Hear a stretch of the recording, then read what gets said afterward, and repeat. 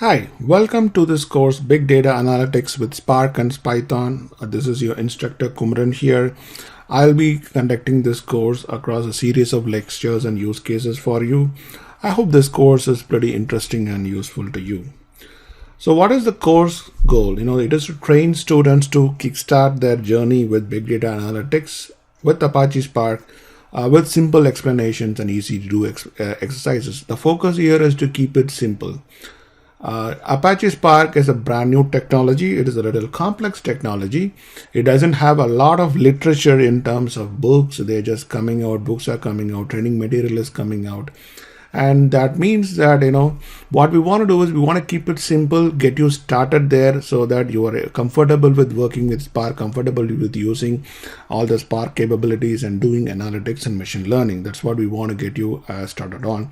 So this is more a beginner's course, I would say. The advanced ones, of course, you can use the online help to figure out a lot more features, but we are mostly focused on a beginner user who we want to get them comfortable with using big data and Spark. And for that reason, we are focused only on using Windows as our desktop for all the exercises. Why learn Apache Spark? Apache Spark is the hottest product in the big data analytics field. Today, if you look at the big data field, it is becoming the hottest item. It is hotter than even Hadoop and MapReduce, whose interest has been waning for some time. It is used by more and more companies for analytics and machine learning. And a lot of Hadoop MapReduce applications are migrating to Spark because Spark is a lot more faster than Hadoop MapReduce. There is more and more third-party support coming in for Apache Spark because it is providing a lot of standard interfaces like the SQL interface and stuff like that. And there is a huge current and forecasted demand for skilled professionals who knows Apache Spark. So this is going to be a hot ticket item on your resume if you learn and know this particular skill. What you achieve by taking this course is you're going to be understanding the concepts and life cycle of data science and analytics. You're going to be developing some good proficiency in using Spark in all stages of the analytics. It starts from the exploratory processing to doing some predictive analytics and then doing some real-time analytics. All this you're going to be learning through this course. You're going to be doing data engineering with Spark. Where you're going to be doing data engineering, cleansing, transformation of data and stuff like that. You're going to acquire knowledge of various machine learning techniques in depth, and you would get some knowledge on how you're going to be actually using these machine learning techniques. We are more focused on use than the theory. Machine learning techniques have a lot of mathematical background, a statistical background. We are not going to be getting into a lot of these formulas and stuff like that. We are more focused on the programmer than the statistician. So we're going to be focusing on the coding part of them. Coding means how you use those functions and methods that are already there. And finally, become a full-fledged big data analytics analyst who can immediately use this knowledge you built in and use it for real-life projects. So that's our goal as a part of this course. The course structure, we start with Hadoop and Spark concept. That's what we're going to be focusing on first. Some concepts of Hadoop and some then concepts of Spark, architecture of Spark. Look at a lot of Spark programming capabilities, including Spark SQL and Spark streaming. We look at the basics of real-time data science. How does real-time data science actually work in the world? We look at how you do machine learning with Spark. And we look at some end-to-end use cases. Use cases that start from acquiring data, transforming data, using the machine learning libraries to build the models, and also predict on new data. So we're going to be doing all of them as use cases. And of course, there is a resource bundle as a part of this course. So you can use the resource bundle as all the data files and all the code that has been reviewed as a part of this course. You can use it to look at it and then look at this resource bundle, use this resource bundle for doing your own exercises or use it as a future reference. Things that are not covered in this course, we are not going to be covering Python basics. We assume that the users are already familiar with Python. We are not going to be covering Python. We do not have an elaborate coverage of Spark library. When I say this, we are going to be covering all the main features. Typically when you look at any kind of class, it might have 100 functions in there. You're not going to be looking at each of the 100 functions, but rather look at the most used, the 9 things that are most used 95% of the time. and the rest one you can always look at the API reference to see what those other functions are. We want to get you comfortable with doing the things that you usually do with Spark.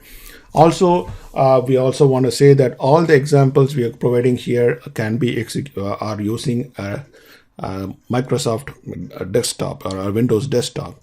We aren't going to use any of the clusters or VMs, the CDH distributions, the Unix versions of Spark. And the reason is that it is going to, for people who are learning, we have found that for setting up a cluster, setting up a VM and then running it has been a pretty difficult process. First of all, because these VMs need a lot of memory. And plus, second, the expertise. People do not have that amount of expertise to install and run them. So we said this particular course, we are going to limit ourselves to Windows.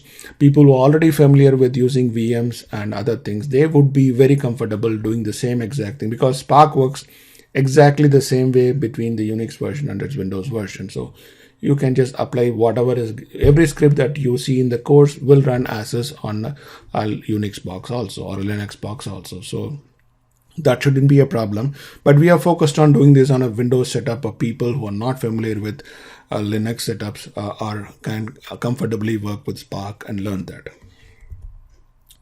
So we are also not going to be talking about Spark cluster setup, administration, those kind of things. We are focused on analytics here and using Spark for analytics, not on setting up Spark as a product in a cluster and configuring Spark and stuff like that. Finally, guidelines to students. Machine learning and data science is a complex subject. It takes a significant efforts to understand it. So please review and re-review all your videos and exercises. Also seek out other help like books, online documentations, etc. We want to get you started on a comfortable basis with the Spark here, and I hope we can do that as a part of this course. But then you might always also want to learn a few more things, and you can use other references for that. If you have queries, questions, and concerns, doubts, please send us a private message from the Udemy prompt, and then we would be able to actually help you as soon as possible, or you can post a discussion question in the discussion forums for the course. And we are always improving our courses, so any kind of feedback is most welcome. And please provide us feedback through private messages or emails, and that is what is most welcome from you guys. And finally, at the end of the course, if you like the course, please do give a good review. The reviews are useful for other students who want to take the course. So hopefully the good reviews that you're going to give us is going to help us going forward. Relationship with other V2 Maestros courses. Our courses are typically focused on data science related topics, technologies, processes, tools and techniques for data science, and we try to make our courses self-sufficient rather than saying that, okay, you want this one, you go to this course, you want this one, you go to that course. We want to make our courses self-sufficient. What that means is that you might have already seen some of the content in the course you have taken if you have taken other V2 Masters courses. So that is okay. You can always skip that content and move on. But if you see why there is a duplication of content, that's because we want to make these courses self-sufficient, not provide links from here to this course and that course and making you buy more courses for getting a complete picture. We don't want to be doing that. Finally, we hope that this course is going to be of a great help to you. So best of luck. And I hope that this course is going to help you advance your career. Thank you. This is your instructor, Kumaran. Hi, this lecture is about us, V2 Maestros, who we are and what we do. So we are committed to big data science education. We are a learning teaching company that is focused on big data science education. And our focus is to build deployable big data skills through online training. So our goal is, we are focused on the domain of big data science. We are focused on deployable skills, and our goal is to develop data science practitioners who can deliver business results in commercial organizations. So our focus is to develop practitioners who can deliver immediate business results in the organizations they work in. We have significant industry experience in the data science practice, and you can connect with us, and we do recommend that you connect with us through any of the following means. We are on Facebook, LinkedIn, as well as Twitter. Connect in any of them or all of them. That way you can get on updates on all the trainings that we offer and all the discounts that we offer.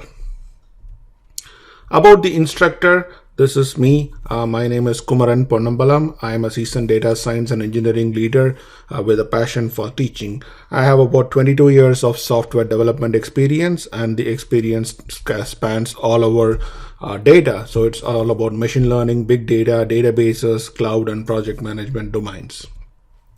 I have experience in teaching data science through online classes, and you can follow me on my blog at kumaranpm.blogspot.com. Thank you. Hi, welcome to this lecture on Big Data and Hadoop Overview. This is your instructor Kumaran here. Let us start off by discussing what exactly is meant by big data. We keep hearing this term big data all over the place.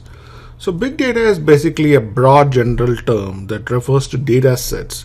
The data sets that are so large and so complex that they do not fit into the traditional data processing and storage paradigms or techniques that are available. So what are the traditional techniques here? We are talking here about traditional RDBMS and business applications. Now these traditional RDBMS and business applications were basically built for enterprise use. Even in large installation, they are basically restricted to a specific enterprise, and they are typically used with business applications, which are number crunching applications. But as big data has come into the picture, it has changed the way the data looks and the data feels, and that means that the traditional techniques are no longer useful in this paradigm. So what is meant by big data? We are talking here about volumes. The volumes of data being in the range of terabytes and petabytes. There is variety in the data in that now we are talking about web data like web clicks, photo, video, audio, a lot of unstructured data. There is data from mobile and data from social media. So there is all this variety of data. There is velocity of data in the sense that the data is coming in batch mode, and it is coming in periodic data feeds, it is coming in real time. So there's all kinds of data feeds coming in for big data. And finally, we are talking about veracity. Veracity being the quality of data. In traditional business applications, the quality of data is usually pretty good because when the data enters the system, the data already is conforming to a lot of rules and validations. But in the case of big data, there's a lot of dirty data, there's missing data, there is wrong formats, wrong data types, there is missing data and all kinds of stuff. So this is what characterizes big data: volume, velocity, variety, and veracity. So this is all what makes a big data. Continuing on this discussion, so we have now web and cloud applications. Now these two categories of applications are fairly new, and they have created the need to store and process large amounts of data, because cloud applications are across enterprises. They usually generate many more times of data than traditional enterprises used to do. And traditional RDBMSs do not fit in the role because these RDBMS systems are good for numbers, good for structured and clean data. That is what they have been specifically built for. Yes, they have changed themselves in order to accommodate text processing, but they are still good in what they used to do, which is the numbers and structured data and clean data. If you have to do scaling on RDBMS, typically they involve very expensive hardware, very expensive software in order to create database clusters and maintain them. Fault tolerance, when I say fault tolerance, it's the ability to prevent yourself against hardware failures as well as recover from hardware failures, again is very expensive and very hard process. That's why you have a number of database teams that are involved in these big corporations just to manage the data. So existing processing techniques, whatever you have developed all over the years, they do not scale to this size of data where we talk about big data without extensive code redevelopment. It's not just like that you can go fit in your existing code and your existing database structures to go and handle this big data. And that's why there is a challenge in terms of how you handle all these new types of data. The traditional techniques do not fit in, so you need new types of techniques, new type of programming paradigms to fit in the role, and that is where Hadoop comes in. So let us see how Hadoop has evolved itself in this world. So the main point for creating a tool like Hadoop started with internet. In that, when Google came out and Yahoo came out, and they started doing web crawling in order to develop data for their search engines, which is they started generating a huge amounts of data, and that amount of data was they're not able to fit into any of the traditional systems available. They are all exorbitantly costly, and that's where was a reason for them to develop a new technology that is cost effective, that can scale like crazy, and that can fit in all this new data that is coming in. So they started off in 2002 with Doug Cutting and Mike Caffarella starting work on a project called Nudge. It's called Apache Nudge. It's basically a search engine related project. And then in 2003, in parallel, Google published its paper on Google file system and MapReduce. So Google came up with this concept of Google file system that kind of scale across hundreds and thousands of nodes, and also came up with a new paradigm for MapReduce. In 2004, Doug Cutting adds the GFS and MapReduce to the Nudge project in order to make the Nudge project more effective. 2006, Yahoo hires Doug Cutting, and that's where Hadoop got created. So 2006 is where the Hadoop was born. The concept of a HDFS and MapReduce was built into this Hadoop product. 2008 is when applications of Hadoop started to emerge.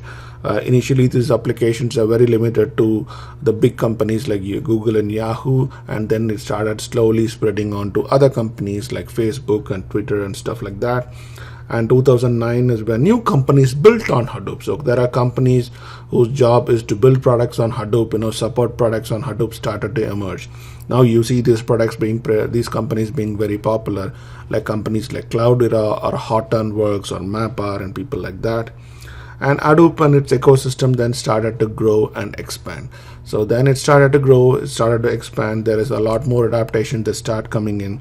The initial adapters were basically cloud-based companies who were running their applications on the cloud. Then slowly enterprises saw some value in cloud and Hadoop, and they started adapting Hadoop for their own internal work too. So what is Hadoop? Hadoop, Doug Cutting named his product Hadoop based on an elephant toy, which his kid named as Hadoop. So his kid had a toy, an elephant toy, which his kid named as Hadoop, and then Doug Cutting used that name. And that is why you see that yellow elephant whenever you see Hadoop. And there started kind of a new trend in naming products. Earlier products were typically named with a term that closely related to what the product did. And then it started getting into all these fancy names, and this kind of started the trend. So Hadoop basically consisted of two components. There is a Hadoop distributed file system, a HDFS, and there is MapReduce. So Hadoop, when somebody says Hadoop, they're talking about in reality two things. One is a Hadoop distributed file system, and then there is MapReduce programming. So these are the two things that constitutes Hadoop. Hadoop then forms a platform for a number of applications to be built on Hadoop. So once you have a file system, once you have a way to access and manipulate data in the file system, then there is a number of data processing applications that got built on Hadoop. Data ingestion, data processing, data analytics, and all these kind of applications started coming in. And there were products coming in, there are custom code, there were commercial products that started coming in, and the number of things started happening about Hadoop afterwards. Certain things you want to then realize about Hadoop is from a program, as a programmer, as a developer, these are things that are pretty important to you. The first thing is that Hadoop is Unix based. So Hadoop is only is available on Unix distributions, typically Linux distributions like Windows and CentOS. In fact, you'll see the native thing being CentOS for Hadoop. So what it means by Unix based is that if you are a developer who have been used from day one to Windows based programming using your mouse and graphical interfaces, then that is going to change a lot if you are going to start using Hadoop. Hadoop was natively built in Java, so even regular MapReduce programs have to be built in Java. There are only libraries available for you in Java, and if you have to use any other language, you have to use Hadoop streaming, which is not that integrated like Java into Hadoop. So that's another limitations you want to know. Again, you're trying to use Java on Unix, so that poses a lot of challenge for you in terms of usability and debugging and stuff like that. There is not much UI. It's a Unix based system, and there is not much UI. Even there are not much web based UIs. There are only some monitoring UIs that are available to you. Typically most actions that you use are command line based. Most of them are shells into which you go and execute a bunch of commands. So those are things you have to be ready for if you are getting into Hadoop. So that is something and information for you. It would be good that if before getting into Hadoop you have some familiarity with Unix, especially the Unix command line and what kind of commands you can execute on the Unix command line. So all of them are pretty important for you if you are getting into Hadoop. Thank you. Hi, welcome to this lecture on HDFS, which is the Hadoop distributed file system that forms the core of the Hadoop framework. So what is HDFS? So HDFS is another distributed file system. So let's try to understand it a little bit more. What is a file system? A file system is nothing but a system that maintains files and directories. So all it has is directories, files, subdirectories. Subdirectories have more files and stuff like that. And these directories have permissions which user can do what kind of operations on them, and that's all it is. It's a file system. It is a distributed file system in that it distributes a given file and a given directory across multiple nodes being different machines, different virtual machines. So you group all these virtual machines into a cluster, and the HDFS makes sure that it distributes these files across nodes. That way it utilizes the storage capacity of all the nodes put together. It is optimized for very large files, and let us remember that HDFS is optimized for few large files of the sizes of terabytes and petabytes. It can take a file and store it across 500 different nodes. It is not optimized for small files. You put in there very small files, it is going to quickly have performance issues. Interesting. Small files can give you, a lot of small files can give you performance issues, not a few large files. So that is what HDFS is all about. It is optimized for write once, read many. So you cannot update a file. Remember that you cannot update a file. You can only create a file, delete a file. You cannot update a file. It's write once, read many only. That is what HDFS is optimized for. It is fault tolerance by default. Fault tolerant by default, and it does not need any backups. By default, it stores 3 copies of any file across the system. So, and it stores them across different nodes. So even if one node goes down, it has other 2 copies to work with. And when one node goes down, it quickly works on creating the missing copy somewhere else. So it makes sure that there is always a copy of a file available. If you have a 1000 node cluster, it is okay for, let's say, 25 of those nodes to be down at any point in time. And this distributed file system takes care of managing the system such a way that you never are going to be missing any data. Data replication happens all the time. Anytime you write a file, it has 3 copies there. Anytime one copy is lost because a node is lost, it creates the missing copy somewhere else. So there is replication happening all the time.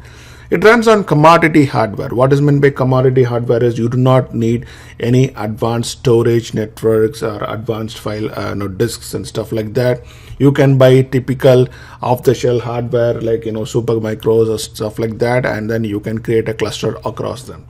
So it can run on commodity hardware. It does not need like all this kind of SCSI disk and stuff like that, because it takes care of fault tolerant and reliability by itself. Another interesting thing that it does is that it moves the code to where the data resides. Typically, in any other application scenario, there is a database server that has the data. There is an application server that has the business logic. And whenever this business logic has to run, the data is moved from the database server to the business server, where the business logic resides, and the data is moved to the memory of the business logic server, or the application server, and then the business logic runs on the data. In Hadoop is the other way around. Whenever some data has to be manipulated, the business logic code is moved to the node where the data resides. If the data resides on 500 different nodes, it is moved to all those 500 different nodes. We will see how it does later in the MapReduce lecture. So the code gets moved to where the data is, and that is where the processing happens. So the idea is that moving code to data is a lot more faster because the code is typically a lot more times smaller than how big the data is. How does the HDFS architecture look like? How does the file system architecture look like? It has a master-slave architecture. So as we talked about, there is a cluster in HDFS that contains a number of nodes.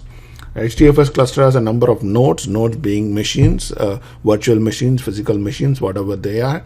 And it has a master-slave architecture in that there is a master called as a name node. The name node is the master who manages the cluster. It is a manager. All it does is it maintains metadata about the entire cluster. So it knows, okay, these are the different other nodes that are a part of this cluster. It knows information about what node has what information. So when a file is getting distributed across nodes, there is 3 copies of every file being made. It knows which file is stored in which node. So it has that information. And then whenever somebody needs the information, it is going to provide it to them. And then there is one data node process running per node, and that is the slave process. Now the data node process basically is responsible for storage, read and write operations. So the data node runs on a node and it manages data that is stored on the node. It is the slave of the name node. The name node always tells the data node what it has to do, and the data node goes and executes them. Now this name node and data node are nothing but Java processes, and they both can reside in the same box. I mean, you can have a single box cluster that has both the name node and the data node running, or you can have a multi-box cluster that can have any kind of combination. Typically, there is only one name node in an entire cluster. There can be a secondary name node that stores as like a backup to the name node. Now there are newer architectures that are coming in that can support multiple name nodes, so that there is no choking point within the cluster. But name node, there is typically only one of them you will see. So this is like the overview of a very high level overview of how the HDFS architecture looks like. How are files stored in HDFS? The files are split up as data blocks. So the first thing you do, you take a very large file and split them as data blocks, and the data blocks are of 64 MB by default. So the idea of having large files and large data blocks is that it gives the name node lot lesser information to manage, because a name node has to manage information by data block. Having bigger data blocks means there is fewer amount of records it has to manage. So that's the idea. I mean, the HDFS is for huge files. So why the problem of why do you want to have smaller block sizes? Have huge block sizes. So files in HDFS are huge, and even data blocks of files are split up into data blocks of 64 MB by default. Each block is replicated across multiple data nodes. There are 3 copies of each data block maintained. So a given different blocks of the same file can be distributed across different nodes. So the distribution is on a block by block basis, not on a file by file basis.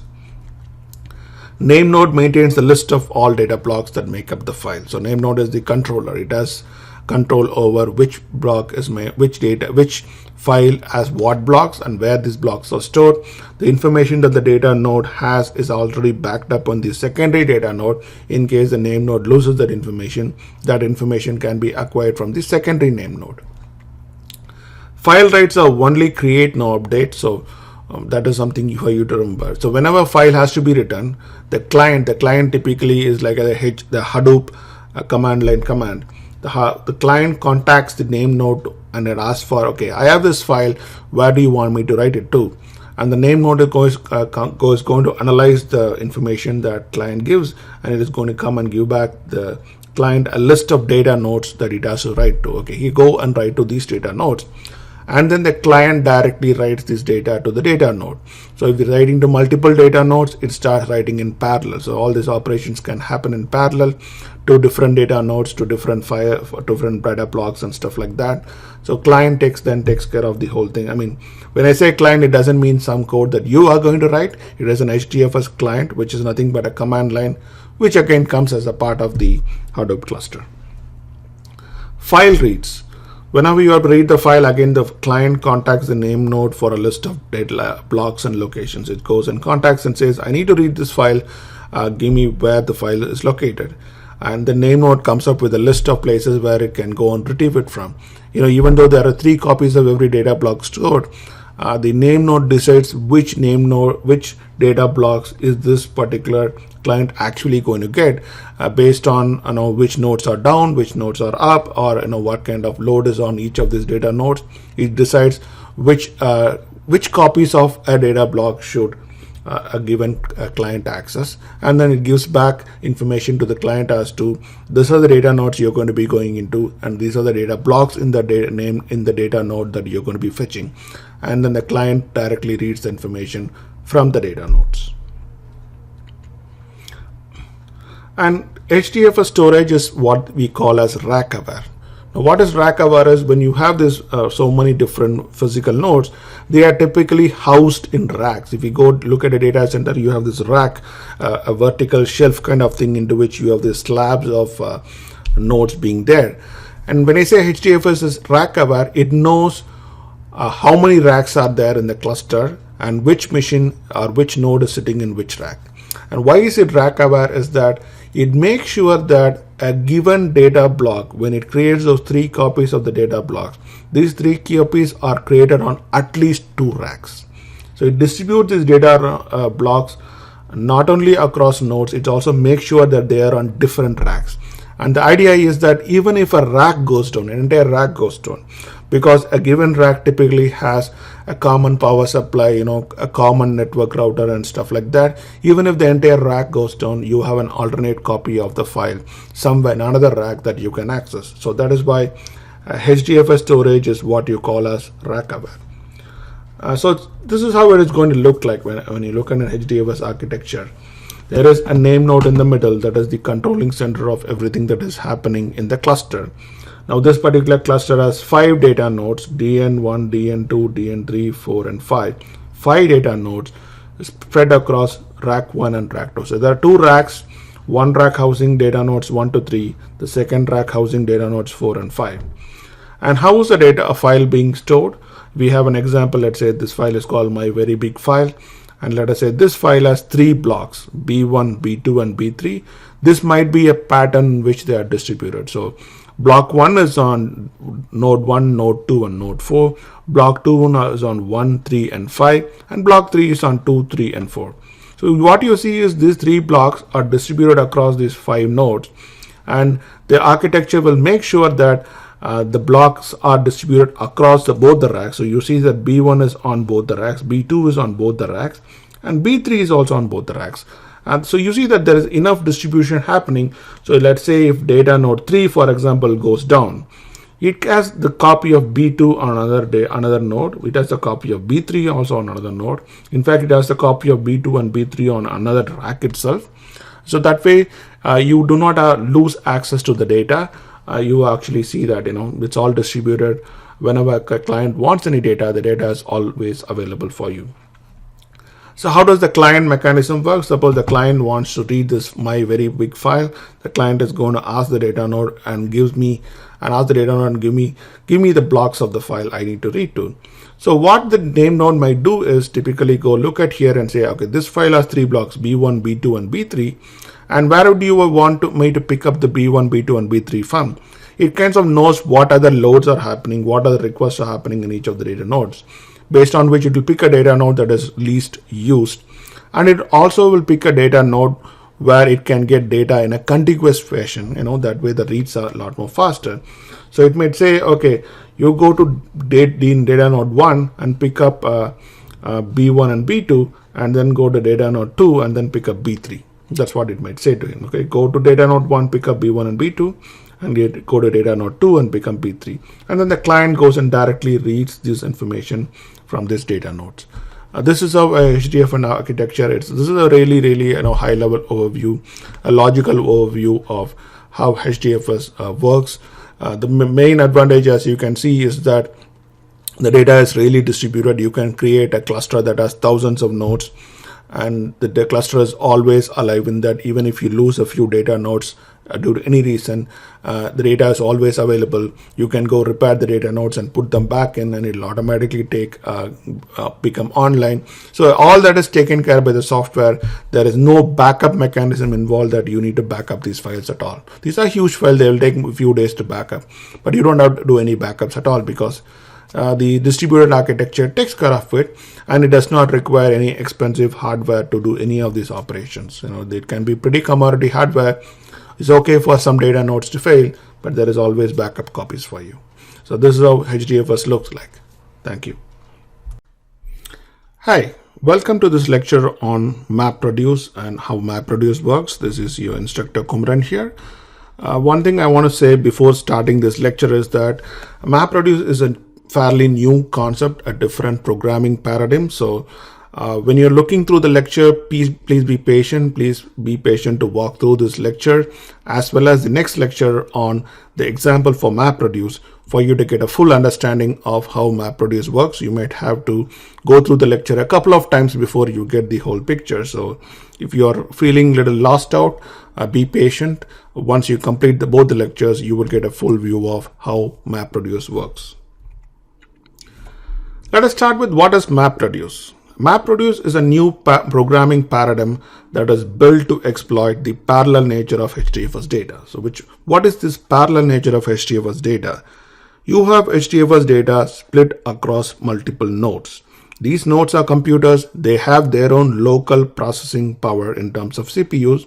So you can actually run the same program in parallel in each of the nodes, working on different sets of data. And that is what we mean by the parallel nature of HDFS. MapReduce is strictly batch mode execution.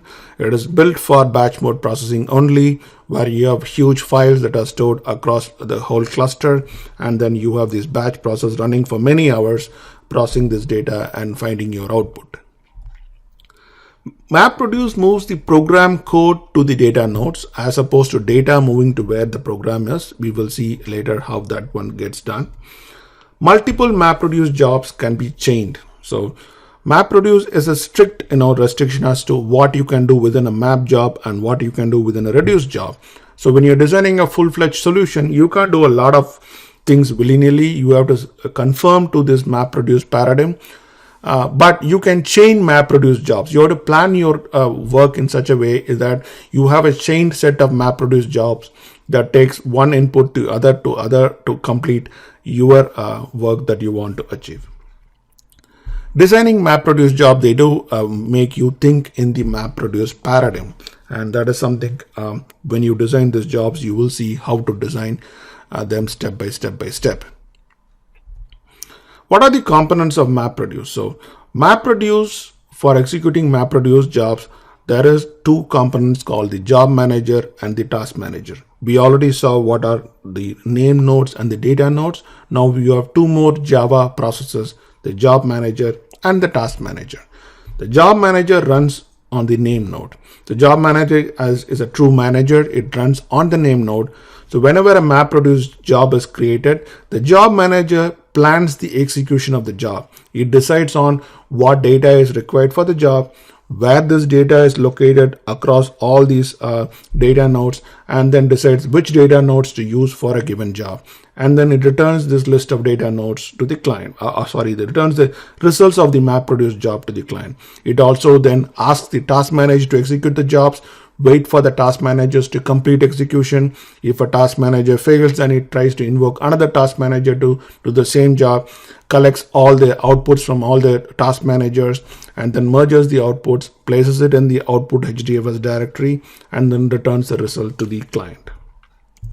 Task managers, these ones run on each of the data nodes. They take requests from the job manager to execute jobs. So they execute the jobs locally on the data nodes on a specific split. We will see what the split is in the next slide. and then it executes the map and reduce functions. It's going to execute and then returns results. So task managers are the ones who execute the jobs, and the job manager manages the execution across multiple nodes. In Yarn, you keep hearing about MapReduce version 2. MapReduce version 2 is also called Yarn, which stands for yet another resource navigator.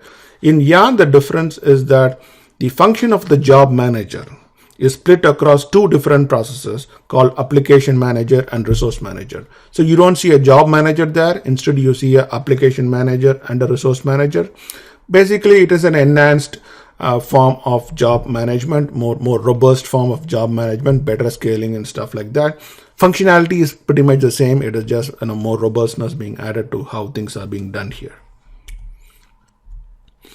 What is map and reduce? Map is a function.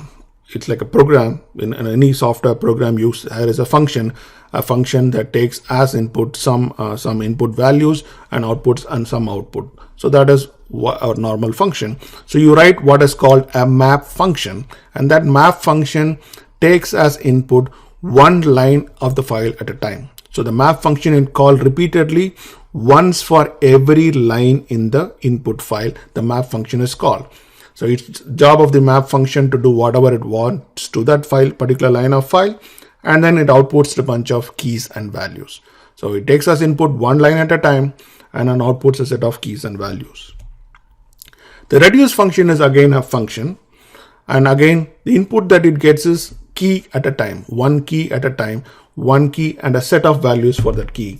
And then it works on this key and a set of values, and then outputs the same key and some values for the key. So this is how a map and a reduce function would work. The input is slightly different. As you see, the map function one line of the file at a time, reduces one key at a time. So when you start a map function, what is the input you provide for the entire map reduce command line? There's a command line you invoke and say, I want to execute this map reduce program. What is the input you give for that particular execution? You specify what is the map function you want to use. You specify what is the reduce function you want to use. Then you specify which source code files contains these map and reduce functions. For Java, you will specify a jar file which contains the map and reduce functions. If Python, you will specify source code files that contains these Python functions. Then you specify what is the input HDFS directory or directories that contains your input files. So you're not going to be specifying any kind of input from command line. You're going to say these are the directories in which my input files are residing at this point. So take these input files and run it through the map and reduce process. You also will specify a output HDFS directory where the output of your map reduce job will be finally stored. Now this output directory should not exist when the map reduce program is started. So make sure it does not exist. It will be created as a part of this map reduce work, and then data will be stored in this output directory. So how it works? The first thing that happens is that when a job is created or submitted, the input data for the job is identified by the job manager, and the job manager splits the input data into splits. It's a huge file. The huge file is split across multiple nodes. Then it identifies what is called as splits. A split is a contiguous block of HDFS data. You know that data for a file is split into multiple blocks, and these blocks are stored on different nodes. A contiguous copy of HDFS blocks is called a split. So name node is the job of the job manager to work with the name node to identify these contiguous blocks of data and where they exist, and then these splits are then identified. Then what happens is each split, as you can see, exists on a specific data node. It's a contiguous block of data, and the client that is doing this map reduce job copies the source files, the source code files containing the map function, to each of the data nodes identified. So you identify splits, identify which data nodes contain the split. Then the client library or the command line, whichever you're executing, copies the source code files to each of the data nodes. The source code is copied, and the source code and the data node should have execution capabilities for the code file. So your map function is written in Java. Each of the data nodes, you have 500 data nodes, fine. Each of the 500 data nodes should have capability to execute this Java code, which means you should have all the libraries required. If you're using other libraries, additional third-party libraries and stuff like that, all those libraries should be available on each of the nodes. The class path for Java should contain those libraries so that those libraries can be identified during execution and used. So all that capability should exist on each of the nodes. The local task manager then executes the map function. So the local task manager runs the map function using whichever, if it's Java, it uses Java binary to run it. If it is Python, it uses the Python binary to run it. And then, as you can see, there are multiple task managers, each running on different nodes, each node working on a different split. All of them kind of run in parallel. Same source code running on different nodes, working on different lines of data. And that is what the parallelism of Hadoop is all about. Then what happens inside a map function? So the task manager iterates over each line in the input split. So it takes line by line from the input file from the input file. The input file typically contains a number of lines, and each line is passed to the map function. The map function is called once for every line of code. The map function is executed once for every line in the input file.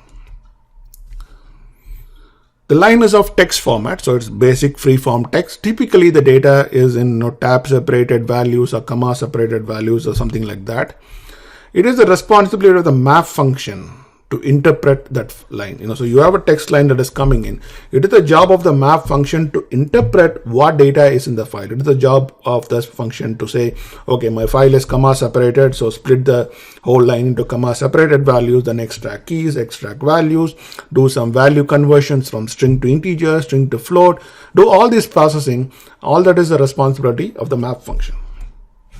Typical functionality that is executed in map functions. What kind of things do you do in a map function? They are typically either data cleansing kind of activities, like you do format conversion, data cleansing, standardize all the date formats and stuff like that, or it is data filtering kind of activities. Like you want to filter data, you don't want to pass all the data to. So let's say you have a huge file that contains data about employees from multiple countries, and you want to only do processing for employees in a specific country, then the map function job is to filter by country. So it takes every line that is there in the file and then sees if the particular line belongs to the country you want to process. If so, pass the data to the next step. If not, just ignore the data. So that is what your map function will do when it is doing data filtering. And a rule is that a map function should not work across lines. So you shouldn't be comparing one line to the other line kind of thing. It should only confine itself to every line that is coming in.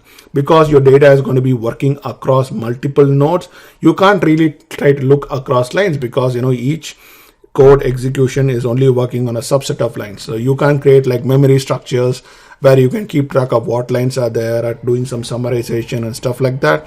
That is not allowed in a map function. I mean, you can do that. It is not going to complain, but your whole thing is going to be messed up because your job is executing on different splits. These kind of summarization activities should be done in the reduce function. The output of the map function is nothing but a set of key value pairs. So that is what is going to be the output of the map function, a set of key value pairs, keys and a list of values.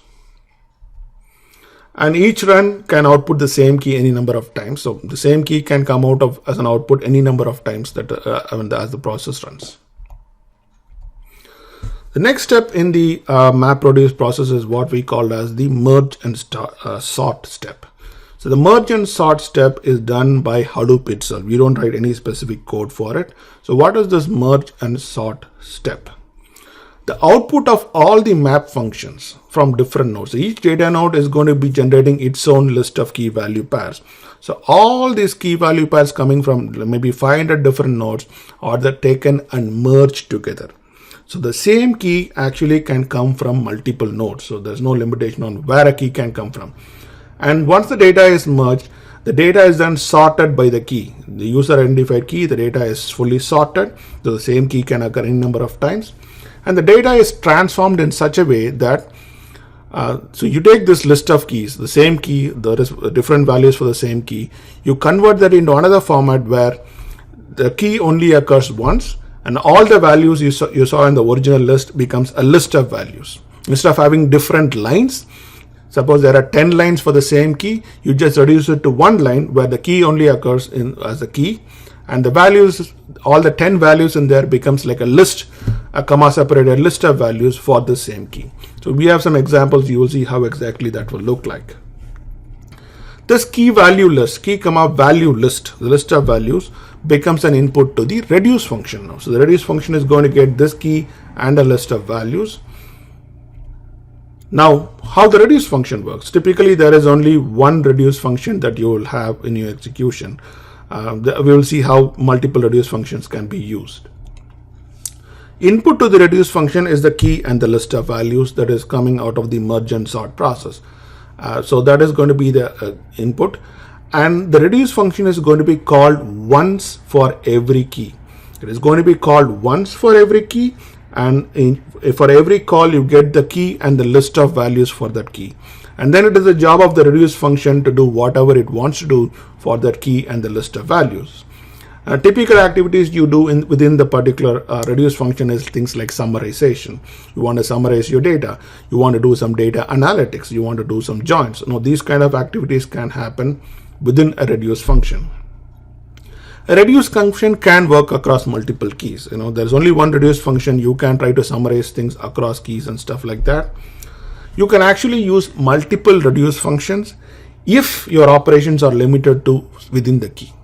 Like we have been talking about, you get a set of departments as an output from the whole employee database, and you're trying to find some and your key is department. You're trying to only find data that is summarized by department. Then each department key can be processed on a different node.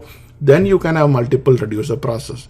But if you are trying to do a summarization across all departments, a global summary kind of thing, then you can only have one reduce function. So reduce functions typically are only one, but you can have multiple reduce functions if there is no interoperability between the keys. You're only working on a key at a time. Yes, then you can have multiple reduce functions. And the output of the reduce function is placed in the output directory that is created for you. So the output is again a set of files. It is actually split as multiple pieces, parts or pieces, and then you can again use other HDFS commands to walk through the files. You can cat the files, you can do other processing on these files and stuff like that.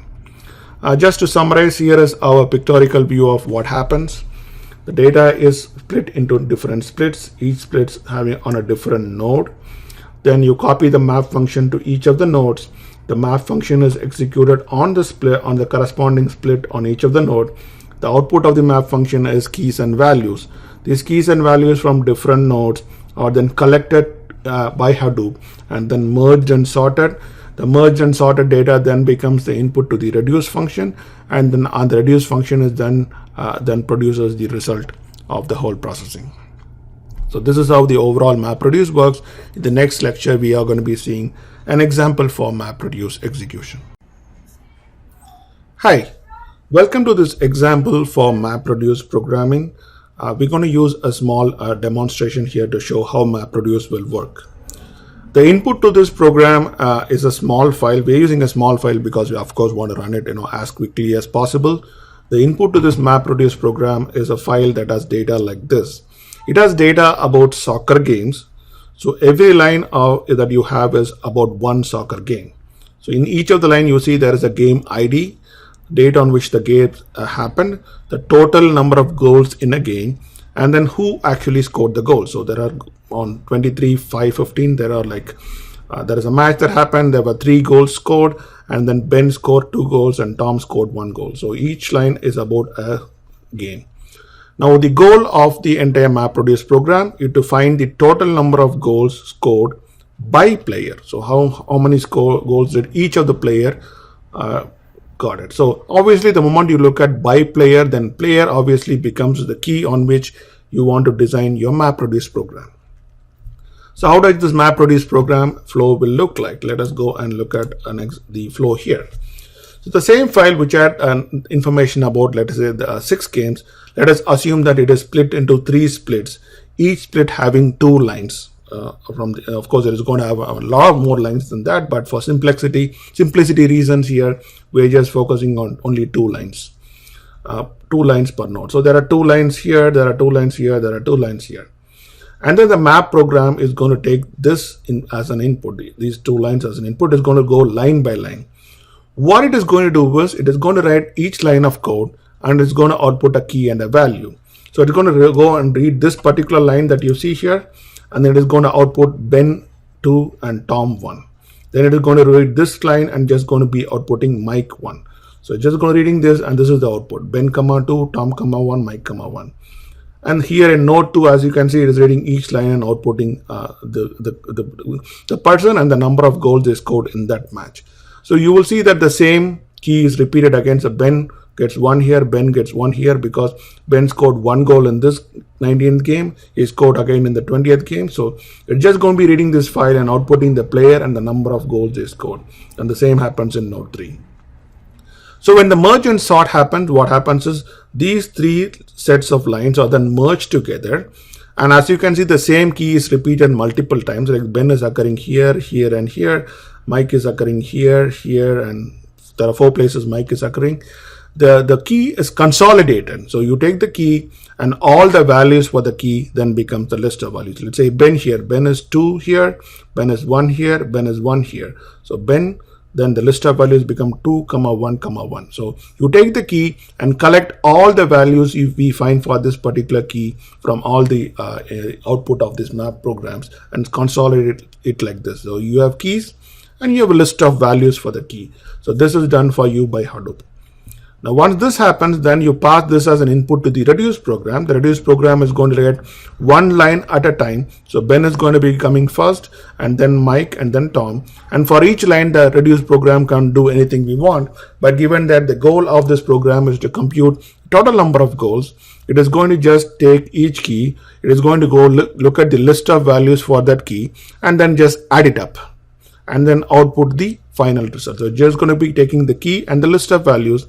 It's going to just add up the list of values and output the final total. So that is all it is going to be doing. It's a very simple, straightforward MapReduce program, but it's as you can see, a 2-step program that is happening. So to look at more about how this code looks like, let us go to this thing here, where you'll be looking at the Java code. So I've written just one Java file, exercise.java, inside which I have built 2 classes. There is one class for the mapper and the other class for reducer. Of course, you could have written them in 2 different files, but I just, for simplicity sake, I just picked up just one file here. The first class you see here is the class. It has 2 classes inside. There is a public static class called soccer score mapper. So the soccer score mapper, it extends a regular mapper class that is a part of the Hadoop Java distribution. It is a standard class that every mapper program has to extend. So that is a standard rule you have to follow. And then inside this, there are 2 variables that define. You see that score is an integer. It uses a type called int-writable. Int-writable means it's a data type that is given to you by Hadoop, and you have to use that if you are to be doing if you are to be outputting key value pairs. You have to be using these data types, not your regular Java data types. So int-writable is you have to use for integers, and there is another data type called text that we use for text. Then here comes the map program. This is a standard definition of how a map program will look like. So you're basically overriding the map function in the base class. So there's a map function, and the main thing you see is this text value. There are other things that are also passed to your little advanced stuff. We are not going to focus on them. So the map program gets as input the text value. So every line in the file is going to come to you once. So we saw that the input file had actually 6 lines. So this map function is going to be called once every line. Then what the MapReduce program does with the line depends on your own specific situation. So here we are just going to be taking the value and then splitting that by comma. So you see the file here. So this line of code, first you have to split by comma to get the individual items out. So you're first going to be splitting it by comma, and then what you're going to be doing is you're just going to be iterating it over the value. So you're splitting it by comma to get the key values. Then you just iterate it by each of the key values. And each of the key values that is coming out, you again split it by the equal to sign. So you can get the key and value. So you can get key and value like this out of this one. Then you just make a test, and this is of course a rude way of eliminating data.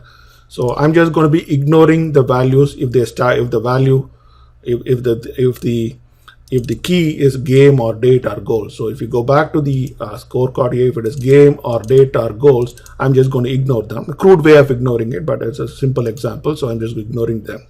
If it is not any of these, then it is going to be the player and the score. So that case, what I'm going to be doing is I'm going to do player.set the value array of 0. So that is the name of the player is set to player, and then again the value array of 1 I'm converting to an integer and then setting a score. Now when you're doing all these value conversions, you might hit upon issues with incorrect values or cannot convert to integer and stuff like that. We're just ignoring all of that for the simplicity sake here. So the score is set to the value to the score, and the player is set to the thing, and then you finally say context.write. This is where you are outputting the name value pair or key value pair. Context.write the player and the score. So this is the output you get out of this name value pair. So going back here, this is the output that you're going to be getting out of the map function. Now moving on to the reduce function. So again, another Stack class called soccer score reducer. It extends a regular class, a base class called reducer that comes as a part of your Hadoop distribution.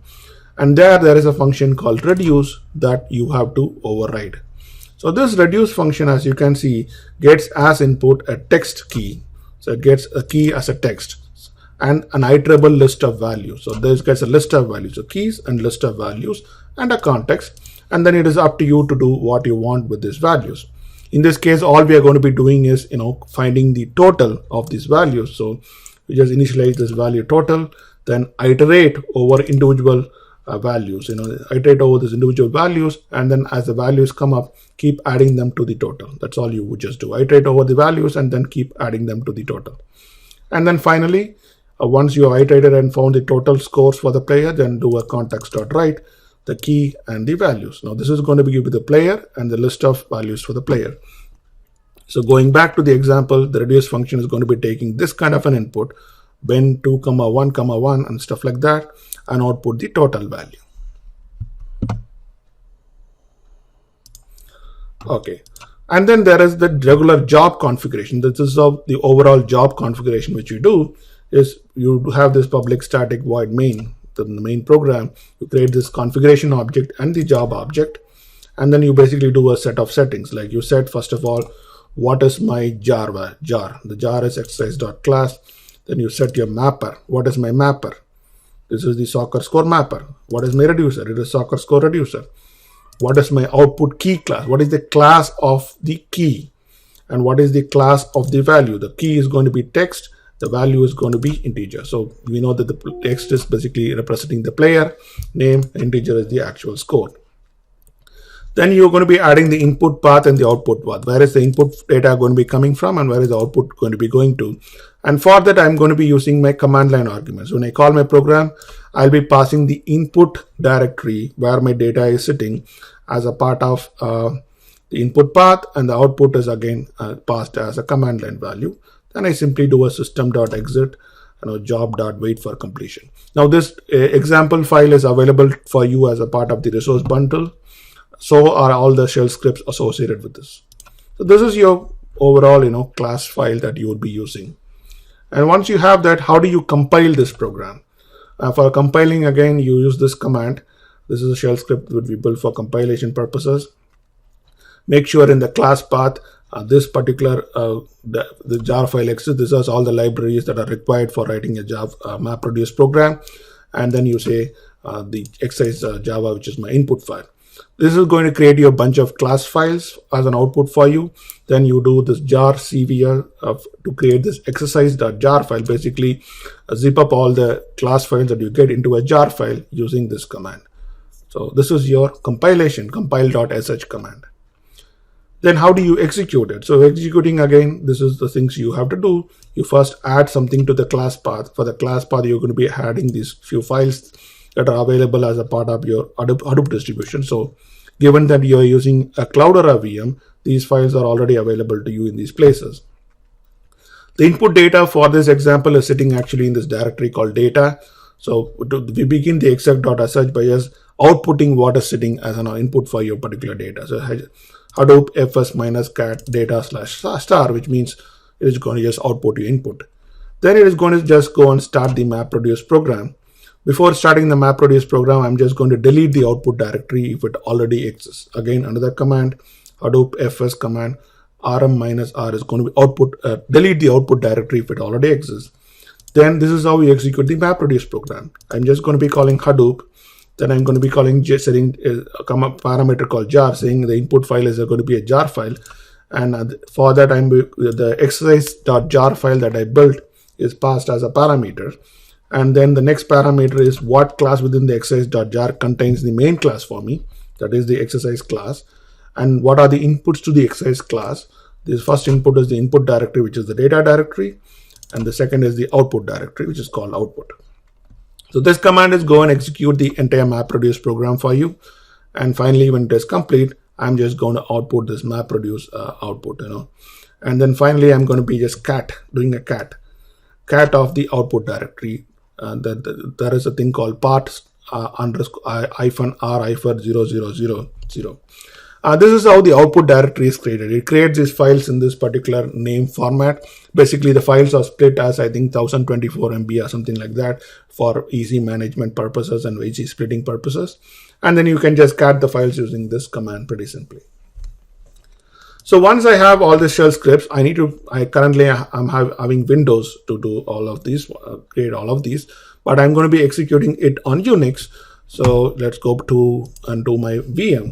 And the VM, I have these examples copied over in this particular directory. You can copy them using, scp command, because once you install a VM, it will have its own IP address. You can find out by using ifconfig. Ifconfig will tell you what is the internet address of this particular VM. So you can connect to this from your local box and then, copy over the files and do things like that. So always remember to do a couple of things when you copy files from DOS to Unix. Run this DOS to Unix command so that it takes care of doing some formatting stuff. Like there is usually a control M character that you will see showing up anytime you copy a file from Windows to Unix. Then you also want to give execution permissions for your shell scripts using a chmod command. Both are Unix commands, you run it. Now you can just do a compile.sh to compile the whole thing. The compilation is done, and it is actually packaged into a jar file for you, the exercise.jar. Then you want to execute it by doing the execute.sh. The input file, this is the scorecards.csv files have already been copied to the data directory using the copy from local command. Pretty simple, straightforward command. And then you're just going to be executing it. exec.sh. So it's first going to print you the input data that is there. It prints the input files. It is starting the MapReduce program. When it starts the MapReduce program, it is going to give you a lot of information. Some of the things you want to notice is, it's connecting to the resource manager. The number of splits it has identified is only identified one split because the file is pretty small. It also gives you a URL here to track the job MapReduce program. So if you click on the URL, you'll basically see a web browser opening up saying what is the status of the program. But of course, you can watch the status even in this command. It tells you what it is doing. So it has started the MapReduce. It says map 0% complete, reduce 0% complete. And as it progresses, it will keep giving you the progress here. So map is now 100% done. It's now waiting for the reduce to complete. While we wait for the reduce, this one typically takes some time. Even if it's a small file, you will see that it takes some time to execute. That's how Hadoop works. For small files, it takes some time, but large files, its scaling is fairly linear. It is complete now, and then it outputs the output directory as per the command we had in the shell script. You see the output is Ben4, Mike4, and Tom4. So this is exactly how a MapReduce program works. So we built a MapReduce program, a map function, a reduce function.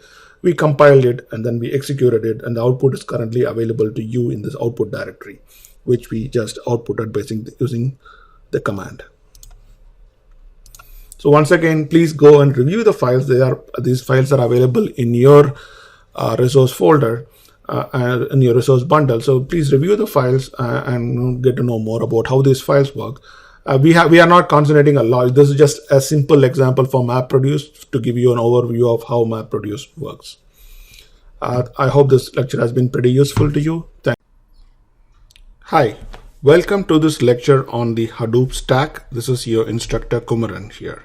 So Hadoop as a technology has grown leaps and bounds in that there are a number of tools and applications that have been built on the Hadoop, and that kind of forms the Hadoop Stack. The Hadoop Stack, there has got a lot of components whose functionality may vary between, doing data processing, data analytics, running scheduled jobs, as well as overall configuration management and system management and stuff like that. So let us try to understand what are the various components. You keep hearing about these names a lot. So where do each of these components fit in? Let's start by saying HDFS. So the entire Hadoop framework is based on the HDFS, the Hadoop Distributed File System, which is the basis for most of the technologies. So all data is stored in HDFS and everything works on HDFS. The first application of HDFS comes from MapReduce, the MapReduce paradigm that we have seen in the earlier lectures about how we can do MapReduce programs and then handle HDFS data using this. Then comes a number of applications. The first applications are being Flume and Scoop. So Flume and Scoop are data ingestion applications. So Scoop is used to transfer data from an RDBMS database to Hadoop. So the Scoop basically stands for SQL to Hadoop. So it is a tool by which you can transfer tables and databases from a database system to HDFS directly. Flume is a log collection utility, a log collection application, which can basically listen to log files. So as the log files are getting appended or updated, the additional log messages are then taken and then processed and transferred over to HDFS. So both Flume and Scoop are data ingestion applications. Then comes Pig. Pig is a data processing / analytics application / programming language. So Pig has a programming language called Pig Latin, which is a very simple to use kind of SQL kind of programming language that can be used to write data processing logic, data summarization logic and stuff like that. Internally, Pig runs its code as MapReduce, in the sense that whenever you execute a Pig, it converts the Pig code that you've written into MapReduce code, and that MapReduce is actually executed on HDFS. Another application is Hive. So Hive is an interface. Hive is an interface that gives you SQL-like functionality, SQL-like functionality on data that is stored in HDFS. So using Hive, you can define a schema on the data, and then you can write SQL queries. In this case, it is called HiveQL or HQL queries on the data, and do some easy querying. You don't write a lot of code, programming code. You can use your existing SQL knowledge to do these queries. Hive again converts the queries you're executing into MapReduce and runs it on HDFS. Then comes Mahout. Mahout is a machine learning library / application, which again, it gives a number of machine learning algorithms for you. It basically again works on the data that is residing in HDFS. It also converts its internal code into MapReduce code and runs them as MapReduce programs, but it gives you a command line kind of utility where you can go and specify, okay, I want to run this specific machine learning algorithm on this data, and it does it for you. And of course, custom MapReduce scripts that you write, they write whatever MapReduce code that you write that runs as MapReduce itself. Now, MapReduce has a disadvantage in that it is very slow, it is batch oriented, and people have started developing now alternative applications to MapReduce that are more real-time oriented. The first one of them is Impala. Impala is like an SQL kind of interface, very similar to Hive, but it does not use MapReduce. It has its own internal processing mechanism by which it is able to access data a lot more faster and simpler and do a lot of things in memory and get results out for you. Then comes HBase. HBase is a columnar database built on HDFS. So it is a columnar database which stores information as column names and key value pairs. HBase is unique in the sense that every row in HBase has a key, and the key and the given row is not bounded by any kind of schema. So you can put any kind of data into the row, and access by the key is super fast. So it has its own applications in that way. Then comes Spark. Spark is a huge paradigm in itself. It is kind of coming up as an alternative to MapReduce processing, in that Spark can be used to process real-time data in real time a lot more faster than MapReduce. It also comes with its own machine learning library. It has its own streaming library also called Spark Streaming. Then comes Strom. Strom again is a real-time tool that works on HDFS. Again, it is based on streaming. Again, it can process data that is coming into your Hadoop cluster in real time and give you processing results. Then comes Zookeeper. Zookeeper is basically the keeper of the zoo, in the sense that it is used for management. A lot of things Zookeeper does it for management. It internally stores a metadata about what are the various nodes, what applications are running in each of the nodes, and you can use Zookeeper to find where your applications run. It can be used for high availability and stuff like that. Oozie is a scheduler application which can be used to schedule other jobs, like you want to schedule MapReduce jobs or pick jobs. They can be scheduled using Oozie. So these are the main components that are currently in the Hadoop stack, and there is a lot of new components that keep coming up on a day-to-day basis, but this is what mostly it contains. And the recommendation for you would be to kind of learn about each one of them, and that way you get a full picture of what the Hadoop stack is all about. Thank you. Hello, welcome to this lecture on Introduction to Spark. This is your instructor Kumaran. So if you are like all other people who would have heard about Apache Spark being the next big thing in the big data world, you are right, and maybe that's why you have taken this course. Apache Spark is fast growing in terms of its capabilities, its features, its adaptation by various companies and big organizations, and it is becoming a hot technology that everyone wants to learn and use. So let's look at what is Apache Spark. Apache Spark is an open source project under the Apache umbrella, and you can go to this website spark.apache.org, which gives you all the details about this specific tool or language or an engine. And from here you can download the Spark distributions. You can look at online help, online reference, and everything. Apache Spark is a fast and general engine for large-scale data processing. So you want to watch out the words. It is fast. It is definitely faster than Apache Hadoop, which we all know is a batch processing engine, which is a lot slower. It is a more general engine focused on any kind of general purpose analytics works, and it is used for large-scale data processing, large-scale distributed data processing. It is an open source cluster computing framework. It is open source, so anybody and everybody can contribute to it, download it, and use it. It is based on a similar architecture like how Hadoop is. It is based on a cluster computing framework where you have a set of a large number of cheap nodes on which you can distribute data processing. It is an end-to-end analytics platform in that you can do work related to all stages of analytics, right from data ingestion to transformation to machine learning to interactive analytics to taking action. It is developed to overcome the limitations of MapReduce. When MapReduce came in, it had some great features in terms of it can extend over 1,000 nodes and process data in a distributed fashion. But the limitations are in terms of speed, because MapReduce, Hadoop and MapReduce are very disk-based and very batch oriented, which means processing of data took a lot of times, and for some new applications that taking a lot of time was not okay.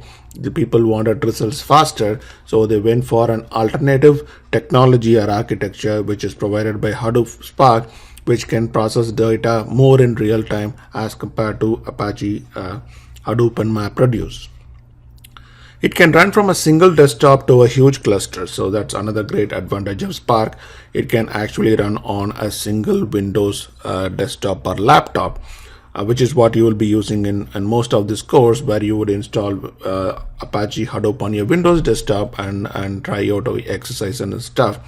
And whatever works on a single Windows desktop will also work similarly on a very large cluster. That again is a big, huge advantage of Spark. So it can scale right from a small desktop, Windows desktop, to a huge Linux cluster. It has iterative capabilities, which is very similar to Hadoop processing, which is step 1, step 2, step 3 kind of processing. It can do interactive processing through a shell, in which you log into a shell, you run some code or some transformation, look at the results, and then decide to do what to do next. It has an interactive shell, which is more like SQL-like shell, analytic shell. You do something, you look at the results, and then decide what to do next. Or you have real-time stream processing, where data is coming in real time from a source, and as the data is coming in, you do some processing on data and do something with the results.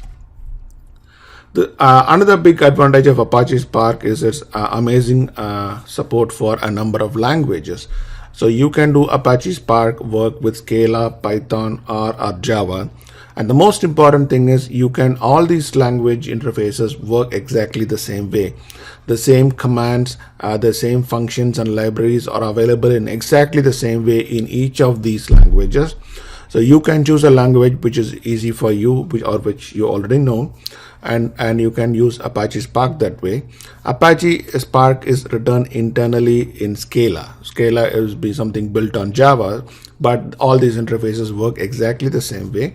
And you can move from one language to another if you want to, and all the code translation is very easy because it's a one-on-one translation to the new code. And major companies like Amazon, eBay, Yahoo, all of these guys use Spark. In fact, all the big companies today use Spark for some reason or the other, and it's fast growing in terms of adaptation across the world, and it is becoming a very popular and in-demand skill. What are the advantages of Spark? It is a fast-growing open source engine. The adaptation is growing more and more, which means the demand for this skill is going to also grow more and more. It is many more times faster than MapReduce, simply because it keeps data in memory and works with data in memory. It can also persist data to disk, but it tries to use as much memory as possible for processing, which makes it a lot more easier. It can run alongside other Hadoop components. In fact, it is shipped as a part of the any of the Hadoop CDH components, or whenever you download Hadoop any of these clusters or VMs, you would get Spark by default. So it can run alongside other Hadoop components. It supports many programming languages. That's a great advantage. So any developer can choose to use it in the language of his or her familiarity, which is a great advantage. It has got a great set of libraries. In fact, it has more set of libraries than Apache Hadoop. Libraries like Graph, SQL, machine language libraries, streaming. There's a bunch of libraries here. They carry a lot more functionality than what you would get in Hadoop. It can also work with multiple management frameworks. It can work with its own scheduler framework. When you say management framework, the framework that is used to manage clusters. So it can work with its own framework. Or if you already have Hadoop installations, it can work with Hadoop's management framework, or it can work with Mesos. So it is going to be, it's a very flexible in that way. So you can choose whichever one you want based on what you already know or what is already deployed in your company.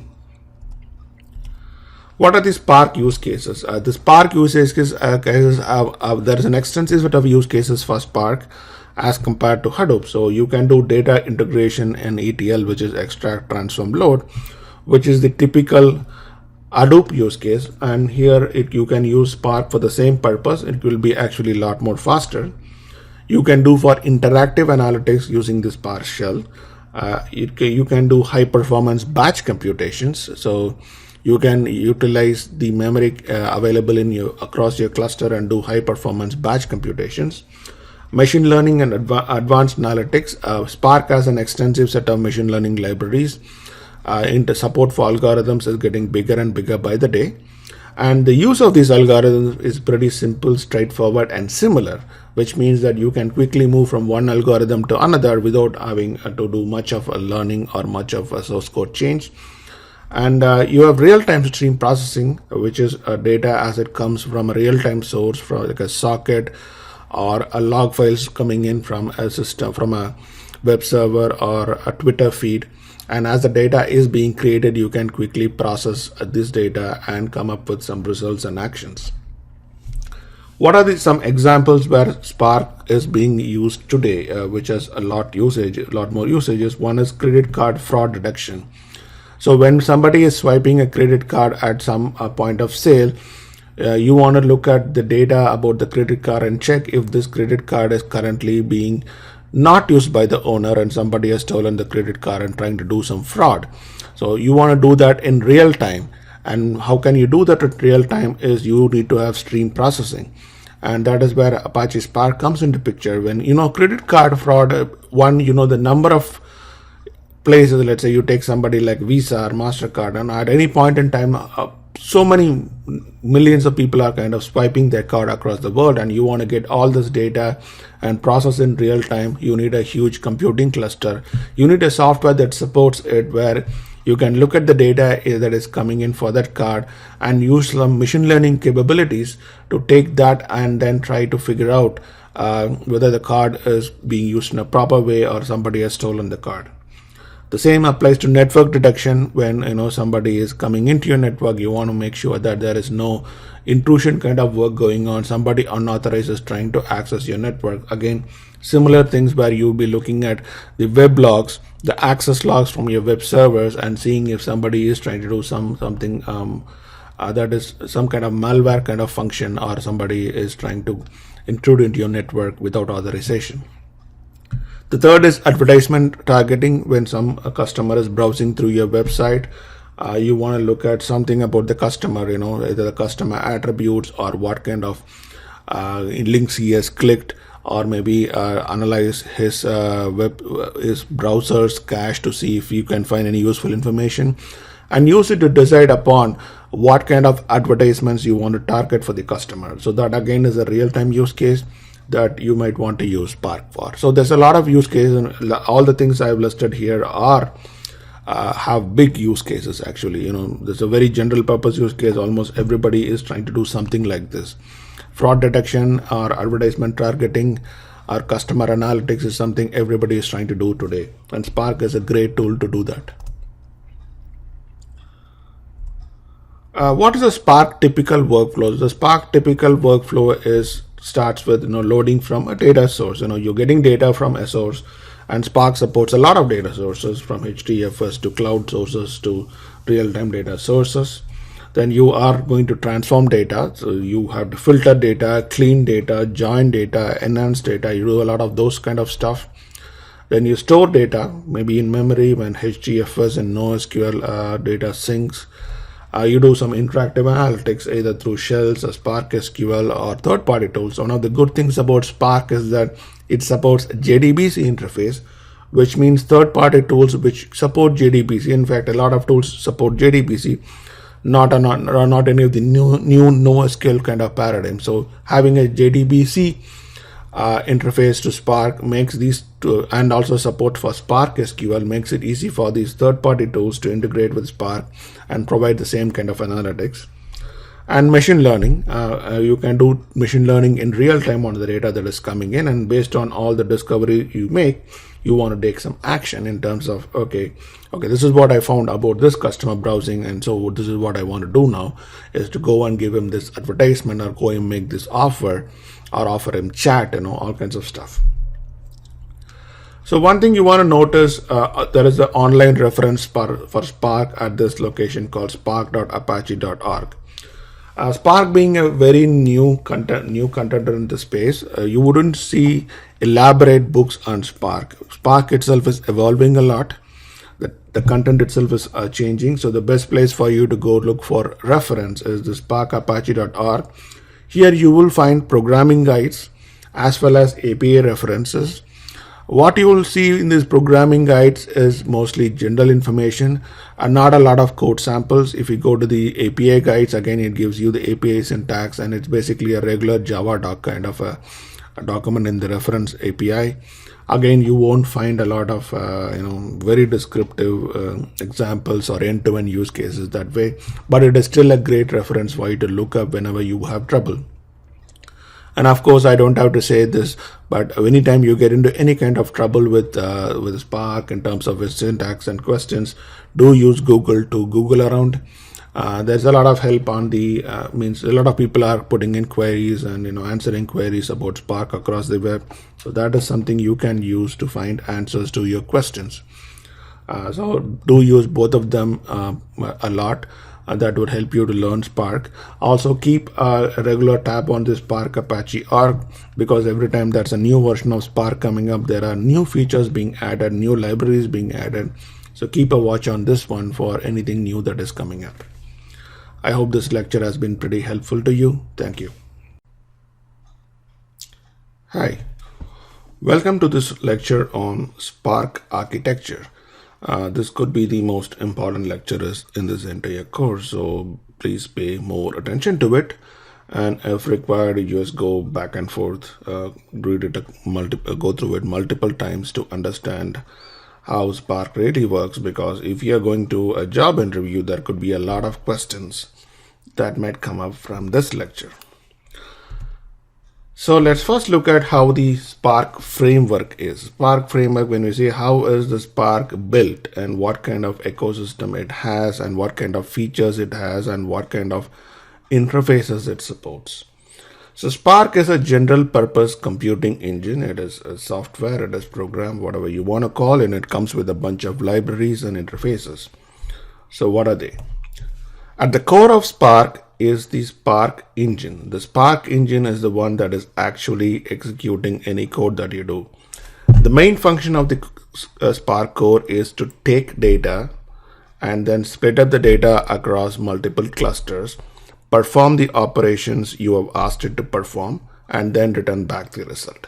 And of course, it supports interfaces to getting data as well as storing data. So that is the main function of the Spark core. And over Spark core are a lot of libraries and interfaces that are built. Next comes management. How can you manage Spark, especially when Spark is in a cluster? You can use a Hadoop Yarn, Apache Yarn, which is a distributed scheduling system that comes with MapReduce. You can actually use it also to manage Spark. So if you are already having a Hadoop setup in your place, then you can use Yarn. You might already have Yarn, which you use for doing scheduling jobs and managing jobs. Spark can also run along with it. So whenever you install Hadoop, especially the CDH clusters, it also comes with Spark, and that can run with Yarn. You can use Apache Mesos. There's another framework, management framework available through the Apache open source project. You can use it to also manage Spark. Or Spark comes with its own inbuilt scheduler utility, which you can use it again to control its cluster. So you have an option of choosing any of these three. And Spark is actually building more and more such management interfaces. So it makes it very easy for anybody to use their existing skills and existing setup to manage Spark. Next comes storage. Spark being an engine which is used to manipulate data. Data has to be read from somewhere and returned to somewhere. So what kind of storage option does Spark have? You can use local storage, your local file system, or a network kind of storage for storing files, for reading files, or writing files. You can use HDFS. Spark kind of supports the same operation. It doesn't matter what kind of storage you have. Once you read the file, you can do the exact same operations on any of them. HDFS is the distributed storage that is available with Hadoop, and you can use that. You can use S3, Amazon S3, which is storage in the cloud. So you can use cloud storage option. S3 is not the only option it supports. It supports the various other ones that are in the market also, and that list of supported cloud sources have been growing also. So you can support S3. You can support any traditional RDBMS. So you can read and write to any traditional RDBMS sources, MySQL, Oracle, Postgres. That is also possible with Spark. Or you can use any of the NoSQL storage facilities like Cassandra or HBase, those kind of things, or MongoDB. Those kind of databases can also be used along with Spark. So this is a wide range of support that comes with Spark. Next, let's look at what kind of libraries that are available for you to manipulate data. The first one is Spark SQL or Spark SQL, however you want to call it. Spark SQL provides an easy SQL-like interface on Spark. So what that means is that if you are an existing RDBMS developer, a lot of people who get into the big data paradigm come usually from a traditional RDBMS paradigm, and you have already been used to writing SQL. So this is a great way for you to move in. So Spark SQL gives an easy way for you to read data, write data, analyze data. So that's a phenomenal tool, because you don't have to sit and write a lot of code in order to analyze data. Spark SQL gives an easy way to do things like grouping, filtering, that kind of stuff. So Spark SQL is one great library. There is the MLlib, or the machine learning library, that comes with Spark, that supports a bunch of machine learning algorithms. Interestingly, even though Spark came after Hadoop, it actually supports more number of algorithms than what Hadoop supports. So that's a great way in which Spark has been evolving. So in the machine learning library with Spark, the great thing about it is that it offers the same standard interface and way of operating with any type of algorithm. So the number of steps that you follow, the interfaces that you use across any of these algorithms are very similar. That makes it very easy for you to kind of write your code and understand how these various algorithms works, and you can switch from one of them to another algorithm pretty very easily. It also supports the concept of pipelining, where you can chain various actions that you do on data that you have, and that makes again running machine learning algorithms pretty easily. The graphics library is another library that lets you perform graph analysis. That's another unique play area where people look at data and perform graph analysis that we also look at as a part of this course. And then finally, there is streaming. The streaming library helps you analyze real-time data. So as real-time data is coming in from a real-time data source, like from a TCP IP socket or a Twitter data stream or any other kind of real-time stream, as the data is coming in, you can look at the data, analyze the data, and come up with results. You can do machine learning algorithms, you can do predictions and take actions in real time. So that is the great thing about the streaming library. Finally, what kind of programming support it has? It supports Scala. So Scala is the language in which Spark itself has been written. So Scala is a language that is built upon Java. So it supports Scala as an interface. It supports Python interface. So you can do your programming in Python. All libraries that are available in Scala are available in Python also. This is the great thing about Spark, is that for whatever language it supports the same exact set of features. If you look at the code, you will see that the code between Scala and Python are very similar, one-on-one. All you have to do is translate the Scala specific to the Python specifics, and they will just run. So that is how very standardized programming in Spark is. And it now supports R being a very popular language for machine learning. So Spark has added support for R also. And it has also support for Java. So you can also write your things in Java. The difference you want to understand is Scala, Python, and R do not have an interactive, Scala, Python, and R have an interactive shell in which you can interact with R and give commands one by one. Java, there is no shell.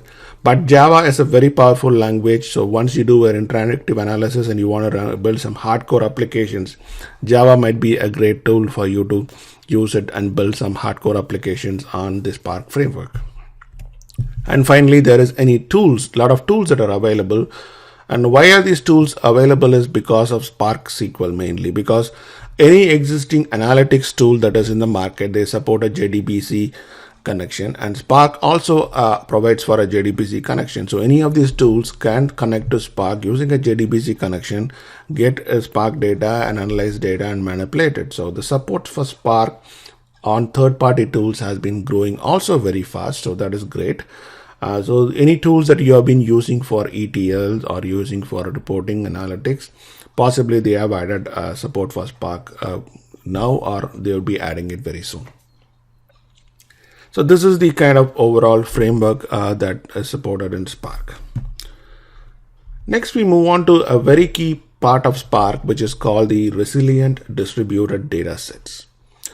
So anytime, when you're in the Spark paradigm, the Spark world, you're only talking about RDDs, or resilient distributed data set. This is the term you're going to be using all the time. So let us pay some attention to what RDDs are. Spark is just built around RDDs. So in Spark, everything that you do is around an RDD. So you read data into Spark, you read it into an RDD, and any operations that you perform, like you're transforming data, you're analyzing data, everything is around an RDD. You transform data to create a new RDD, you analyze the RDDs to come up with some results, and whenever you're storing data, you're taking an RDD and storing it into a data sink. So anything you do in Spark is built around RDDs. So what is RDD? It stands for Resilient Distributed Data Sets. So let's first understand the word data sets. A data set in Spark inside RDD is nothing but a collection of elements. So when you say a data set, it is a collection of elements. It's a collection of elements of any type, like a collection of strings, lines. It can be database rows. It can be objects. It can be collections. So it's a collection of objects. Okay, so it's just a collection. Just look at it as it's a set of things that you want to work on. And then comes the distributed part of it. So you can take a data set and then distribute it across multiple nodes. So if you have a Spark cluster that has 10 nodes, any data set that you have can be taken and partitioned and distributed across multiple nodes. You can take that and break it down and distribute across multiple nodes. So why do you want to break up data set and distribute? Is that you can then act in parallel on each of these partitions. So you can have a data set broken down to 10 partitions, and you want to do some transformation. You can do in parallel across these 10 partitions, and you don't have to worry about the actual distribution of jobs, because Spark takes care of that breaking down and distribution job for you. So that is kind of comes inbuilt into Spark. RDDs are immutable. That's why they're called resilient. When I say immutable, that you cannot, once you create an RDD, you cannot change some content within the RDD, but rather if you want to change the content, you have to run a transformation on that RDD and create a new RDD. So once an RDD is created, you cannot change them, but you can run a transformation and create a new RDD with whatever changes you want to make. So this has been done for optimization reasons, to not go and mess around with existing RDDs, but because I think they are kind of costly operations, rather they would create copies and keep them. RDDs can be cached and persisted. So RDDs generally are kind of stored in disk, but you can actually cache them in memory and store them in memory. Similarly, you can persist them in various, you can persist them in memory and disk, a combination of memory and disk, whichever way you want to. Typically what Spark does is, when it needs RDDs for an operation, it gets the RDD, works into memory, works on that RDD and destroys it. Rather, if you want to use the RDD for future work, you can cache it actually in memory or in disk, and then that actually improves your performance. There are operations called transformations. We will learn more about transformations later in detail. Transformations are things that you do on RDDs which create new RDDs. For example, a transformation can be like a filter, where you work on an RDD and filter its element to get a list or subset of elements, and that creates a new RDD. And there are some things called actions. Actions typically analyze RDDs and provide a result. So a simple action is a count action, which counts the number of elements in an RDD. So there are transformations, there are actions. Transformations produce a new RDD, actions just produce a result, and these are the things you typically would do on a Spark RDD. This concludes the first part of the architecture discussion. Thank you. Hi, continuing on the lecture on Spark architecture, this is your instructor Kumaran. So this is how Spark is set up at a pretty high level. When you look at Spark, there is what we call the master node. The node being a VM or a box, or whatever server, whatever you want to call it. There is the master node, and inside the master node is what is called the driver program. The driver program is the main guy who drives your application. So either the program you write itself behaves like a driver program, or if you're using an interactive shell, that shell becomes the driver program. Inside the driver program, when you're coding, the first thing you do is you create a Spark context. The Spark context is the gateway to all Spark functionality. It is like a database connection. If you want to have a correlation, anything that you want the database goes through the database connection. So similarly, there is a Spark context, and anything you do on Spark goes through the Spark context. The Spark context then works with the cluster manager in order to manage various jobs. So whenever you run anything on a Spark context, it is called a job. The driver program and the Spark context takes care of executing these jobs across a cluster. A job is actually split into tasks, bitwise small pieces of work, and those tasks are actually distributed to the worker nodes. So anytime an RDD is created in a Spark context, that RDD can be distributed across various nodes and cached there. So the RDD is taken, partitioned, and distributed on various worker nodes. So worker nodes are the slave nodes or any other node that is in the cluster whose job is to actually execute tasks. RDDs are partitioned, they are split into across worker nodes. Any job you run is broken down into tasks, and those tasks are again distributed on these worker nodes. The tasks then execute on the partitioned RDDs in the worker node, and then returns the results back to the Spark context. So once again, Spark context takes a job, breaks them as tasks, and distributes across worker nodes. Spark context also takes in RDDs, split them into partitions, and distribute them across worker nodes. Tasks work on the partitioned RDDs, perform whatever operations you wanted to perform, and then collect the results and give it back to the main Spark context. That is how Spark works in general. So from this architecture, you can see that by increasing the more and more worker nodes that you have, you can actually execute the same job in parallel and a lot more faster. Also, the more memory that you have, the better cache you're going to be having on these worker nodes. So you can cache a lot of more and more RDDs in memory, and that way data in memory can be worked on a lot faster than data in disk, and that is why Spark is a lot more faster than Hadoop MapReduce. Now let's go and look at each of these things that we talked about one by one. So first, Spark scalability. So Spark can either run as a single JVM. That's what we looked. You can either run it as a single JVM, so it is one single instance. Either it can be running on Linux or Windows, and all components like the drivers, the executors, the jobs, everything just runs inside one single JVM. So that is one setup that you can have. This is a simple setup, not recommended for any production level jobs. It is just for you to do some development work or training work or whatever you want to do, but it is not definitely recommended for production setups. Then there is the managed clusters, when it can scale it from anywhere from 2 to thousands of nodes.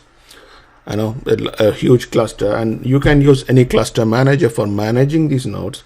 And data can be like, you can distribute the data across all these nodes and manage them. So you have the single JVM, which you use for your development work or your troubleshooting work or just learning Spark. And then there is the managed cluster, which is your production environment, where you can scale anywhere from 2 to thousands of nodes, and then you can distribute your jobs and run all your jobs. Once again, going through each of the items that we just discussed, the driver program. So driver program is the main executable program on which Spark operations are performed. This is the command line that you execute to open up a shell or to run a program that you have already developed to actually execute Spark. And this is the master. It controls and coordinates all the operation that is going on in Spark, and it is the supervisor, manager, whatever you want to call it. It is what you also call the main class. So I'm just trying to give a context here as to what is this driver program. That is your main program that runs. and it is the one that executes all the parallel operations we talked about. It is the one that runs all the parallel operations across the cluster through the Spark context, of course. And here is where your RDDs are defined, and anything that the driver program runs. The driver program execution is called a job in Spark. So when the Spark has some management UIs inside which you can go and look at the current active jobs or completed jobs and their status. So the driver program, what it does is called a job in Spark. Then of course comes Spark context. It is the driver accesses any Spark functionality through the Spark context object. So the first thing you do whenever you start your program is you create a Spark context, and then anything you do is around that Spark context. You create RDDs from the Spark context, so that there is a link between the Spark context and the RDD, and that's how it kind of changes. And it kind of represents a connection to the computing cluster. You can control what the cluster does through the Spark context object. And this is uses Spark context you again used to build RDDs, whether you're building an RDD from a flat file or from an SQL connection, or you're going to be getting the RDD from a cloud source. You do that all through the Spark context object that you create in your program. It is the one that works in background with the cluster manager, and it manages execution of running all the code that you have on the worker node. So this is the heart and soul of your Spark management part of it. And it is the one that splits your jobs as parallel tasks and execute them across worker nodes. And then it also does partitioning of RDDs. It distributes these RDDs across the cluster. It splits jobs and distributes them. It partitions RDDs and distributes them. And finally, it is going to collect all the results that you have and presents them to the driver program. The Spark context is the heart and soul of marshalling anything that you do as a part of Spark. So pretty important concept here. There are various modes in which Spark can run, and this is what gives you such a great flexibility with Spark. One of the term you call it as the batch mode, in which it is going to be running a batch job. So it's a full-fledged program that you write, a Python script or a Java program that you write, and then you run it either from a command line or as a scheduled job, and then it runs and then it generates results for you. When you're running data in a batch mode, typically there is no user output or user input. It takes all inputs it has from configuration files, and it reads data from data sources, manipulates data, and writes data back to some data sinks. And this is how your typical production work will run in batch modes. Then there is the interactive mode. Interactive mode is an interactive shell where you go and execute commands like one by one. So you execute one command, then you see the results, then execute another command. It is very similar to how an SQL shell will work like. If you already used any RDBMS, you will find there is an SQL shell inside which you can go write an SQL and look at, and then it immediately executes it for you, and you can look at the results. So similarly, the Spark interactive mode is one you can use to execute it. And the shell is the one that then acts as a driver program. The shell becomes a driver program, and it provides you the Spark context. And the shell is also capable of running Spark tasks on a cluster actually. So even when you're running in a shell mode, you can actually use it to run tasks on a cluster. The shell mode or the interactive mode is either used for development work, or it is used for ad hoc analysis kind of work. So it can be used for both kind of purposes. Then comes the streaming mode. Streaming mode is a program, the program is always running continuously. It is looking for data from its data source. As and when the data comes in, it is going to take that data and do some operations on the data, do some transformations and actions on the data, and produce some results, and maybe take some actions. So Spark can run in any of these modes. This is again a great flexibility that you get when you're running Spark. Batch mode, interactive mode, and streaming mode. Let us then talk about lazy evaluation. Now, this is a very important concept in Spark, the lazy evaluation concept. Again, you can expect a lot of interview questions here for sure. And it is one thing that you want to understand even when you're programming, because you want to kind of optimize on this lazy execution. Also, sometimes it catches you you think something Spark is doing something, it is doing something else, and sometimes you just got like, okay, oh, surprised with what it is trying to do. So let us try to understand what Spark lazy evaluation is. So lazy evaluation means Spark will not perform certain operations or most of the operations unless an action is performed. So you might load data, you might do some transformations like filter data and manipulate data. Spark will not actually act upon it. It will just sit there, okay, take the command and sit there and wait. It will wait until you actually issue an action command. And only when you issue the action command will it go back and execute all the previous commands. So for example, you have a simple program that loads a file into an RDD, filter the data, and then you want to do a count of the elements. So when you execute the load file or the filter command on the RDD, it will not do anything. Shell, if you just go execute them, it will just come back and say, immediately come back and show you the prompt. Only when you execute the action, for example, a count action, will it actually go and execute all the previous commands. Then that's when it'll start loading the file, filtering the data, and then doing the count and do all these things. So why does Spark does it is because it internally optimizes its operations and resource usage. So rather than executing each of the lines you give it, it waits for until it needs to produce a result and then executes it. And this is to just internally optimize on operations and resource usage. One of the things it does is it makes life easy for developers because you can simply write chaining operations. What is a chaining operation is you can do some load file dot, filter dot, count dot, and you can chain the operations into one single command and one single line of code, and it'll execute, and it'll go and execute all of them in one shot. So you can do some chaining operations there. And you want to watch out for this during troubleshooting, especially when you're running in the interactive mode and you get some, you get into troubleshooting. So what will happen is when you execute the load file command or the filter command, you hardly will see errors. Only you will see syntax errors if there are. And only when you execute the action command will you find any errors that are related to the earlier commands. For example, you gave an incorrect file name in the load file command. No, it's not going to show you in the load file. When you execute the load file command, it is going to wait until you do the count elements, and then it will start blowing up and showing all kinds of errors. So you might think the error is related to the count operation that you are executing. No, it is related to the load operation. So you have to look at all your log files to make sure that, where exactly is my error coming from. There is a way to force Spark to actually do these load files and filter files by there is an action called collect. So you can do load file, collect, filter, collect. When you keep doing the collect operation, it will force Spark to actually execute the previous command. That is one possibility you can do, especially when you're developing your code or debugging code. So this is lazy evaluation for you, a very important concept in Spark. So this concludes our discussions on Spark architecture. I hope this has been pretty useful for you. Thank you. Hi, welcome to this lecture on setting up Spark on your desktop or laptop. So when you're learning about Spark, the main website that you would go into is this website called spark.apache.org. This is where all these Spark related information, the official Spark related information is available for you. You can go in there and look at the documentation. Always look at the latest release of Spark.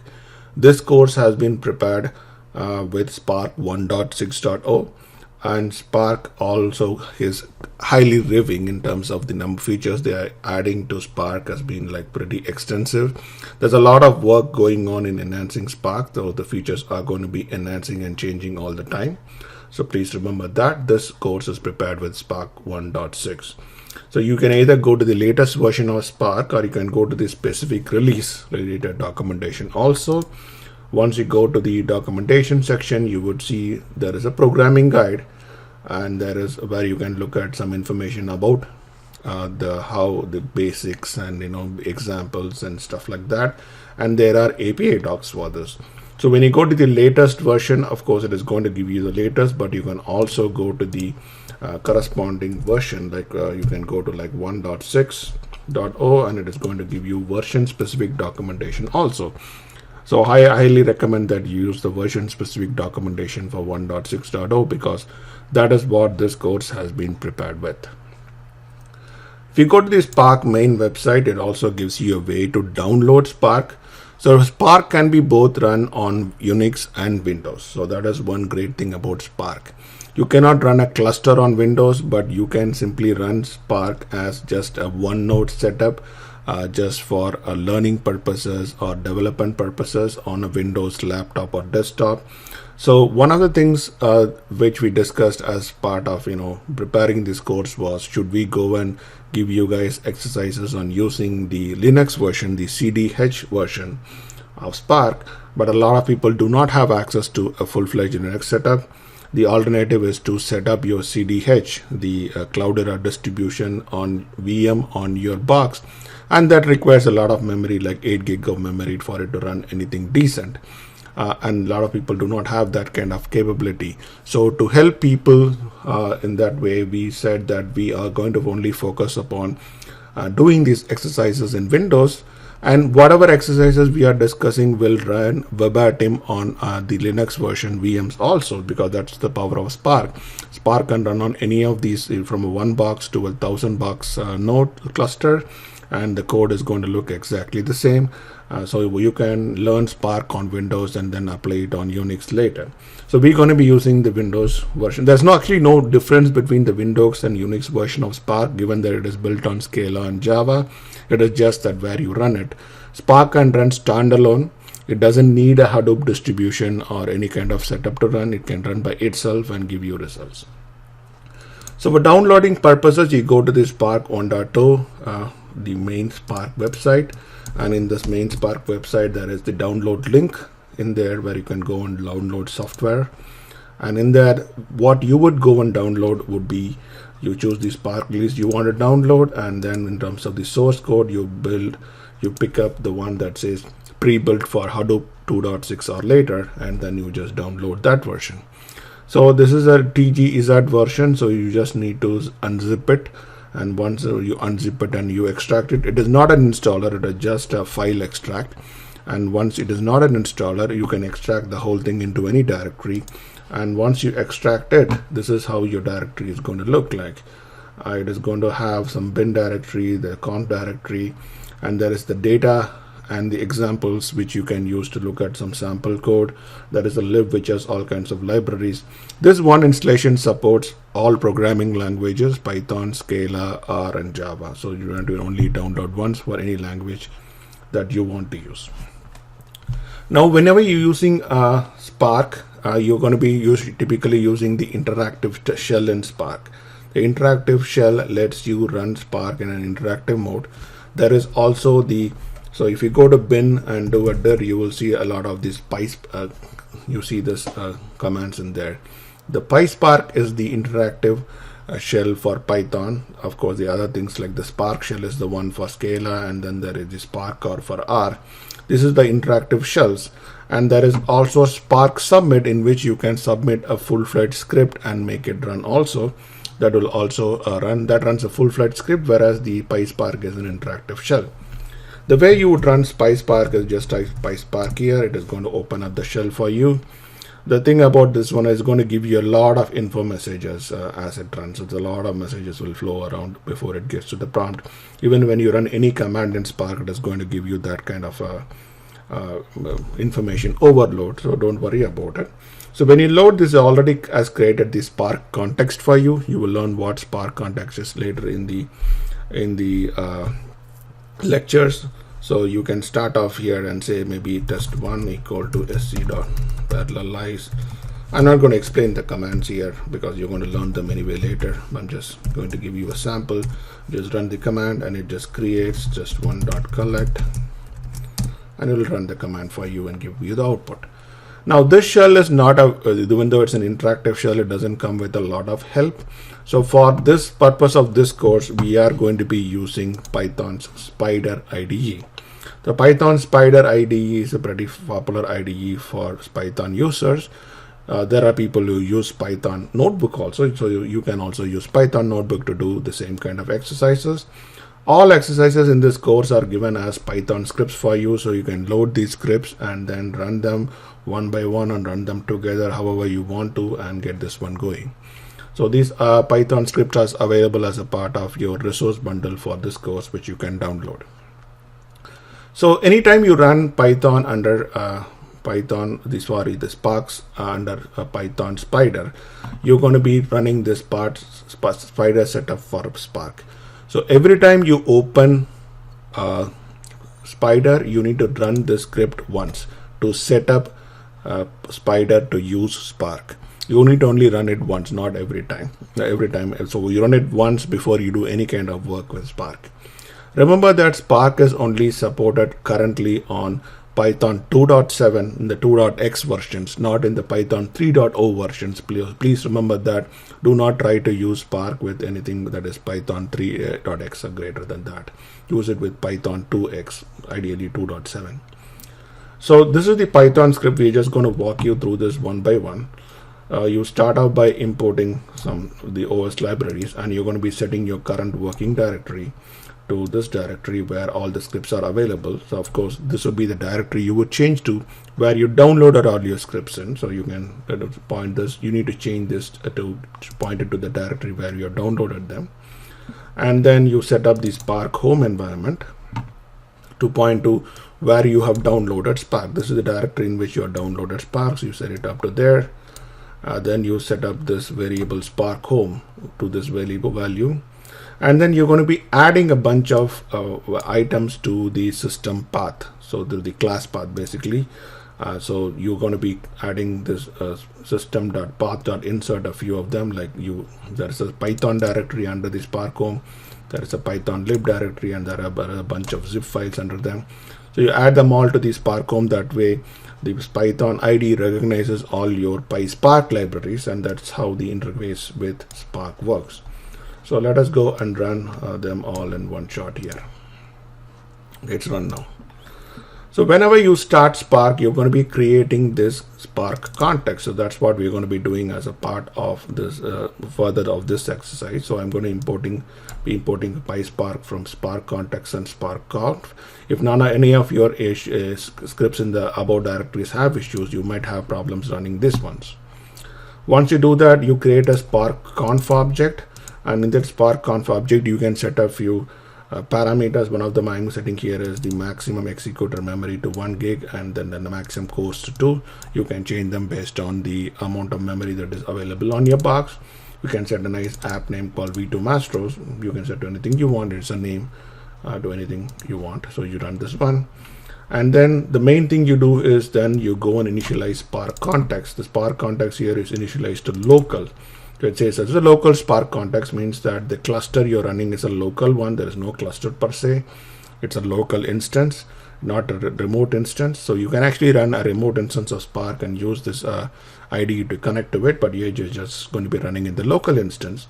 And then you're going to be setting the conf to this configuration object that you created, and then you create the Spark context.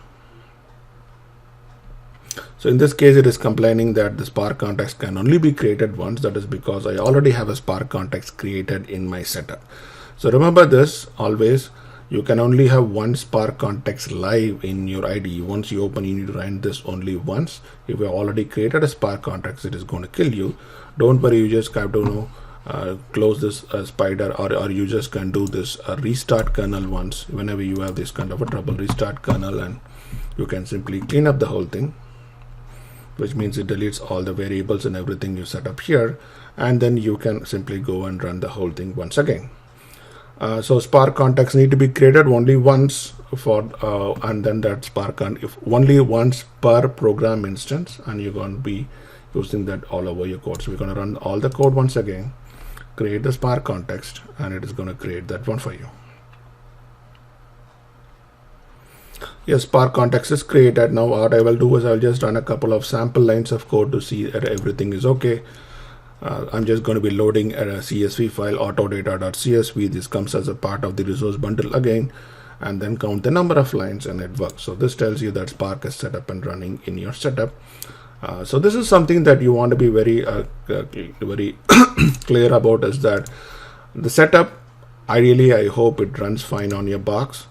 If not, there are because a lot of people use different setups. Spider, somebody people use IPython, and might have done your own settings for some other reason. So that might possibly impact how Spark runs. So, but then there is a lot of help available on the net for you to set up this one. In case you run into trouble, you can always check, or you can always ping me, ping V2 Maestros on your training website, and we can give you some more information about setting up Spark too.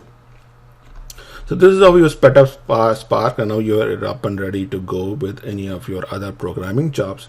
Hopefully this has been pretty helpful for you. Thank you. Hi. Welcome to this lecture on Spark transformations. This is your instructor Kumaran.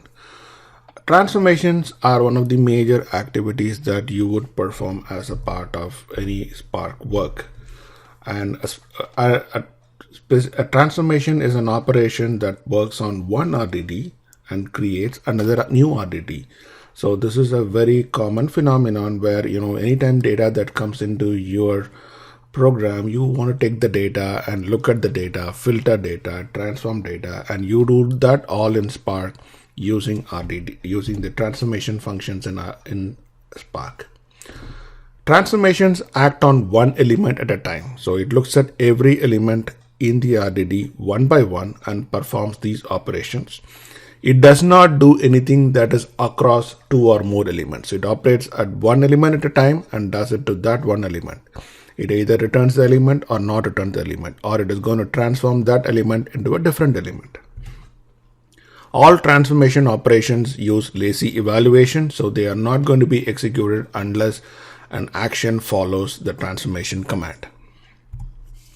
And they can be distributed across multiple nodes based on the partition. So transformation is one area where this partitioning is going to help you big time, because given that transformations only act on one record at a time, it does not look across multiple elements. So you can act on each element independently. That is why you can split the RDD into separate partitions and act on each partition independently and in parallel. And that is going to be the power of Spark for you. The first and most common transformation is the map transformation, and map works very similar to the MapReduce map. And there are earlier lectures in this course about how MapReduce works. So if you have not looked at it, please take a look. That explains in detail on how the map part of MapReduce works. Of course, it also has reduce functions. We will discuss it later. So what you do in a map in Spark is that you have an existing RDD and then you call a map function on it, and you provide a function for that map. A function is nothing but a Python function or a scalar function, a regular function. So what then map does is it takes every element in the RDD and passes it to this function. And this function is then used to transform that element into a different element or filter the element or whatever you want to do. And then the results of the function are returned to a new RDD. So the function gets elements one by one. It acts upon these elements and returns them one by one. And they are then collected back. The results are collected back and put into a new RDD. That's what the map does. It works as similar to the MapReduce map. And as I said, it performs an operation on each element, and it is element level computation or transformation. It is not across elements, it is every element. So the result RDD may have the same number of elements as the original RDD, but it can be different also if it is doing a filtering operation. But results can be of a different type, element type. So the input RDD might have elements that is, let's say, a list, and the output RDD might have elements that are a vector or a row or a string. It depends. So you can transform the data type of the element as a part of your map operation. And you can create functions for doing complex tasks. It doesn't have to be a one-liner kind of map thing. You can write a 200-line or a 1,000-line function for doing the map if it is a complex operation. And in our examples, we are going to be seeing what kind of various things you would do as a part of these map operations. Some of the standard use cases that you use map very frequently are data standardization or data cleansing kind of work. For example, if the input data is going to have first names and last names in some order, then you're going to take them and translate them to last names and first names. It can be used to convert date formats, for example, or dates into epoch times. It can be used to, let's say, remove unwanted characters. It can be used to do some uppercase, lowercase kind of transformations. Any of these things that you do as a part of data engineering comes in this one. You can do element level computations with this. For example, if each element represents an employee, you can compute income tax for each of the employee using their salary and a different kind of things. So that is, you can do element level computations in a map. Or you can add some new attributes. So map has only one element, but as a part of this, you can add some new attributes as a part of the map operation. For example, there could be test scores in the original map, and you can compute grades like A, B, C, D, E as a part of your map operation. So you can so even though the element is one element, that element is a complex element, like it might be a row or a vector or a list, and you can add things to it. You can reduce or remove things from that element alone. So that is possible as a part of the map operation. And of course, it is going to result in a new RDD once you complete the map. The next operation we talk about is the flat map, which is again very similar to how a map works. The only difference being that the flat map can return more elements than the original map. So in the original map function we talked about, it is going to take one element, and it is either going to return one element or no elements. In the case of flat map, the function can take one element and can return one or more elements. So you can take one element, break it into multiple elements, and return those multiple elements as a part of the flat map function. So if the original RDD had, let's say, 100 elements, the result RDD might have 1,000 elements, because a flat map can take more elements and return more elements than the original map. And it is used to break up elements in the original map. That is what it is typically used for. A very simple usual use case is that you want to split strings. So the input string is one big string that is coming out, and then you want to split them based on a separated. Let's say you want to split strings based on the space character or a comma character, and then it returns multiple elements as a part of this particular operation. So the flat map can return multiple elements from one single element as a part of its operation. There are a lot of use cases, as I said, typically used for string splitting, or it can be used to extract child elements from a nested JSON string or something like that, Filtering is another very common operation. Again, when you can do the RDD process and filter function to the RDD, which is used to filter elements. So it's going to not essentially transform element, but it is going to filter elements based on a condition. So a condition like A greater than B, A equal to B, whatever you want to put it in. The result set is typically smaller than the original RDD, unless the filter doesn't filter anything at all.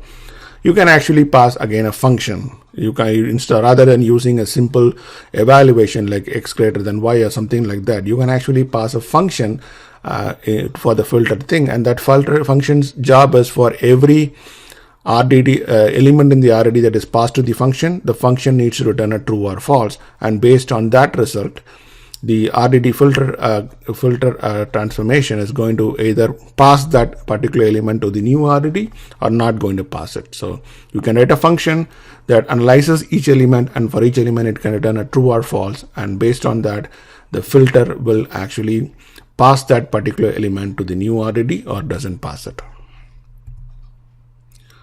Other operations you can do are the set operations that you can do on RDDs. So for example, set operations being like, there is the union operation that you can do. It returns a new data set. Union is that you can take two RDDs and join them.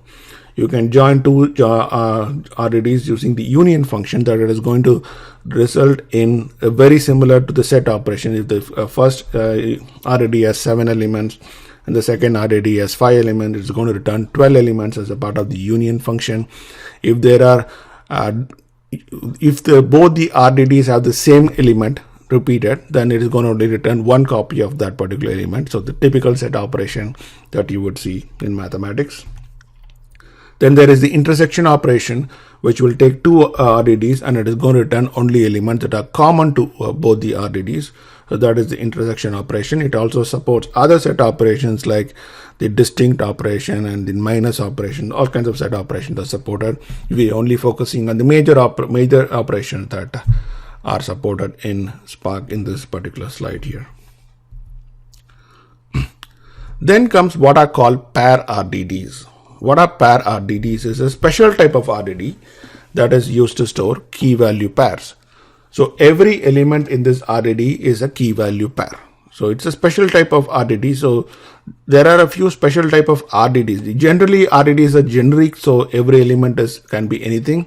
But in pair RDDs, it only stores key value pairs in each element. Why does Spark support these special kind of RDDs? Is that it also provides special operations that can act upon these ones. So you don't have to implement those operations and you can simply rely upon Spark to do those operations. So it only supports key value pairs if you're creating a pair RDD. So it has all the regular transformations that are in the regular RDDs available to pair RDDs. You can do map, reduce, and you can do all kinds of things like that. In addition, Spark supports some special functions for these pair RDDs. That's why it is special. So one of the things is called map values. So what it can do is it can transform each value without changing the key. So when you have a key value pair kind of thing, it can only work on the value. So you can access the key separately and the value separately, and it can only change the value. And similarly, it has a flat map values in which it can generate multiple values for the same key. So special operations for pair RDDs, because there is a lot of use cases with respect to key value pairs, and that's why they implemented some special functions for pair RDDs. These are not the only set of functions that are supported by Spark. There are an extensive set of other functions also, or other transformations also supported by Spark. We are only focusing on the main ones here, and you can go to the Spark website in the description or API listing. You will see that there are more number of transformations that are there. But these are the major ones that you will use 90-95% of the time in your work. Thank you. Hi, welcome to this lecture on Spark Actions. This is your instructor Kumaran here. Spark Actions provides a way by which you can execute a number of operations on Spark that produces various results. So a Spark acts upon an RDD and produces a result which is not an RDD. Typically these results may be like one element, one number, or one element, or something like that, which is more a summary of the RDD than anything else. It uses lazy evaluation, so Spark does not act upon an RDD unless it sees an action put on it. So if a Spark RDD is created, some transformations are done on that RDD, those are not executed unless an action is executed finally, which is when Spark goes and executes the remainder of the earlier actions. Simple actions that you would typically have in Spark are the actions like collect. So collect basically will print the contents of the RDD to your standard output. It just returns all elements of an array. You can either use collect to print to the standard output, or you can use it to put it on another RDD or put it on another collection or something like that. Count is a action that can be used to simply count the number of elements in the RDD. That's a very simple operation. First returns the first element in the RDD, and take n returns the first n element. So these are some of the simple actions that are available as a part of the action add RDD set. There are also a lot of other actions available. We will be focusing mostly on the key ones that are available in Spark in this lecture. So one of the most important actions in Spark is the reduce action. Reduce performs some kind of operation that is across all elements in the RDD, like sum, count, etc. So reduce is something very similar to the reduce function in the map reduce in the Hadoop world. So it performs an operation across each element in the RDD and provides a summary like a sum or a count or any other custom computation you want to be doing on that particular RDD. So the way reduce works, this is a little difficult to understand. So I ask you to kind of pay a lot of attention to this one and kind of go over and over and again before you get the full picture of how reduce works. So reduce has an operator, it takes a function that takes two values. So there's a function that takes two input values and produces one output value, and that is the function that is provided for the reduce operation.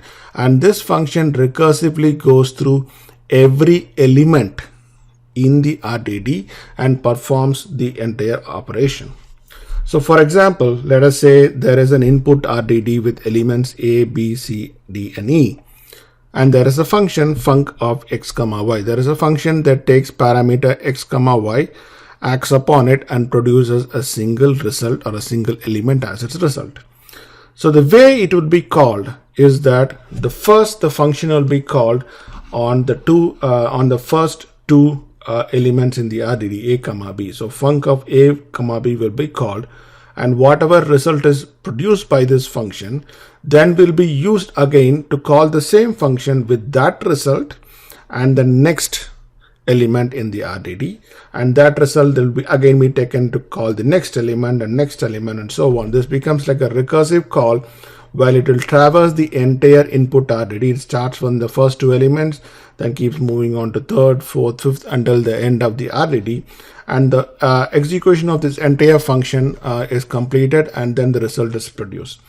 Actions are not typically partitioned. They don't work on partitions because it is across all RDDs. So they are kind of performed across all the partition RDDs. But the way, as you can see, the operation is performed here helps in such a way that it goes and performs first in one node. Let us say the elements are split between two nodes, like A, B, and C are available in node 1 on the cluster, and D and E are available in the second node in the cluster. So first function call of A comma B happens on the first cluster, and A, B, C happens again in the first cluster. Then it moves to the second cluster and so on. So it's kind of executed in serial fashion, not like in a parallel fashion like a map would work.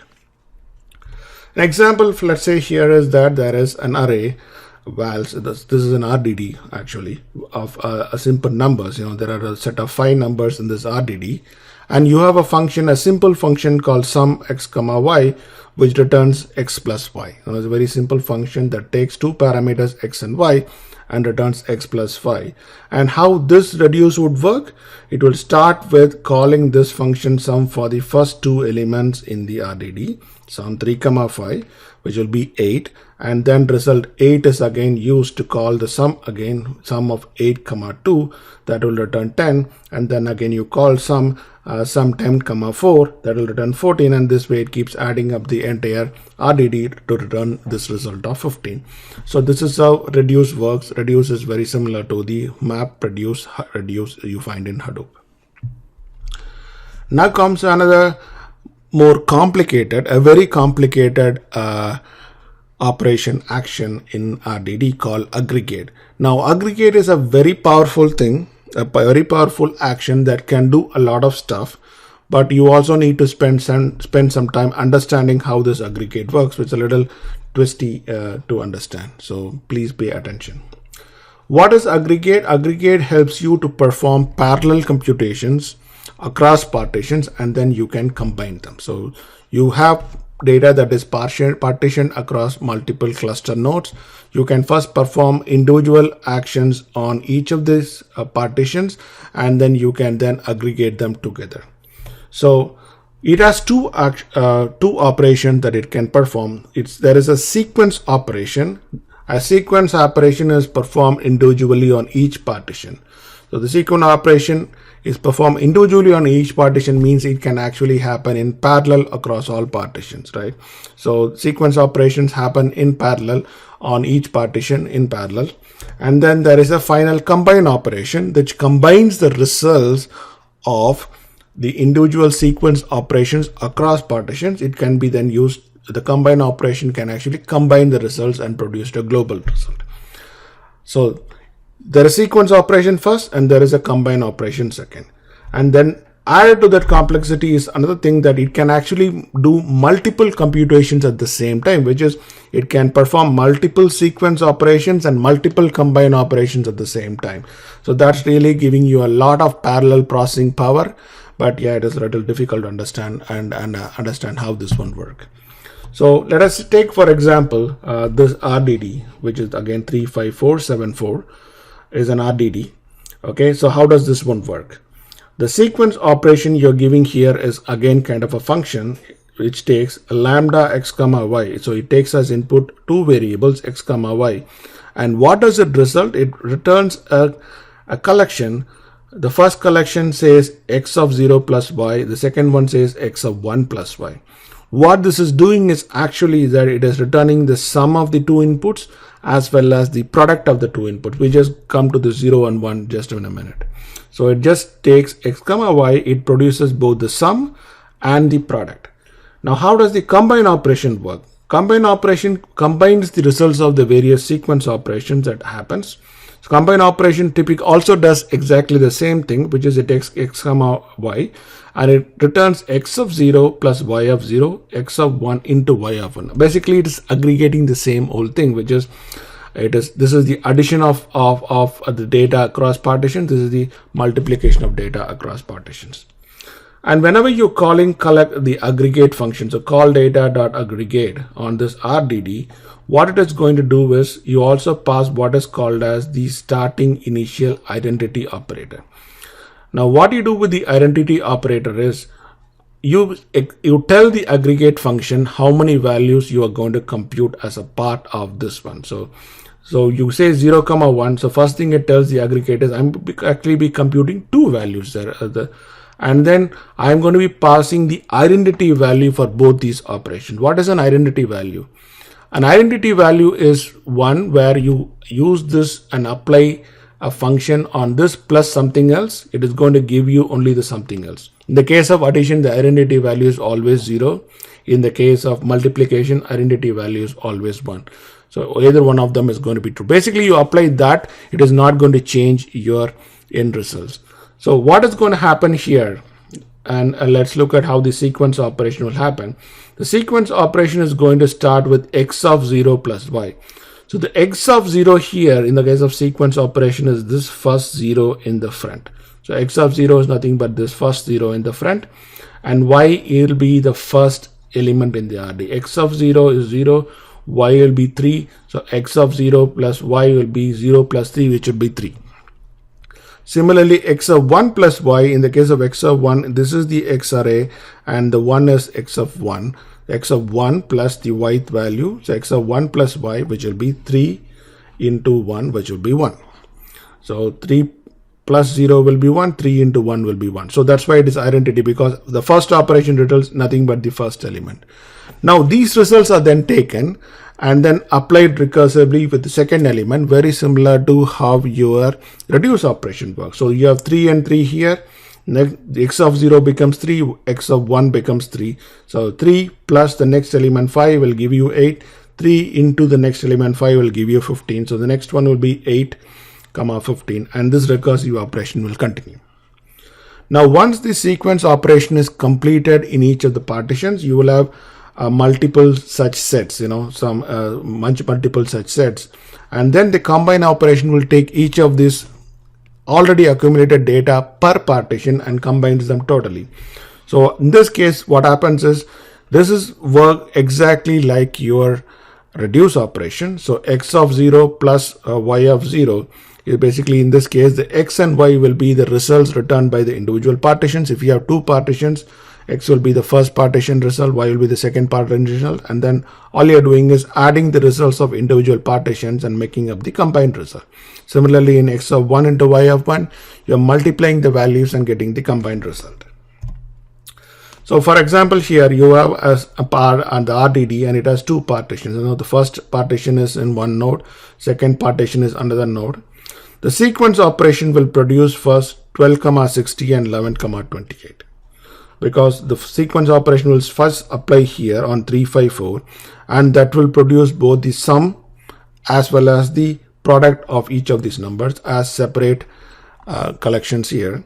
And then the combine operation is going to take these two and apply the combine operator and then produce the final end result.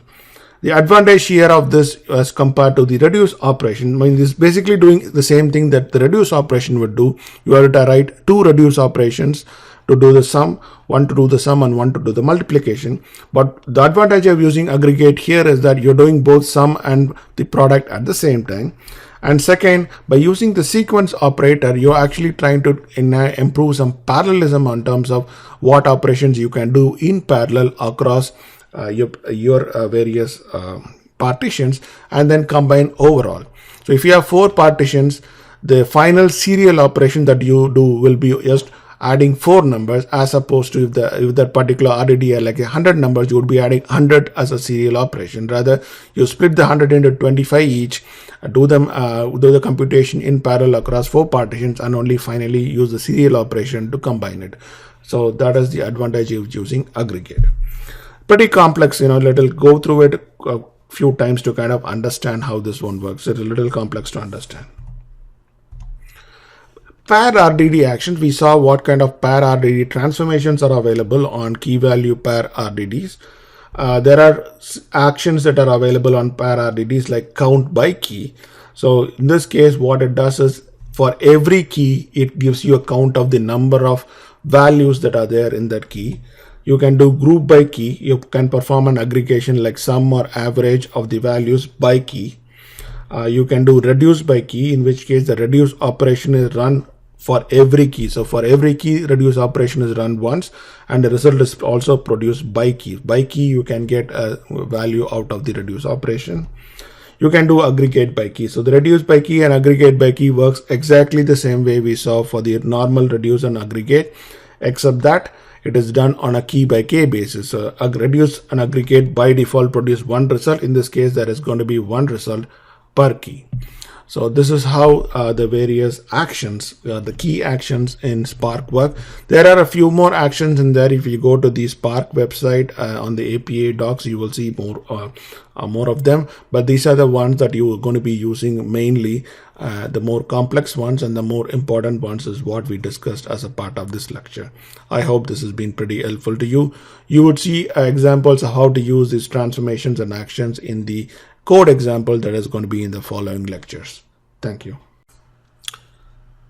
Hi, welcome to this lecture on loading and storing data in Spark. We are also going to be covering a few more of the Spark capabilities in this lecture.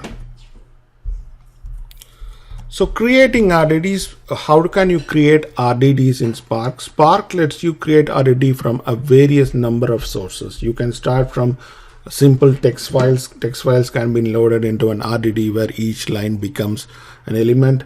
You can load JSON files where each JSON object becomes an RDD.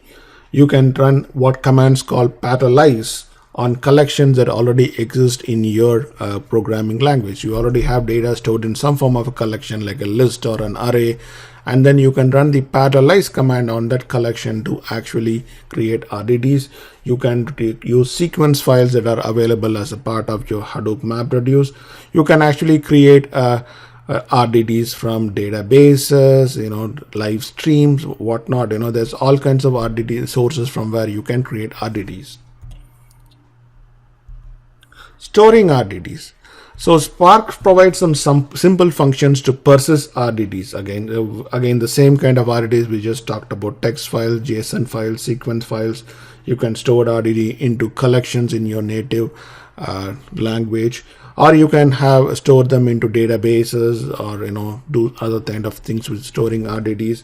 But it is recommended that for optimization reasons, I would recommend that use the language specific libraries for persistence rather than using Spark utilities, because the language libraries at this point are more capable than what Spark provides. Spark's real strength is how it can do parallel processing of data, not really optimized for loading or storing data. So you can use the language specific capabilities for storing RDDs. Next comes two important topics in Spark, which is called partitioning and persistence. So what is partitioning? We keep talking about data in RDDs are partitioned across the clusters. So how do these partitions work and how are they created? So by default, all RDDs are partitioned. So whenever you create an RDD in Spark, it is partitioned. It is split, it is partitioned based on what? It is based on, there is a parameter in Spark called spark.default.parallelism parameter. Whatever value is there for this particular parameter, that many number of partitions are created for every RDD that you create in Spark. And by default, the number of RDDs you are going to create is usually equal to the number of cores available in your entire cluster. So when you are saying your core, you're talking about CPU cores. So the total number of cores that are there, that many number of partitions would be created. And the idea is pretty simple. If I have 5 CPUs, I can work on 5 things in parallel. So I create 5 partitions. That's the whole idea. You should configure this definitely if you have large clusters, because if you have like a cluster of, let's say, anything like 10 or more nodes, you don't have to be creating 10 copies of RDDs. And that means that when you have 10 nodes, you're going to be running a lot of parallel jobs, and you don't want to be overloading all your clusters with all your jobs. So you might want to configure explicitly how many partitions you want, either on the overall cluster basis or on an RDD by RDD basis also. So when you're creating an RDD, you can specify how many partitions you want for that RDD. So you can say I want 2 or 5, and you can use your own business sense to know how many RDD, how many partitions it requires, depending upon the data is going to be huge or small. And any RDD that is derived from the original RDD will have the same number of partitions unless explicitly specified otherwise. So whenever you let's say you load a file into an RDD with 5 partitions, and then on that you apply a map operation, that map operation will produce another RDD which will also have 5 partitions unless you specify otherwise. So that's how partitioning is created and done as a part of Spark. Persistence. So by default, what happens is that whenever Spark loads an RDD, it drops after it is used. So we have been talking about the lazy execution part in Spark, where you load a file, run a map operation, and then run a reduce operation. The entire thing happens during the reduce operation. So what happens is when you run the reduce operation, it is going to load the file, run the map operation, run the reduce operation, show you the results of the reduce operation, and finally throw out the RDD. So it's going to do all of them and throw it out of memory. That's what it is going to do. So, but if you want to use the same RDD for multiple other operations or multiple other transformations and actions, what is going to happen is every time you're going to be running any command on the RDD, the whole process is going to be repeated again, and you don't want to be doing that. And for that, you persist that RDD in memory or on memory plus disk if the RDD is pretty large. So you can use the persistence command to actually explicitly tell Spark that I want this RDD to be persisted, so I don't want it to be reused or reloaded and recomputed again and again. So there is a function called persist that will tell RDD to persist either in memory or disk or in other third-party sinks. There is also a command called a function called cache, which basically does the default persist. It does persistence of the RDD in memory. So every time you load an RDD, the first thing you want to do is call the cache function. So the cache function will tell Spark that, hey, persist this. I don't want to be recomputing this again and again. So that's how persistence work in Spark. Moving on to certain advanced Spark capabilities. The first one we are going to be talking about is broadcast variables. So remember that how the way a Spark program executes is that whatever piece of code that you're writing in whichever language, that is going to be taken and distributed across individual nodes as tasks, and they are executed individually. What that means is that any variables that you use as a part of your program, these variables are created and managed locally on every node. It is not global across all nodes. So how do you create global variables? So even if you declare that variable as global in your programming language, it is not going to be truly global in the context of Spark. How do you create real global variables in Spark? One of them is called broadcast variables. So a broadcast variable is a read-only variable that is shared across all nodes. As it says, it's read-only. Once created, it cannot be modified. Typically use it for lookup tables. If there are some lookup tables that have to be used by various map operations or reduce operations, functions will basically declare these broadcast variables, and then they will be called as global within the function, and then it can be used on various nodes. Spark will take care of the distribution of these variables across these nodes. It will take care of any kind of race conditions, storage issues for better performance. The other kind of variable we will be talking about is called accumulators. Now, broadcast is only read-only variables. What about variables that you want to keep updating as a part of your computation? So you might be doing a map operation, but as a part of the map operation, you might also want to do some counters. You can create counters to count certain things, and that counters can be counters, global counters, because you're going to be counting them across all RDDs. Let's say you have a list of log messages and you're analyzing them as a part of the map operation. You might want to count the number of log messages that had an error in it. You can have a variable called error and you can keep counting. But if you have to use a regular variable that is available in your programming language, that is going to be local to every node in the cluster. So every node, there will be like, there are 4 nodes in the cluster, there will be 4 independent variables, and each independent variable will be counted individually in each of the clusters. You don't get the whole picture by that. How do you get the whole picture? Is by using accumulator variables. So accumulator variables are shared variables that can be updated by all the nodes at the same time. So it's a shared variable. It can be updated by all the nodes, and it helps doing some computation that you don't want to be doing by regular operations. You can also run additional reduced operations to compute them. There's no problem with that, except that it is time consuming. Rather than running 4 reduced operations, you might want to do all of them in one operation. And sometimes if the computation is a little simple, or you're just running a counter kind of thing, then maybe you can use accumulator variables and kind of side compute it as a part of your other reduced operations too. We have some examples that are coming along in the code samples for that. So the good thing about accumulators is that Spark takes care of distribution. It takes care of all the race conditions when all the clusters are trying to update at this variable. At the same time, it makes sure that nothing gets double counted or nothing gets missed. So Spark takes care of all that work for you and smoothens out all the things for you. And these have great capabilities in terms of what you can do with Spark. Thank you. Hi. Welcome to this lecture on Spark operations examples. We're going to be seeing a lot of examples about Spark operations, including transformations and actions and other stuff. Before we start on this one, make sure that you execute these setups for Spark so that the Spark context is created and available for you. Also, whenever the Spark context is created, you have a website called localhost:4040.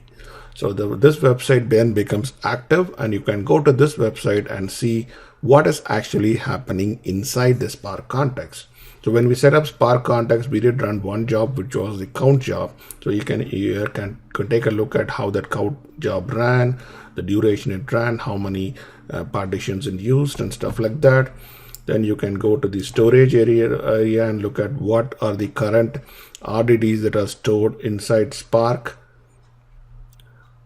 Currently it is kind of empty. Then what is your environment that we have, and then you can look at all the environment variables for Spark, both the runtime information as to what JRE it is using, various Spark properties that you have set like, for example, the app name and course max, so that it shows up here, and then some Spark properties that are there, Java library path that is there.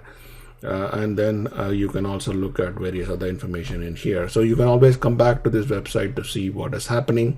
If you look at the executors, you will see only one executor. That is because it is running in Windows. If it is really running in a cluster mode, you will see a lot of executors here based on the number of clusters that you have. So this is a website you can keep coming back again and again and to look at what is being stored. So let's get back to the operations here. So For this operations purpose, I'm going to be using a simple CSV file which I'm going to load, and that CSV file is going to look like this. It is called autodata.csv, and this is how it is going to look like. It has a header line. We will be removing this header line later, so take a look at it. So what it has is, it has got some information about a few auto makes and models. So you see there is a make here. What is the type of make? These are individual cars about which we are talking about, and what fuel type it is gas or hybrid, then what case is standard, or it's going to be a turbo, and then number of doors, what kind of body it is, for it's a hatchback or a sedan, what kind of drive, front wheel or all wheel drive, number of cylinders, what is the horsepower of the car, RPMs, mileage to city, mileage highway, and price. So we got some text data here, and we have got some numeric data here, and we're going to be loading up this and trying to see how Spark works with this data. The first thing we're going to be doing is the very basic thing, which is we're going to be loading data, and for that you're going to be using the text file function that is available within the Spark context. So you're going to be saying autodata.cache, this one, and then we're going to see auto.cache. Because now we have said it is going to be cached, it means that that particular RDD would be cached in memory. But you see that it is going to be doing lazy initialization, so this step is going to be only executing now. See, when I ran this command, it just ran very quickly. That is because it did not have to do anything. But I'm going to be running this command count, which is when it will actually try to go and load this text file. And you see that it takes some time for it to come back up. Yes, now it says there are 198 items in there.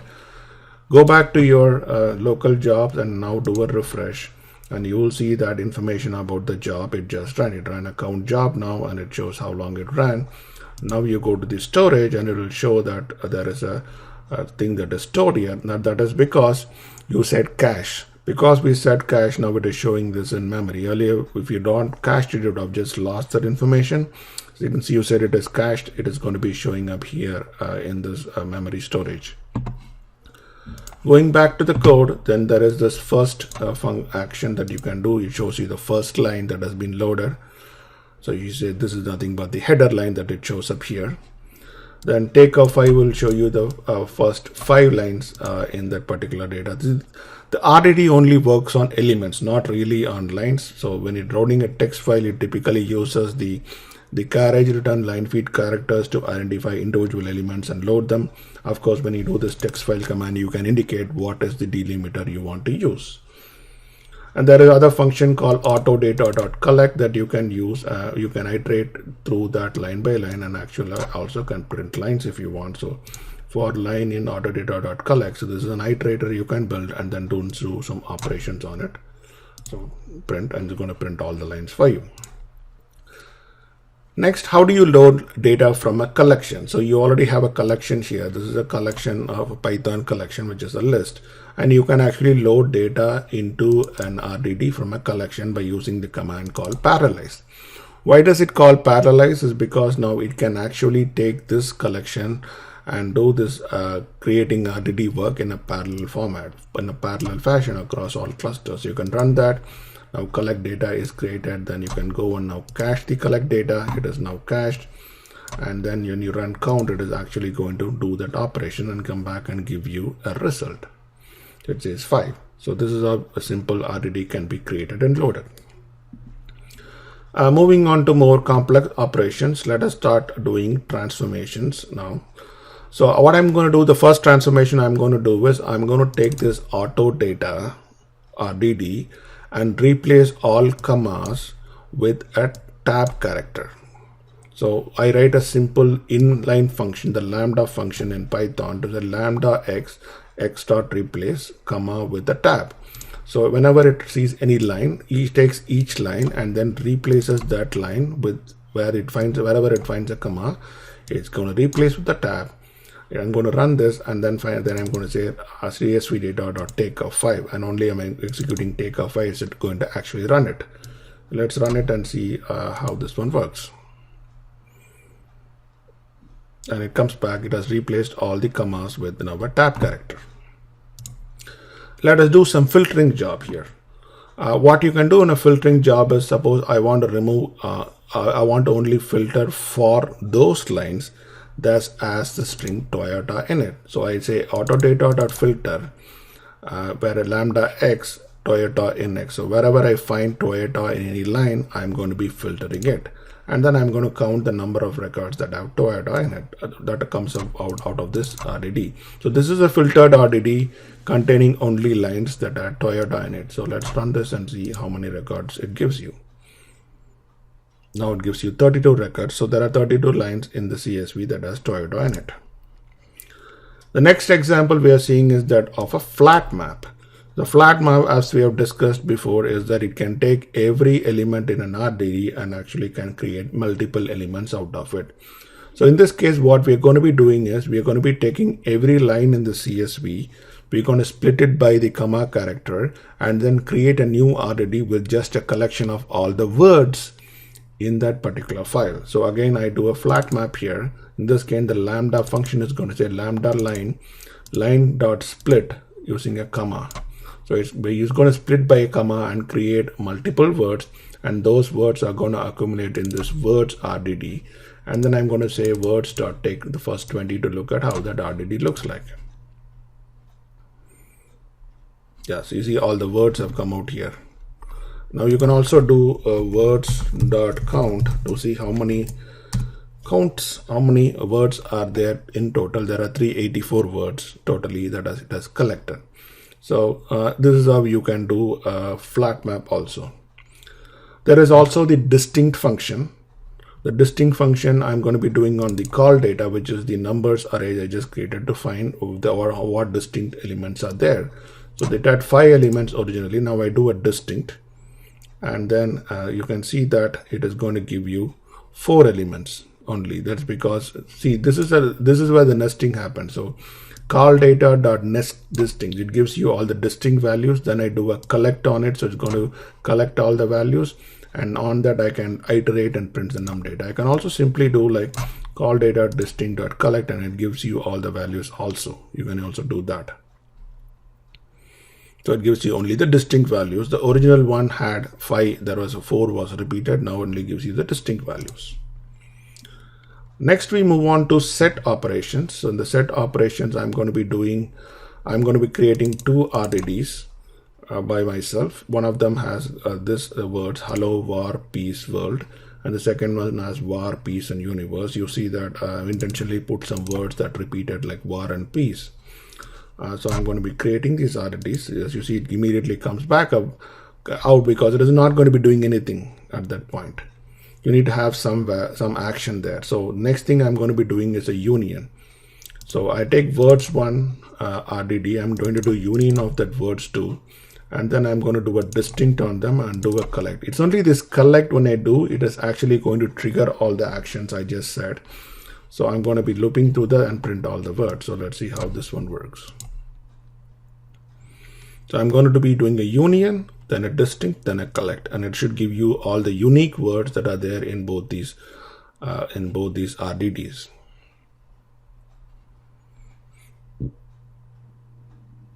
Okay, you see word, peace, hello, universe, war. Then I'm going to do the same thing by doing an intersection instead of a union, and it should only give me the common words between these 2 RDDs, which are word and peace. Again, I'm doing words 1 dot intersection of words 2. So intersect both these RDDs and then do a collect.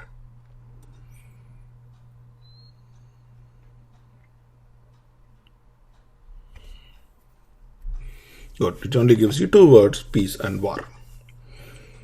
The next thing I'm going to be doing is a few more operations here. And now I'm going into actions. How do I do reduce action?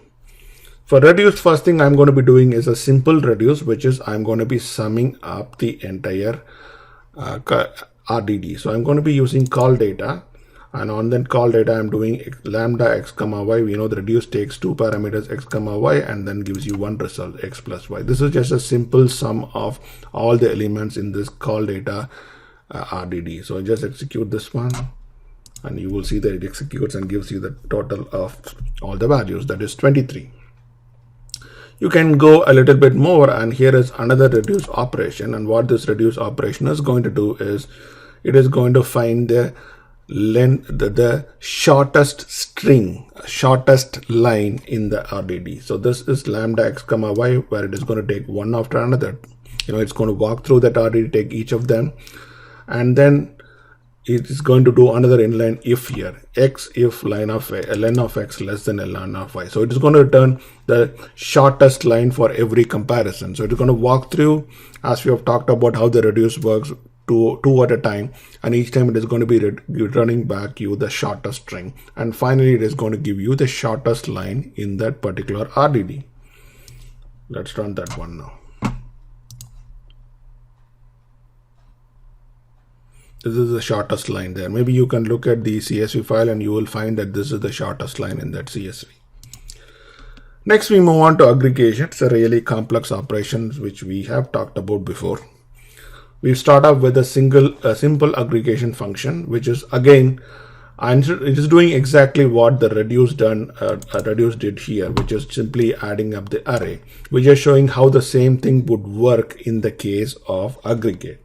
We're just going to be doing only one operation, which is the addition function. So here, the sequence operation is lambda x comma y is x plus y, because you're just taking this guy and adding it up. Then combination operation is again x comma y, which is x plus y. Because throughout this operation, there is only one item that is being passed around. You don't have these indexes like x of 0, y of 0. So sequence operation is x plus y, combination action is x plus y, because both are kind of just the same. Now you do call data.aggregate, and let us see how this one goes. It gives you the same result 23, except that it would have been optimized because the sequence operation happens locally to every partition, and the combination operation actually collects data from all the partitions together all the partitions and does the overall summarization. In this case, given that you're running on this desktop, the number of partitions is typically 1. That's internal though. The same code will run in any number of partitions. Now we go to a little complex example with aggregations, where we are going to be doing summing up and multiplying all the values at the same time. This is exactly the example that we discussed in the course lecture. So in this case, you're going to be calling call.aggregate. This is the identity value you're passing, 0 for the addition, 1 for multiplication, and then the sequence operation and combination operation. The sequence operation lambda x comma y is going to take x of 0, which is this guy, and adding it to y as it walks through each of those items in two sets, 2 items at a time. The same with this one, x of 1, which is this one operation into y. But x0 and 1 are only used for the first time. Afterwards, whatever is the result of the first use of this function is then used for the remaining items in the RDD. So that way it just keeps adding. It works very similar to reduce, except that the first function call is with respect to the identity operation and the first element, whereas in the reduce, the first call will be the first 2 elements in the RDD. In this case, the first operation is on the identity and the first element in the RDD. That's the only difference. Otherwise, it would work the same. So here you see that, okay, sequence and then combination, and then you do collect data. So this is going to do addition and subtraction at the same time. That kind of optimizes it because you can doing 2 things in one pass. So it prints out the results. 23 is the value of adding up all the values. 680 is the outcome of multiplying all the values. Do play around with this aggregate function to kind of understand it more. It is a little difficult one to understand for sure. So this is going to conclude the first part of the Spark operation example. We'll continue on with functions in the second part.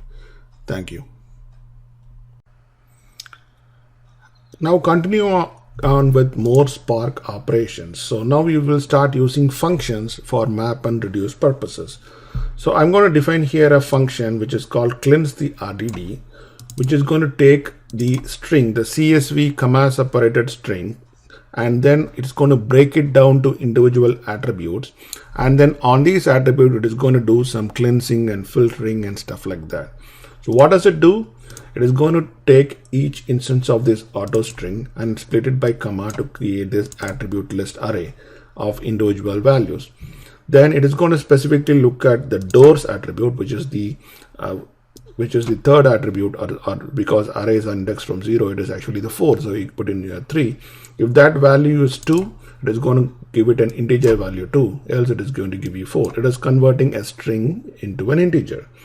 And then it is going to convert the drive string to an uppercase. So attribute of 5, which is actually the 6th attribute, is rewritten with its uppercase. So it's going to create that, and then it is going to do a simple join of the attribute list. So it's going to rewrite the attribute list by converting the doors to a number and then the drive to an uppercase, and rebuild that CSV line again and return that CSV line.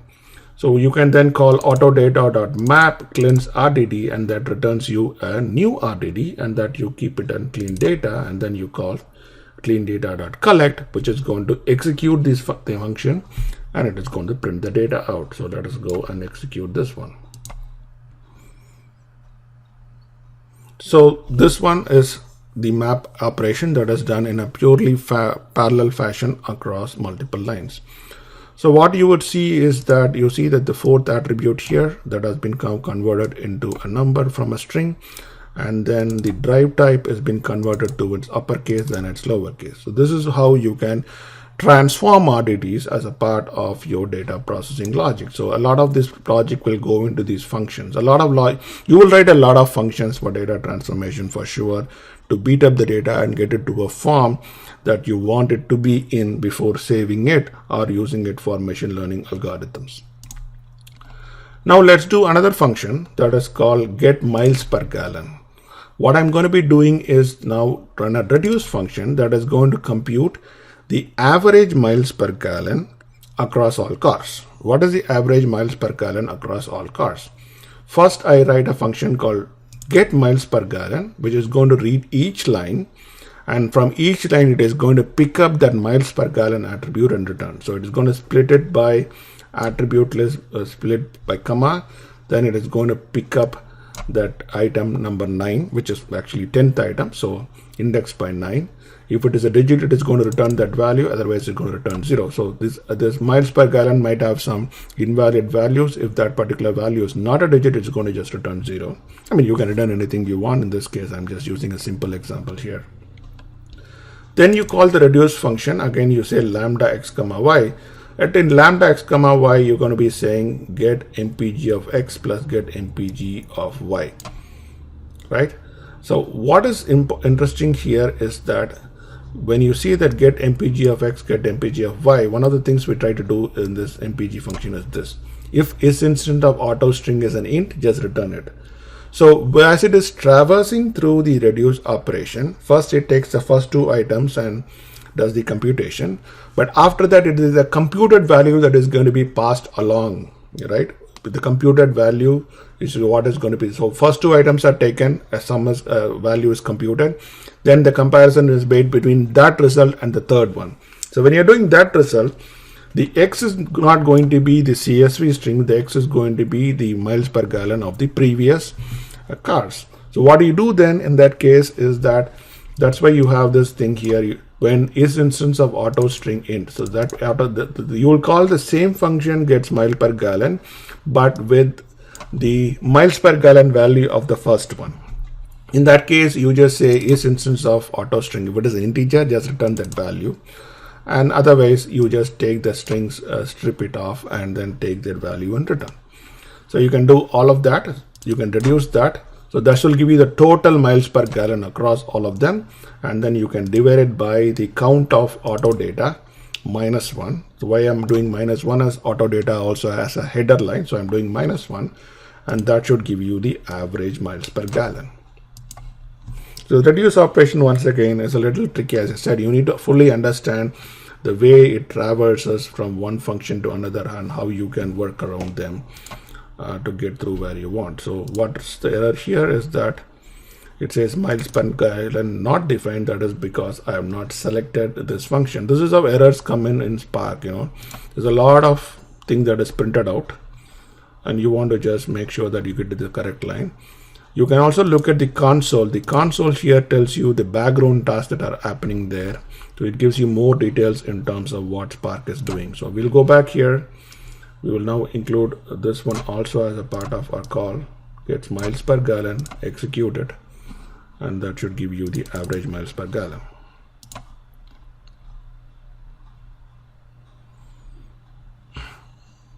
So as you can see, it is executing for quite some time. You can do caching every place if you want to, so that you don't have to spend a lot of time doing a lot of these operations. So it's saying 25 is the average. See, it is an integer because the numerator and denominator are integers, and of course you can convert them into a float if you want the results to be a float. Next, how do we do reduce operations on a key value RDD? So let us go in and create a new key value map, which is I'm going to be creating a key value map of auto brand and horsepower. We know that the same auto brand is repeated on multiple lines in that auto data CSV. So we're going to be creating a key value map first, and that is going to be by auto brand. What are the horsepowers of individual cars there? So I'm going to be using autodata.map lambda x. What I'm going to be doing is I'm going to be splitting that line, the line by comma, and taking the zeroth element, which is the brand, and then I'm going to be taking the 7th element, which is the horsepower. Of course, I could have written a function there to be more elaborate, but I'm using here an inline function. You're taking the line, splitting it by comma, picking up the 0th element as the key, and picking up the 7th element as the value. And that is how create a SIL data, and let us see how that one looks like. So this is the key value RDD we are talking about. That is going to run, and it is showing you how the key value RDD looks like.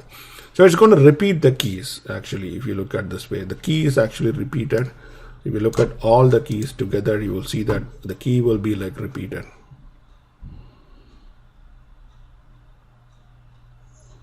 So the Jaguar, Jaguar, Porsche, Benz. So this is the cylinder data.keys.collect. So I'm only looking at the keys here, not the values. So you see that I can pick up the keys alone and print, and usually the keys will be typically repeated. So it's one line per key comma value combination that you will see here in this RDD. So once you create the key value map RDD, then you can do a few things. First of all, you see that when you do this key value map, there is a header also that came in there. So you want to just remove the header. So you first select the header alone here. So you see that make HP is sitting there. So I get the first line item and store it in the header, and then write another filter where selecting all the columns where the line is not the header. So I can do that, and then create one where the header is actually not there.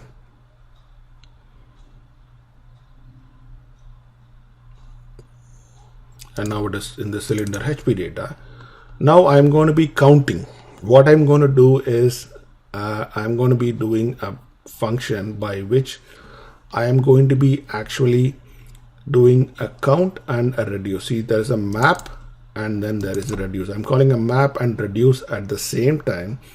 And what I'm going to be doing is I'm going to find the total of HP counts. Now, how many values are there for every brand? So I'm going to be first doing a map function for X. So wherever I see X, I'm going to be returning back X and a 1. So there is a 1 that is given added for every element in the map. And then I'm going to do a reduce by key. In the reduce by key, what I'm going to be doing is I'm going to be taking X comma Y, and then I'm just going to be adding the X of 0 and Y of 0 and X of 1 and Y of 1. And then I'm finally going to do the collect. So I'm going to be doing two things here, which is I'm going to be adding up the horsepower values as well as I'm be doing the counts. Let me repeat again. I'm going to be adding up the horsepower values, and I'm also going to be counting the total number of items in every brand, as well as I'm going to be adding up all the horsepower for every brand. So first thing I'm doing a map values. I'm going to be taking all the values that are there. I'm going to do the lambda x comma 1. So this is going to be an operation that is done on a key by key basis. So it's going to only pick up all the values for that key and perform them. And then I'm going to be giving x and 1, and then I'm going to be doing a reduce of x comma y, where I'm going to be doing an addition of the horsepower, and then I'm going to be doing an addition of the counts, and then finally I'm going to be printing.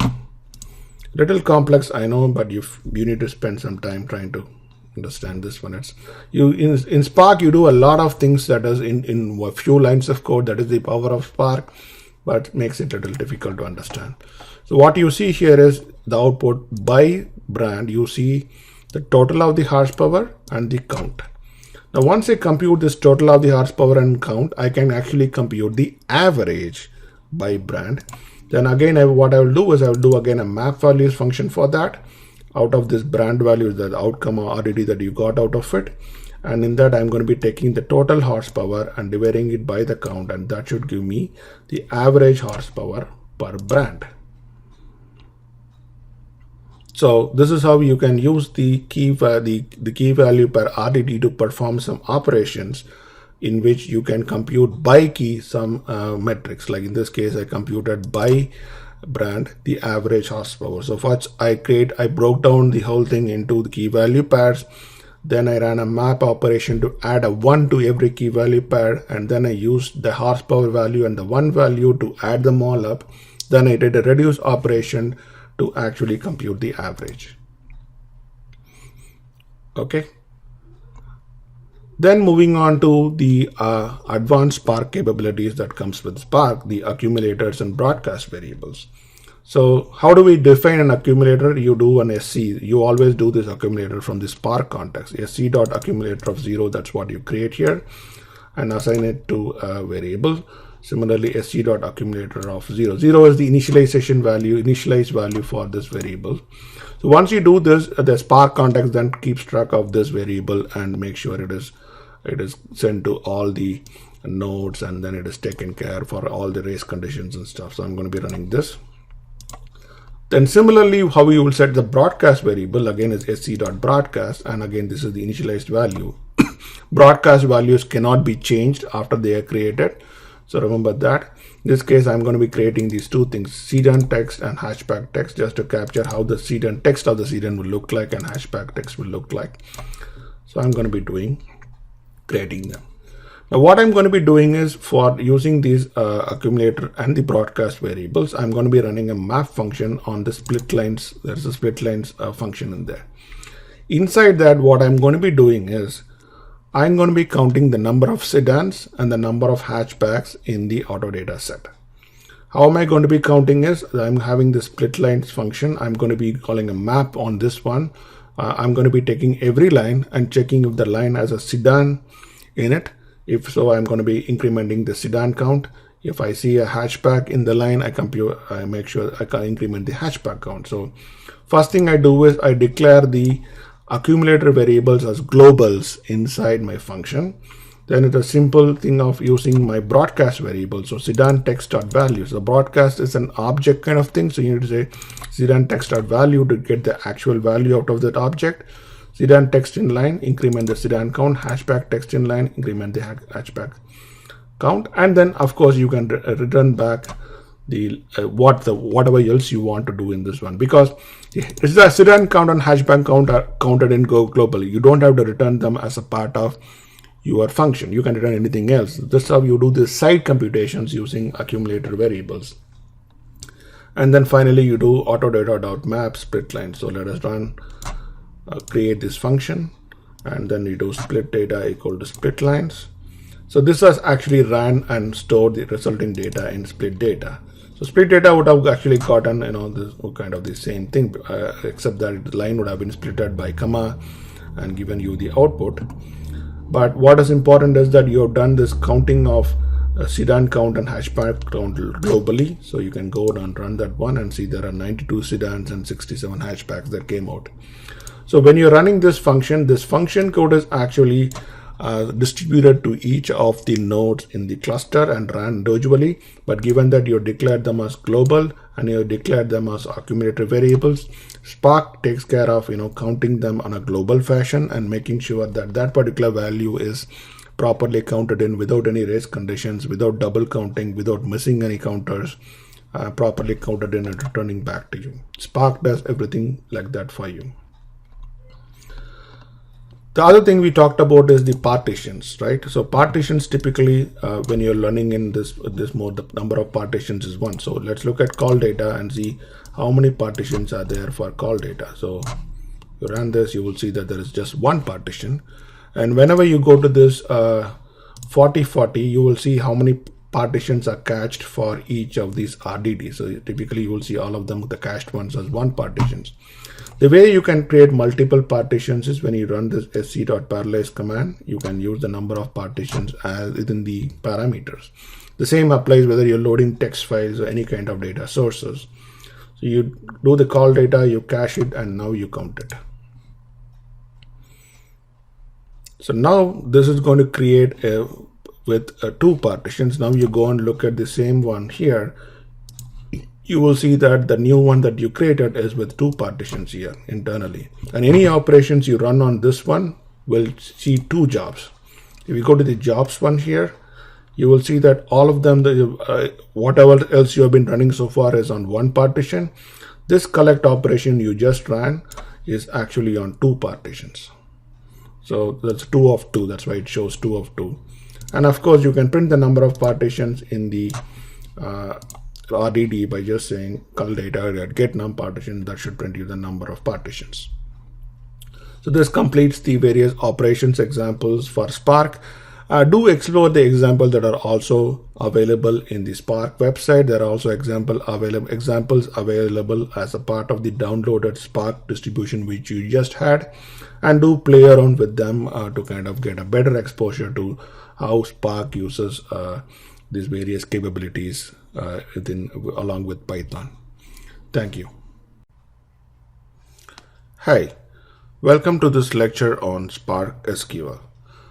Spark SQL is a library that is built upon Spark that lets you use the capabilities of Spark through an SQL-like interface.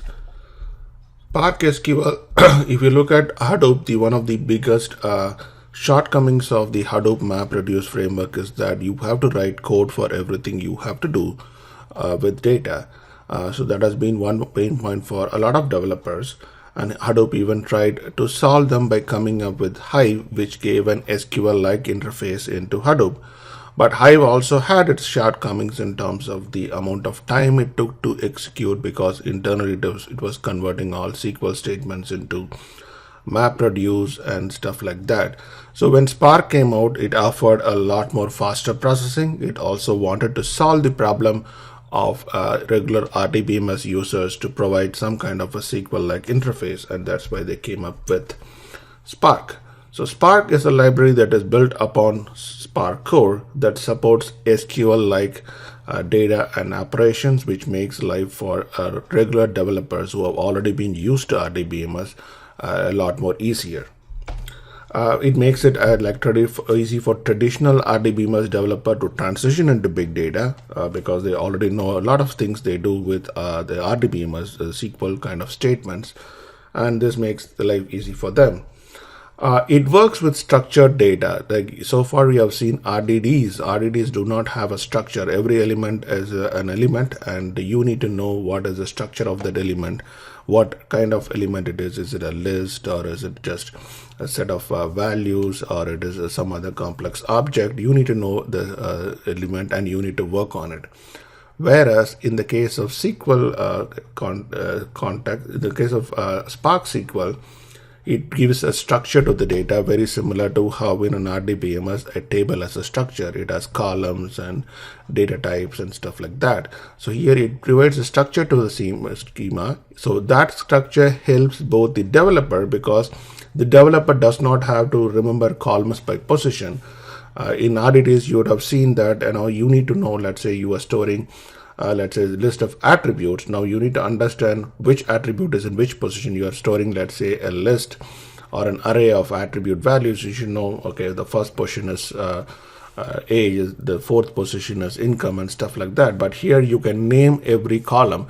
That way you can access the data by name and don't have to worry about this position.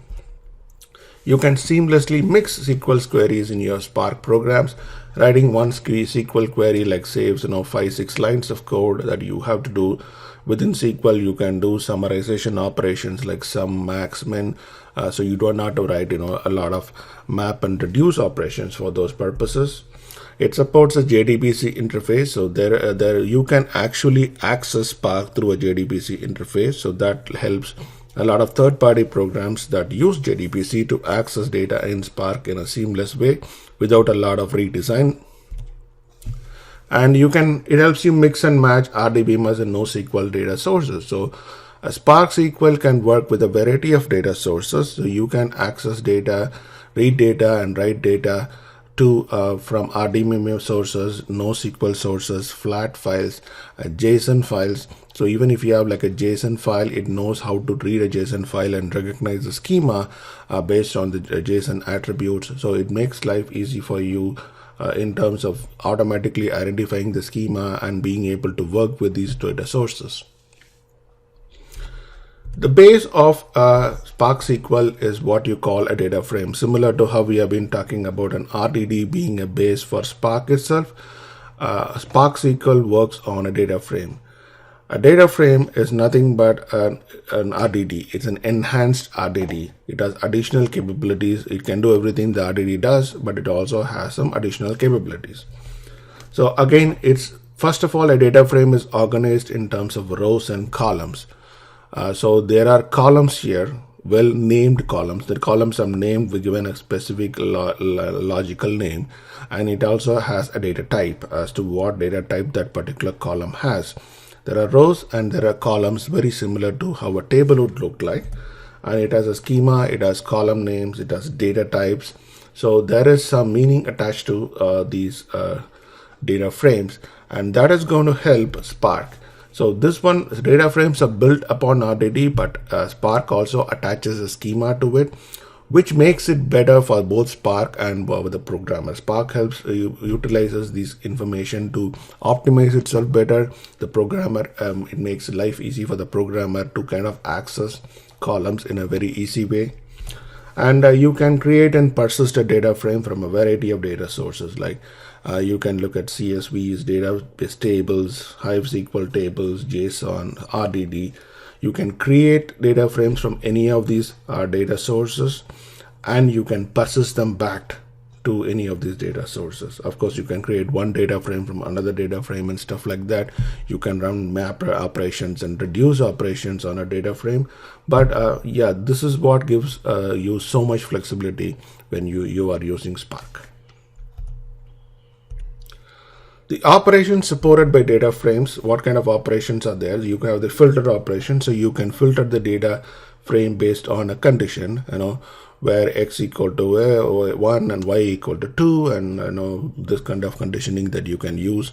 And then there is the join operation. You can do data frames based on a common column. So join is a very popular SQL operation. You can do the same thing in data frames, where you have data in two data frames, and then you can join them based on a specific column. You can have inner joins, left outer joins, right outer joins, all kinds of things there. Group by data frames by specific column value. So you can group by specific columns and then compute aggregates like sum and average. So you see, the group by and aggregation is very similar to how the map and reduce themselves would work. So, but these group by and aggregate gives you a lot more easier way to access them. Internally, of course, these operations are implemented as the regular RDD functions, but for a programmer, it makes life a lot more easier. In addition to this, there is this register as template table functionality. What does it mean is you can take a data frame and do this register as temp table in the SQL context. So we will talk about what a SQL context means in a minute.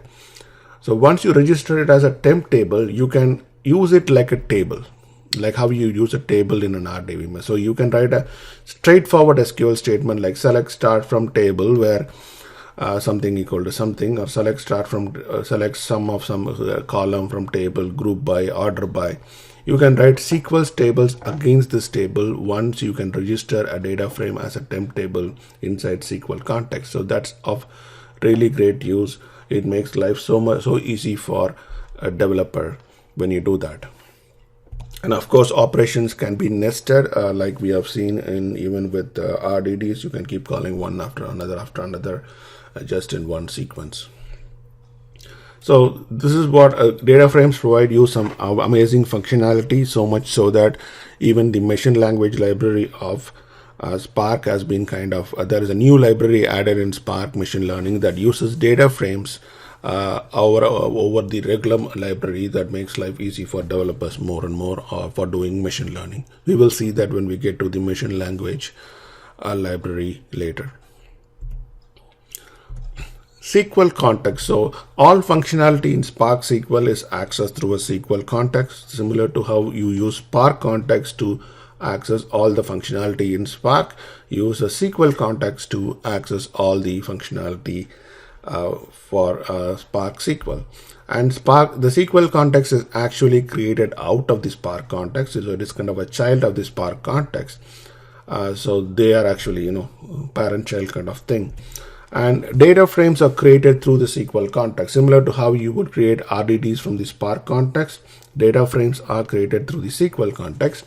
And this is what provides a standard interface to work across all data sources. That's amazing, because irrespective of what your data source is, the interface that is provided to you as a programmer is pretty similar or the same. So you do not have to do a lot of learning to switch from one data source to another data source. It's pretty simple and standardized for you. And this again, as we talked about, helps. You can register data frames as a temp table and you can run SQL queries against it. That's some amazing power provided you by the SQL context. So these are the capabilities that Spark SQL gives you. Once you get and look at the programming example, you will appreciate more about how easy it is to use Spark context for doing a variety of the activities we talked in the lecture. Hope this has been pretty helpful. Thank you. Hi, welcome to this lecture on code examples for Spark SQL in Python. Just remember, before you run any of the scripts, make sure you run the spider setup for Spark, which actually runs all this stuff and then creates the Spark context for you. That's a prerequisite for running any of the scripts that comes as a part of this course. So what do we do in the Spark SQL? Let's start exploring. First, let us set the home directory. You need to change it to whatever directory in which you have downloaded the scripts, of course. The first thing we are going to do is we're going to create a SQL context out of the Spark context. So you first import from PySpark.sql SQL context, and then you create SQL context from the Spark context. So you're just going to run this command. It's going to create a SQL context for you, and that context is available in this variable SQL context. The first thing we're going to be doing is we're going to load a JSON file directly into a data frame. So the data file is going to look like this. It's called customer data.json, and as you can see, the data file has 5 rows, and then there is information about customers: name, gender, department ID, age, and salary. So as JSON file is kind of self-describing because it has the schema, the names of the columns or the attributes, and also the values. So when you load a JSON file into a Spark SQL data frame, it automatically recognizes all the attributes and creates columns for them. So let us go ahead and read this JSON file. So the way you do is you use the SQL context, and there is a .read.json customer data.json. So you're going to load that into the employee data frame. So mdata frame is now loaded, and then you can run the show command to actually show the contents of that data frame. mdf.show is actually run and then show you the contents of the data frame. The data frame, as you can see, looks very similar to an RDBMS table. So as you can see, it has loaded age, department ID, gender, name, and salary. The column names have actually sorted in order, and then you can see that it has identified the attributes, and it has also loaded up the values, and it has kind of created a nice data frame out of the data that came in the JSON file. The next thing we are going to do is use this command called print schema to print the schema when you're creating a data frame, Spark by itself recognizes what schema you're loading it into based on the structure of the JSON file, and recognizes the various attributes. It converts the various attributes as columns here, like age, department ID, gender, name, salary, and then it shows you. Now let's start doing some SQL querying. This is the kind of querying that you're going to be doing when you're going to be using Spark for doing a lot of descriptive and exploratory analytics.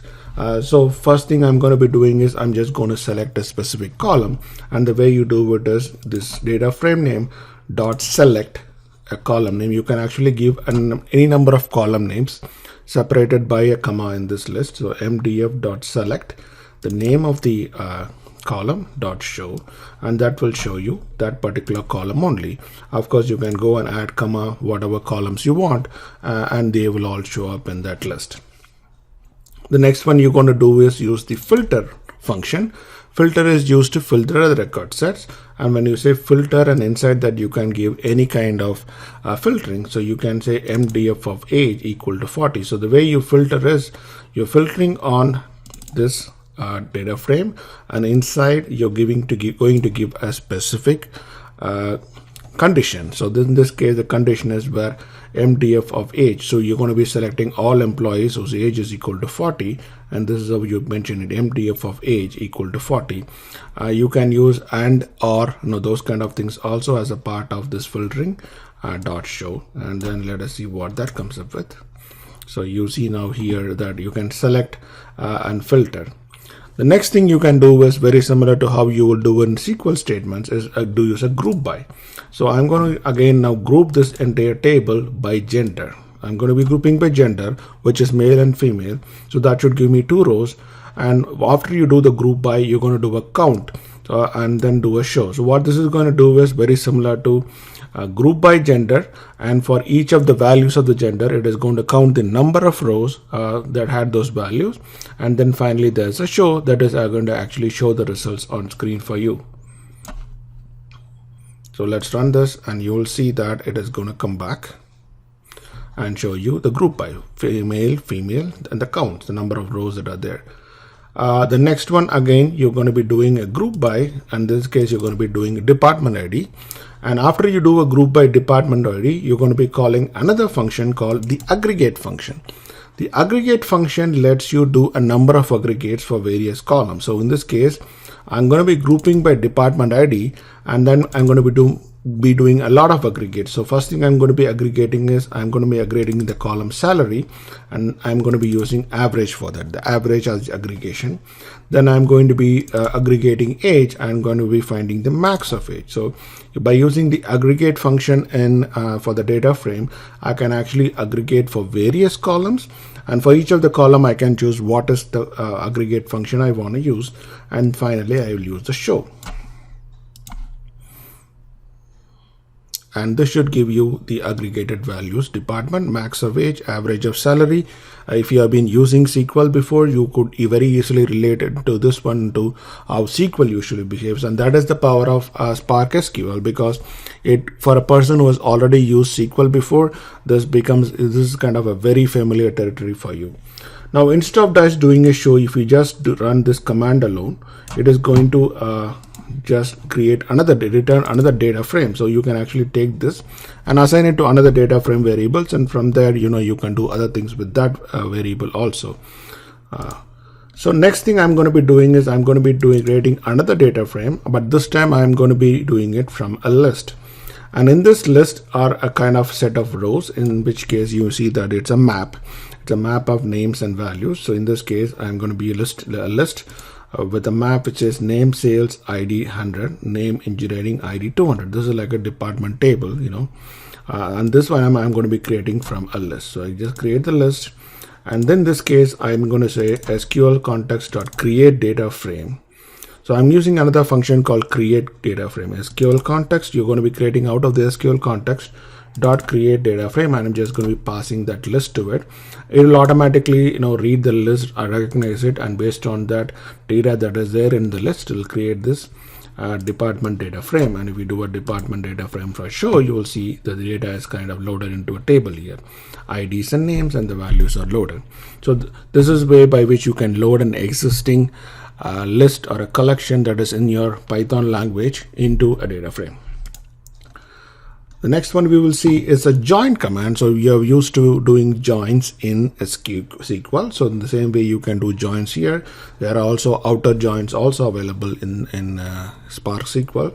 So this is a regular join. So MTF, this I'm going to be taking this MTF data frame, do a join, and I'm going to be joining with the department data frame. And how am I going to join it? Using this condition, MTF.department ID equal to department df for department ID. I'm going to be joining based on the department ID columns in both the tables or both the data frames, and that should do another simple join and give you all the columns in both the tables joined by this department ID. And as you can see, it has joined and it has also chosen the right ID and the name. So you see that the joining column is only repeated once, not twice. It kind of optimizes itself in that way and it gives you the end results. You can do a lot of cascading operations, I can do one after another in one single line. That gives you the ultimate power of what you can do with Spark SQL. So I can take mtf.filter. I'm going to be filtering. And now how am I going to be filtering? I'm going to be filtering saying mdf of age greater than 30. First, I'm going to be filtering all the records where age is greater than 30. And then I'm going to be joining with the department data frame, and on that I'm going to be grouping by department ID, and on that I'm going to be doing aggregate.show. So you can actually cascade each of these functions one by one to do all your operations in one go. So that shows you how much power Spark SQL has in doing things in very limited coding, and that's the power you want.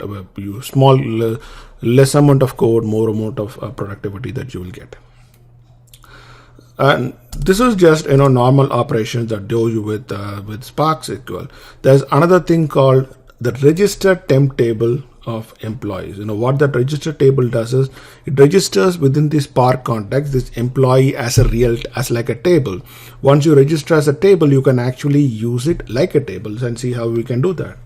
So I'm doing mtf.register temp table employees. I'm going to be registering this employee data frame MTF as a table called employees. And once I register this, then I can run actual SQL queries against this table. So in this case, I'm going to be doing SQL context.sql, and this function I'm going to be doing SQL, and I'm actually going to be executing an actual SQL statement. Select start from employees where salary greater than 4,000. So you can actually execute SQL queries, and when you do that, it is going to be returning another data frame, and then you do a show on that, and it gives you the content. So this is like a real power of Spark SQL, that for somebody who is familiar with SQL can easily write queries. And this is what you are again going to be using for a lot of analytics that you do. Then other thing is, okay, now that you have data that is in your data frame, you can actually convert it into a pandas data frame. For people familiar with in Python, you know that pandas is a very powerful library, and you can actually convert to and from these Spark SQL data frames to pandas data frames. So in this case, I'm just doing the toPandas command to convert it into a pandas data frame. And once it is pandas, I can actually execute standard pandas commands on this one. That again shows you, some of the great power of Spark SQL. Now, one other thing next thing I'm going to be showing you is how do you work with actual databases themselves. So you can actually read a database table and load it into a data frame, Spark's data frame, and this is an example of that. So you have a demo df. So you in Spark, in this SQL context, you can see there's a read.format function. In the format function, you can say that what format it is, a JDBC format, and then say dot options. In the dot options, you're going to be giving all the parameters for the database. So what is the database URL? JDBC MySQL localhost 3306 demo. What is the driver? And where is your demo table? Where is the user? And what is your password? And dot load. So this one, what it's going to do is it is going to read this particular table and load the contents in a data frame. A few things to remember here. One, instead of just giving a table name, you can actually give an SQL itself. So that SQL will be executed and the content of the SQL will be loaded in there. The second thing you want to remember is for you to do this specific stuff, you need to have a database driver. So there will be a driver Java driver file for any database that you want to use, and that file needs to be placed under the Python lib directory. You need to copy the jar file for the database driver into the Python lib directory before you start using it. So once you do that, I have a database running in my local MySQL database. It's going to connect and show me the contents of that specific table. So this way you can read database tables and also do your analytics with this one. That's again, pretty powerful. If you want to write back to the database table rather than using Spark, I would recommend use Python's native libraries to write back to tables. You can convert the data frame into pandas data frame, and then from there you can write it to a database. And here comes the most important thing you are going to be doing. How do you create data frames from RDDs themselves? So you have pyspark.sql.row, and I'm going to be importing this, and this is the same autodata.csv file which we used in the earlier examples. So this is the autodata.csv file which has information about various cars. So I'm going to be loading that into a data frame. I'm loading that into a data frame, removing the first line to remove the top header line. Then I'm going to be splitting this data line, this lines that I've read, splitting by comma to separate out each of the columns. And then I'm going to be running under the map command on this RDD to actually make a database row, create a PySpark SQL row. So in this case, I'm doing a map lambda p. So for every row, I'm going to be creating a row where the make, this is the column name, make equal to the first item of the array, body equal to the fourth item of the array, and horsepower equal to the seventh item of the array. Now I'm not loading all the columns, I'm just picking the columns I want to load, and then I'm going to be putting that into this RDD. So this is how that RDD is going to look like. So once I create this one, then I can use this to actually use this information to create a data frame out of it. So SQL data.create data frame, I'm going to give you an RDD of rows, and that will go ahead and create an RDD, a data frame of these rows. Then finally, I can register this autos as this AutoDF as autos as a temp table, and then I can do whatever queries I want using SQL context.sql, and then I can give any kind of column, any kind of queries that I want, and I can run on them. So as you can see, Spark SQL is a very simple to use, easy to use if you have already used SQL before, and also is pretty powerful, so powerful that the Spark machine learning libraries have been rewritten to kind of use Spark SQL in order to enable better usability for various users. So this is how Spark SQL works. I hope this has been helpful for you. Please do look at the API documentation on the Spark website to actually look at all the other methods and functions that are available on Spark SQL. Thank you.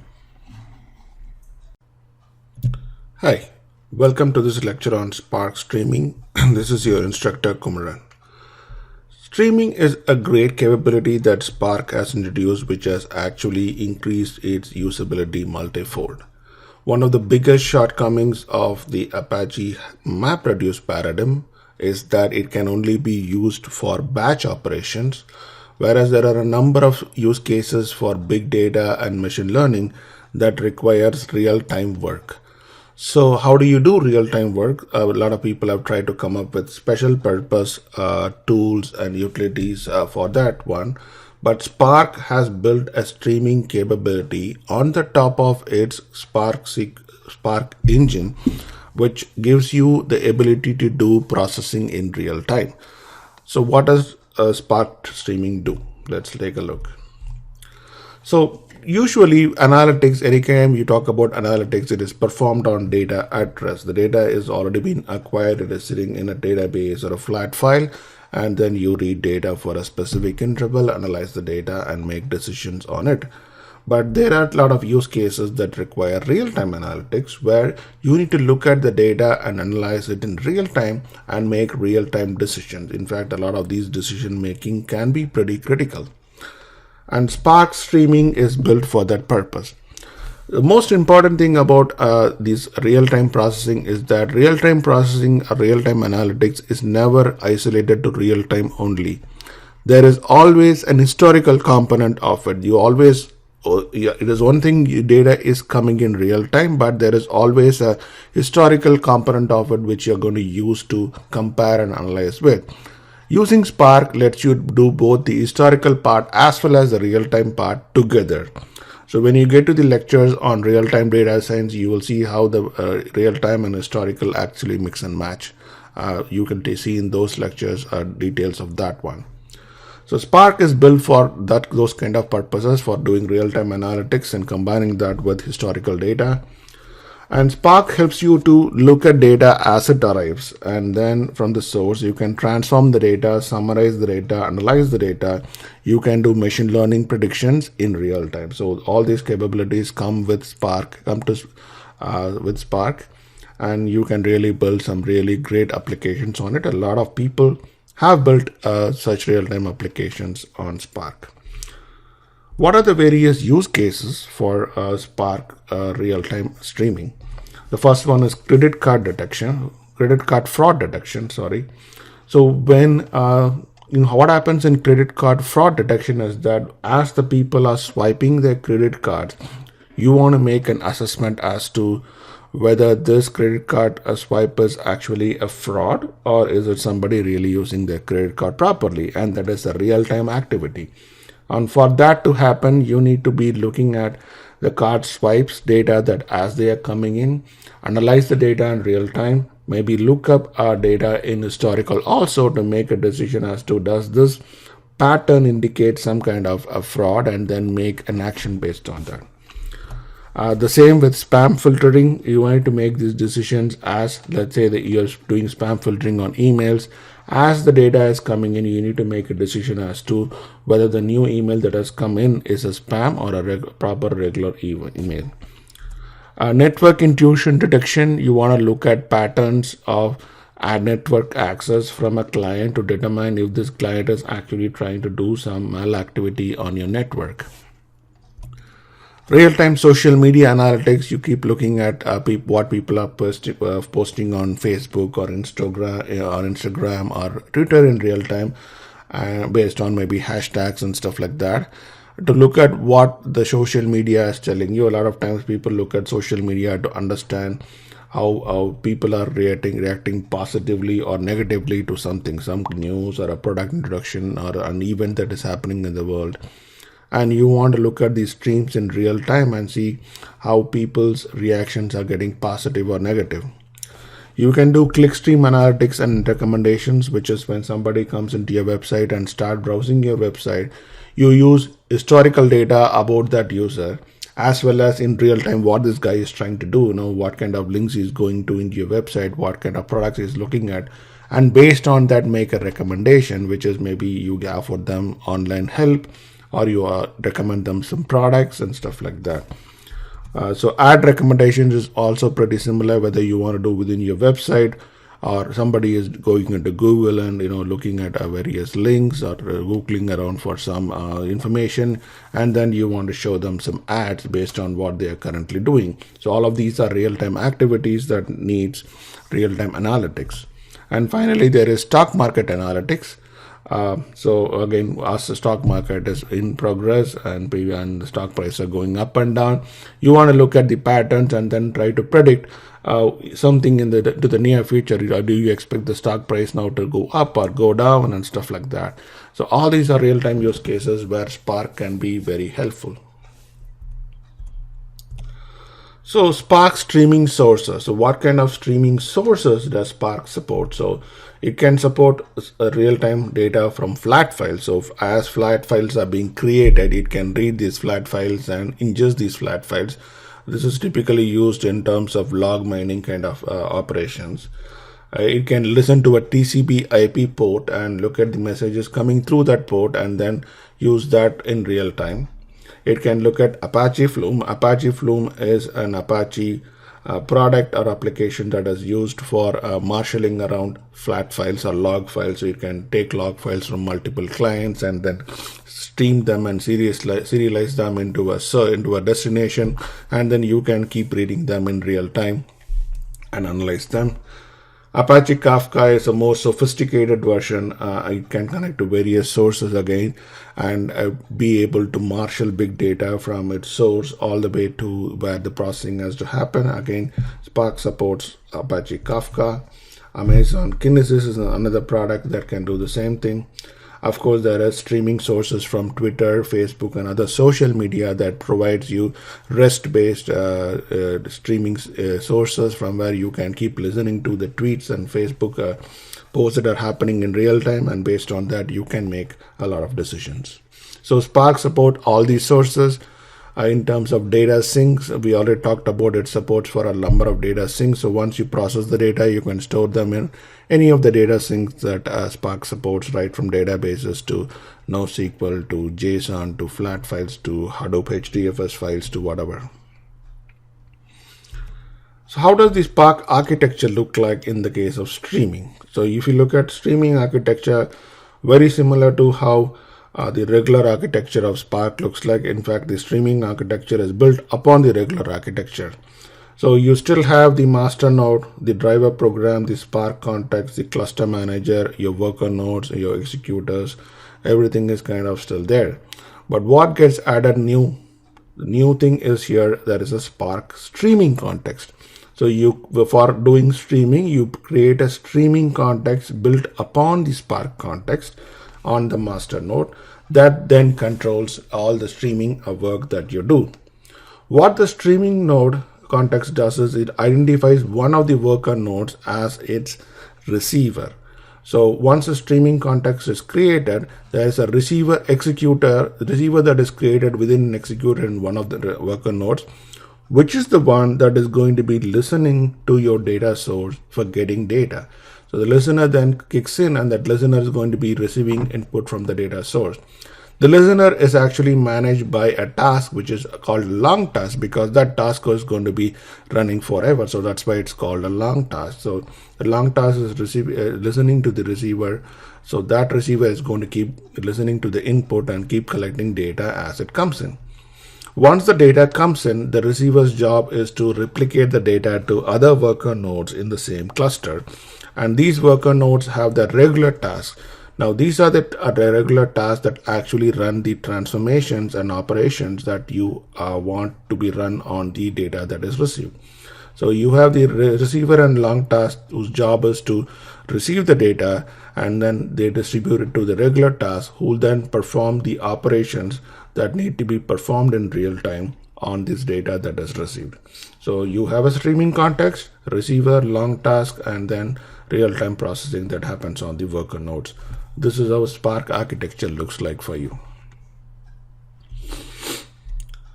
Next, let us talk about D streams. So like how RDDs are for Spark, like how the SQL data frames are for Spark SQL, D streams are for streaming. So a streaming context, first of all, you create a streaming context is created out of a Spark context to enable streaming. So streaming context is a child of the Spark context. You always begin streaming by creating a streaming context. And once you create a streaming context, it creates a D stream. A D stream is what is called a discretized stream. So anytime there's a link between Spark and the data source, it establishes and creates a discretized stream through which data continuously flows, and as data comes in through the stream, processing occurs on this stream. So the stream is the link between your Spark and the data source. Now processing on the D stream occurs in windows. It occurs in batches. It doesn't occur on a continuous basis. It occurs in batches. And these batches are called micro batches because they are very small batches that come in like in 1 second or 2 second kind of intervals.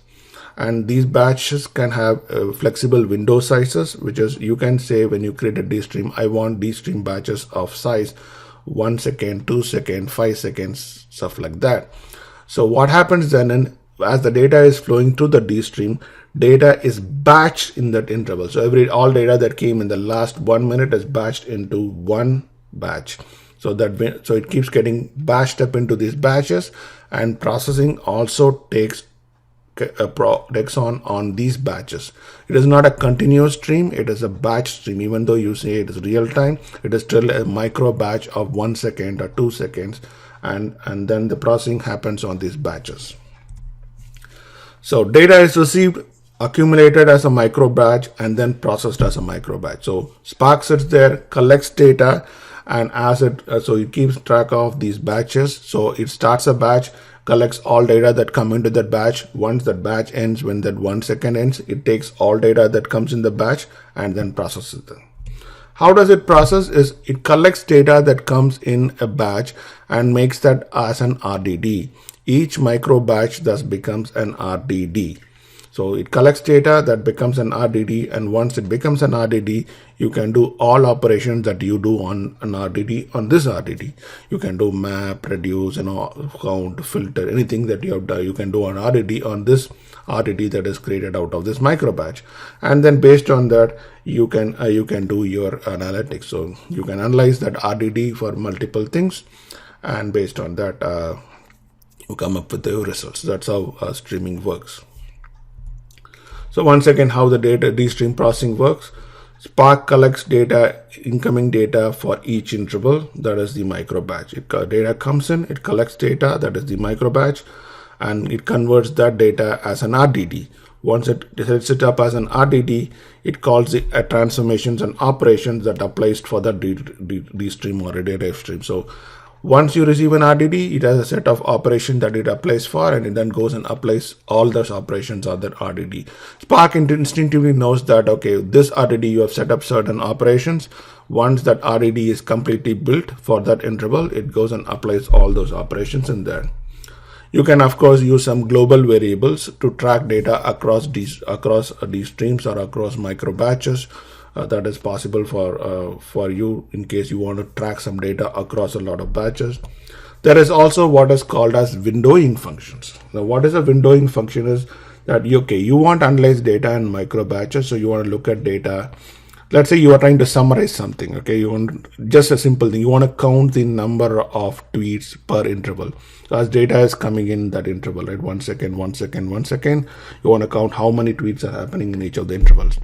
But you also want to keep track of how many tweets are happening in the last 3 intervals or last 5 intervals. Then you can create a windowing function, and the windowing function, you see that I want to keep track of the last 5 intervals. What then happens is then Spark knows that, okay, you're trying to do a windowing function. So it keeps track of the RDDs and the results for that number of intervals, and it lets you do some computation on that level also. And these windows can also have a sliding interval, right? The window is last 5, but it also need to slide because it is the last 5 means it has to keep sliding. Typically, it will slide with the same interval that is set up for the batch size. So if the batch size is 1 second, the window will also slide 1 second, 1 second, 1 second. But you can also make it slide 2 seconds every time. So you can also do that kind of thing. So you can set up a window slice for this sliding window computation as well as a sliding interval. So both of them can be set up, and that way you can do some computation for the last 5 seconds, last 10 seconds, last 30 minutes, however you want to do. These RDDs are kept in memory for a very short time. So if you want to persist the RDDs, you can take these RDD data in the RDD and persist them to either real-time sources or historical sources. You can do any of the in-memory NoSQL databases to keep track of them. Or you can persist them to a regular RDBMS if you want to. Once it is in an RDD form, you can do anything that you can do to an RDD with the data. So that gives you a lot of flexibility in terms of what you can do. So this is how streaming works. We have some examples of streaming also, which you look at in the programming examples lecture. Thank you. Hi, welcome to this lecture on Spark streaming examples. We are going to be using this file spark streaming examples.py for this purpose. Now there is a little difference between the file, between what we are doing for the other examples versus this one, in that earlier we were using the spider setup for spark.py. In this case, you won't be doing it. Rather, all the commands to set up Spark is available as a part of this script alone. And I will explain why we need this one to be separate. So if you look at this one, you see that you have the same commands, setting up the OS dir, and then setting up Spark home, and then importing your Spark configuration and everything. So let's execute that one. And then of course you're going to be creating the conf object, and in the conf object you're going to be setting up the same executor memory and codes and application names and stuff like that. And the most important thing comes here, which is trying to set up Spark context. When you're trying to set up Spark context for streaming, you say it is local of 2, and that is because you're setting up a streaming context with 2 threads. When you're doing streaming, it needs 2 threads because there is a background thread which is launched to actually be running the streaming job of receiving data and storing and doing things. And that is the front end thread that is going to be responding to whatever you are doing. So let us go ahead and create the Spark context for this one. And the Spark context is created. And then you're going to be doing now importing the streaming context now from Python. Let's do how we can do streaming for simple data. This is just a sample example. You won't be doing this in real life at all.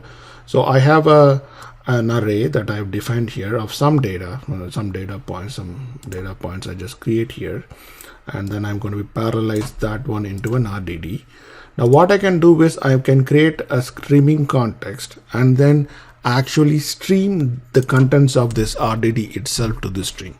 That's called what they call a queue stream. So you publish the contents of this RDD to a queue, and then the Spark context, the streaming context will actually be queuing the stream and collecting the data and doing whatever you ask it to do. So I'm just going to be creating this streaming context. You're going to be saying streaming context out of this Spark context, and you're going to be giving the interval for the micro batch interval for streaming here. That is 2 seconds. So every 2 seconds, it's going to receive the data. It's going to watch for data that is coming over a period of 2 seconds. And at every 2 second expiration, it is going to do the computation you're going to ask it to do. So I'm going to be creating the streaming context here. And then I'm going to be creating this input stream equal to ssc.queueStream of this one. So I'm going to be creating a queue stream and assigning it to this particular input stream variable. This is actually an RDD that is going to be collected as the data is coming through the string.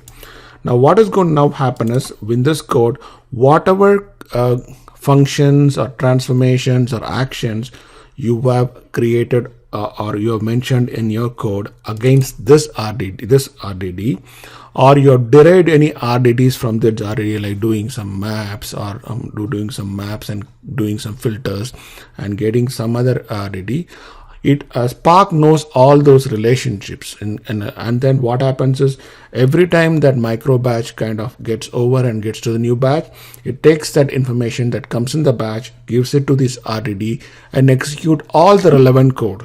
It may not be that obvious when you look at the code, but it actually knows all the related information and executes all that code for you. So here it is going to just store it in the input stream. And what am I going to be doing in the input stream is that I'm going to take the input stream dot for each RDD get output. I'm going to be calling the function get output. So this is the action I'm putting on. This is the transformation I'm putting on this input stream. Input stream dot for each RDD get output. So Spark knows that every time the RDD is created after the micro batch ends, it will go and execute this command. And what are we doing inside this function is simply print the contents of the RDD. That's all. So once you execute this, this function gets stored. Now the streaming has not started yet. You just defined what all things you want to do in the streaming, but streaming has not started. At the time streaming actually starts is when you do ssc.start. And when you do ssc.starts is when the streaming actually starts. You see that the command prompt comes back here, but the streaming is actually happening in the background. If you go to the console here, you will see that the console is busy doing a lot of stuff. You can also go to the Spark website, the 4040/jobs here, and that will actually show you all the active jobs that are running for you in this Spark context. So you see that it's doing a lot of work here, and then it keeps doing stuff. Now what you can do is, the thing about this queue stream is that it's already kind of over, because it's a small stream. The moment you said start, it has already received the data, processed the data, and completed it. So it's kind of over in a just a flash. You need to call this ssc.stop in order to stop the stream and look at the results. So you actually can see that it has actually received the data here. Only when you do the stop command will all the print statement that you see here will get actually printed. So ssc.stop actually does this print RDD collect and prints all the contents here. It's printing a lot of empty things because it's running every 2 seconds. We waited for a long time. It wasn't receiving anything at all from its input, so it's just printing blanks here. It keeps running. There's nothing in the queue for every 2 seconds after the initial burst, because it's just a small data structure and it's all over. Now this is a small example. Next, what we're going to be doing is we are going to be doing a more serious example, by which we are actually going to be listening to a TCP IP port and collecting streaming data from there and publishing it. So for that, what we are going to be doing is we have what we have done is we've written a small streaming program in Java. So you can try this yourself. All this streaming program does is it acts as a socket server, a server socket. It opens up the port 9000, waits for connections.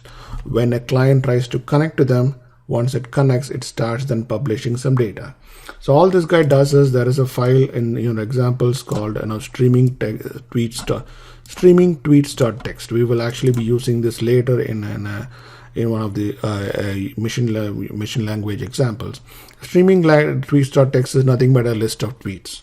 All this guy is going to do is it's going to read this file, and then it is going to keep periodically pushing some random tweets. We're going to pick a random line from this, and then it's going to keep publishing on port 9000. So any client who are connected to that port will receive these tweets, and the client that is going to connect to that port is nothing but our own example thing that we're going to see. So first let's look at this code. It's going to create a socket. So it's going to just read this file first, all the lines, and store it in a list. It's going to store the whole thing in a list. Then it's going to create a socket on port 9000, and then it's going to wait for a client to connect to it. Once a client is connected, it's going to go on a loop, and all it is going to do is it's going to pick a random line from that particular list, and it's going to just publish it, and it's going to kind of sleep randomly, sleep randomly for anywhere from 1 to 3 seconds. And why are we doing this is to just make sure, every micro batch that we receive is going to be of a different size. We're just going to be doing that one. So we're going to just go and start this guy. It's just started, and it's now waiting for a socket connection.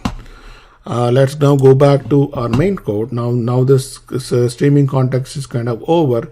We cannot do another streaming context on it. So all I'm going to do is now I'm going to just restart this kernel and reset everything. And then I'm going to go and initialize Spark once again by selecting all these commands until the streaming context. Let me just run this guy, and I'm just going to run this and create another new Spark context of 2 threads here. Now let's come back to our streaming TCP IP thing. So for this, I'm going to be creating a streaming context from the same Spark context with a 3-second micro batch duration. So let's run that one now. I'm going to be doing a number of things here. First thing, I'm going to create a streaming context for a socket text stream. It's going to be a socket, and it's going to be a text stream, and it is going to be listening to the port localhost. You can give any IP address you want, and port 9000, and then it is being assigned to this RDD lines. Now, once you do this, any other operations you have listed on these lines or out of any derived RDDs out of lines will get executed for every micro batch. And let's see what are things we're going to be doing. We're going to be doing a lot of operations here. The first set of operations we are going to be doing is we're going to do a word count. A word count basically means that we are going to be, for every RDD, we're going to strip out each of the words there, and for every word we're going to find how many number of times that word has been repeated. So let's say what do we do here is lines.flat map.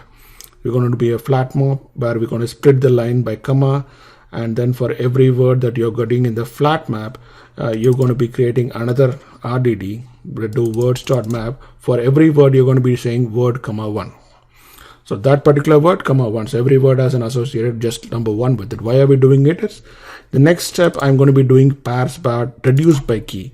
The key being the word itself, I'm going to be calling reduced by key, and for each of the key, what is going to be calling this reduce function x comma y x plus y.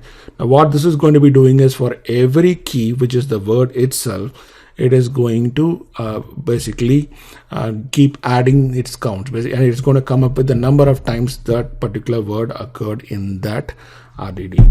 And then I'm going to be using this command pprint.to. So pprint is a special command for streaming. It is going to print exactly the top 2 items in that.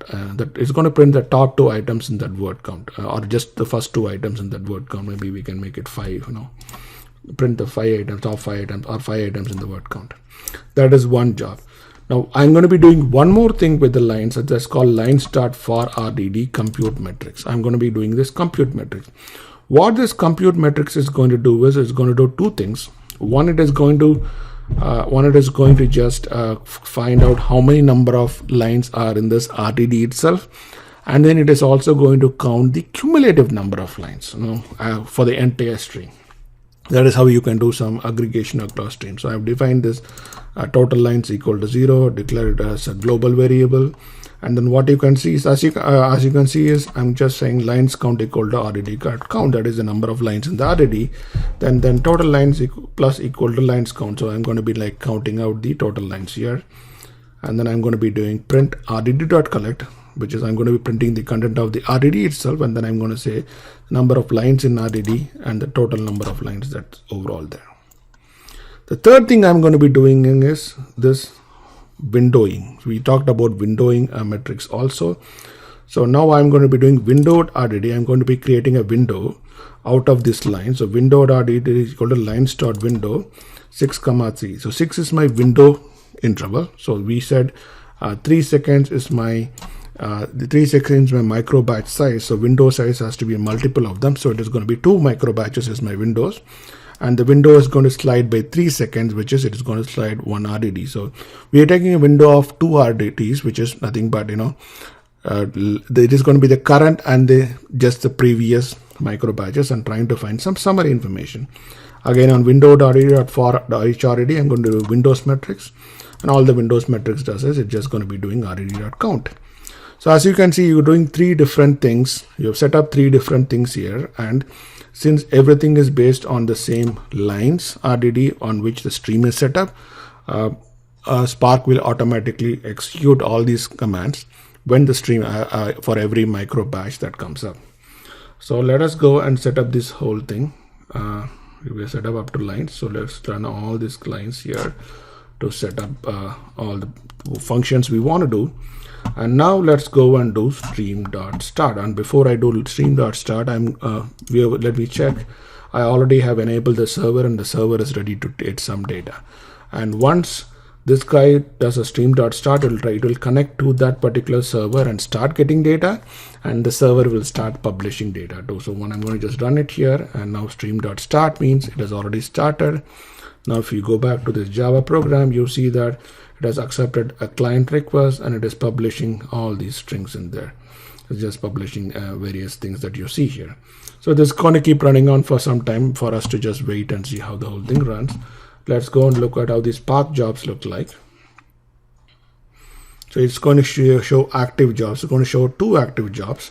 There is a streaming job. It is actually running at this point. It has been running for quite some time. And there is a run job, which is actually monitoring the streaming jobs. There are 2 jobs that will be running for some time.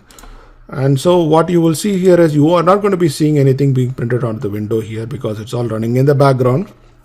Once it calls stream.stop is when you will get to see all the metrics that are there that are being computed. So, and now you can go to the console and see the console is doing a lot of stuff, it's printing out a lot of the info messages telling you a lot of streaming activity is going on in the background. So it seemed to have run, I think, for some time. So let us give it some time for it to do enough computation, enough number of batches and enough number of windows before we go and hit the stop command. Okay, so let us see how long this has been running.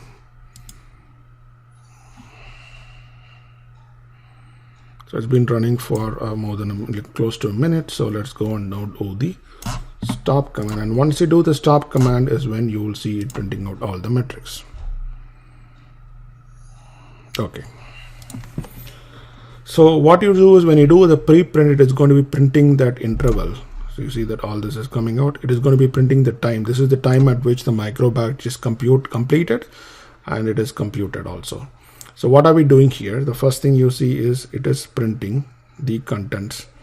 It is printing the contents of the RDD here. So in this window, there are two of them that came in. There are two tweets that came in. We were actually doing it, in a different pace. 1 to 3 second. 1 to 3 second was the delay with which this guy was published. The server was publishing. So the first one are two tweets that came in. Lines in RDD2, total lines 2, window RDD size is 2. Okay. Next we see the next one coming in. So this one has 1 and then lines 3. So in this case there are 3, total of 3 lines counted so far. This RD has 1. The number of lines in the window RD, which is the 2 batch window, is 3 because there is 1, there is 1 here. Look at how the third one looks like. Now there were 2 of them that came in the third RDD. Total lines is now 5. But the window size is 3 because it's only counting this 2 and this one. It's only counting the last 2. Next, look at the next one. This one, there are 3 lines and the total lines now go up to 8. Window is just 5 because it's counting only the first and the previous. So as you can see, you can do some processing on data within this RDD. You can create a window, and also you can do a lot of global computation, and the streaming is running. And this keeps going on. You can see that. It keeps happening this way. So this is how the whole thing is going to work. As you can see, this is how streaming works in Spark, and I hope this has been pretty useful to you. Thank you. Bye. Hello, this is your instructor Kumaran, and in this section we are going to see what is data science. Data science is something we have been hearing a lot about, but what exactly does data science consist of? What is it really about? So we are going to see 2 things in this session, and then the first thing is about what is data, and the second one is what is learning. So we're going to see some definitions of what things constitute a data science. So some of the things you are going to be seeing in this session might be things you might say are obvious things, pretty inherent things you have been used to, but it is good to take a second look at the definitions of each of them because they mean a lot to data science. They in fact form the very foundation of data science. So let us go through all these definitions here. The first thing, let us start about what is data science. Data science is the skill of extracting knowledge from data. We have something called data, and then data is something that's raw, and then you look at the data and you extract knowledge. Knowledge can be thought about as information, insight, any signal. There are different terms being used to represent knowledge, but it's pretty much something that you extract from data that is useful, and then you use this knowledge to predict the unknown. So you learn something about the past from data, and then you use that information to predict what is going to happen in the future, and that is what data science is all about. Data science, one of the goals is to improve business outcomes with the power of data. You can do predictions, but what is the use of it? The use of it is that you want to use data science to improve business outcomes. And you're going to be improving business outcomes using data. And that is what data science is all about. Data science employs techniques, theories, drawn from various areas, broad areas. It is not restricted to a single domain. So you have mathematics in there, statistics, information technology, data retrieval technologies, programming languages. We actually use a host of different techniques and theories and areas when it comes to data science. And what is a data scientist? A data scientist is a practitioner of data science. When I say practitioner of data science, we are talking about somebody who uses the theories and all the technologies and the skills of data science to produce better business outcomes. And a data scientist typically has or should have expertise in data engineering, analytics, statistics, and any other in the business domain also. And typically a data scientist investigates complex business problems and uses data to provide solutions. So the most important thing here is use data to provide solutions. So data is the driver for a data scientist. So let us go into some of the definitions of data. Now, what exactly are we talking about here when we say data? What are the various things that you have to learn about when you're talking about data? So we are going to go through a set of definitions here. Again, they might be obvious to you, but it is good to take a second look at all of them. The first thing we're going to be talking about is what is called an entity. An entity is a thing that exists, which we research and predict in data science. So an entity is a thing, an object, something that exists in the real world, about which we are going to be working on. So you have a data science problem. In the data science problem, you have a set of entities that you care about, and you do some research on them. You get data about these entities and then work on them to make your predictions. Entities always have a business context. There is a business context, which is the business problem you're trying to solve, in which the entity exists. So example of an entity, like a customer. A customer of a business is an entity. Customer is an entity, the most popular entity, I would say, about whom we do a lot of research and do predictions. A patient at a hospital is another entity. Now you see that the customer of a business and the patient of a hospital might actually be pointing to the same person, but they have different business contexts. So different business context means the same person, we bother about different information about the person. The person might be doing different things as a customer as opposed to what he would be doing as a patient. Entities can be non-living things too, like for example a car. So car is under, like, there are not a lot of non-living things on which you also collect information and you predict stuff. Moving on to the next item, it is characteristics. What are characteristics? Every entity has a set of characteristics. So these are properties of an entity. That is information about that entity. We call them maybe static information because they are kind of bounded to the entity, like name, telephone number, age. Those are all characteristics of an entity.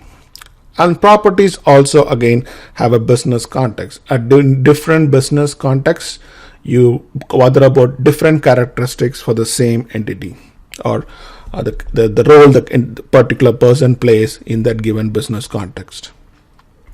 For example, it's a customer. The characteristics you would bother about are age, income group, gender, education.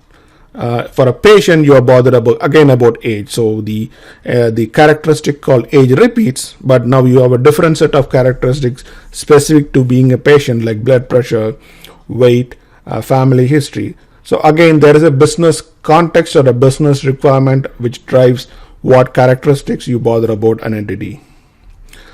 Again, cars, when you look at cars, you talk about make, model, year, the engine, type of engine like 4-cylinder or 6-cylinder, and the VIN number of the car.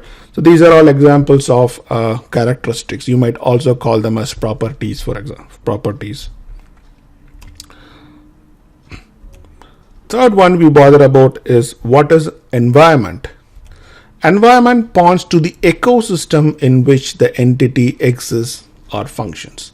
Entity doesn't exist in a vacuum. There is an environment in which an entity exists. So in that environment are other entities of the same type, other entities of a different type, like a patient entity exists in a hospital along with other entities of the same type, like with other patients. There might also be other entity types like doctors and nurses, entities that are non-living things like ambulance is an entity, a system that is used to monitor patients might be an entity. So entities, all these entities exist in an environment. So environment is shared among entities and multiple entities exist in the same environment. Environment affects an entity's behavior. So that is the most important thing. The same entity might behave differently in different environments, or even for the same environment under different conditions experienced in the environment, the same entity might behave differently. Examples of environment are like for a customer, the country, the city, the workplace the customer resides in. Patient, again, it might be the city, the climate, the hospital where the patient is currently in. For a car, it is whether the car is being used mainly for city driving or highway driving, that becomes the environment. The climate, cars perform differently under different weather conditions, like at hot weather versus snow conditions. Cars have different behavior. So all these cases, what you see is that the environment affect how the entity behaves. Now comes an event. What is an event? An event is a significant business activity in which the entity participates. Entity doesn't sit simply there, it does something. Or somebody does something to the entity. That is what you call an event. Some business activity. And events again happen in a set environment. An entity like a patient goes to the hospital, and in the hospital the entity is treated for, there is a set of tests that are administered to the given patient, and then you have some results coming out of these tests. So all these are events. Example of an event might be the customer browsing a website, customer making a store visit, a customer getting a sales call from some company to sell something. All these are events. In the case of patients, it is like the doctor's visit or a blood test. For a car, the smog test that a car undergoes, the comparison test, like if you go to any of these car related websites, you do see that they do like comparison tests. All of them are events in which an entity participates.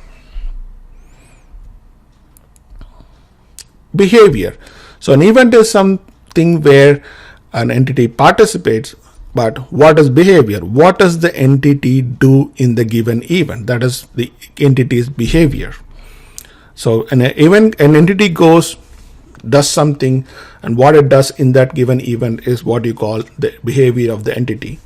Entity might have different behaviors in different environments and different situations.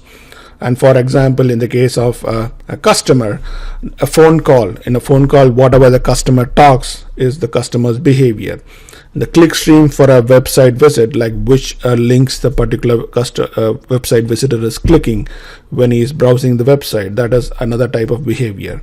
Now the response the customer has to sales offer, whether saying yes, no, is the customer happy, sad, all of them are different behaviors of the customer. Patients, nausea, lightheadedness, cramps, the patient's complaining about something, the patient's falling asleep, showing any kind of symptoms, all of them are behaviors of the patient. And cars like skid, acceleration, the stopping distances, all of them represent a form of behavior of the entities. Now these are all the various things that you see in the real world, like the entities, events, and behavior. And now comes introduction to data. Now, there is something called an outcome. So what is an outcome? The result of an activity deemed significant by the business. So you have events. In the events, there are entities. Entities behave differently in different events. But all these events typically have some form of outcome which is important to the business. An outcome is the result of an activity, the result of a business activity, for example. So an outcomes can be value. Outcomes are values, right? So outcome values can either be Boolean, like yes, no. Did the particular, somebody took a test, did they pass or fail? It's a Boolean. Boolean is basically yes or no, an type of data. The outcome can be like a continuous value, like a numeric value. Somebody took a blood pressure test, so the blood pressure value is a continuous value. Like it can range anywhere from 100 to 200. That is your continuous value. Or it can be some form of a classification. A class is basically somebody took a review of a movie, and the rating that you gave might be a class, like excellent, very good, good, fair, bad. That is kind of a classification, a type. That is so outcomes can be of any of these different types. Examples of outcomes: in the case of customer, did the customer do a sale? Is a Boolean. Whereas the sale value, how much they bought it for, is a continuous value. Continuous meaning the value that you represent is basically anywhere from 0 to 100 to 2000. It's a continuous value. Patient, the case of patient, the outcome can be the blood pressure reading, which is a continuous outcome, or the type of diabetes the patient is identified as. It is a class, like type A diabetes or type B diabetes. It is a class. In the case of cars, the smog levels is a classification. The level of smog levels like A, B, C, that's a classification. The stopping distances that happens, suppose you do a test for a car, which is an event, and then in that event you're measuring the stopping distances when you do like jam the brakes, and how much distance does it take to stop, come to a full stop. That is a continuous outcome. The smog passed or failed is a Boolean outcome.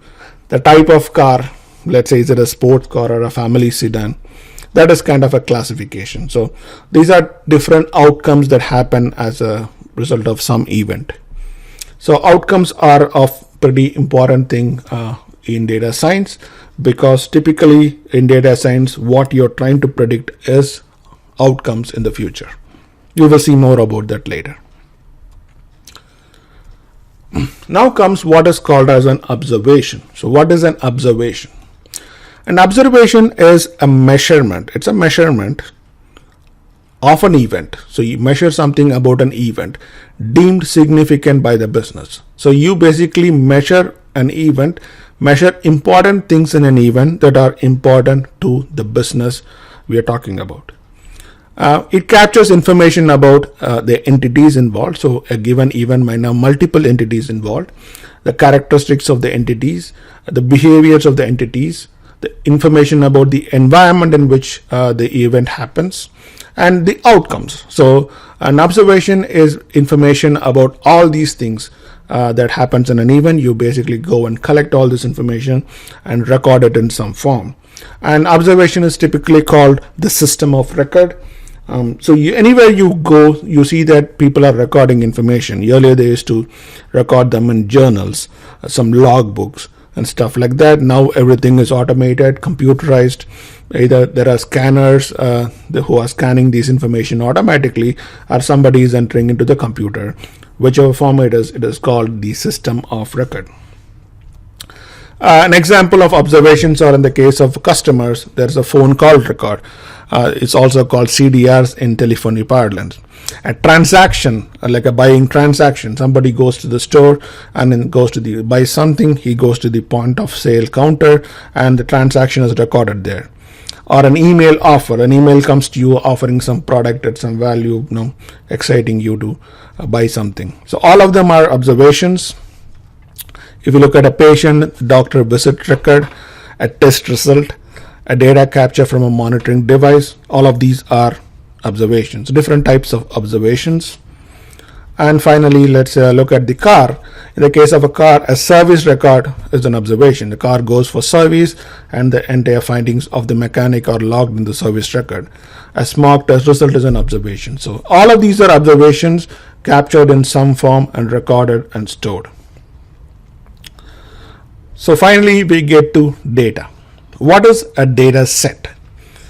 A data set is a collection of observations. So every observation records an event about a set of entities. A collection of observations for a business becomes a data set. Each observation in a data set is typically a record. This we call it more a logical record. When you look at physical record, maybe a given observation might be recorded in multiple forms, multiple user interfaces. There could be like master detailed relationships. All that is fine. But here we are talking about a logical record that represents an observation. Typically, you will have observations having an ID, like a transaction ID, a test ID, a serial number, something like that. So a data set is a collection of these observations. Each record has a set of attributes that point to characteristics, behavior, or outcomes. So if you look at an Excel worksheet, you will see that typically every row would represent like a record or an observation. The Excel worksheet itself is a data set, and every row is an observation, and every column is basically an attribute that points to either one of the characteristics of the entities, the behaviors, or outcomes. A data set can be structured data like database records, spreadsheets. It can be unstructured also. Twitter feeds are an example of unstructured data, newspaper articles. And it can also be like semi-structured, like email. So as a data scientist, you typically deal with different types of data, like structured data, unstructured data, or semi-structured data. And data scientists collect and work on data set. That is the bread and butter for a data scientist, is data, and more data. Data is collected as data sets, collected, stored, worked upon, and predictions are made based on the data set. So data set is the core of data science. What is structured data? The example that you see on the right side is an example of structured data. Data where the attributes are labeled and distinctly visible. You see that every attribute in that particular UI is labeled separately, like vendor ID, vendor name, currency ID, voucher number. Everything is labeled. It is distinctly visible, whether it is being used in a UI, whether it is being stored in a database. This is what you call as structured data, data being labeled and stored separately. It is easily searchable, it is easily queryable because they are labeled separately. Even when you do storage in a database, they are stored in different columns. So it is easy for you to write an SQL statement to query this data. It can be, of course, stored easily in tables. Tables might be like database tables or Excel worksheets. It's easy to store structured data in general. Unstructured data, on the other hand, is not labeled. So data is going to be like continuous text, like you see on the right side is a text considered about a Mazda 3 car. So this is the continuous text in which the attributes are not distinctly labeled, but they are present within the data. So things that are highlighted in orange you see are different attributes, like compact. Compact is the type of the car. A hatchback is the type of the car. A 6-speed transmission is the transmission the car has. So all of them are present inside the data, but not distinctly labeled. So this is what you call as unstructured data. Continuous text, there is no format to it, and your data is hidden or embedded inside the text. And querying, of course, is not going to be easy. When I say querying, we are talking more about not visual inspection, but we're talking about writing computer programs to extract information out of these. Are not going to be easy. Now comes the third form, which is semi-structured data. Now what you see an example here is an email. So what you see in the email is part of the data is structured and part of the data is unstructured. So in the email, you see that some attributes are distinctly labeled, like the from address, to address, CC, subject. They are distinctly labeled and available as separate columns or separate pieces of information. whereas others might be hidden within the entire text that you see there. So you have both structured data and unstructured data mixed up in the case of a semi-structured data. Some examples of semi-structured data could also be like XML documents or semi-structured data. Some information is available in attributes, some information in the C data part of an XML document. So that's all examples of semi-structured data. So in summary, what is that we have seen with respect to data? We have seen an entity, characteristics, environment, event, behavior, outcomes, and observations, and finally data set. So these are the key foundations on which data and data science is built upon. So it is good for you to know and understand each of them. So this completes this part of the section. We will continue on more in another presentation. Thanks. Hello, this is your instructor Kumaran here. Continuing on what is data science, we are going to be talking about what is learning. In data science parlance, what is learning, and which is discovering knowledge from data. The first thing we want to note is what is a relationship.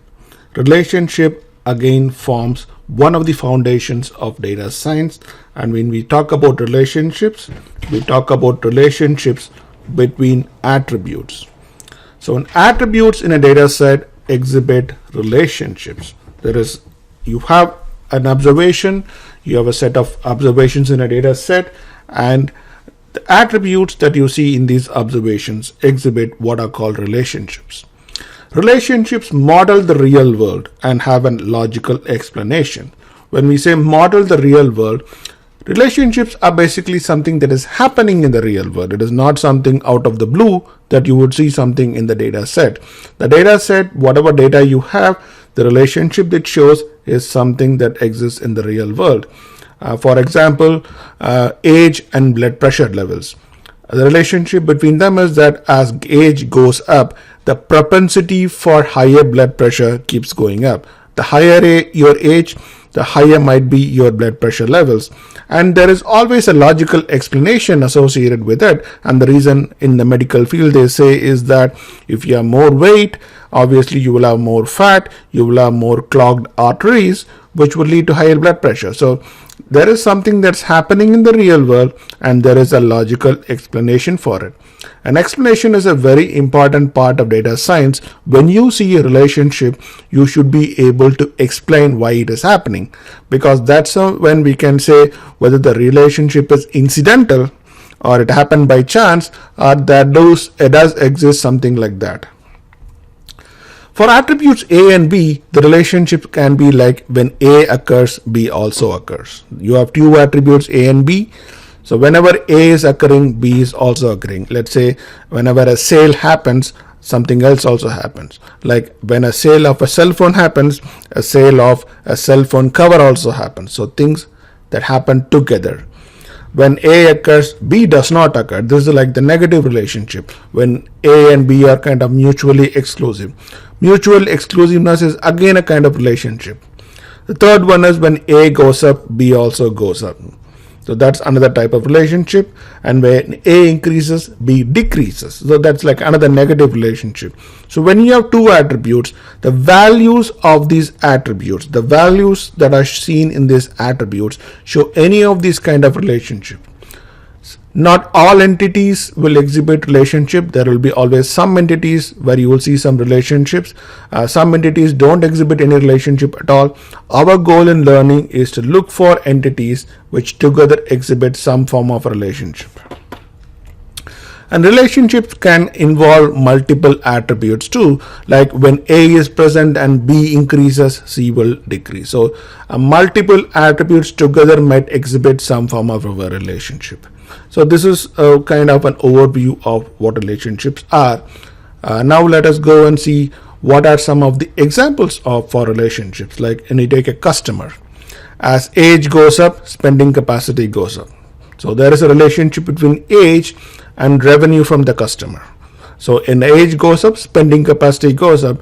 There is a logical explanation that as age goes up, possibly the person is making more money, so their spending capacity is also high. Now, when we talk about relationships in data science, these are not very concrete relationships. It's not really like a formula that they happen all the time. Now, those kind of things, like 100% kind of a relationship, is good, but what we see here is overall, in general kind of relationship. Like when age goes up, spending capacity goes up. Not all customers, not all old customers are going to spend more, but most of them. That is what we talk about as a relationship.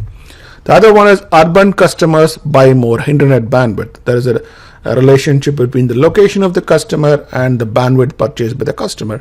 Again, possibly because they are doing more browsing. When you look at a patient, again, there are a lot of relationships you can see, like older patients have more prevalence of diabetes. There is a relationship between age and disease level. Overweight patients typically have higher cholesterol levels. There is a relationship between weight and HDL. Again, there are scientific reasons why these things happen. You take a car, there is a relationship between the number of cylinders and the mileage it gives. So more the cylinders, the less the mileage, because there is more burning happening when there are more cylinders. Sports cars have higher insurance rates. Now, this is not a technical relationship, but you will see this as a business relationship. Like a sports car, whenever the car is of a type a sports car, its insurance rates are typically higher. So there is a relationship between the type of the car and the insurance rates. Some more things about relationships. One of the things you want to bother about is when you see a relationship between two attributes, is the relationship consistent or is it incidental? Now, relationships can also be set as patterns. Patterns is what you see in data, patterns of behavior. Sometimes the pattern of behavior might be consistent because it happens all the time. You can repeatedly, when it happens all the time, you can actually predict such a behavior in the future. Whereas there could be incidental patterns, incidental relationships also. When you say incidental, it just happened by chance. There might be no logical explanation for an incidental behavior or an incidental pattern. So whenever you see a relationship, it is very important for you to make sure that the relationship is consistent versus incidental. Consistent relationships are what you need for data science. Relationships are also called as correlations. That is the technical term that you will see being used. So correlation between two entities or two attributes is what you see as when A goes up and B goes up, A goes up and B goes down. That is what you call correlation. So correlation is the technical mathematical term you talk about when you talk about relationship. And finally, people talk about signals and noise when it comes to data science. Signals are nothing but consistent patterns or consistent relationships you see in data. Noise is incidental patterns or incidental relationships you see in data. So if you have been hearing about these terms, signal and noise, they are nothing but relationships that are meaningful versus relationships that happen by chance, which are not predictable, which are just incidental. So that is the difference between signals and noise. Now comes what is learning. We keep talking about machine learning and this learning and that learning and all forms of learning. So what exactly is learning? Learning implies learning about relationships. That is the most important thing you want to know about data science. Data science has machine learning. Learning here means you're just trying to learn about relationships between these attributes. That's what learning is all about. It involves taking a domain like a hospital domain or a business domain, understanding the entities and the attributes that represent the domain, collecting data about all of them, and understanding relationships between these attributes. This understanding relationships between these attributes is what learning is all about. So models is the outcome of learning. So what do you do after you learn about something is you build a model about it. Now this learning, when you're talking about here, learning happen all the time inside the human brain. We are consistently collecting data inside our human brain, continuously learning about things and continuously building models.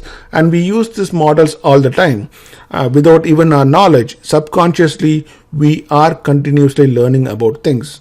And what we're talking about here in terms of data science is this learning is kind of made into a proper process, and the learning happens outside the human brains in machines. That is what is a little difference between learning that happens inside the human brain and learning that happens with machines. Is there is a process to it, there is more data to it, and there is more a way of doing it. So what is a model? A model is a simplified, approximated representation of a real-world phenomenon. So there is a real-world phenomenon that is happening, and when you do a model, you're trying to first build a simplified model. You're not trying to put too many things into the model. You're just trying to take the most important things about the real-world phenomenon and then building a simplified representation or an approximated representation of the real-world phenomenon. You can actually go and build as complex models as you want to represent the whole thing, but usually when people build models, they want it to be simplified, so it brings out all the important factors you want to bother about and ignores everything that you don't want to bother about. So it's a simplified, approximated representation of a real-world phenomenon. It captures the key attributes of the entities and their relationships. And let's say an example of a model could be a mathematical model. A mathematical model is something that represents the relationships like an equation. So you can write an equation that represents the relationship between the attributes. Like for example, you can come up with this is a formula I got from somewhere in the web. Here is a formula of how you can determine blood pressure. This is an equation. So a blood pressure equal to 56 plus the age of a patient into 0.8 plus weight of a patient into 0.14 plus LDL level of a patient into 0.009. So what you see here is you're trying to compute blood pressure from blood pressure is one attribute from three other attributes: age, weight, and LDL. Now this is an approximate computation of the blood pressure. It is never going to give you the accurate value at all, but it could be approximately close to the real world value. So here is a formula which represents a mathematical model of how a blood pressure can be related to three other attributes: weight, age, and LDL levels. There could be another model which is like a decision tree model. It is like a logical model where you ask a series of questions, and the series of questions that you ask, you include questions about various attributes, and then based on that come up with an outcome. Like you want to predict something like buying a music CD, and for the thought that you can come up with a decision model like this: if age of the customer is less than 25 and gender of the customer is male, buy Beyonce CD equal to yes. So you use two attributes, gender and age, and based on them you're trying to predict with the outcome, which is will the customer buy a Beyonce CD or not. So this is another type of models. Accuracy of models depend on the strength of relationships between the attributes. Sometimes the relationship between the attributes are very strong, such that you can predict like with 100% guarantee that, okay, if I see this, I'm definitely sure this is going to be the outcome. Sometimes the accuracy is not that much. So in that case, you might want to combine multiple attributes and see if you can increase the accuracy level. Sometimes there is no relationship at all. So it can be in any form, any kind of varying scale that you might get there. But model overall is a simplified, approximated representation of something that is happening in the real world. Once you have a model, what you can do is prediction.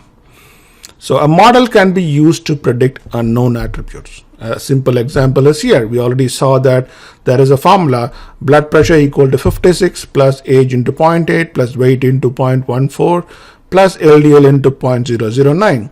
So you have here a formula that relates four attributes: blood pressure, age, weight, and LDL.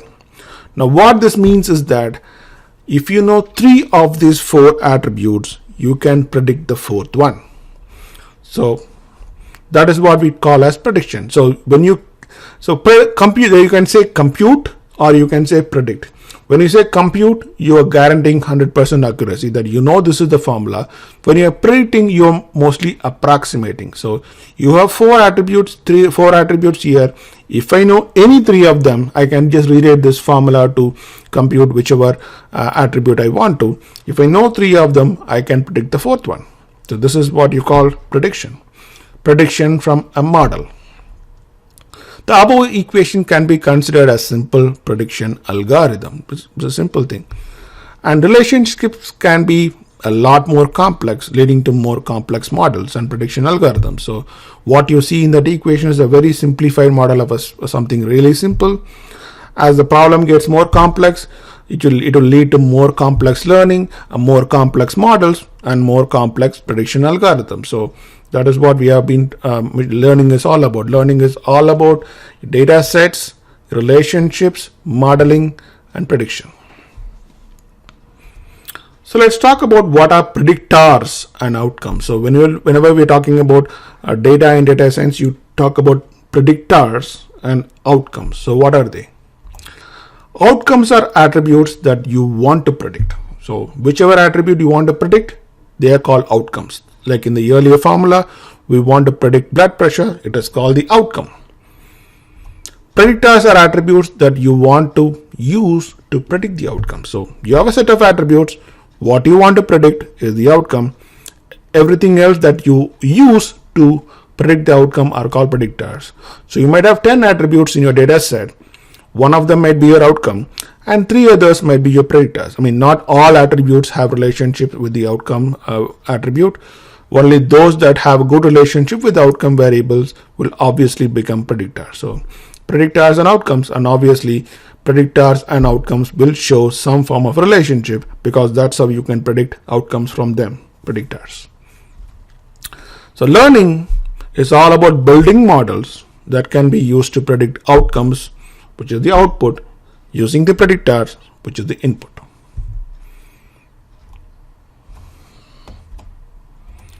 Here are some examples. We again go back to the same 3 examples. In the case of a customer, the predictors are age, income range, and location, and the outcome can be, is the customer going to buy your product or not? A patient, the predictors can be age, blood pressure, and weight, and the outcome can be, is the patient a diabetic or not? An example of a car might be like the predictors might be used things like cylinder, number of cylinders, and acceleration. And you might want to predict whether the car is going to be a sports car or a family car. So these are what you call as predictors and outcomes. One of the most important things you want to know about is humans versus machines. Humans understand relationships and predict all the time. That happens in a human brain without even we being conscious about it. We keep collecting data, we keep understanding relationships, we keep building models in our heads, and we keep predicting all the time. I mean, anytime you predict, okay, I think this is going to happen. It means that you're using a model that you built inside your head to predict something. You say, I think it may happen. It's a weak model. You say, I'm 100% sure that this is going to happen. It's a very strong model. But human being can only handle finite amount of data. Right? But for example, as shopkeepers, you have seen them, they know about their best customers or the long time customers. They know what their customers like and what their customers want. And whenever a customer comes in, they usually address them by name and they immediately know what these customers want. So even without the customer asking for it, they're going to go pick the item and give it to them. But human being can only handle finite amount of data. So they can know about the preferences of 100 customers, not like 10 million of them. So what happens then? That's when machines or computers come into play, right? We want to store all this 10 million customers information in computers and let the computers learn about the preferences and help you. So machines come into play when the number of entities and the data about them is large or huge.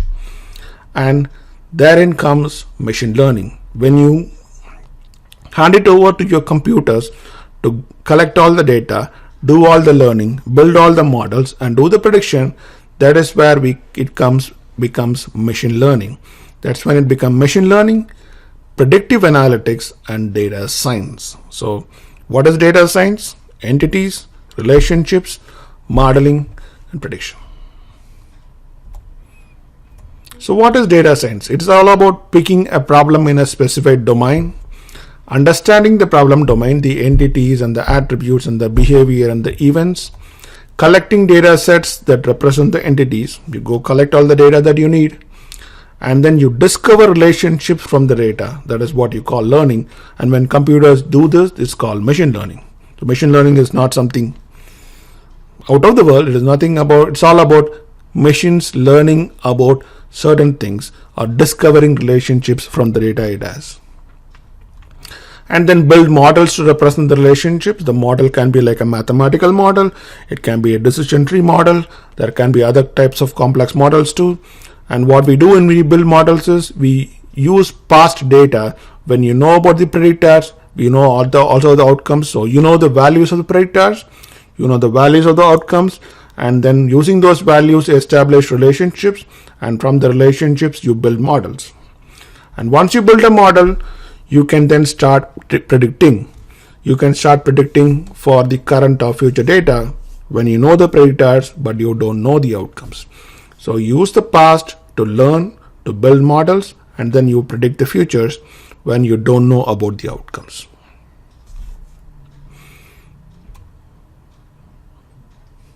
Here is an example of what a website shopper would do in the case of data science example. The problem would be to predict if the shopper will buy a smartphone. And what you are going to do about it? You get all the past purchase history of all the shoppers, right? You collect shopper characteristics like age, gender, income level. You collect seasonal information when they do buying, like what kind of things they buy during winter versus summer versus Halloween versus Valentine's Day. You collect all those relevant data that is there. Then you build models. You build models that talk about relationships about what goes up or what comes down when the customer buys and the customer does not buy. So you basically try to relate the other attributes that you know to the outcome. So you look at all the values of the other attributes when the customers are buying versus the values of the attributes when the customers are not buying. So you see that anytime the value of an attribute age is greater than 25, the customer buys. If the value of age is less than 25, the customer does not buy. There comes a relationship. Let's try to use this relationship to build a model. And then you try to predict, which is whenever you see a customer whose age is greater than 25, yeah, this guy is going to buy. That's how you make predictions. So when a new shopper is browsing, predict if the shopper will buy. You use the model and predict in real time whether the customer is going to buy a product or not. And okay, what are you going to do with the prediction now that you know the customer is going to buy or not going to buy? Is you can do some actions like you want to offer chat help. These days, whenever you go to any website, you see that a small pop-up comes up and say, do you want to talk to your live agent? So live agents are costly. They are human beings. You pay them a lot of money. So you only want to offer live agent help to shoppers whom you think are going to buy your product. So you can make an intelligent decision as to which shopper you want to offer a live agent based on this prediction. This is an example of how data science would work for you. Thank you. So, hello, this is your instructor Kumaran here, and we are going to be looking at some of the data science use cases. Let us see how the world is benefiting from data science. The use of data science is growing exponentially every day. It has been growing exponentially for the past few years, and it is spreading itself across multiple domains in like business, science, finance, and in personal life also. And recent advances in computing power in terms of hardware, in terms of software, a lot of open source software is coming into the world, like the whole Hadoop ecosystem, and predictive algorithms. The combination of all of these have made it very cost effective for you to apply data science in commercial use these days. Let's see some of the examples of using data science. The first, let us start with finance, where finance is all about making money and saving money. So fraud detection, credit card fraud detection is a very important application where data science is being used. So what happens in credit card fraud is that credit card frauds exhibit patterns, certain patterns in which they happen. Whenever you look at transactions that are related to credit card fraud, they exhibit some pattern, some kind of a relationship between the various entities and their attributes. And it is these patterns that are basically captured in the historical data, and they are used to build models of fraudulent transactions. So the historical data has good transactions and fraud transactions, and they are then used to build models as to how a fraudulent transaction is going to look like. So whenever a new transaction occurs, the transaction is immediately evaluated using computers, using the model to come up with what you call as a fraud score. A fraud score basically tells you whether a particular transaction is a fraudulent transaction or not. It is a score maybe from 1 to 100, and whenever that score crosses a specific threshold, it's immediately flagged as a possible fraudulent transaction. It is then some action is taken, like some calls are being made to the credit card owner as to asking him whether he's doing all these transactions. Sometimes the credit card is immediately blocked from further transactions until they make the verification. So there are some actions taken like this. So fraud detection is a very important application for data science in the financial world. The second application you would see is about retailing. So you will see that whenever you go to a website and do your shopping and put some items in your shopping cart, immediately you see some recommendations coming up. Like in the case of Amazon, you would immediately see a recommendation like items frequently bought together. How do they make these recommendations? It's again, items exhibit patterns on how they are bought together, like cell phones and accessories, books. Some items that are frequently bought together, they exhibit those affinity patterns. So based on that, they build what are called affinity scores between the items. So between any pair of items, there is an affinity score assigned. The higher the affinity score, the more frequently these items have been bought together. So what happens next? Whenever one of those items is bought by a new shopper, immediately items with high affinity scores to that original item, are immediately recommended. So you use the affinity scores to recommend more items to the shopper, with the idea that if the past shoppers have bought them together, possibly that's how the next shopper is also going to do, and that way you to do more cross-selling and upselling. Contact centers. So we have contact centers which have been traditionally used for customer service. The use of contact centers have grown today to do more sales and a lot of more high-end sales and support. And they have also started using data science to improve their performance. And how do they do that is this. They have started scoring callers as well as agents. So past interactions are used to score callers based on their value in terms of how much the business value is, what type of caller they are, how much business they have already done with the company. They are using that to score the callers. They are also using doing scores for agents based on their ability to sell. High selling agents versus low selling agents, or agents who have the ability to handle a specific type of problem, like agents who can handle problems in a specific product or a specific type of, let's say, a network issue versus a phone issue, things like that. So what they then do is they try to match the right callers with the right agents based on the scores. And the idea is once you match the right callers with the right agents, it is going to optimize your business outcomes. And then call recordings. You see that whenever you are talking to a contact center, they are always going to say your call may be recorded for quality purposes. And what they do with these call recordings is they're going to apply machine learning algorithms on these recordings to understand the quality of the call and outcome and use them for future enhancements. And finally, we look at healthcare. Now, predicting disease outbreak. This has been a fantastic thing that has happened of late. Is you can predict disease outbreaks by looking at what people are searching in Google and what they are tweeting in Twitter. So dataset is collected from public domains like Google searches and Twitter feeds and stuff like that. And these data is always linked with the location information. So whenever you are Googling something or whenever you're tweeting something, the location from where you're doing it, that is always collected. And then this information is then collected, like what you're tweeting about or what is that you are Googling about, along with your location, to come up with patterns. So are people doing these kind of queries on a specific disease from a specific locality?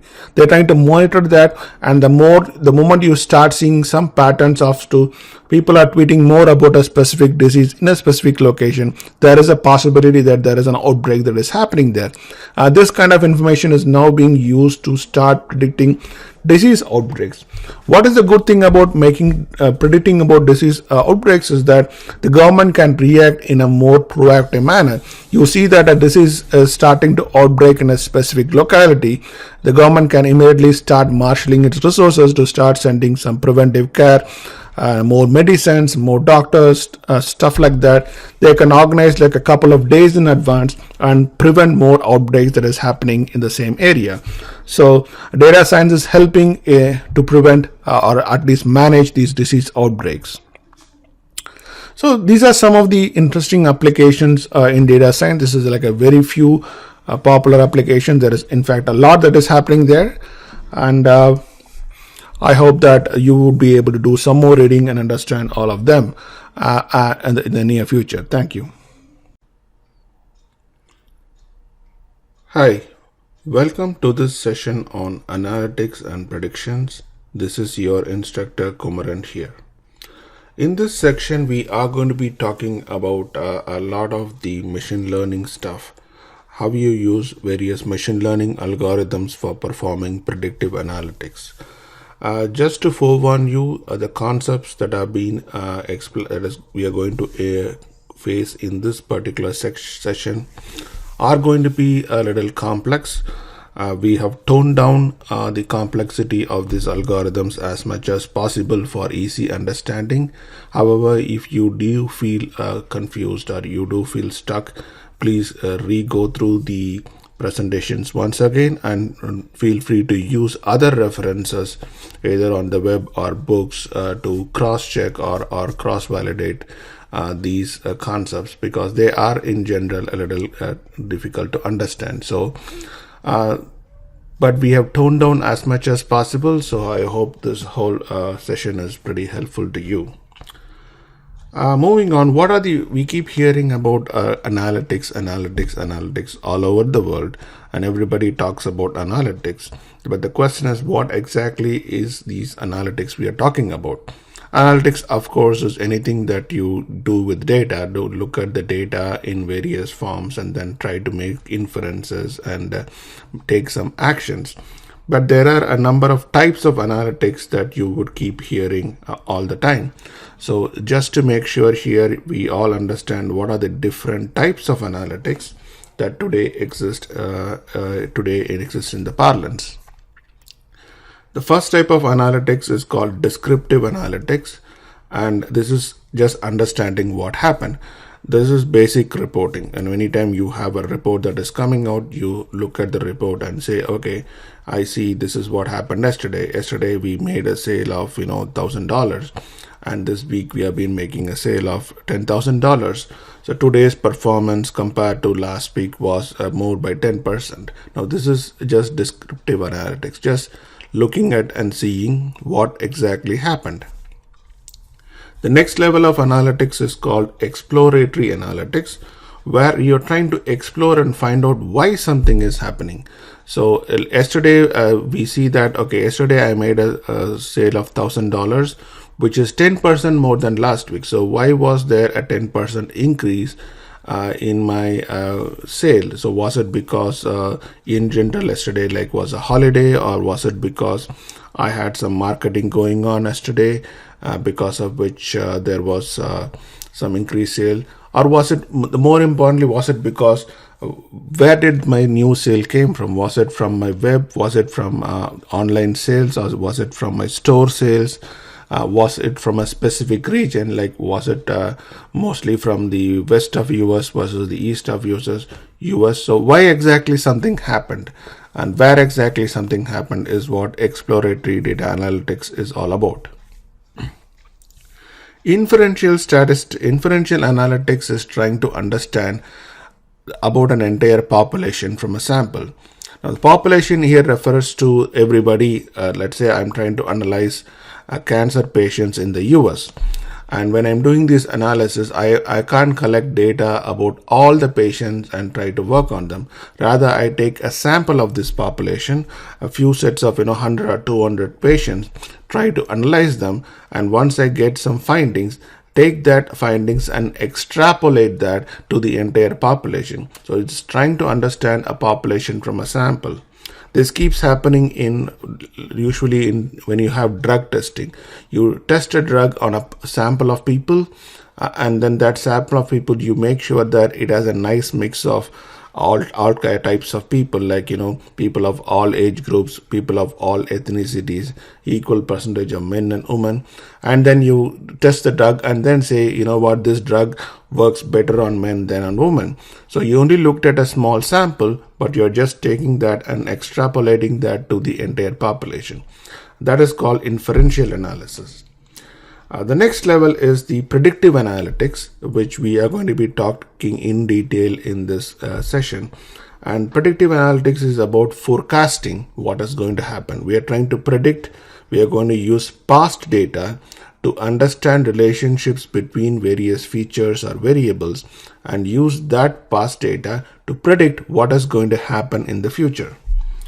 Causal analysis. A causal analysis is where you're trying to figure out what will happen if I change one variable. If I change one variable, how is it going to impact the other variable? Suppose, for example, in marketing, we have, let's say, two things. I have price, I have discounts, and I have total sales. So I have price, discounts, and total sales, and I'm trying to understand how will my total sales be impacted. Suppose I change the price of my product by $20. How is it going to impact my total sales? What will happen if I give a discount of 30%? How is it going to impact the sales? I can also analyze for various slabs of discounts like 30%, 40%, 50%. When I do these discounts, how is it going to impact my overall sales? This is called causal analysis. And the final thing we keep hearing is what we call deep analytics. Deep analytics is really not a type, it is just a term that is being used in popular paradigms, where it is the use of advanced techniques to understand large and multi-source data sets. And deep analytics involves any of these other ones we talked about. It will involve exploratory, inferential, predictive, and causal kind of analysis. In general, deep analytics is like an advanced level of analytics that you do. Let's look at what exploratory data analytics is. In exploratory data analytics is one of the first steps you do once you get your data into shape, and that main goal of the EDA is to understand the predictors and targets in the data set. You want to understand how the predictors look like, how the targets look like, what are the relationships between the predictors and the targets. How are the predictors correlated with the targets? How are each of the predictors correlated with each other? You try to look at the relationship between these variables and trying to understand how when one goes up, does the other also goes up? But like one goes up, does the other does not get impacted at all? You try to understand these relationships when you do an IDA.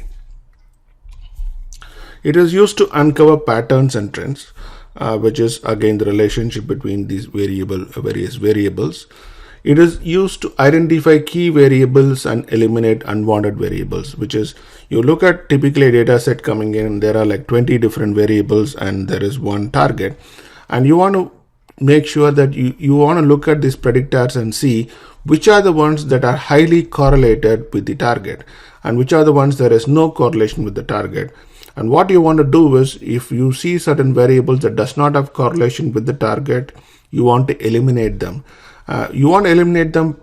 Why do you want to eliminate them? Is because even if you pass these variables to a machine learning algorithm, the machine learning algorithm will simply ignore them. But it has to spend a lot of time and resources. The machine learning algorithm has to spend time and resources trying to work on these variables and understand its patterns, which means it is going to take more time and more CPU power, more memory and stuff like that for it to execute.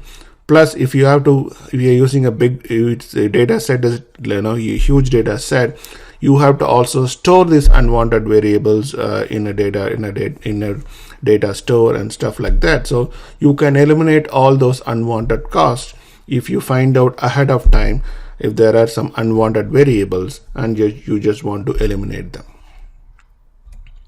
It is used to detect outliers. EDA is also used as a great tool for finding out if the data contains some outliers and whether you want to eliminate them or not.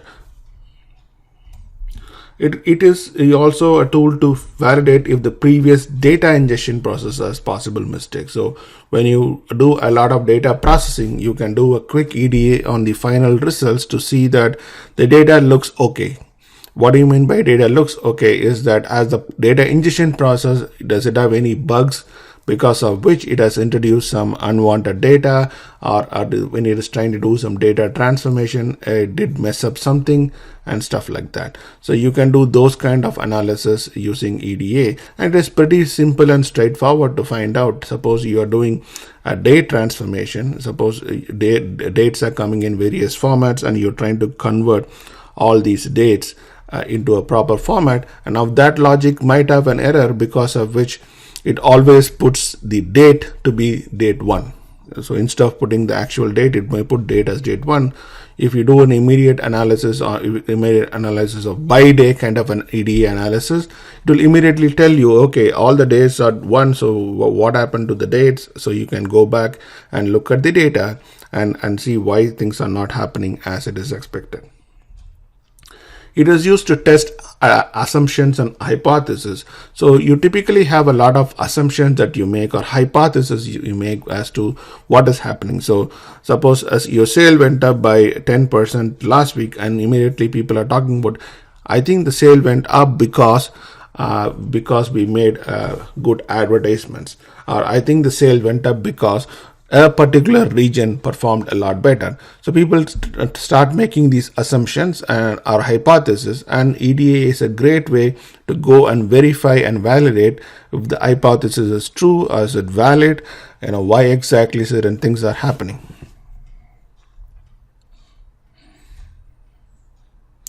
The tools used for EDA are the tools we have already looked at or we would be looking at as a part of our class. So correlation matrices are one of the most primary tools for EDA. We would be using that in all our use cases to look at and understand how the data looks like. Box plots tells you the variations in the data that is coming in. Scatter plots lets you analyze the relationship between two variables. Principal component analysis helps you understand. Principal component analysis is an automated way of looking at your data, taking the variables with high predictability and throwing away variables with low predictability. So it is a good automated way of eliminating unwanted data. Histograms, of course. Histograms again are a great way to look at data and understand the trends and patterns. Thank you. Hi. In this session, we are going to be looking at what are the various types of machine learning and in general what machine learning is all about. We have seen some of this when we are going through the data science concepts. So let us try to reiterate some of them.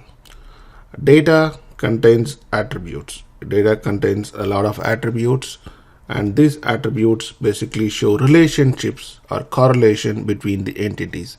So if you look at data, there are predictors, there are outcomes, and looking at the data, you can see how one variable influences the other variable. Learning, the process of learning is about understanding these relationships or correlations between these entities. This is what you generally call as learning. or at least in this term of data science, learning means understanding the relationships between these entities.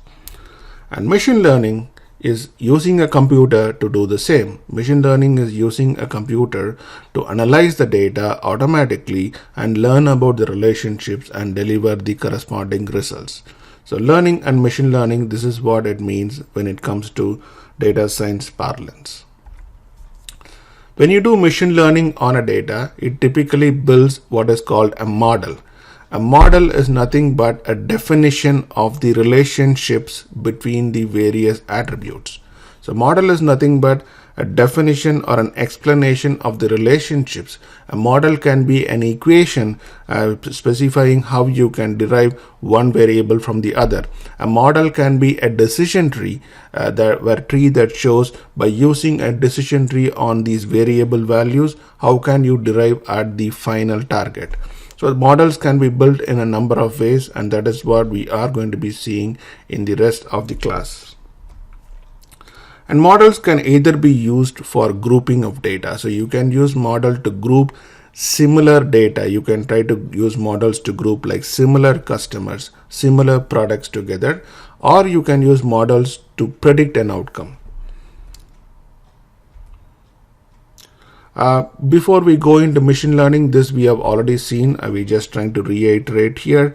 Machines only understand numbers. And we know that text data needs to be converted to numerical representations for machine learning to work.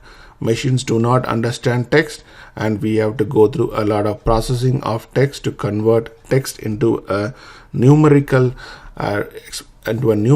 representation for machine learning algorithms to look at them and make them work. So numbers need to be used. Even if you are using a classification like excellent, good, and bad, they need to be converted into a numbers representation. So when you convert data into categorical data and use them as categorical data, the machine learning algorithms internally convert them as numerical representation. So if you are wondering, I am passing categorical data in there, but then the categorical data is marked specifically, like it is marked as factor data or something like that for the machine learning algorithms to understand them. Boolean variables or indicator variables, that is another thing that you create. Indicator variables or Boolean variables or dummy variables, where when you have ratings excellent, good, and bad, you convert them into new indicator variables, usually n-1 with values of 0 and 1. Or you create document term matrix for if you have a lot of text documents, you convert them into a document term matrix and use them for analysis. Now let's go into understanding the types of learning. There are two types of learning called supervised learning and unsupervised learning. If you are wondering what does the word supervised mean, is there a supervisor who is going to sit there and guide the algorithm or anything like that? It is nothing like that. The difference between supervised learning and unsupervised learning is that in the supervised learning, there is a target variable. You're trying to target a specific variable. You're trying to predict a specific target variable, like you are trying to predict sales. You're trying to predict whether a person has disease or not. So there is a target variable, and you, the external person, specifies the target variable. So that is all the supervision you do there. So it is nothing complex there. You're just saying what the target variable is, and that is why it is called supervised learning. In unsupervised learning, there is no target variable. Rather, you are just looking at the attributes and then trying to group them together.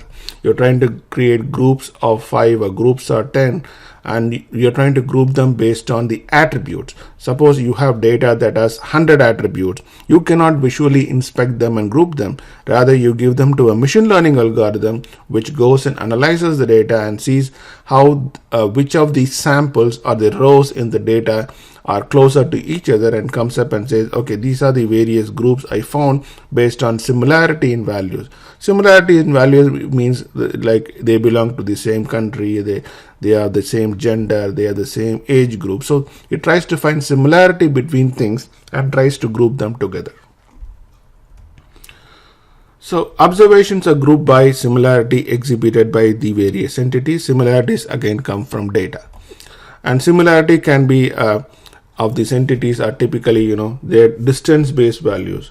What are distance-based values is the distance between the values. Like say, there is a person A with age 15, person B with age 16. The distance between the values is just 15 minus 16 is 1. If there is another person whose age is 25, then the distance between 15 and 25 is 10. So similarity is based on distance. In other words, how distant or how far away are these values from each other. So obviously 16 is less or closer to 15 than the value 25. So 16 is a lot more similar to 15 than the value 25. So those are distance based values. Our presence or absence of a value is kind of an yes or no thing. So if two people are both male, then you see that an is-male kind of an indicator variable will always be yes, as compared to if the person is female, then that value is going to be 0. So the presence or absence of a value can also be used to understand similarity. What are the types of unsupervised learning? The first one is called clustering, where the idea is to just group based on data. The second is called association rules mining. In association rules mining, you're trying to talk about how things are used together. Now, if the classic example is a market basket where analysis, where you go and figure out in a supermarket what items are bought together. So the similarity here is in terms of their usage, in terms of the buying pattern. So similarity here is how they are bought together. In collaborative filtering, you are again trying to do similarity between people or similarity between items based on again usage. You're trying to find similar customers. The classic example of collaborative filtering is if you go to Amazon.com, you try to analyze and find out who are the similar users or the people who are trying to do similar things. What similar things they do? They go and look at the same kind of products, they buy the same kind of products, they give the similar kind of comments. So that is similar people. So those are the 3 types of unsupervised learning. We are going to be exploring each of these types later in the class. In the case of supervised learning, you are trying to predict an unknown attribute, also called as an outcome, based on known attributes. Suppose you have a data set that has 3 items, that has maybe 4 items, and age, let's say there is the age of the customer, the price of the product, and whether the customer would buy or not. And then this is, if you will have past data. In the past data, you will know all 3 of the variables. And then what you're going to do is you're going to build a model that will predict whether the customer is going to buy or not based on the age of the customer and the price of the product. So in the future, you do not know whether the customer is going to buy or not, but you will know the customer's age and the price of the product. So you try to predict whether the customer is going to buy or not based on the values of the age and the price of the product. So models are built using training data. So training data is the data or the past data where you know both the outcome and the predictor. So you always learn from past data. And then the model is then used to predict the future outcomes where you only know the predictor variables. You know, okay, who is my customer? What are these attributes? But I don't know whether he's going to buy or not. But I want to make a prediction as to whether this customer will buy or not, based on which I would take some business action. So the whole idea of doing a prediction is to make some business action. So what kind of business action it might be is that I may try to do some marketing or sale pitch to that customer. I may reach out to the customer, make a phone call, send him an email if I know the customer has a higher propensity to buy than a customer who would not care about the product. The types of supervised learning are 2. One of them is called regression. In the case of regression, you're trying to analyze and find about continuous outcome values. In the case of classification, we are trying to find classes. In the case of regression, you're trying to predict values, like predict the age of a person, or predict the price of something, predict the total value of something. In the case of classification, you're trying to predict a class or a group the person might belong to. Typically, it starts with the binary classification, like will the customer buy or will not buy. Or it can be more like something like a good, bad very good, bad kind of a classification also. You can try to predict whether a given bank customer should be a gold customer or a silver customer or a platinum customer based on various attributes you know about the customer. So those are all supervised learning items. So what is the process of supervised learning? The supervised learning has a big process. You please spend some time understanding how this process works. To begin the process, you have historical data, past data. In fact, you should be using a significantly large amount of data if your predictions need to be accurate. So look at all the past data. You have past data where you have both the predictor values and the outcome values. Like looking at the past data, you have attributes of a customer, attributes of a product, and then whether a sale was made or not. That is past data. The first thing you do is you split this data into a training set and a testing set. The splitting the data is typically done using some random mechanism, some random generators and random split. The idea of using a random split is that when you split a data into a training and testing data set, it should retain both the training data set and the testing data set should individually retain the characteristics of the historical data. What I mean by that is, suppose in the historical data, let's say 30% of the customers actually bought the products. So the ratio between buy versus not buy is 30 to 70. And when you do the split between the training and data set, the training and testing data set should individually have the same ratio of 30 to 70 or similar ratio of 30 to 70. That is what is called a proper split. And this is not just for one variable. If you have, let's say, 10 different variables in the data set, all these variables need to kind of exhibit the same thing. It should retain its patterns. And the only way you can do to retain its patterns is by using a random number generator to pick out which records will go into the training data set, which records will go into the testing data set. Once you split the training data set and testing data set, you then use the training data set for the learning process. What I mean by the learning process is you pass this training data set to a machine learning algorithm, and that machine learning algorithm comes out and builds a model and builds out a model. So let us say you pass some continuous data, it builds a model which might be like an equation or a decision tree. So once I build a model, how do I test the model? How do you make sure that the model is good at predictions? The model is good at predicting what it is supposed to predict is I use the testing data set. So I apply the model on the testing data set. Remember, the testing data set actually already has the outcome known, but I am also trying to now use the model to predict the outcome.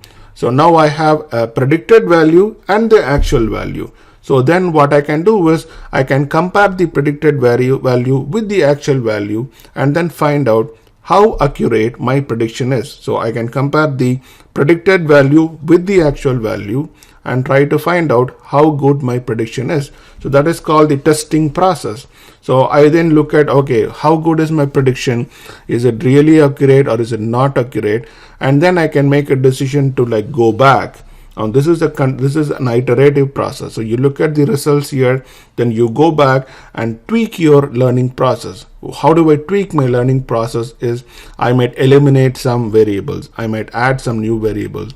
I might try some techniques like creating indicator variables or trying centering and scaling and seeing if my model performs better. I might try different machine learning algorithms. For the same machine learning algorithms, I can tweak the parameters to see if it improves my predictions. So that is an iterative process you go through until you come up with a satisfactory level of predictions. What is a satisfactory level? It depends on the use case. There is no global formula as to 80% is good or 90% is good. It depends upon what kind of use case you have. Then once you have are reasonably confident that my model is good, then it becomes my final model. Once I have a final model, whenever I have new data coming in, data where I know the predictor variables, but I don't know the outcome or target variables, when the new data comes in, I apply that new data to the final model and then use it for doing my prediction. and then that prediction is your actual outcome. Now you can do like try multiple models also. Sometimes you might, rather than having one model, you might have an entire model set and go and try multiple models and then see which one works better. Or sometimes you might use like 5 different models built out of 5 different algorithms and then take a vote as to which particular outcome comes most out of these models. There is a lot of combinations you can do, which we will see later in the future. Thank you. Training and testing data. Again, just reviewing what we just saw, what we just talked about. Historical data contains both predictors and outcomes. You split the data into training and testing data.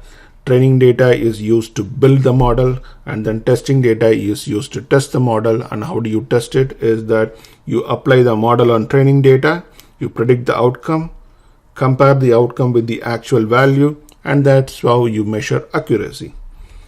Some of the training and testing best practices is that you typically do a 70-30 split. So if you have 100 records, 70 records go to the training set and 30 records go to the testing set. And you have to do random selection of records in order to maintain the same kind of data spread on both data sets. We would be doing this training and splitting test in our use cases, of course, so you can see how exactly that one is done. So this concludes the discussion on the types of learning. Thank you. Hi, welcome to this lecture on real-time data science. This is your instructor Kumaran here. So what is real-time? So we have this fancy word called real-time, but we need to understand exactly what is real-time, especially given the fact we are working with big data, which is we're working with a lot of data. So what exactly means real-time, and what exactly is the capabilities that Spark provides for real-time? The first thing you want to talk about real-time is faster processing. Faster processing itself, you can call it as real-time, and Spark gives you a lot of capabilities in terms of doing processing a lot faster, especially transforming data and cleansing data across clusters. That is going to be fast, especially when it gets done in memory. Then there is real-time analytics, which is analytics in real time, looking at data, analyzing data, and using those results in real time. And we are talking about exploratory analytics in this case, and descriptive analytics, not really predictive analytics. Then we talk about real-time model building, and that is not something people do in real time. We will get to that just now. And then finally, there are real-time predictions, where you're going to be doing some predictions in real time using the models you have built. You're getting data in real time, and then using models, you're trying to predict certain things in real time, like you're trying to predict whether there is an intruder, there is somebody who's trying to spam your network, or trying to predict what kind of offers you want to make to a website visitor and stuff like that. Real-time predictions in that case. So real-time processing with Spark. Spark provides you capabilities to connect to real-time sources. So real-time sources, we saw that Spark supports streaming capabilities. You can use Spark with a number of real-time sources.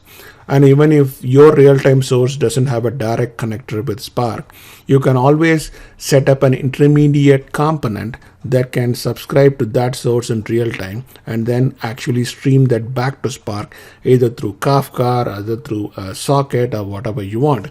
And then you can get the data cleansed and transformed in stream. So you have streams coming in and the data is coming in. You can cleanse the data and transform the data as the streams are flowing in the case of Spark streaming. That is real-time processing. And finally, you can store the data in in-memory data stores. There are a lot of in-memory databases available. You can use them to store. And then you can do reporting analytics using Spark SQL on RDDs. Or you have third-party tools that can connect. There are a number of third-party tools that can connect to any of these in-memory data sources and do analytics for you. This is how real-time processing and analytics works with Spark. This is how the components mesh with each other to provide you this kind of a value. Then comes the most important one, that is the real-time model building. Model building is not a real-time activity. If somebody says model building happens in real time, I would hardly doubt it. I would doubt it. Maybe there are some very few use cases where the model building itself is real time. And the reason is this. Models usually need a large corpus of data. They need a large volume of data, typically that spans across 2-3 months, and needs a lot of variety of data. Now you're looking at transactions happening. You want transactions, a lot of variety of transactions, weekday transactions, weekend transactions, morning transactions, your evening transactions. You need a lot of variety of data and also volume of data that you need for building models. And models also need to be evaluated. And once you build a model, you want to see how good the model is performing. You want to try different algorithms to see which algorithm is performing better. The same model you try to build using different algorithms and see which one has been more accurate. You do a lot of evaluation on the model before you use the model. So it is not that you can do something in real time and get away with it. It needs also some tuning. So there's a lot of work that is involved. Model building is not real time, and you typically build the model once and use it a lot of times. So you build models every 3 months or so. You don't build models every minute and every hour kind of thing. You build model once in 3 months, once in 6 months, and then use that model for prediction for the next 3 months or the next 6 months. So model building is not a real time activity. Finally, real-time prediction. This is a real-time activity in which you receive the data, you cleanse the data and transform the data in real time.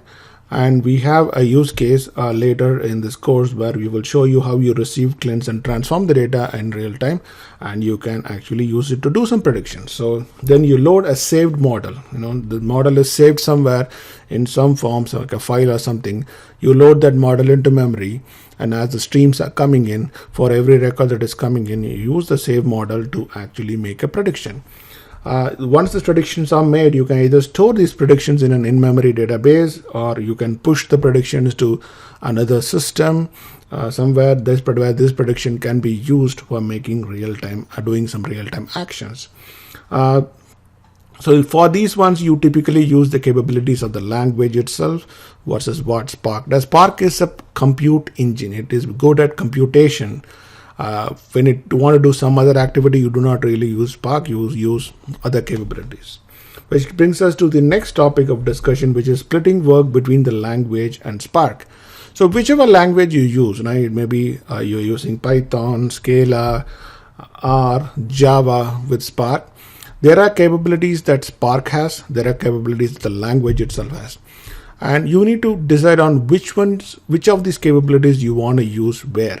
For example, all these languages support lists, collections, something like data frames and stuff like that. So you want to use those ones, or you want to use the Spark's RDDs. Now you need to understand the difference. Spark is capable of processing data across clusters.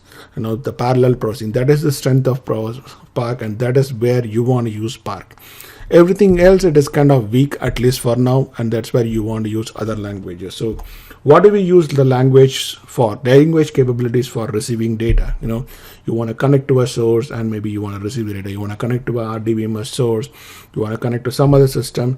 If Spark gives you this capability, use that capability. If not, use the capability that comes along with the language. Storing data, Spark does not have a lot of capabilities in terms of storing data. It's still building upon that. So in this case, you use the language capabilities. Also communicating with other systems, like you want to set up a REST connection, or you want to set up some asynchronous connection, and those kind of things. Other languages are better than that. You use Spark for data cleansing, transformation, model building, prediction. That's what you use Spark for. That is when it can work on a huge corpus of data in parallel, in memory, across clusters, and get things done for you. So you have to be very prudent in terms of when you will choose the language and when you will use the Spark capabilities for building your solutions. I hope this lecture has been useful to you. Thank you. Hi, welcome to this lecture on machine learning with Spark. So far you have seen how the general machine learning paradigm is and what kind of algorithms are there, and how you do training versus testing and stuff like that. In this lecture, we will see how machine learning is supported within Spark.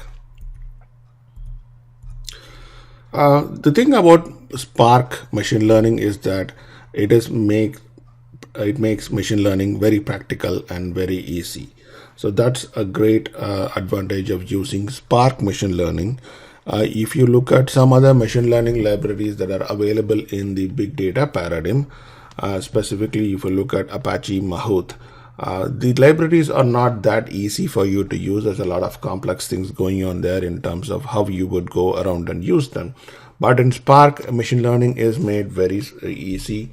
It contains a set of algorithms and utilities, and these algorithms and utilities follow a standard guideline as to how they look and get used. So once you start using one algorithm, then it's very easy for you to adapt yourself to multiple algorithms, because they are very standard, very similar in how they use it.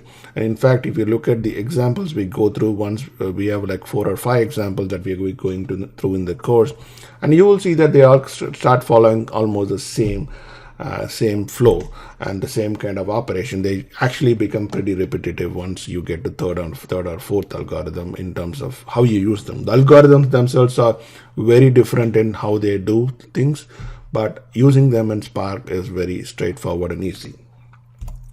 Spark has 2 packages in machine learning. This is something you want to watch out for. If you have taken some courses in Spark machine learning that were prepared a year back or so, you will only see one library, that is the Spark MLlib library. So the MLlib library are the original APIs built upon RDDs. So they are built upon working on data that is provided as RDDs. And this was the original library that was there before. That library was a little more cumbersome and more laborious to use, and that is why they came up with the new higher level library called the Spark ML libraries. The Spark ML library is a higher level API on the Spark MLlib library. So internally it does use the Spark MLlib library, but it provides a lot more easier to use interface. And Spark ML library is built on data frames as opposed to RDDs. And because they are data frames, they come up a lot more advantages in terms of schema and stuff like that. Spark ML also has a thing called pipelines that lets you set up some processing pipelines and execute these pipelines in one shot. Of course, you can look at all the documentation for ML libraries in ML Guide. So make sure you're going to the correct library every time you go to Spark ML or Spark MLlib.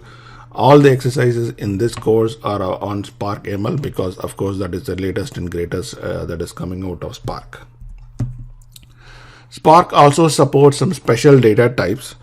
The special data types are important because you need to translate your data into these special data types before they can be used in any of these machine learning algorithms. So we are also going to learn about them. There are 2 of them. One is called the local vector and the second is called the labeled point. So what is a local vector? A local vector is nothing but a vector of double values, okay, a list of values which are in double.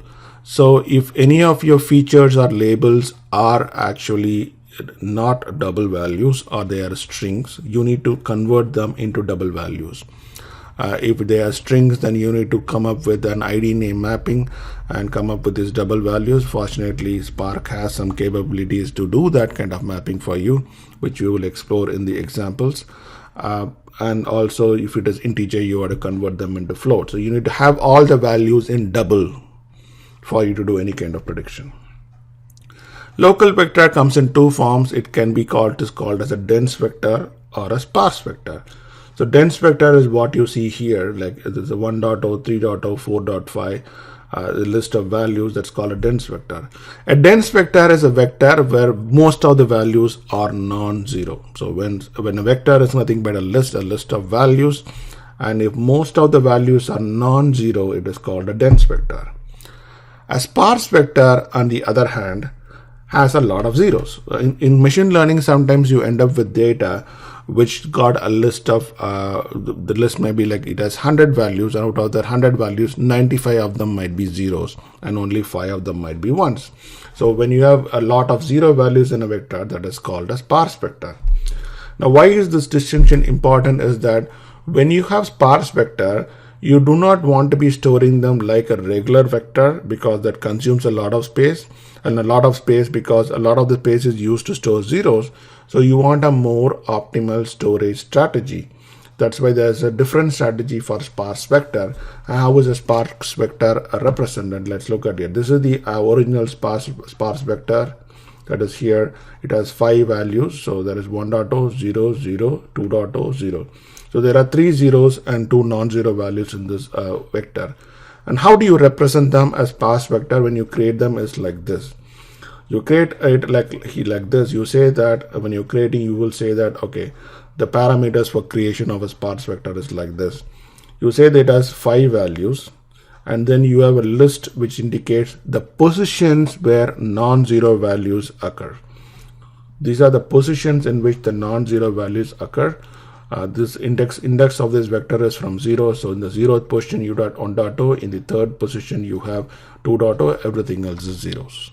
So you indicate first the positions in which the non-zero values occur, and then you have another thing that says where the actual non-zero values are. What the actual non-zero values are. So 0th position and 3rd position. 0th position has value 1, 3rd position has value 2. So by this, what you're doing is you're only storing the non-zero values that are there. Thereby you're saving a lot of storage. You know there is an overhead in terms of maintaining this list of where the non-zero values are. If it is a sparse vector where more than 90% of the values are just zeros, this saves you a lot of space, especially in big data. That could be a lot of space savings. So this is sparse vector and dense vector for you. There is another important data type that comes in, it is called the labeled point. The label point represents a data point in machine learning. A data point is basically a list of observations you made about an entity. Let's say it's an employee, and an employee has a bunch of attributes. And within that attributes, as you have learned in the general machine learning concepts, is that there are list of features that are used for predicting something about the entity, in this case the employee, and there is the target variable. There are the feature variables and there are the target variables. A label point is used to represent these features and target variables. So it contains a label which is used to represent the target variable, and then it contains a list of features which represent the predictors, and this is how a label point would look like. So a label point, as you can see, is a list. The first one value that indicate here is the label value, which is the target value. So in machine learning, when you do training, you are going to get data that has both the label and the features, right? So then in this case, you need to represent them as a label point, where you have to take the label column out and represent it separately. And then you have to take all the feature variables or all the predictor variables and represent them as a dense vector and within this label point. So label point has a label, and then it has a list of features. This is how a label point is represented. We will keep creating label points in all our algorithms, examples that you'll be seeing later. Pipelines, this is another important enhancement that has come out as a part of the new ML library, is you can set up data processing pipelines. So in machine learning, what you're doing is you're going to be doing a series of transformations on your data to get to your final model. So you create rather than doing these steps one by one, you can create a pipeline to represent all these transformation and actions, and then you can execute the entire pipeline each time the data comes in. So a pipeline consists of the source data, and then it has got the list of all the transformers that needs to act upon the data in that sequence. Then it has the list of estimators that needs to act upon that data in that sequence. So transformers are used for data transformations. As we said, data might come as string, it might need some cleansing, it might need some data type conversions, and it may need some filtering. All those transformers are the list of transformers. Then there comes estimators, which are the actual model building work that you have to do on the data. And then you will have a list of parameters that are specific to that algorithm that you have to pass. So you can collect all of them, the data frame, transformers, estimators, and parameters into one and create one pipeline. And every time data comes in, you can just execute that one pipeline, and that will go and take care of doing all the stuff that for you. Now you can execute the same transformers and estimators one by one also in your code, but doing it through a pipeline, Spark does some internal optimization for you in terms of achieving better parallelism, better resource utilization, and it may be even faster because Spark then takes care of managing the internal pipelines for you, and that makes life easier, faster in terms of using Spark. How does a typical Spark machine learning workflow happen? So what happens in Spark typically is that whenever you are doing machine learning, you start to load data from an RDD. You load data from into an RDD from any of the data sources you have. Then you're going to be transforming the RDD to doing like filtering for features. Then you do like string to float conversion. You create indicator variables for some string functions. You do centering and scaling, and you are going to see examples of all of them in our code examples that are coming up. Finally, you convert them into a data labeled point and then create a data frame out of it. And all Spark ML library works on data frame. So you go and create a data frame. And then you can go and split into training and testing sets. Again, the ML library has capabilities to split data into training and testing based on a random sequence. And you create a model. Once you create a model, then you can perform predictions on data that does not have a label and predict and see how good or bad your model is. And this is how a typical Spark machine ML workflow is going to look like. And this is the sequence of operations you're going to repeat irrespective of whichever algorithm you're going to be using. So I hope this lecture has been pretty helpful to you. And once you get to the actual algorithms and the actual code samples, you will get to understand more about how this flow works. I hope this has been helpful. Thank you.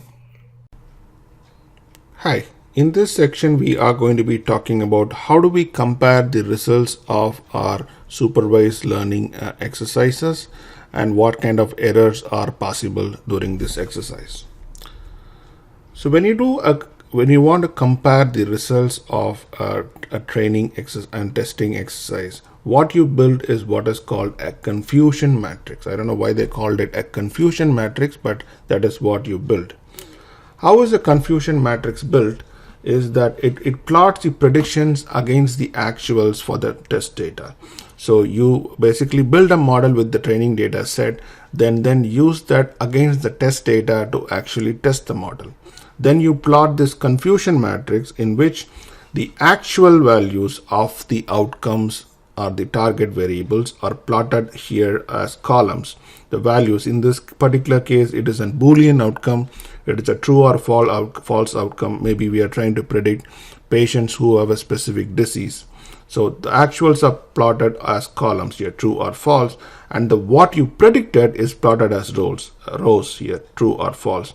So here trying to compare the actuals to the predictions, and then you fill out this particular table as to how many actuals you predicted correctly, how many actuals you predicted incorrectly. So this is what you call as the confusion matrix. The confusion matrix tells you the correct predictions and the incorrect predictions. What you see in this diagonal here is the right predictions, where you predicted true as true and false as false. The ones you see here, 6 and 9, are incorrect predictions. So when you do a testing exercise, you take your model and apply it on the test data. Then you build this confusion matrix to understand how accurate your algorithm is. And this one clearly tells you where your algorithm is going wrong. In this case, it's only true or false, but sometimes this might even be categorical data like excellent, good, very good, etc. Things like that. So you will look at where exactly it is going wrong. Like it might be going wrong, whether in terms of, sometimes what happens is it may be predicting false, all the false as false, but sometimes it may be predicting trues as also false. Like this might be high, this might be low. So those kind of differences will happen, and you have to take a deeper look at this confusion matrix to understand how your predictions are working. So these predictions, of course, can be Boolean or classes, and we would see both kind of confusion matrix as a part of our case studies. So what are the various prediction types. So when it comes to the confusion matrix, there are certain terms that are being used in the real field, and you would have heard about this a lot, about false positives and true positives. Especially in the medical field, these terms are highly used. So let us try to go and understand what these are. So if you look at the table on the right side, you see what is a true positive. A true positive is a right positive. That is what is called a true positive. You are correctly, true here stands for the accuracy, and positive is basically the outcome. So you say here a true positive is you correctly predicted the true here. A false negative is something that is a true, you predicted as false. So this is what is called a false negative. Then you have a false positive, where something is a false and you incorrectly predicted as true. And then true negative is a correct prediction as of negative. When you say true in the front, it means that it is correct prediction. When you say false in the front, it is incorrect prediction. So these are the terms that are used to define each of these boxes, and these boxes actually play a very important role when you are discussing prediction outcomes. True positive and true negative, of course, is those are the ones expected, but you have to focus on false positives and false negatives more to understand the accuracy of your predictions. So false positive, why these false positive and false negative are important is that sometimes it is about what is acceptable and what is not acceptable. Sometimes, depending on your use case, false positives are okay, but false negatives are not okay. In some other field, false negatives are okay, but false positives are not okay. For example, in the medical field, you're trying to do some tests and then you're trying to predict whether a patient has a disease or not. A false negative in a medical field is critical, which means somebody has a disease, the actual is true, but the actual is true here, but you're trying to predict as false. So somebody really has a disease and your prediction algorithm predicts as false. Now that is unacceptable. You do not want false negatives. That means you are not going to be treating someone who has a disease, and that can be really fatal. So false negatives are not acceptable in a medical field. False positives are acceptable. Okay, somebody doesn't have a disease. It predicts that the person does have a disease. Okay, you take that person as a patient. Usually you will do more tests and figure out, okay, this guy doesn't have a disease. That's okay. But false negatives are not acceptable. False positive are not acceptable, in the judicial field. What that means is somebody has not done a crime, and you are predicting that somebody has done a crime. And that is again serious, You are predicting an innocent person as a criminal. That kind of prediction, again, not acceptable. So it depends on the use case as to which one is acceptable and which one is not acceptable. Some formulas or some confusion metrics that you keep hearing and which you would be using a lot in the data science parlance are these. So first thing is accuracy. How do I measure accuracy of a prediction? Is basically taking true positive and true negative, that is my correct predictions, divided by the total number of samples. So you have all of them are samples, the count of the number of samples, right? So you say true positive plus true negative divided by everything else. True positive plus true negative by divide all of them. Please commit all these formulas to memory, because if you are going to interviews, these are the questions that they may typically ask you. Sensitivity is how good are you in predicting the true positives. So if you say sensitivity equal to true positive divided by true positive by false negative. So sensitivity is about this column. Then comes specificity. Specificity is about the false column. So you are taking true negative here and dividing by true negative plus false positive. So specificity is about this false column. Then comes precision. Precision is about this column on the this row, the true row. So it is true positive divided by true positive plus false positive. So these are the various formula that is used to define the accuracy of your predictions. Typically, as I said, these are some things typically you will find in interviews. You kept asked these kind of questions. Prediction errors. So what kind of errors do you get in predictions? There are two types of errors you want to worry about. One of them is called bias and the other is called variance. So what is bias? Bias happens when the model skews itself to certain aspects of the predictions while ignoring others. What do you mean by get skewed? And when this is a little complex explanation, so let me give you a nice example. Suppose you have you are trying to predict the age of a person, okay? And when you try to actually do a test and trying to predict an age of the person and trying to find the difference between the prediction and the actual, you will see that the difference is always somewhere around -5. The difference is always like -5, -3, -4. It is actually skewed towards that -5 range. So everything it is trying to predict is around that -5. The difference is always around -5. That is what is called bias.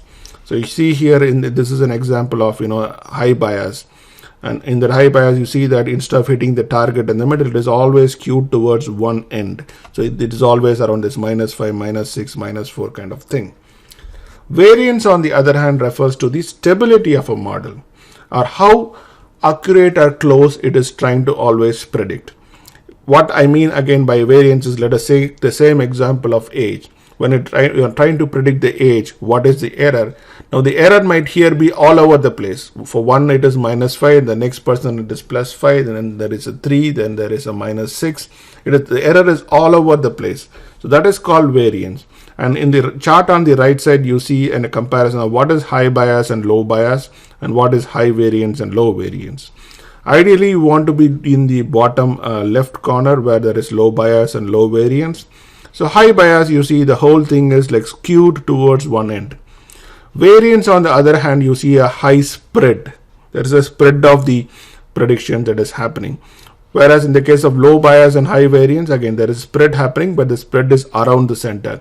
But you have high bias and high variance, the spread is again skewed. There is high spread and high skewing that is happening.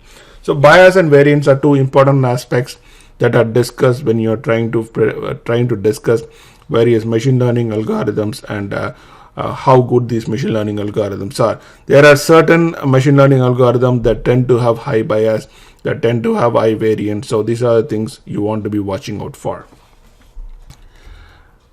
Types of errors that are faced during a prediction algorithm. The first thing is in-sample error. In-sample error happens. What is in-sample error is, you go build a model in supervised learning. Then you use the model on the training data set itself. So you build the model on the same data you built the model off. So you apply the model on the same data set you built the model off. So you apply the model onto the training data set and see how much this model can predict the data from which it is built off. Ideally, given that the model is built off the training data set, it should be very accurate on the training data set itself. And that error is measured as in-sample error. So if the model has high in-sample error, that is something really bad that is going on.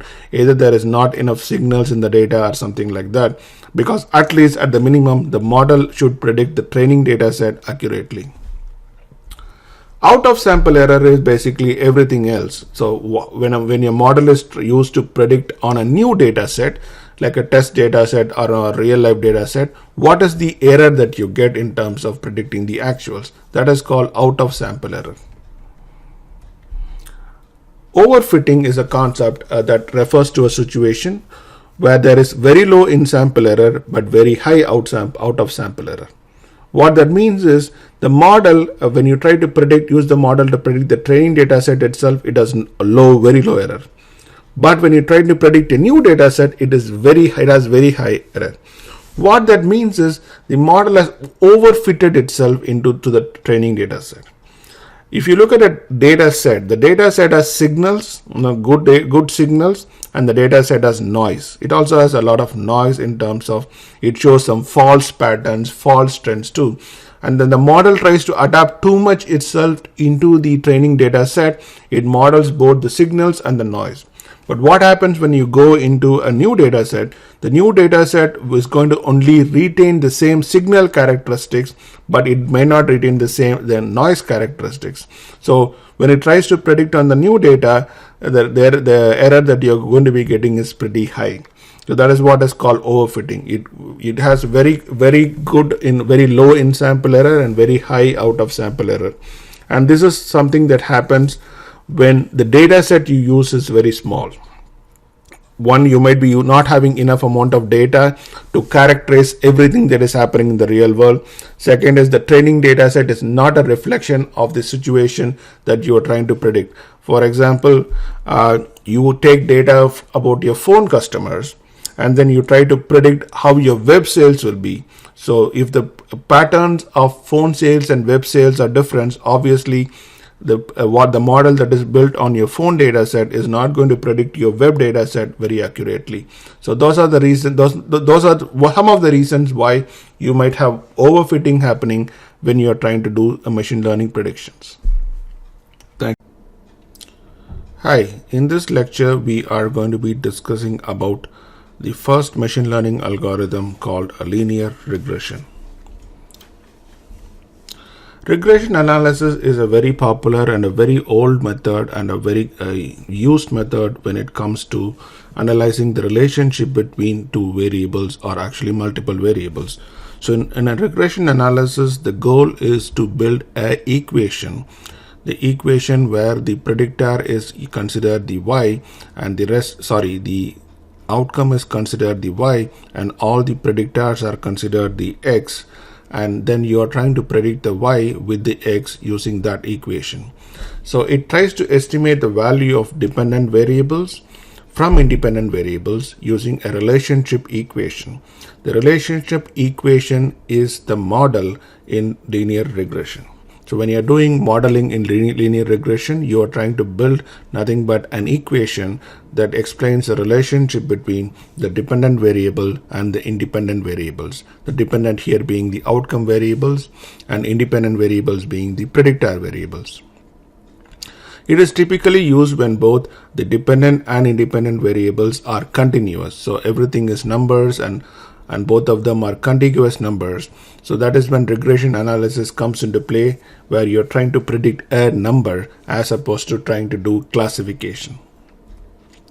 In regression analysis, you need to always look at something called the goodness of fit, or how good the regression analysis or how good the equation explains the relationship between the predictor and the target variables. So we will see how this goodness of fit is determined and how you have to look at this goodness of fit to see to verify how good a model that this regression analysis has built. Let us start with to understand what is a linear equation. You might have already seen this kind of linear equations in your mathematics classes, either in your school or in your college. So a linear equation is something that explains the relationship between two variables with an equation. So let us consider that x is an independent variable and y is the dependent variable. You can explain the relationship between x and y using an equation called y equal to alpha x plus beta. So y is the dependent variable or the outcome variable or target variable. X is the independent variable or the predictor variable. And you can write an equation where y equal to alpha x plus b, and determining the right values for alpha and beta, you can predict y by using the values of x. Alpha is called the slope. The alpha is called the slope because alpha is equal to y by x is the formula that they typically use.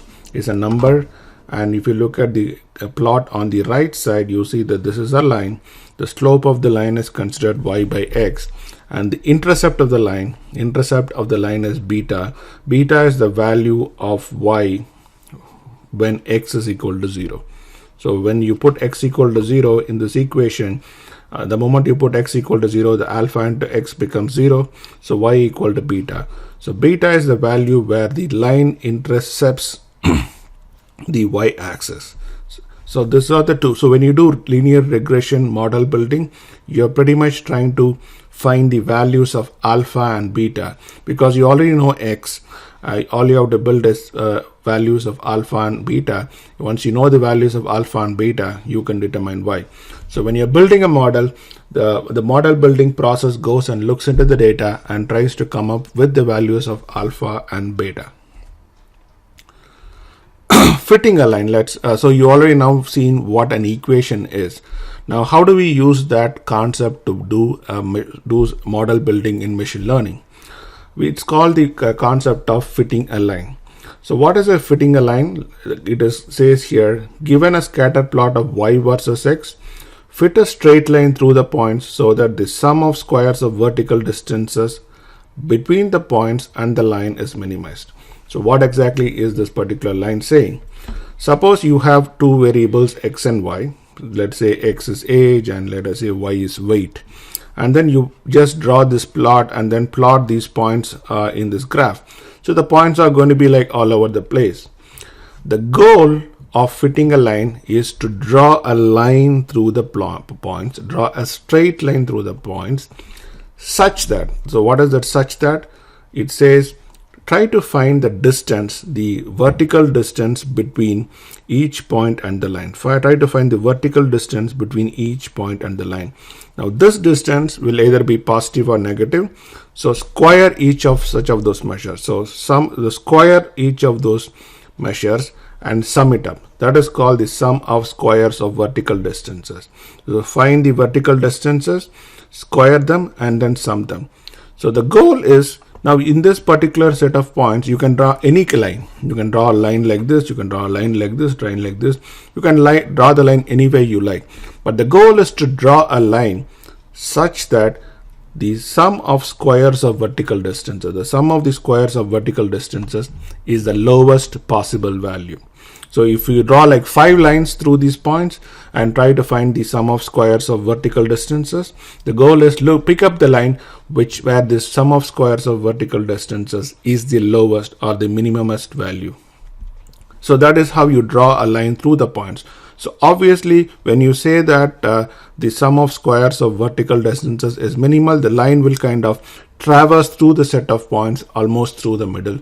That's how you will get a line there where the distance between the points and the line is minimized. So once again, draw a line through the set of points, find the vertical distance between each point and the line, and make sure that draw a line in such a way that this distance is kind of minimized. So the best line is equal to the least residuals. Residuals in linear regression is nothing but the sum of squares. The sum of squares, the vertical distance is called the residual because that is the residual thing that is not still not mapped. Or what you would say, the residual or the difference, the residual between because the line is actually your model and the points are the actual values. The difference between the model and the actual values are kind of the residuals. So the best line is the line where the residuals are the least.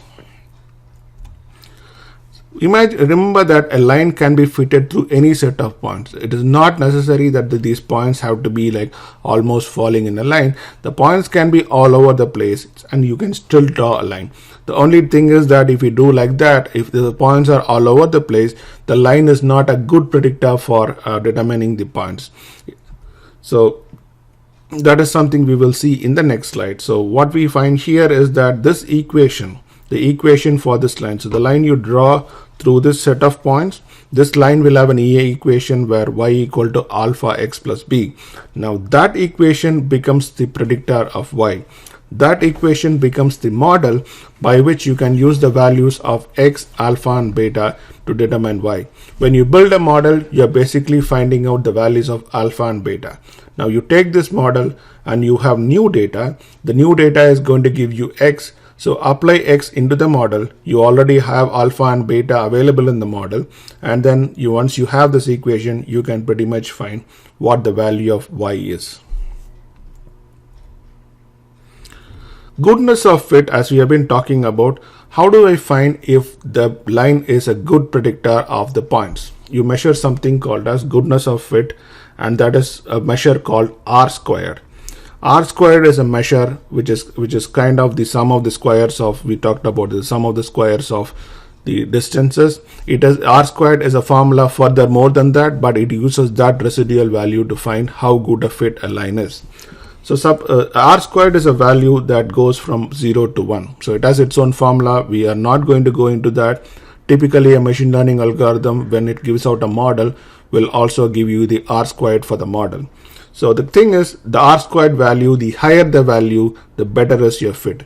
At the bottom here, you have 3 plots of 3 sets of data.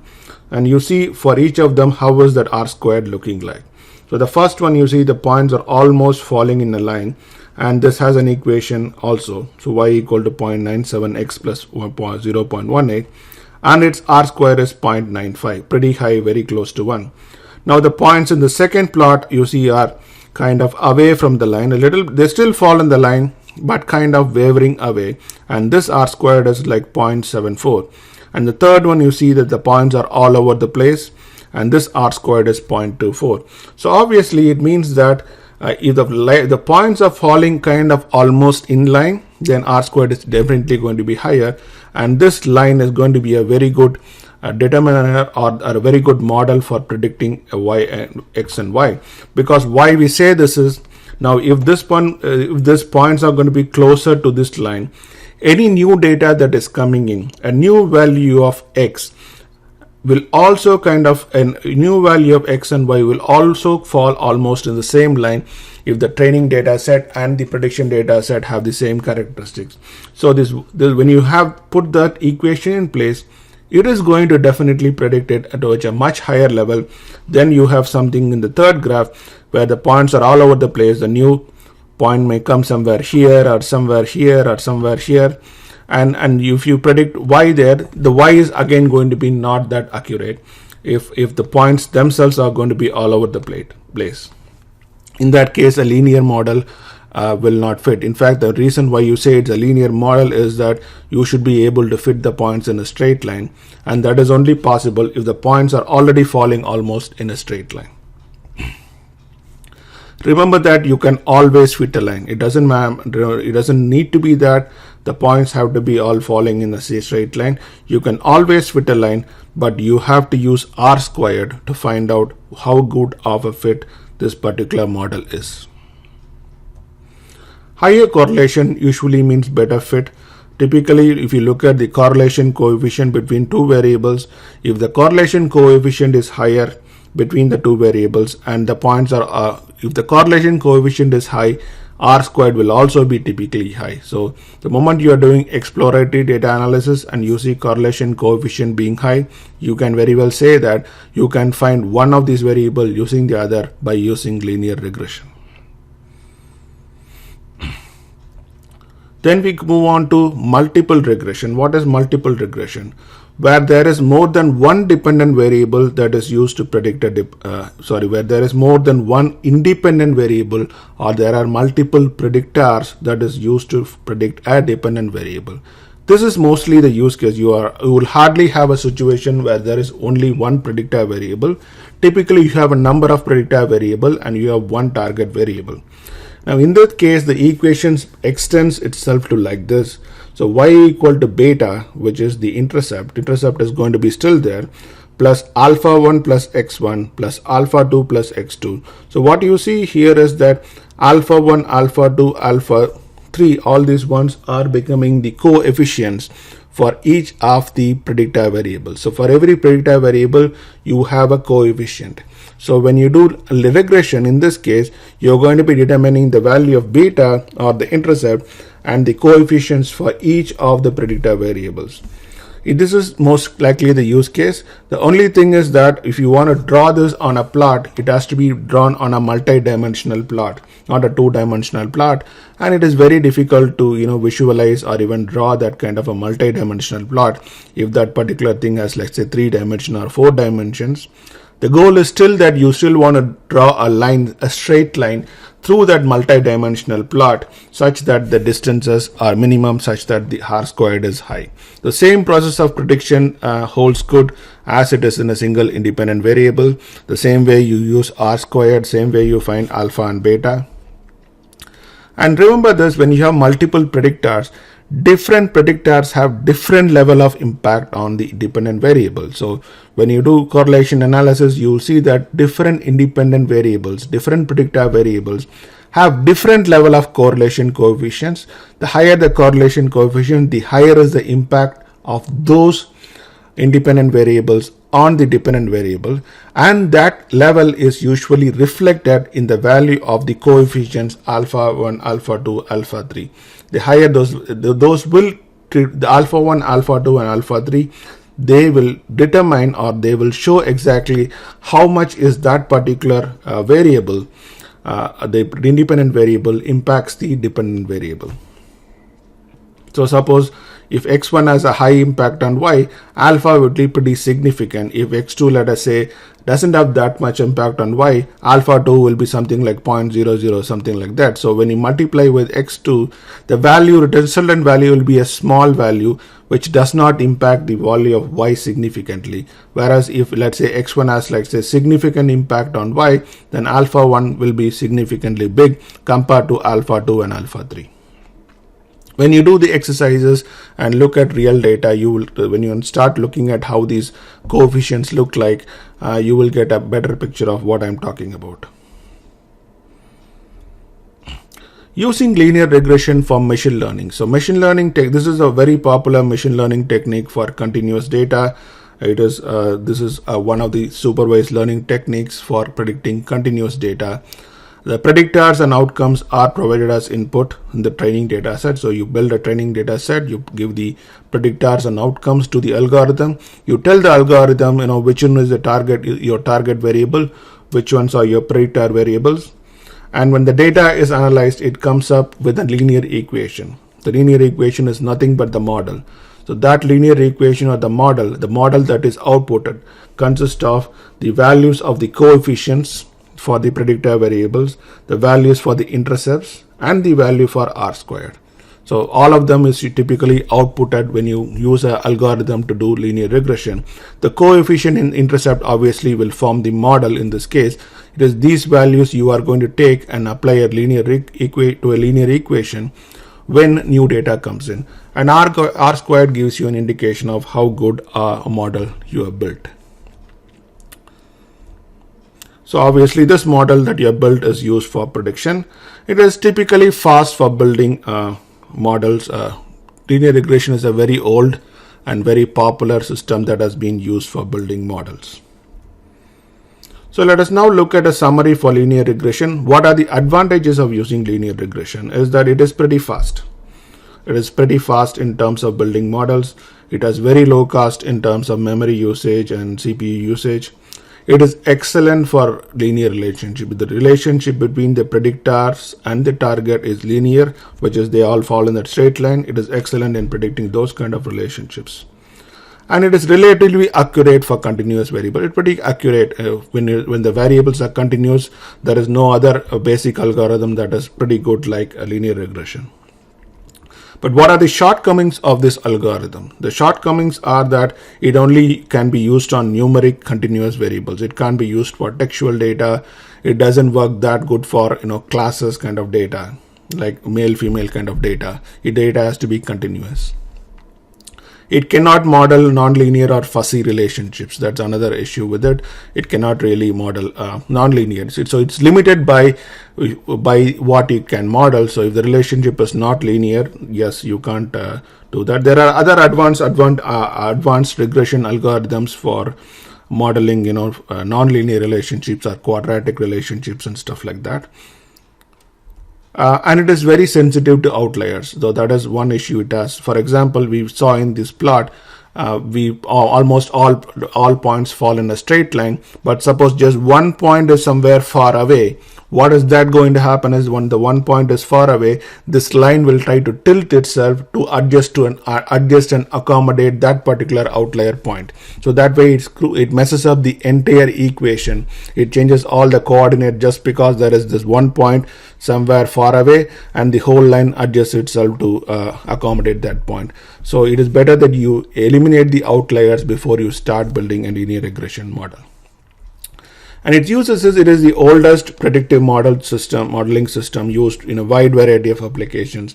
Wherever there is continuous data prediction, it has been used for quite a long time. So it is a very popular algorithm that is used for modeling continuous variables, especially when the relationship between them is linear.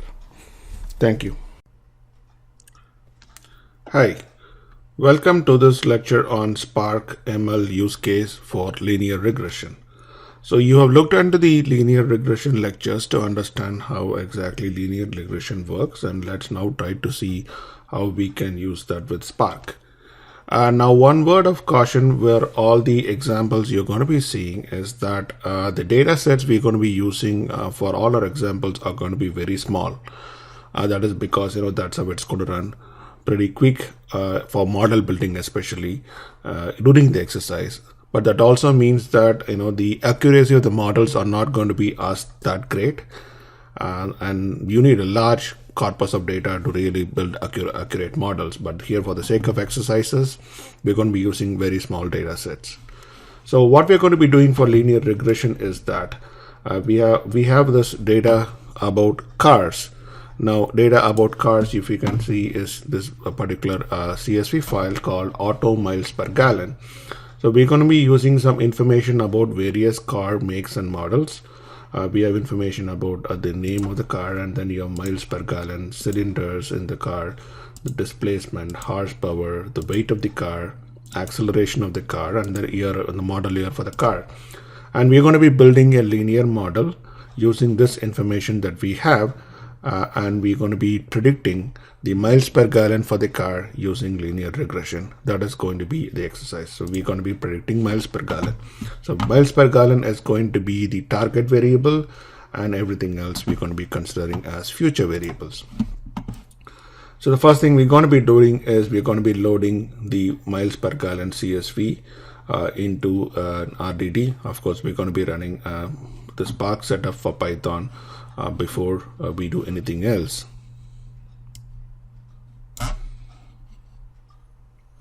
So let's start here and let's load up this particular data set, and it is now loaded, and we are also caching the auto data so that we don't have to, internally doesn't have to load this file every time we want it to compute.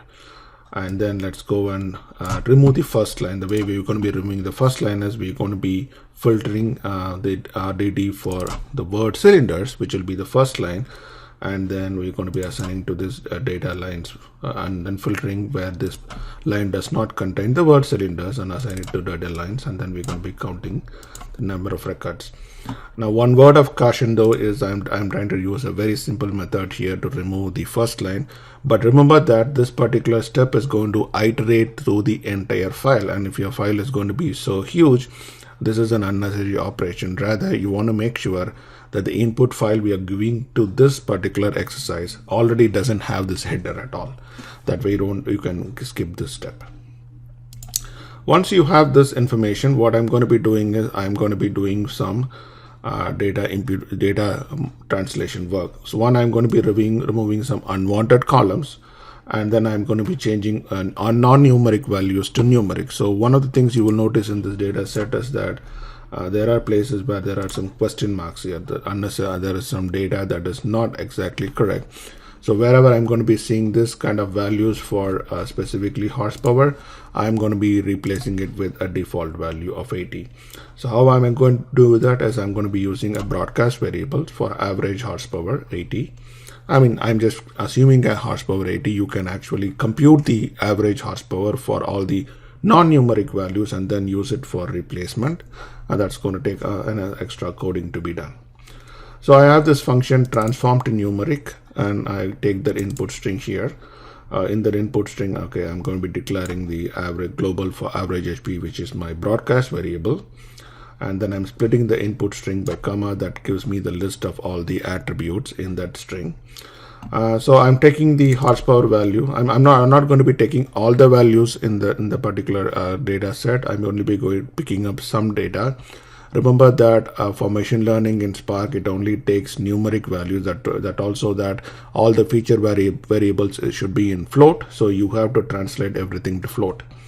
So I'm picking up this HP value here, and if that HP value equal to question mark, I'll be replacing with this average value. Then I'm creating a dense vector of only a few attributes, attribute 0, 1, the HP value 5 and 6. The rest of the things I'm ignoring. and then I'm running a map command on this data lines RDD, and then I'm going to be doing this numeric transformation. So once I run this, let's see what it comes back with. So you see the dense vector has only 5 parameters in there. 1, 2, 3, 4, 5. The first one being your miles per gallon.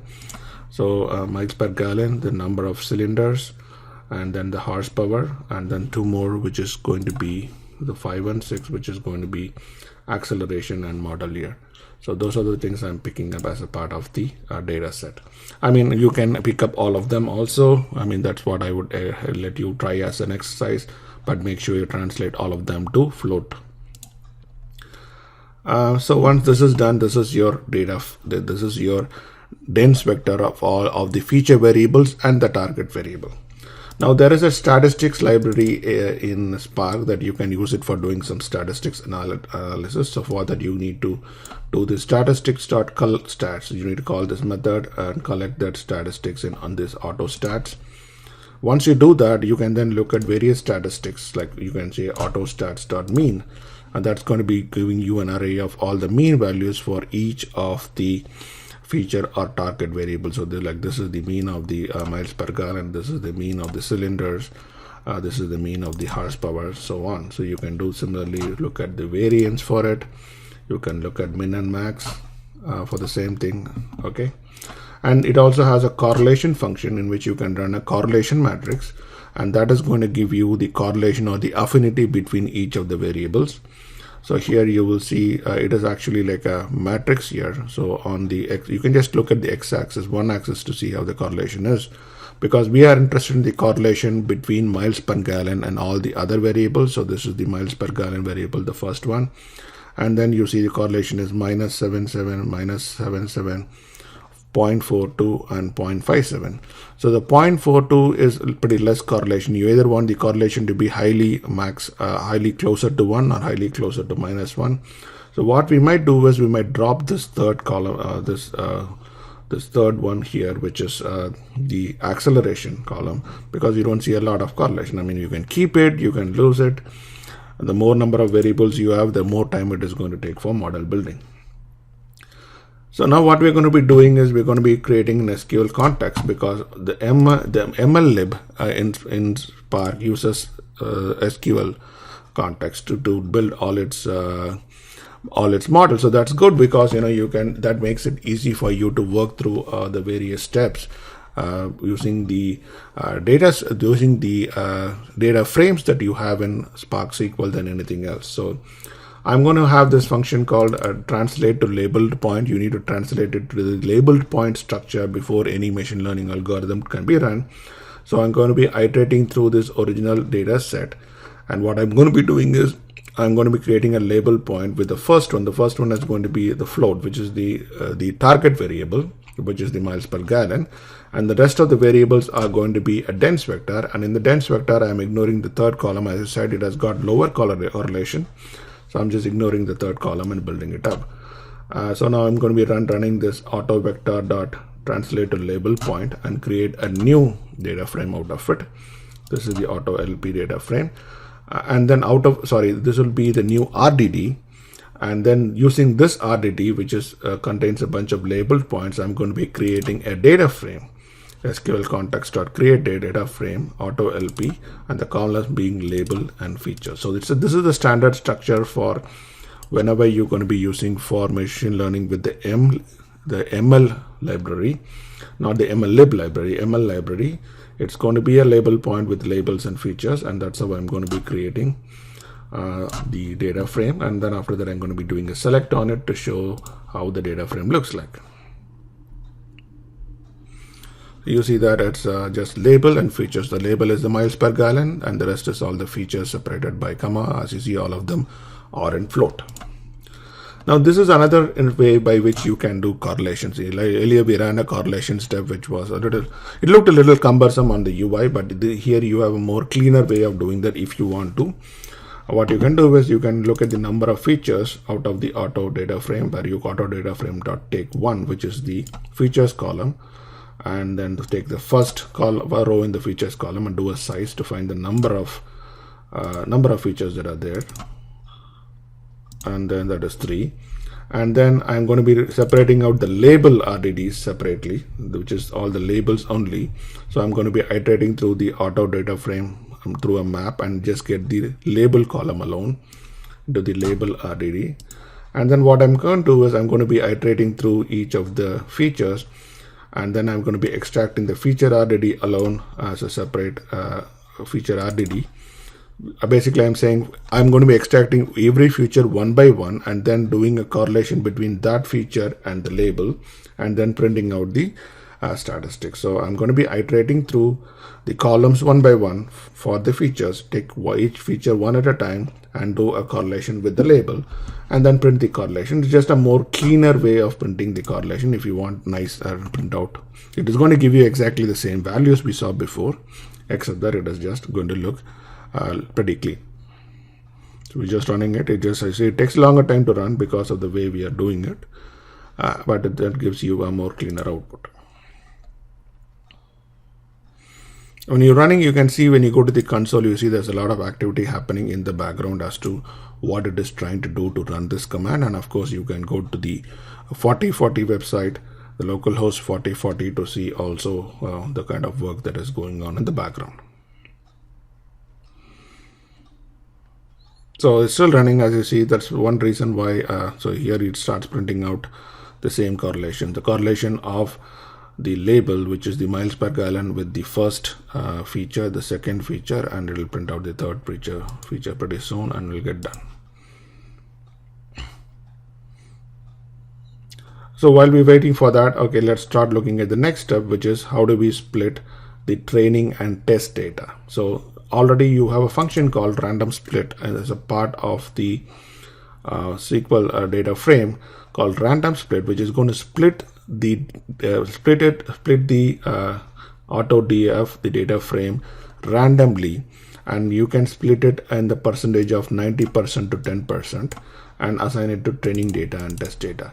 So I know the typical thing you want to split is between 70 and 30, but given that the data set is small, we want as much data in the training set as we want to.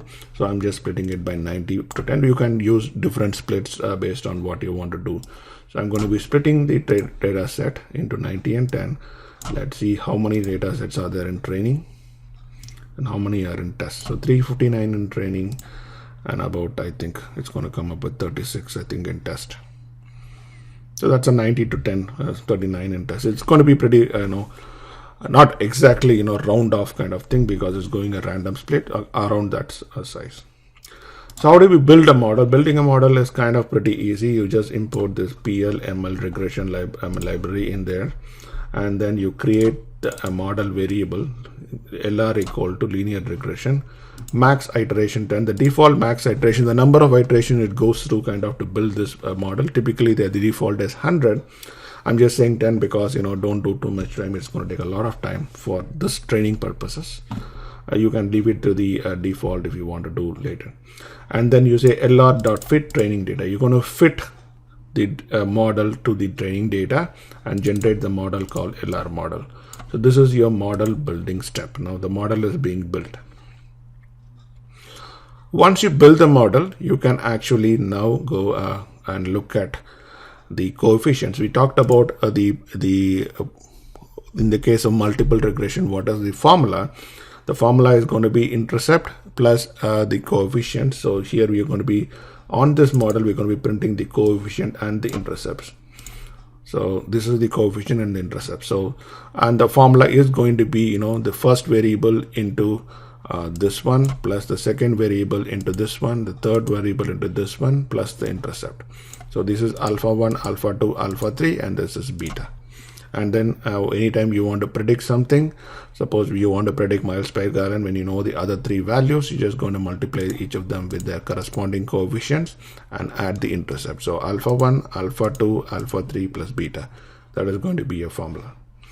And now we can also do a prediction on them, which is you can now take the test data and then going to LR model.transform test data. So this is going to take the test data and do a transformation. And when it does that, it is going to take this data frame and add a new column called prediction to the data frame for the prediction this model is going to be doing. So LR model, you take the model you built, run a transform function on it, and on that you're going to be passing the test data onto which you can even pass the train data. You can pass any data in the same structure and it will predict for you.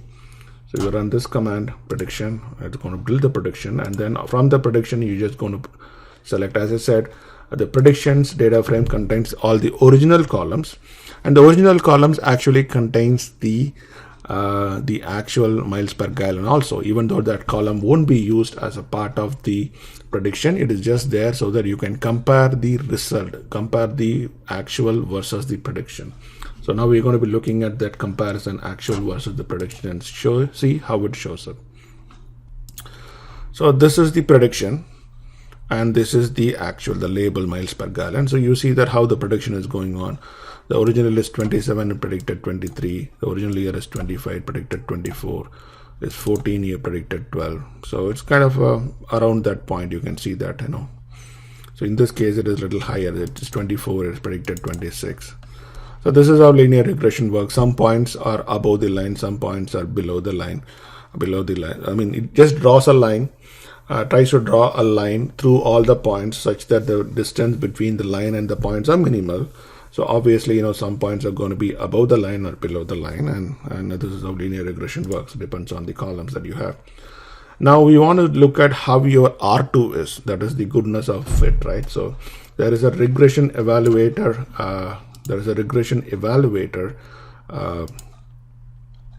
Library class within this particular library, which is you're going to take, and you're going to say evaluator equal to regression evaluator. You're going to tell it what is going to be your prediction column, what is going to be a label column, and which metric you want to evaluate. So I'm going to be looking at the prediction column, prediction, label column is label, and what is my metric? R2. So whenever you see label columns in Spark, it means the target column. So I'm going to be evaluating metric R2. R2 is the R squared metric, and then you can do evaluate predictions. That is going to actually go and evaluate and give you the result. So you're going to be creating a regression evaluator. Tell it what is the prediction column name, what is the label column name, what is the metric you want to evaluate, and we call the evaluate function on it. You pass it the data frame that has the labels and the predictions, and it is going to do the evaluation for you. And let's see what value it comes up. It comes up with a value of 0.81. So 0.81 is pretty close to 1, which is, we have been discussing, anything above 0.7 means that it is actually a very good model, that it is actually fitting very close to the actuals. So this comes up with a really good model in this case, even though there is amount of data. The number of data points are pretty small. It is still coming up with a pretty good model, and that is pretty, you know, decent. So this is how you do linear regression work as a part of your Spark project. So in this case, I'm executing it, you know, through the UI and through interactive mode. When you're actually doing your work in real life, you will be doing the model building part definitely in interactive mode, and then the predictions you might actually do in interactive mode, or you will use something like streaming to actually, you know, save the model, load the model, and also use it. Depends. So I hope this lecture has been pretty helpful to you. Thank you. Hi, in this lecture we are going to be looking at decision trees, a very popular and a very simple and a very easy to explain machine learning technique. So it is very popular because it is very simple and it is very easy to understand and easy to explain. It makes my job pretty easy in this particular course. So what happens in a decision tree is that, again, you have predictor variables and you have target variables. You use the predictor variables to build a decision tree. A decision tree is built where you keep checking the values of the predictor variables, and depending on the values of the predictor variables, you start making decisions. And based on that, you keep progressively making decisions until you reach the leaf node where you are actually predicting or classifying some data. So when you build this tree, the trees typically start at a root node and then progressively there are some branches that keeps coming in. At each branch you keep asking a question or doing some logical comparison, and based on that making decisions and keep moving along. And then finally there are the leaf nodes which actually present you the decisions. Decision trees are a popular classification. It is mostly used for classification. It can be used on continuous data, but it is mostly used for classification purposes. So again, a training data is used to build a decision tree. The tree itself is the model in the case of decision trees. The tree is the model, and then the decision tree basically predicts the target, and then you use this particular model and then you predict for new data. So here is an example of a decision tree. On the left side you have data, so you have three variables.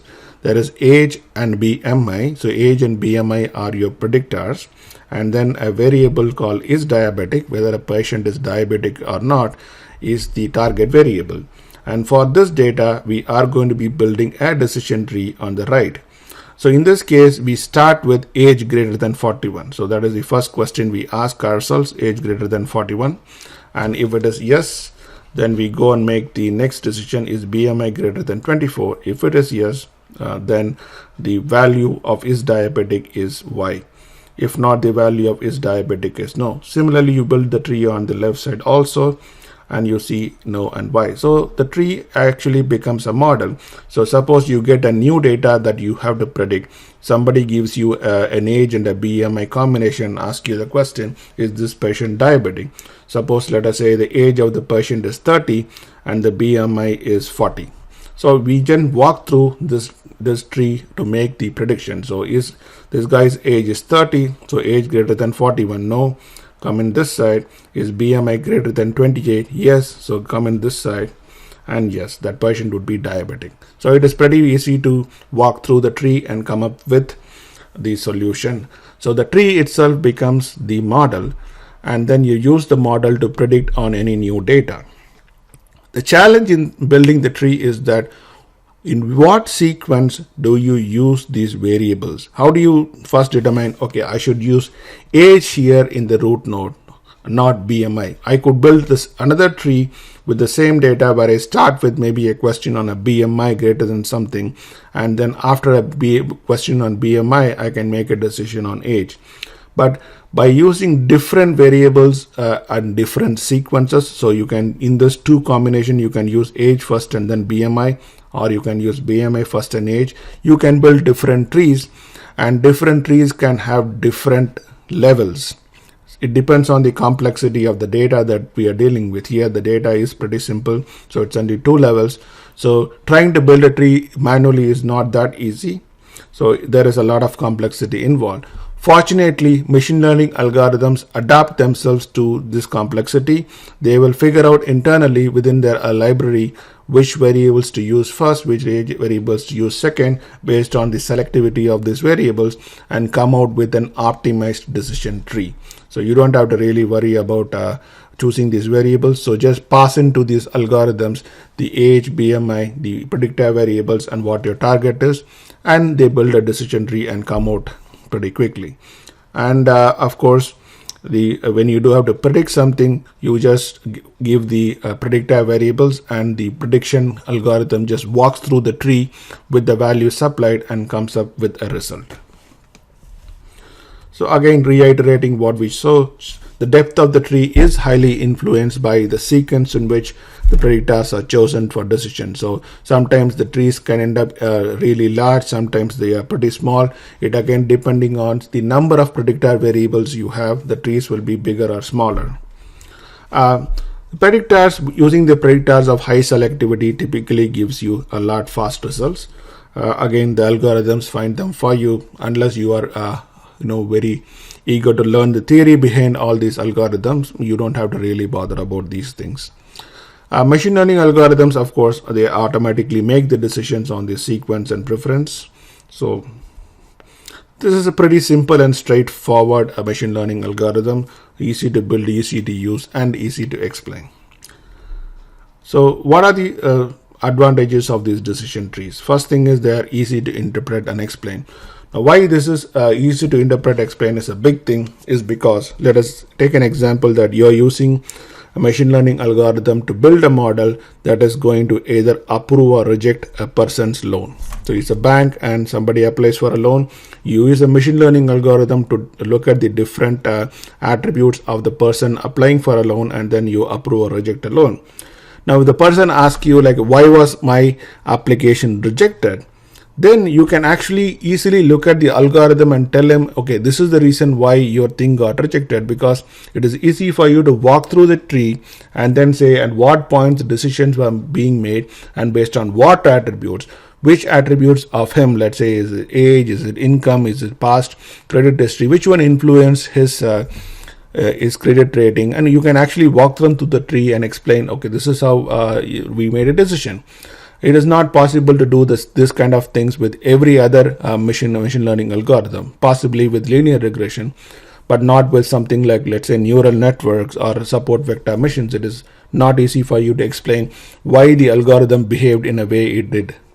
So this is pretty important, and it works very well with missing data. If data is missing, there are NAs. It is okay. It can handle NAs and work through that one. It is sensitive to local variations. What do you mean by sensitive to local variation is that if different ranges of the target has different phenomenon. For example, let's say you're trying to predict age, and in predicting age, for age 21 to 40, it is behaving in one way. So age 21 to 40 has a different behavior. Then age 40 to 60 has a different behavior. It adapts itself to this behavior. So it will build a tree where age less than 40 and then handle that behavior separately, and age greater than 40 and look at this phenomenon separately. Whereas if you look at something like linear regression, it is not localized. Linear regression, you have to draw a straight line anyway through all the points. So if there are local variations, the local variations are not adjusted itself in this linear model. You will see when you're drawing a line and trying to predict something, it will either predict this range 21 to 40 very accurately or the 41 to 60 very accurately. It can't predict both if they both have different kind of signals or they have different kind of patterns. But decision tree adapts itself pretty quickly to these kind of local patterns.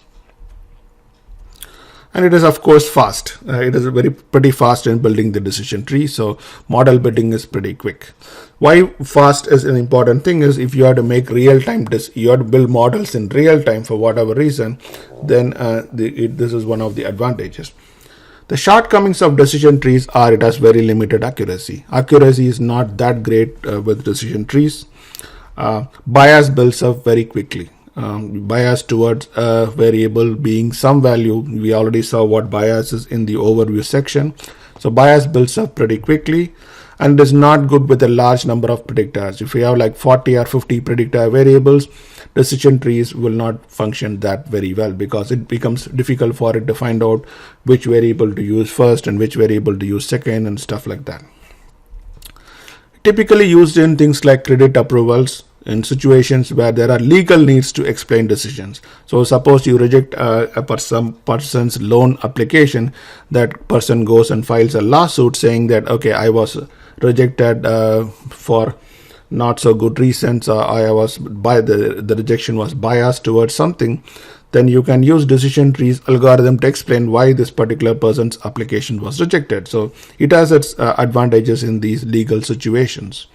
And it is used for preliminary categorizations. A lot of since it is sensitive to local variations, what it can do is first use this local variation to separate your data into 2 sets or 3 sets. So it is used for some kind of preliminary decision making or preliminary categorization. So you split the data using a decision tree, and then on each of the split you can go and apply some other machine learning algorithm. So split 1 can use algorithm A, split 2 can use algorithm B. So you can actually mix and match these algorithms as you want, and decision trees are usually somewhere upfront in the chain. You first split the data using decision trees, and for each of the splits you can apply different algorithms and come up with different predictions.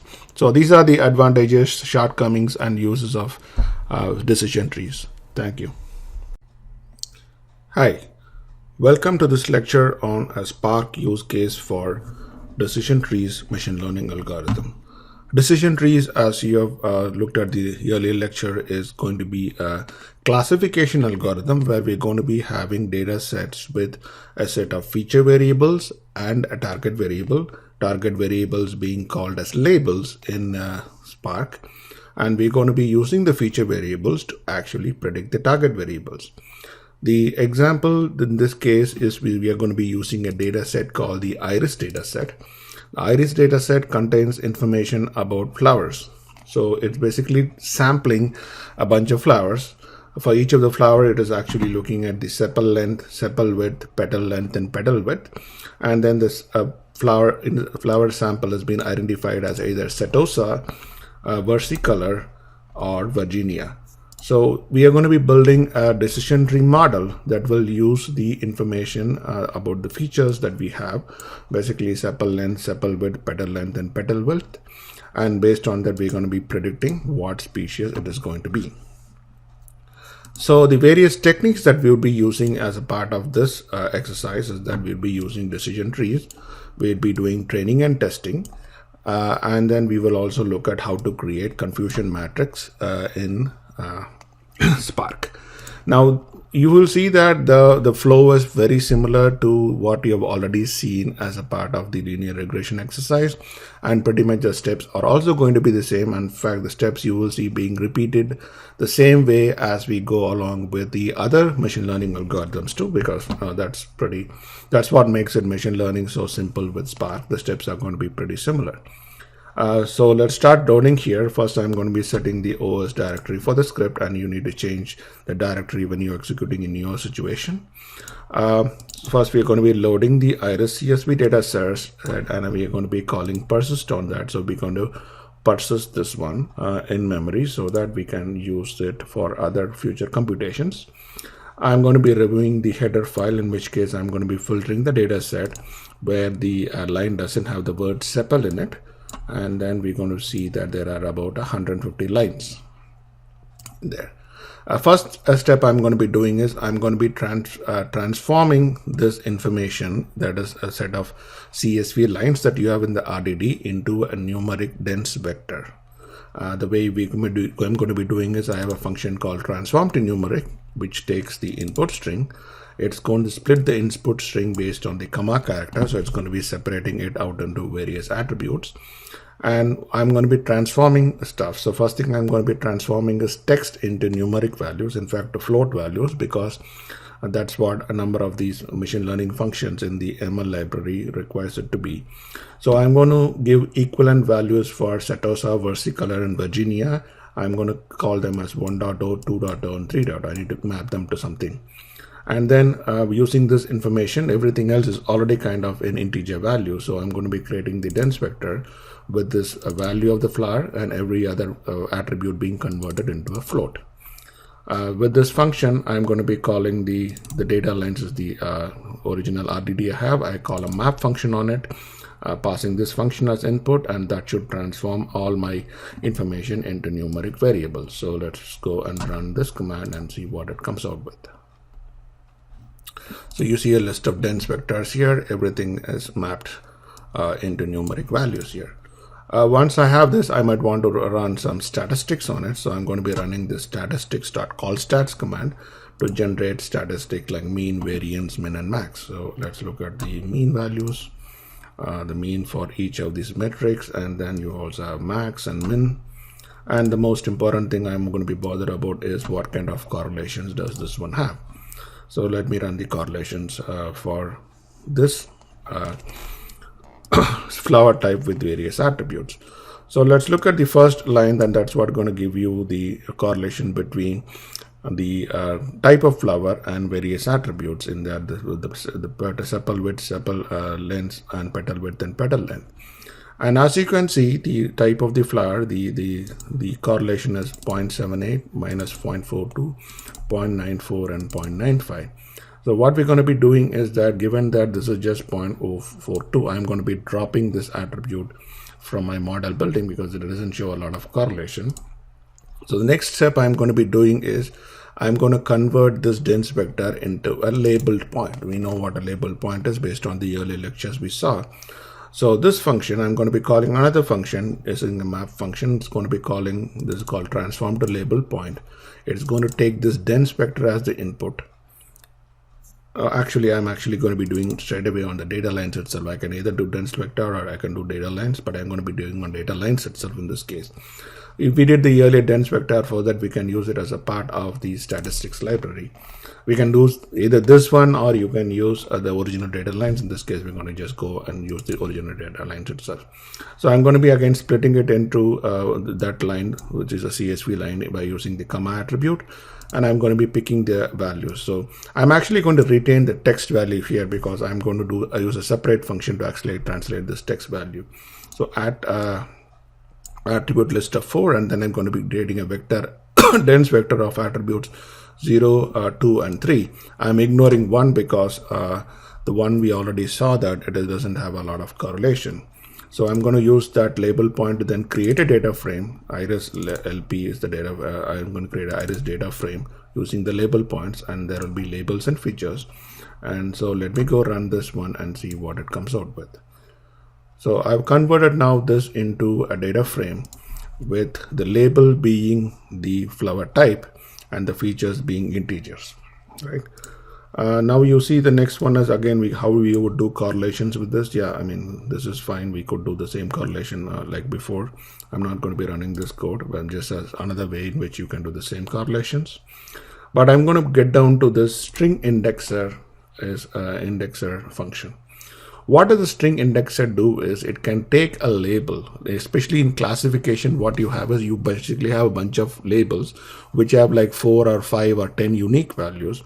And for those 4 or 5 or 10 unique values, you want to create equivalent indexes. So it's called indexes, where it is going to map itself to a numeric value like 0.0, 1.0, or 2.0. So what the string indexer does, it is going to take this this string values and convert them into equivalent numeric indexes.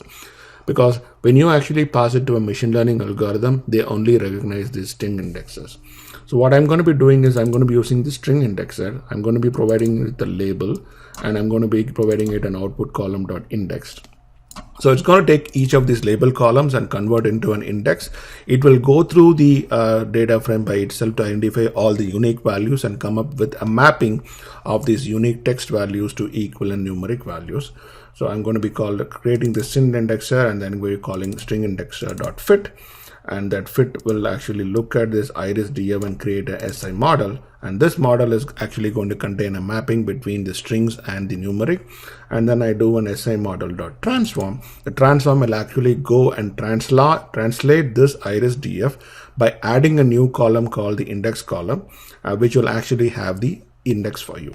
So let us try to run this whole thing and look at how the collect looks like for you. So this will be the output after you do all your translations. So you see that it is now converted into rows. So the original label you see is Virginia, whatever we gave it. And then the features are this dense vector, and it has created an index for this 1.0. So you will see that Virginia has been mapped to a new column indexed 1.0. You will see it has done the same thing for other, like versicolor, it has made it as 0.0.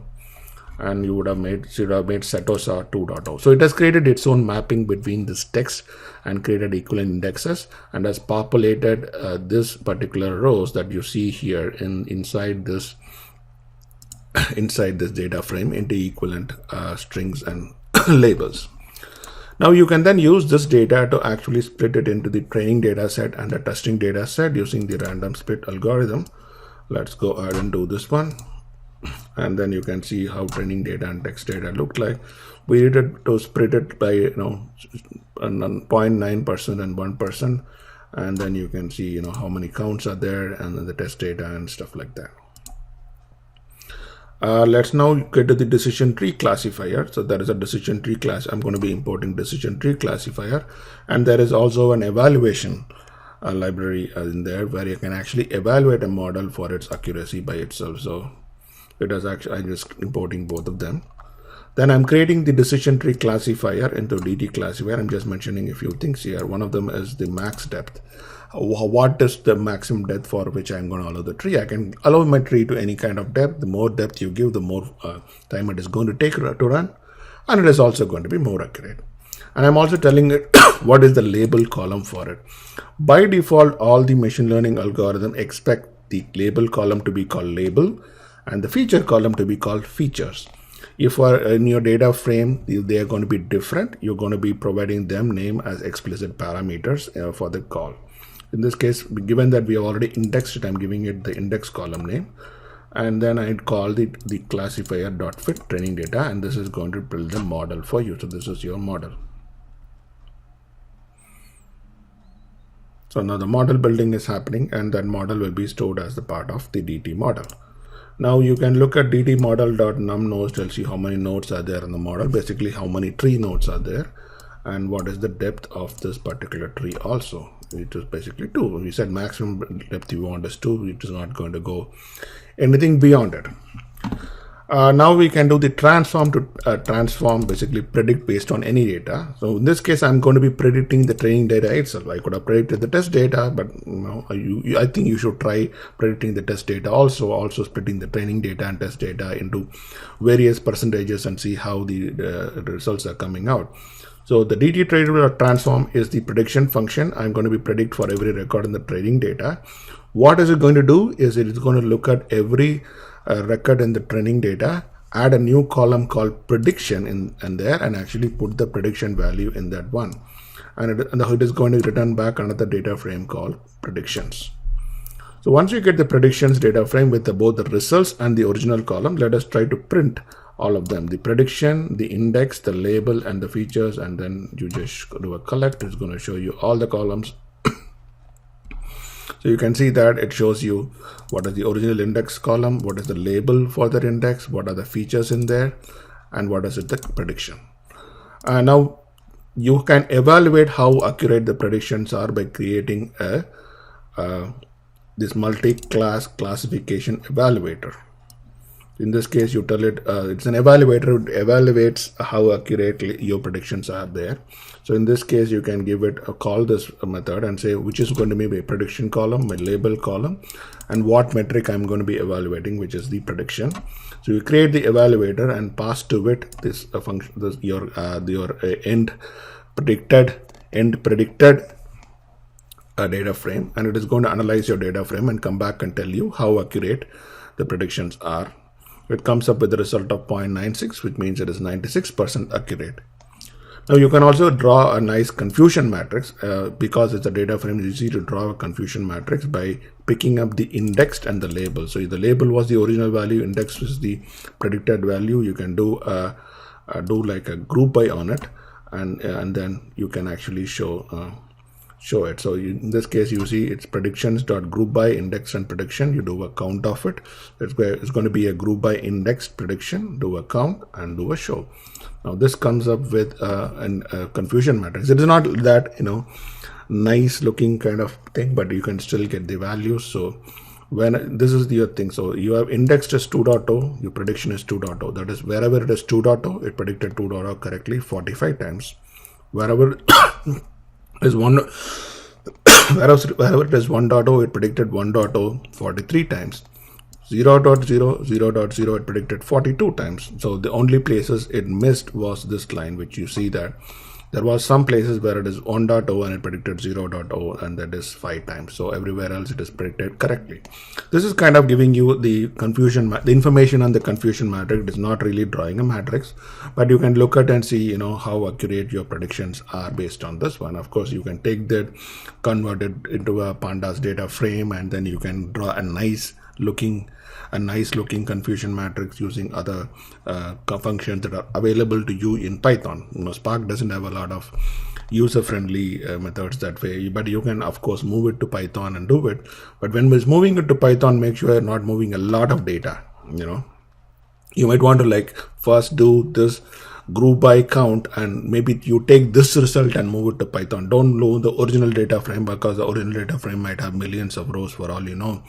And moving that into a Python data frame actually takes it out of the cluster and moves it to your client program or the driver program. And that's an overload, and that is something you don't want to be doing. So that's something you want to remember. Okay. So I hope this lecture has been pretty helpful to you. Thank you. Hi. In this lecture, we are going to be looking at what is called dimensionality reduction. So what is dimensionality reduction and what are dimensions? Dimension in this case are nothing but predictors. The number of predictor variables that you have in the data set are what we call dimensions. But when you have a number of predictor variables, we have a number of issues associated with them. And it is because of that we want to reduce the number of predictors. So what are the issues with having too many predictors? It needs a lot more memory requirements, a lot more storage requirements, has more CPU requirements. The time taken for machine learning algorithms to run is actually a lot more if the number of predictor variables are more. And the correlation between predictors, again, between the predictors themselves, not between the predictor and target. One predictor might have a high correlation with another predictor, which means they are dependent upon each other, and that might actually influence your algorithm. Typically, you want the predictors within the predictor themselves. There shouldn't be that kind of correlation. So those kind of complexities arise. There is a chance of overfitting because some predictors will influence more than the other predictors. And some machine learning algorithms simply don't work fine when there are too many predictors.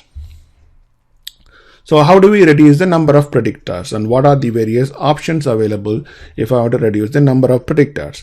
So some of the things you can do is you can use manual selection. In this case, you can use domain knowledge. You know the field, and because you know the field, you can make certain things, and you can say this is not going to influence my target. For example, in the medical field, you are trying to predict whether somebody is going to have diabetes or not. Now, there is an attribute for the patient called height. And a doctor might say the height of a patient has no influence on whether the patient has diabetes or not. So that is domain knowledge. So use this domain knowledge and apply that domain knowledge and say, you know what, I'm going to take height out of my data set because I know for sure height is not going to influence my cholesterol levels. But you got to watch out. It might be possible that there is actually a correlation and nobody knew about it. So that is a risk of trying to remove columns or remove variables without having proper consideration. Second is look at the correlation coefficients between the predictor variables and the target, and you can throw out those predictor variables which does not have a high correlation simply. So that is an easy thing to do. That is one possibility of throwing out variables based on their correlation with the target variable. A third thing is to use decision trees. And then you can use decision trees to actually choose predictors. And why is that? Irrespective of how many predictors are there, you can give to the decision trees and try to build a model. Even though decision trees do worse or take a lot of time with a lot of predictors, at least the final tree it comes out with, it won't use all the predictors. If there are 50 predictor variables, the final decision tree might not use all the variables. It might only use 5 or 10, or it is going to only pick enough number of variables. It is only pick those variables that have high correlation or high tendency to predict the outcome, and only use that to build a decision tree. So a decision tree can give you some insight about which of the variables or which of the predictors actually influence the outcome. So you can build a decision tree once, look at which of the variable the decision tree actually used, and then only filter your data set to that set of variables, and then use other algorithms to do final predictions. The other more popular scientific method that is available for you to do dimensionality reduction is what is called principal component analysis. In the principal component analysis, you are trying to find those principal components which have high influence on the outcome. So this is a very scientific method used to reduce the number of predictors. A full explanation of all the formulae and the concepts involved is, I would say, an advanced level of machine learning at this point. So I'm not going to go into that, but it is based on what are called agent vectors and agent values. This involves a lot of complex matrix and inverse of matrix and transpose of a matrix kind of stuff that goes on before you come up with this. Fortunately, they are implemented for you in the libraries that perform principal component analysis for you. So what does a principal component analysis do? Suppose you have a data set of m predictors The PCA takes this set of M predictors and transforms them into a set of N predictors, another set of N predictors. Now you look at these N predictors, it will not be possible for you to relate a single value, a single column in the N predictor to a single column in the original M predictor. It's not possible to correlate. It is totally transformed and totally diffused. You come up with a new set of values and a new set of columns. And the new predictors are basically derived predictors. They are called PC1, PC2, PC3. The good news though is that this PC1, PC2, PC3, they will show high correlation to the target variable. The way the outcome will come up is the first predictor, PC1, will have the highest possible correlation with the target variable. The second one will have the next highest correlation. Third will have the next highest correlation. And for each variable, each predictor that is coming out of PCA, a score called as how much of the variation in the final target is explained by this variable. So PC1 might be able to explain 50% of the variation in the final, in the target variable. PC2 might be able to explain another 20% of the target variable. PC3 might be able to explain another 10% of the target variable. So if we just choose PC1, 2 and 3, that overall would be able to explain 80% of the variation in the target variables. So what that means is you just pick the top 3, top 4 of these derived predictors and ignore the rest of them. Just use these derived predictors and use that to go ahead and do your machine learning model building exercises. So, and when you do model building exercises with derived predictors, you have to also do the same thing when you come up with the prediction part also. You have to use PCA to do conversion in order to do the prediction. The new predictors retain similar level of correlation and predictability. So they do retain excellent level of correlation and they are able to predict. And the good thing is they go in decreasing levels of how much they influence the target variable. So you only go and pick the top X of those new predictor variables and use them for your analysis. If you look at the use case we have for this module, you will see how this is exactly being. Hi. In this lecture, we are going to be talking about random forest, another very useful method, machine learning classification algorithm. So random forest is one of the most popular and accurate algorithms that are available for machine learning. It is one of the most popular in the sense that when you have these data science competitions, this is one of the algorithms that is very popularly used. It is an ensemble method that is used to build decision trees. What is an ensemble method? Ensemble method is somewhere that you don't make one decision, you make n number of decisions and then take a vote. So let me explain a little more. Suppose that I want to buy a laptop and I want to get some opinion about whether I should buy a laptop or not. If I just go and ask one friend, should I buy this laptop or not? And he gives me an answer yes or no. That is some kind of basic decision making. So every friend becomes a model and I use just one model to get an opinion and I only get one answer, which is yes or no. Rather, if I go and ask 10 of my friends whether I should buy a laptop or not, and then I get 10 different opinions and then take a vote between this one. Okay, 7 of these people said yes, 3 of these people said no. So yes is higher than no, so I should go and buy this laptop. So that is called ensemble decision making. You are using multiple people, multiple brains. So in this case, what happens is that random forest is an ensemble method built on decision trees. So every friend here is a decision tree and random forest is nothing but a collection of trees. So that is why it's called a forest, because it is a collection of trees. So in random forest, what you do is you build multiple models. You build multiple decision trees. You use the same decision tree algorithm, but you build multiple decision trees. You will see how we build this multiple decision trees later. And for predictions, what you do is you actually use each of those models. Suppose I build 500 decision trees, I get 500 models. I use all the 500 models to make a decision. So I will get 500 different results. So I'm trying to figure out if a patient is actually sick or not. I will get 500 answers, yes and no. Then I take a vote I get how many S's I get, how many no's I get, and whichever is the highest, I'm going to choose from that. So you take a vote on these results to find your best answer. That is why it is called an ensemble method. You actually, in an ensemble method, when machine learning, when you say something is an ensemble method, you typically have multiple models, and every time you try to make a decision, you apply all these models and then take a vote between those multiple models.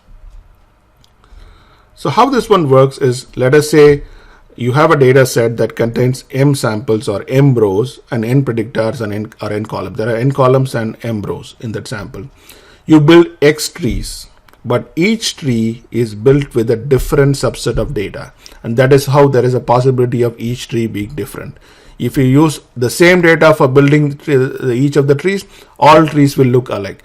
But for each tree, you pass a different subset of data. Out of these m samples and n predictors, you pass a different subset of data to each of the tree. So how is this subset chosen? They are chosen randomly. So you choose m out of these m rows and n columns, you choose a subset of rows and a subset of columns randomly. And that is why this algorithm is called random forest. Random because you use the random mechanism to select the rows and columns. Forest because you have multiple trees there. That is why it's called random forest. For example, if you have a data set that has 1,000 rows and 5 columns, each tree is built using 700 rows and 3 columns. So you choose randomly 700 rows and 3 columns, and then use that data subset to build a tree. Now you don't have to worry about writing code for choosing these rows and columns, because random forest algorithm implementations or libraries will do them for you. This is more for your understanding. Sometimes you can control in terms of what percentage of rows you want to choose and what percentage of columns you want to choose for every sub tree you're trying to build. But mostly they optimize themselves in terms of that selection process. So the data subset is used to build the tree. And for prediction, the new data is passed to each of these x trees and you get x possible results. And then you take a vote among these x possible results to see which one I want to buy. So for example, if you're predicting yes or no, and then whether somebody is going to buy a product or not, and you build 500 trees, you will get like 350 Ys and 150 no's, and then you know that 350 is greater than 150, so I'm going with the decision of yes. So this is like a voting decision, a more democratic kind of decision making process that you apply. So the most found result is the overall prediction that is you're going to be doing. So random forest is about building multiple trees, each with a subset of data chosen randomly, and then whenever you have to predict, you basically run through a voting mechanism to make a decision, and that is your ultimate prediction. So the summary for random forest, let's look at what are the advantages. One of the advantages is that it's very highly accurate. Every tree is being built with a different subset of data. What that means is a lot of the noise that is there in the data gets eliminated. Only the proper possible signals keeps getting built into these models. So it is found to be very highly accurate, and it is efficient with a large number of predictors. It doesn't matter if you have like 40 or 50 predictors, given that each tree chooses a subset of predictors. The number of predictors you choose for a given tree is typically the square root of the number of actual predictors available. So suppose you have 4 predictors, each tree is built with 2, but suppose you have, let's say, 16 predictors. What is square root of 16? Maybe something like 4, right? So you only use 4 predictors for each of the subtrees built. So it is pretty easy and flexible in terms of adjusting itself to a large number of predictors. Another big advantage of random forest is that it is fully parallelizable. Given that each tree is built independently, the tree building process can use like multiple CPUs. They can all run in parallel, build the trees, and then you can collect all the results back. So same applies with when you're doing predictions. You can do predictions in parallel with each of the trees that are being built using multiple CPUs, then collect back the results. So in that way, it is fully parallelizable. You can use some parallel processing techniques to really speed up things with random forest. It is also very good with missing data. The benefits of decision trees, the individual decision trees, also accrue towards random forest.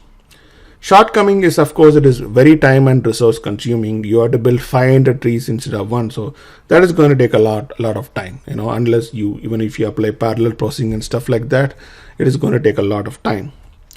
For categorical variables, bias might still exist if the levels are disproportionate. Now, let us explain what do you mean by the levels are disproportionate. Suppose you are trying to predict yes or no. So there is two levels, yes or no, in that particular categorical variable. There are two values, yes or no. Those are what we call levels. So in the training data set, if you have like 50 yeses and 50% yes and 50% no, that is equal proportion. Suppose in the training data set, 95% of the values are yes, only 5% of the values are no, that is disproportionate. When you have that kind of a disproportionate data set where one of the class types dominates the other classes, so in this case, the Y dominates the N so much, models that you build on that kind of data pretty much will bias towards that particular Y. So anything if you have like 95% yes and 5% no in the training data, the model that you build is always keep predicting yes all the time. The risk there is if the accuracy numbers that will come out with that kind of prediction will be highly accurate, because suppose you have 95% yes and 5% no in the training data, the same proportion will also exist in the testing data. So in the testing data, you take and start predicting everything as yes, you still get 95% accuracy, because you have 100 records, of them 95 are going to be yes. You just go and blindly predict all of them to be yes, you will still get 100% accuracy in the test data. The problem there is whenever the no happens, it is not going to be sensitive to that no at all. So these are places where you have to be careful. One of the techniques that is usually applied when the levels are inappropriate is the data set that you use, choose a data set out of the training data set where the levels are almost equal. When you have 100 records and 95 of them are yes and 5 are no, rather than taking 100 records, only take 20 records with 5 yeses and with 5 no's and 15 yeses. So that way some proportion is achieved. Only issue there again is you have to use really a large set of data so that you don't get any kind of prediction errors.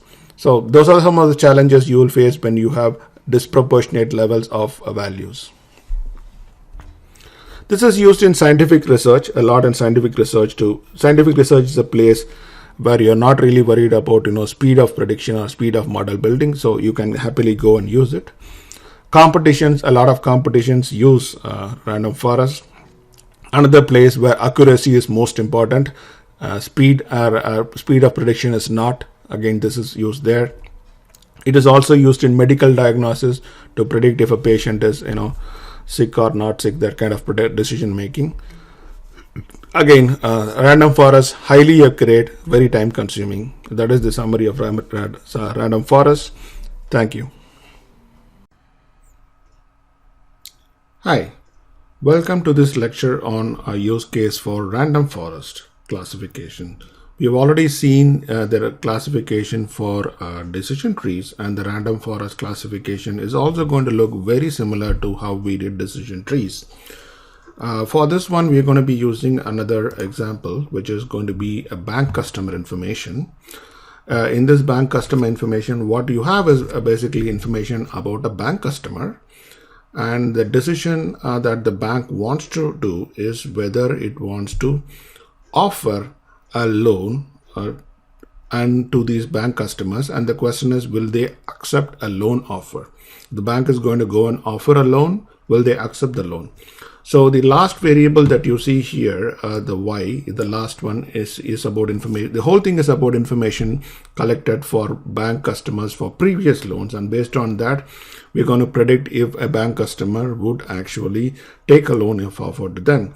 So this is the previous information about a lot of loan offers. It has information about the bank customers from age, job, marital status, education, default, whether did they defaulted on a previous loan, what is the current balance in their checking account, whether they have housing, whether they had previous loans, where do you contact them and stuff like that, and finally whether they accepted the loan or not, either say yes or no. And as you see, it's even though it's called a CSV file, it is not really a comma separated value file. It's actually a semicolon separated value file, and all the textual data are in double quotes. So we have to do some cleaning also in terms of taking this data, extracting this, and doing stuff. So let's get on to the program. The first thing as we do, yes, like earlier, is set up the, we're going to be setting up the directory to point to the right directory wherever you downloaded all the data and the example files. So we're going to be loading the bank.csv file, loading and then seeing number of records that are there. Similar to other exercises, then we're going to go and strip out the first line, which is containing the header. Now that is gone. And then we're going to be doing a similar exercise of transforming the whole data set to a numeric one. So we're going to be taking every line in the RDD, and then first thing we're going to be doing is replacing all the quotes, double quotes that we have with nothing. So we are removing all the double quotes, and then we are splitting the file, splitting each line based on the semicolon and getting the attribute list. And now we're going to be doing a few things. We're just going to be extracting things out of it. First, I'm going to extracting age out of it. We're going to be taking out age as the attribute of the attribute from the attribute list, the 0th position, which is the first attribute, converting to a float. And then I'm going to be doing another variable called outcome, which is decided based on the outcome, whether it is yes or no. So if it is yes, I'm going to be putting a 0.0. If it is no, I'm going to be putting a 1.0. And then the next thing I'm going to be doing is I'm going to be creating indicator variables. In the case of indicator variables, you're going to be taking a single column and actually creating multiple columns, one column for each unique value in the original column, and such that you only make it as an indicator, whether it is 0 or 1. So in this case, you have a column that shows whether the guy is single, married, or divorced. For that, we are going to be creating 3 different columns, single, married, and divorced. And each column is going to be 1 or 0 based on the value in the original column. So this is what is called indicator variables. Similarly, we create indicator variables for education, primary, secondary, and tertiary.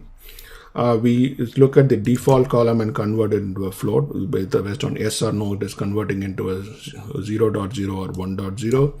Similarly, balance is converted to float, and so is loan. Loan is again yes or no in the original data, that is converted to 0 or 1. Finally, we form the dense vector with all the converted data that we have, and we return the values. And then we finally do a map on the original RDD, call it transform to numeric, and collect and see what are the records, how are the records looking like. So let us now go and run all this stuff. So this is how the dense vector now looks like with all the transform variables. As you can see, it just has only numeric values, float values in this dense vector. And all this, you can run some statistics, doing mean, variance, min, max.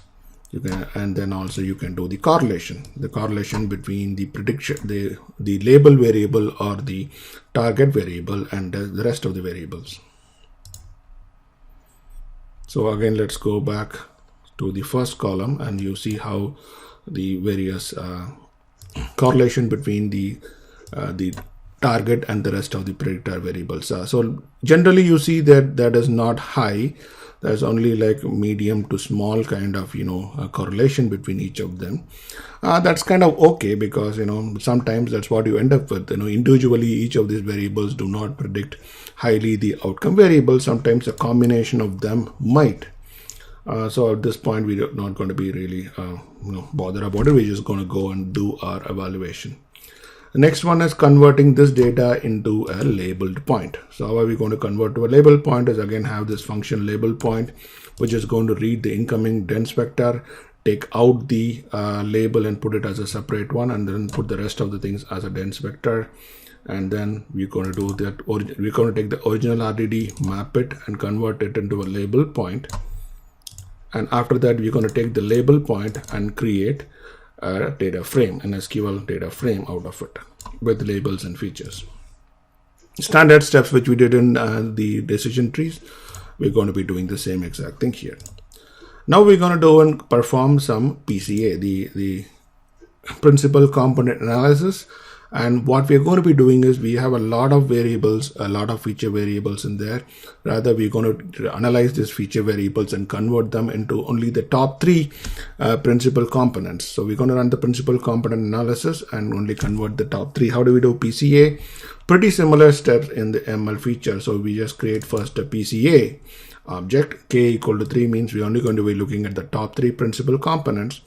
The input column is going to be features. The output column is going to be PCA features. So it's going to take this input column features from the data set and convert that into this output column called PCA features and output for you.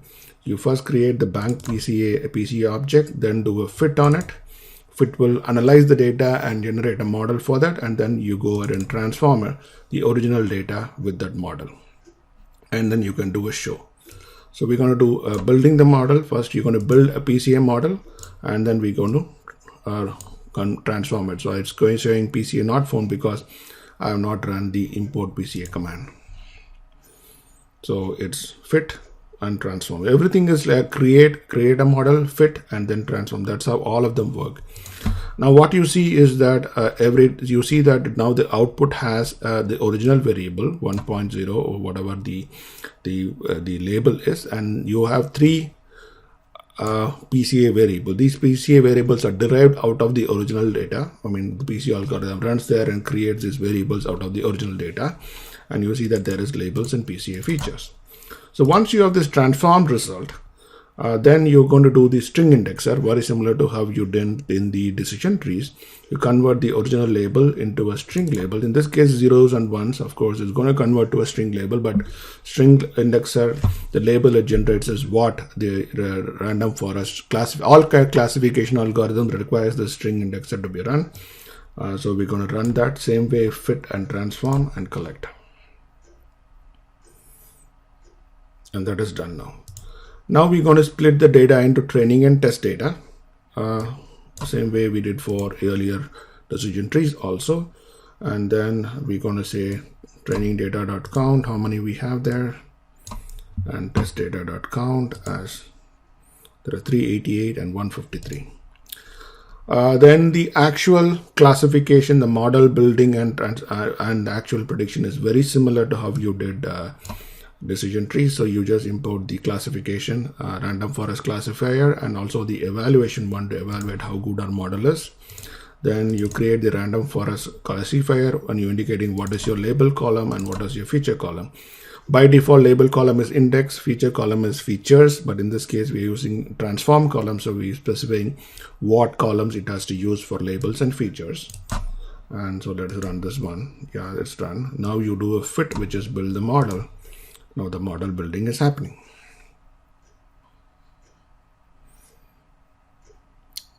So waiting for the model to complete. Yeah, the model is now complete. Now we can predict on this model using the test data, rmmodel.transform test data. Now it is going to run its prediction on the test data, and it is going to take the test data and create a new column called prediction within the test data. So then you can do a predictions.select the prediction, the indexed label, and the PCA features, everything in one shot, and it will come up and give you the results. So you can see that this is the PCA features, and then we know what is the prediction, what is the indexed or the label, and you see how accurate they are. Sometimes, in this case it's 0 and 0, that is a right prediction. In this case it's 0 and 1, it's a wrong prediction. So depends. So let us now run the evaluator to see how well the model has performed. So again, you create the evaluator indicating what is your prediction column and the label column and what metric you want to predict, and then do the evaluate.evaluate. Now this is going to run for you an evaluation and tells you how accurate this one is going to be.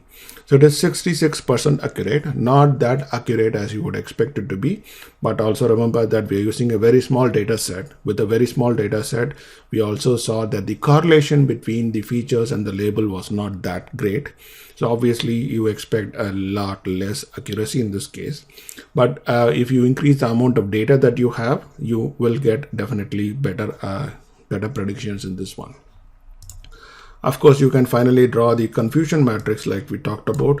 Take the predictions one and then do a group by indexed and partition, and show that will tell you how accurate the predictions are by every type. So 1.0, it is correctly predicted for 15. 0.0, it is predicted correctly for 87. But then you see a number of mismatches here. There is a lot of 1.0 that is predicted as 0.0. One of the things you want to remember when you're running this machine learning algorithm is in your source data, if there are unique classes, right? In this case, the classes are yes or no. If the data has a disproportionate number of these class instances, let's say in a data set of 100 records, if there are 90 yeses and 10 nos, obviously the model will skew towards the one which has the largest set, because everything it is trying to predict as that. Whereas if the data that you have as equal instances of it, as 50 yes and 50 no's of the label, then the model will be a lot more accurate. So when you build models, one of the options is when you see this kind of a disproportionate amount where there are like 90 records with zeros and one record with one, obviously everything is going to skew towards the one with the maximum instances. You might want to actually filter the data set and actually get a sample where there are equal number of yes and no's, and that might give the model a better chance to predict because it will build a model more accurately. But that would mean that you would need a large amount of data, a large corpus of data to start to work with. Of course, we worked with a small set of data here, but those are the things you want to remember when you actually start doing predictions in real life. Hopefully this has been helpful to you. In this particular use case, we saw the use of how you would use PCA, principal component analysis or dimensionality reduction, and we see how it can be used when there are a number of variables are pretty large. Hope this has been helpful to you. Thank you. We now move on to the last part of the data transformations and processing, and this is called text pre-processing. Now we are trying to use more and more text in our data processing and machine learning and predictive analytics. But text has a few characteristics. It has a lot of issues which a regular data set that comes from a table like an RDBMS table does not have. So text has to undergo a lot of pre-processing before we can start using them for predictive analytics. And in this section, we are going to see what kind of processing needs to be done on text to convert it into a format that helps it to be used for predictive analytics. To begin with, let us try to understand how machine learning algorithms work. And machine learning algorithms can only work with numbers or continuous data or classes, discrete or categorical data. They do not work with text. They don't understand text in any format. So the challenge is that all textual data, they have to be converted to an equivalent numerical or class representation. Text data has to be converted into numerical or class-based representation before it can be used for any kind of machine learning. The use of text is becoming more and more in predictive analytics, and the text pre-processing, that's why it takes a lot of importance in what you want to do in this case. So why is text pre-processing becoming more important is that we do a lot of text-based classification. Like when emails are coming in, you want to classify them as spam or not a spam. That is text-based classification. You have a number of news articles in the web, and you want to take this news article and classify them based on which domain the news article belongs to, like politics or sports or economy or things like that.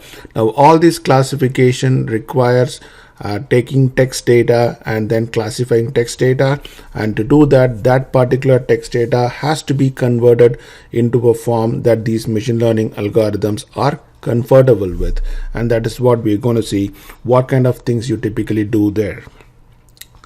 To begin with, there are a number of text cleansing steps that you do as a pre-processing for any kind of textual data that comes in.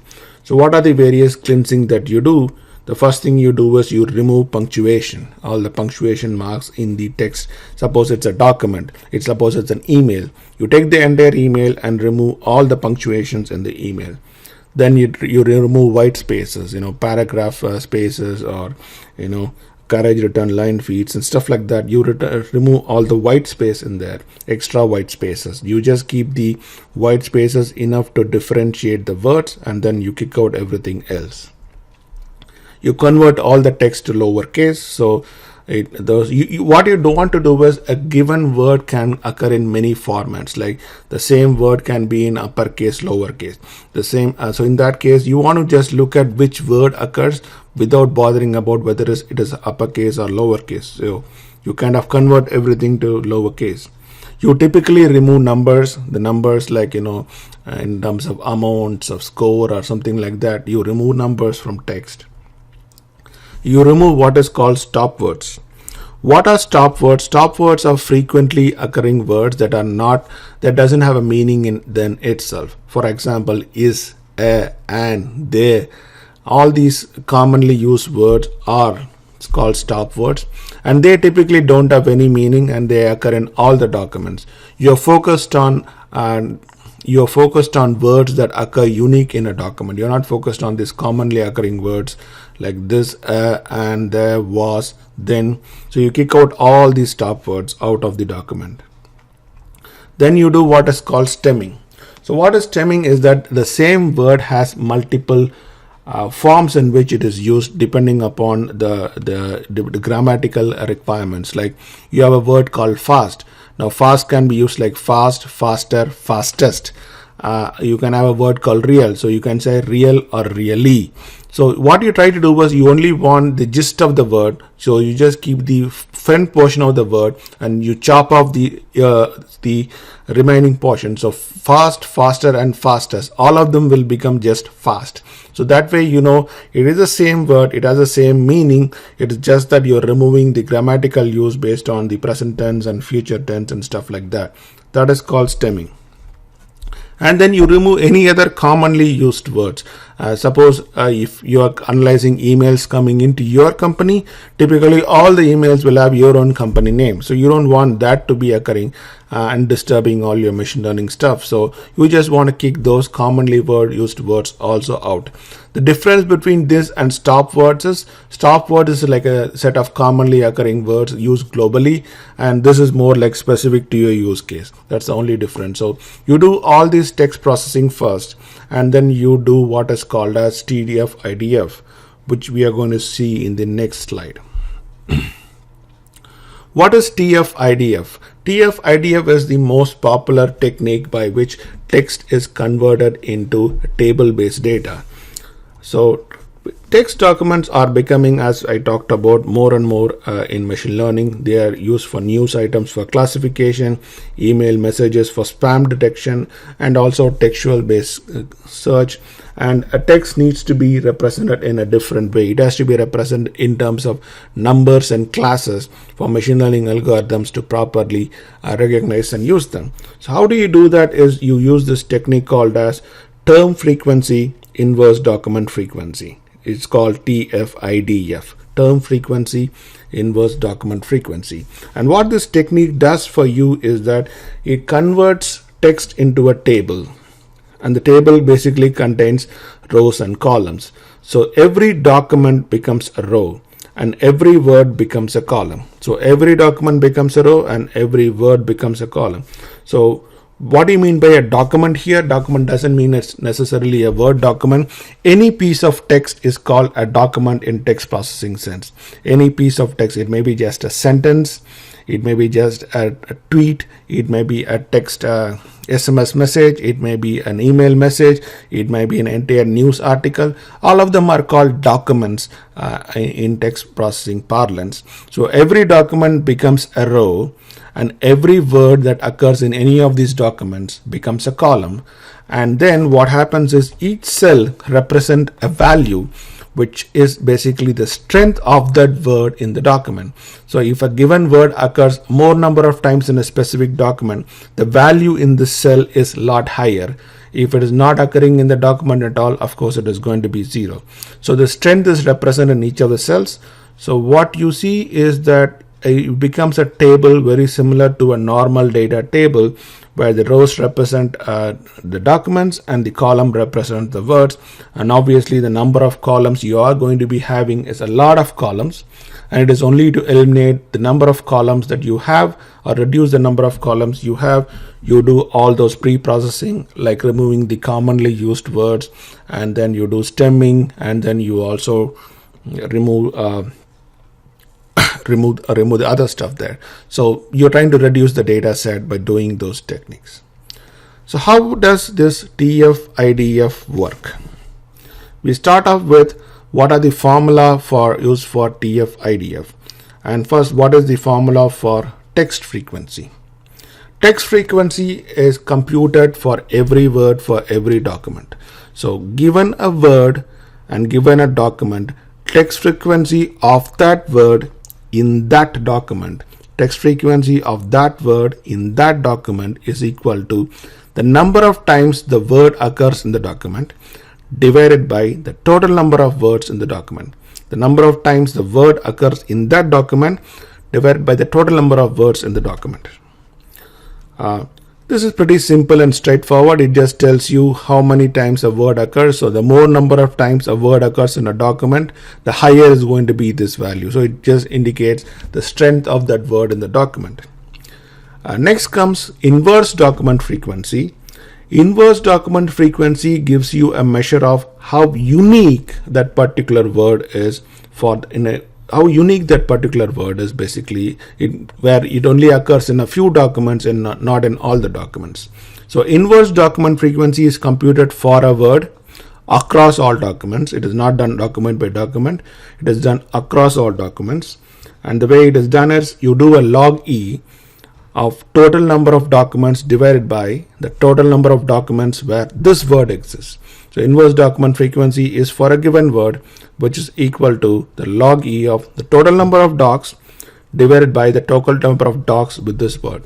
So what happens when you compute inverse document frequency is the lesser number of docs this word occurs, the higher will be the inverse document frequency. That's how this formula would work. If a word is occurring in all documents, inverse document frequency will be like 0. If a word occurs in only like one document, inverse document frequency will be really high.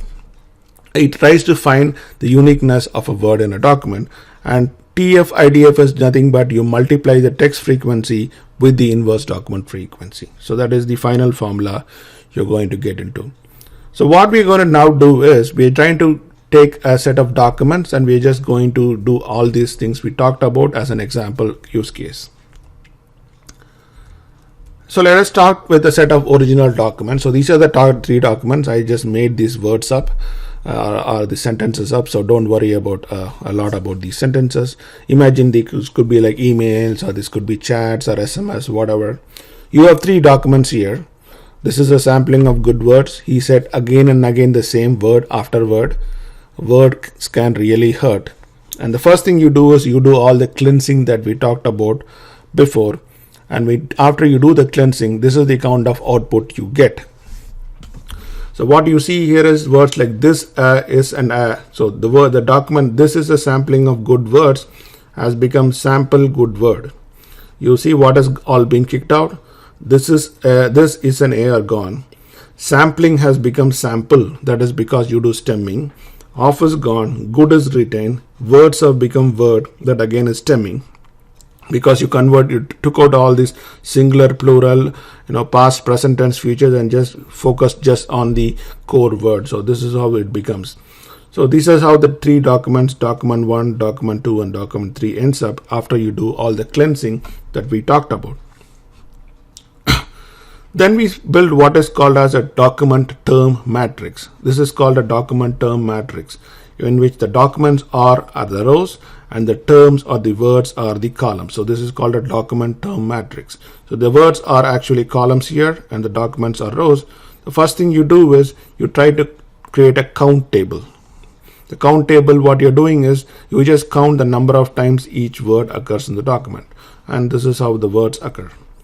Then you try to find text frequency, which is you take this count and divide by the total number of words in the document.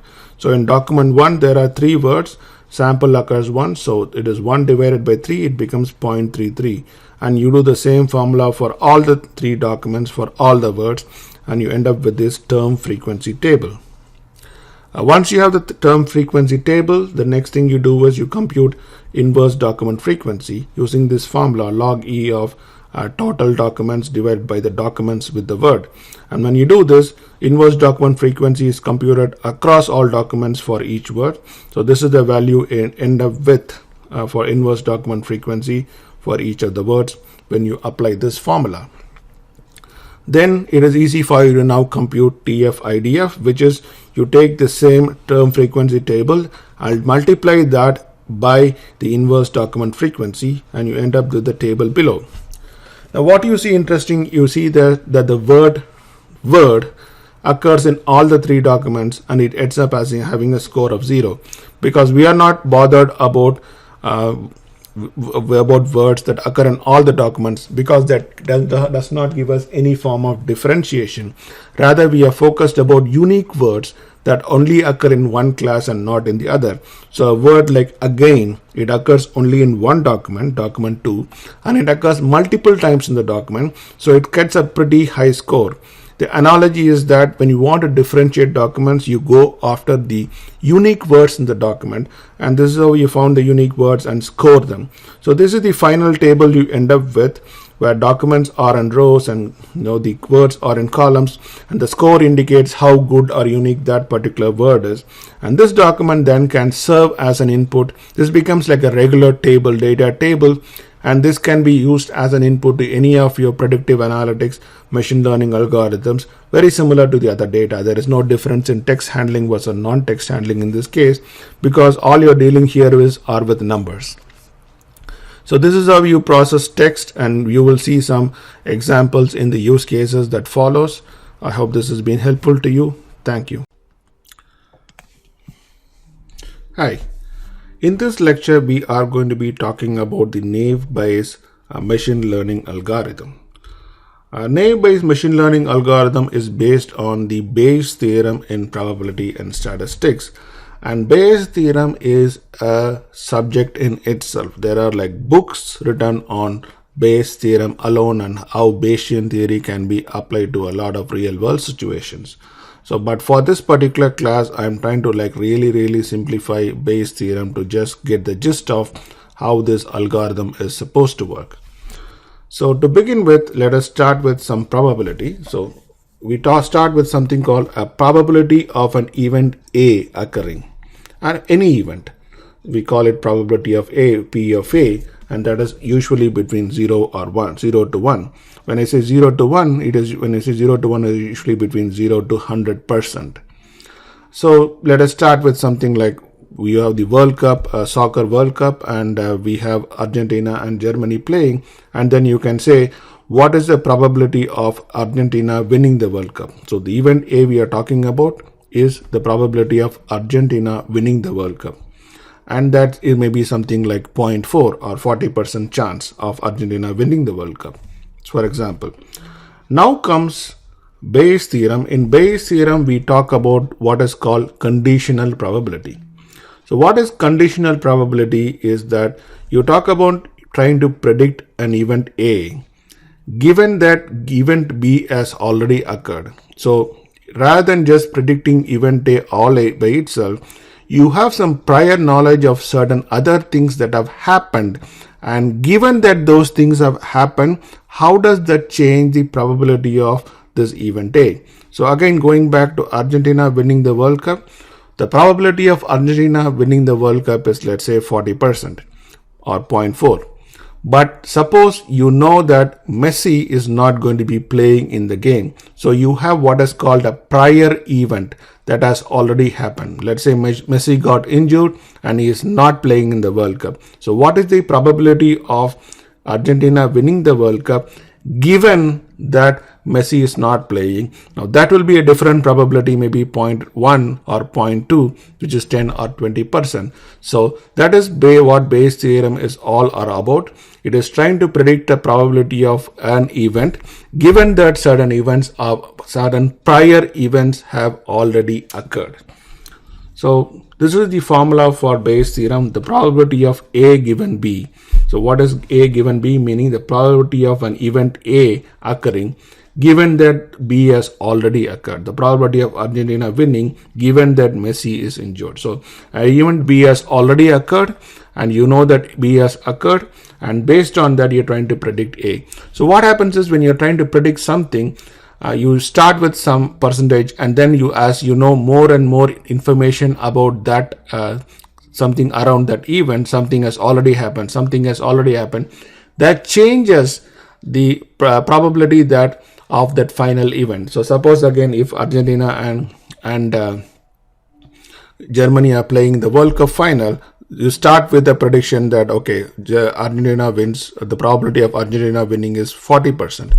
And then during the match certain things happen, and then people do keep saying this when during a match.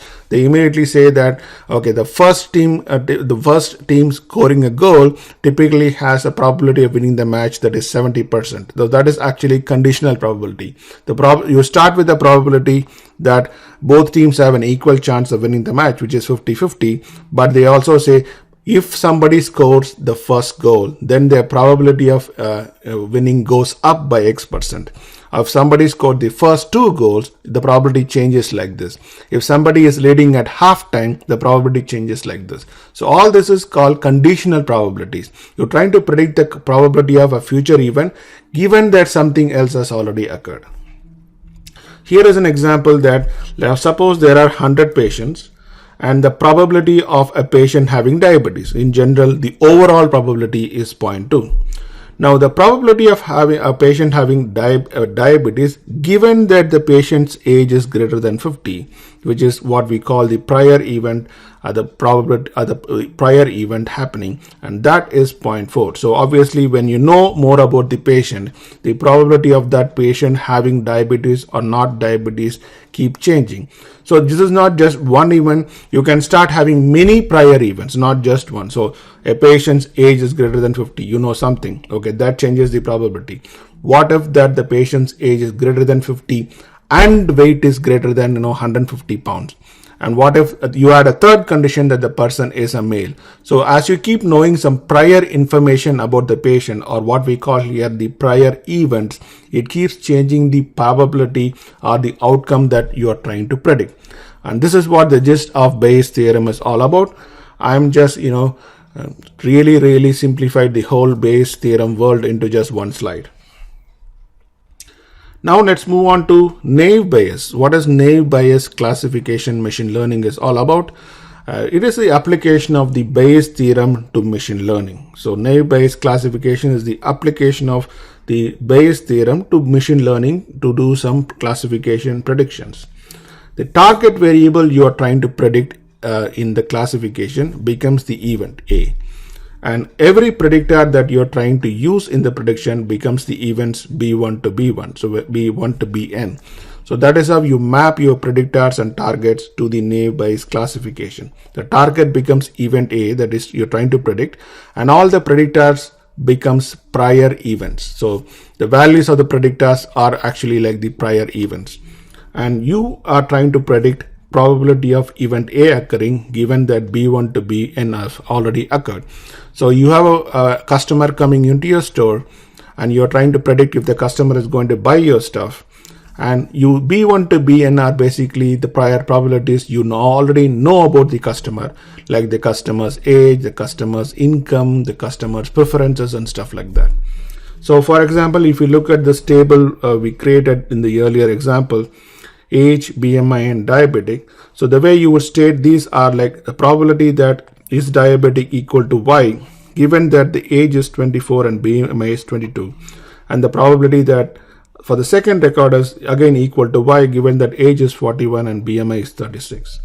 One thing you do in naive Bayes classification is, unlike other algorithms which just come out and say, okay, this particular record is A or B, or this particular record is yes or no. It simply gives you the probability that something is a yes and the probability that something is a no. So it gives you a value of, it actually tries to predict the probability for each of the possible outcomes for the target variables. The target variable is purely a yes or no. It gives you what is the probability that yes occurs and what is the probability that no occurs.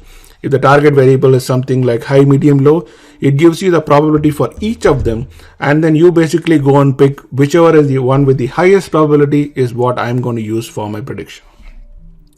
So how does naive Bayes algorithm work? It basically builds this kind of a table, this kind of a probability table by reading through all the data it has, and it builds a probability table like this. So let me try to explain this table. So this table is built upon 3 columns.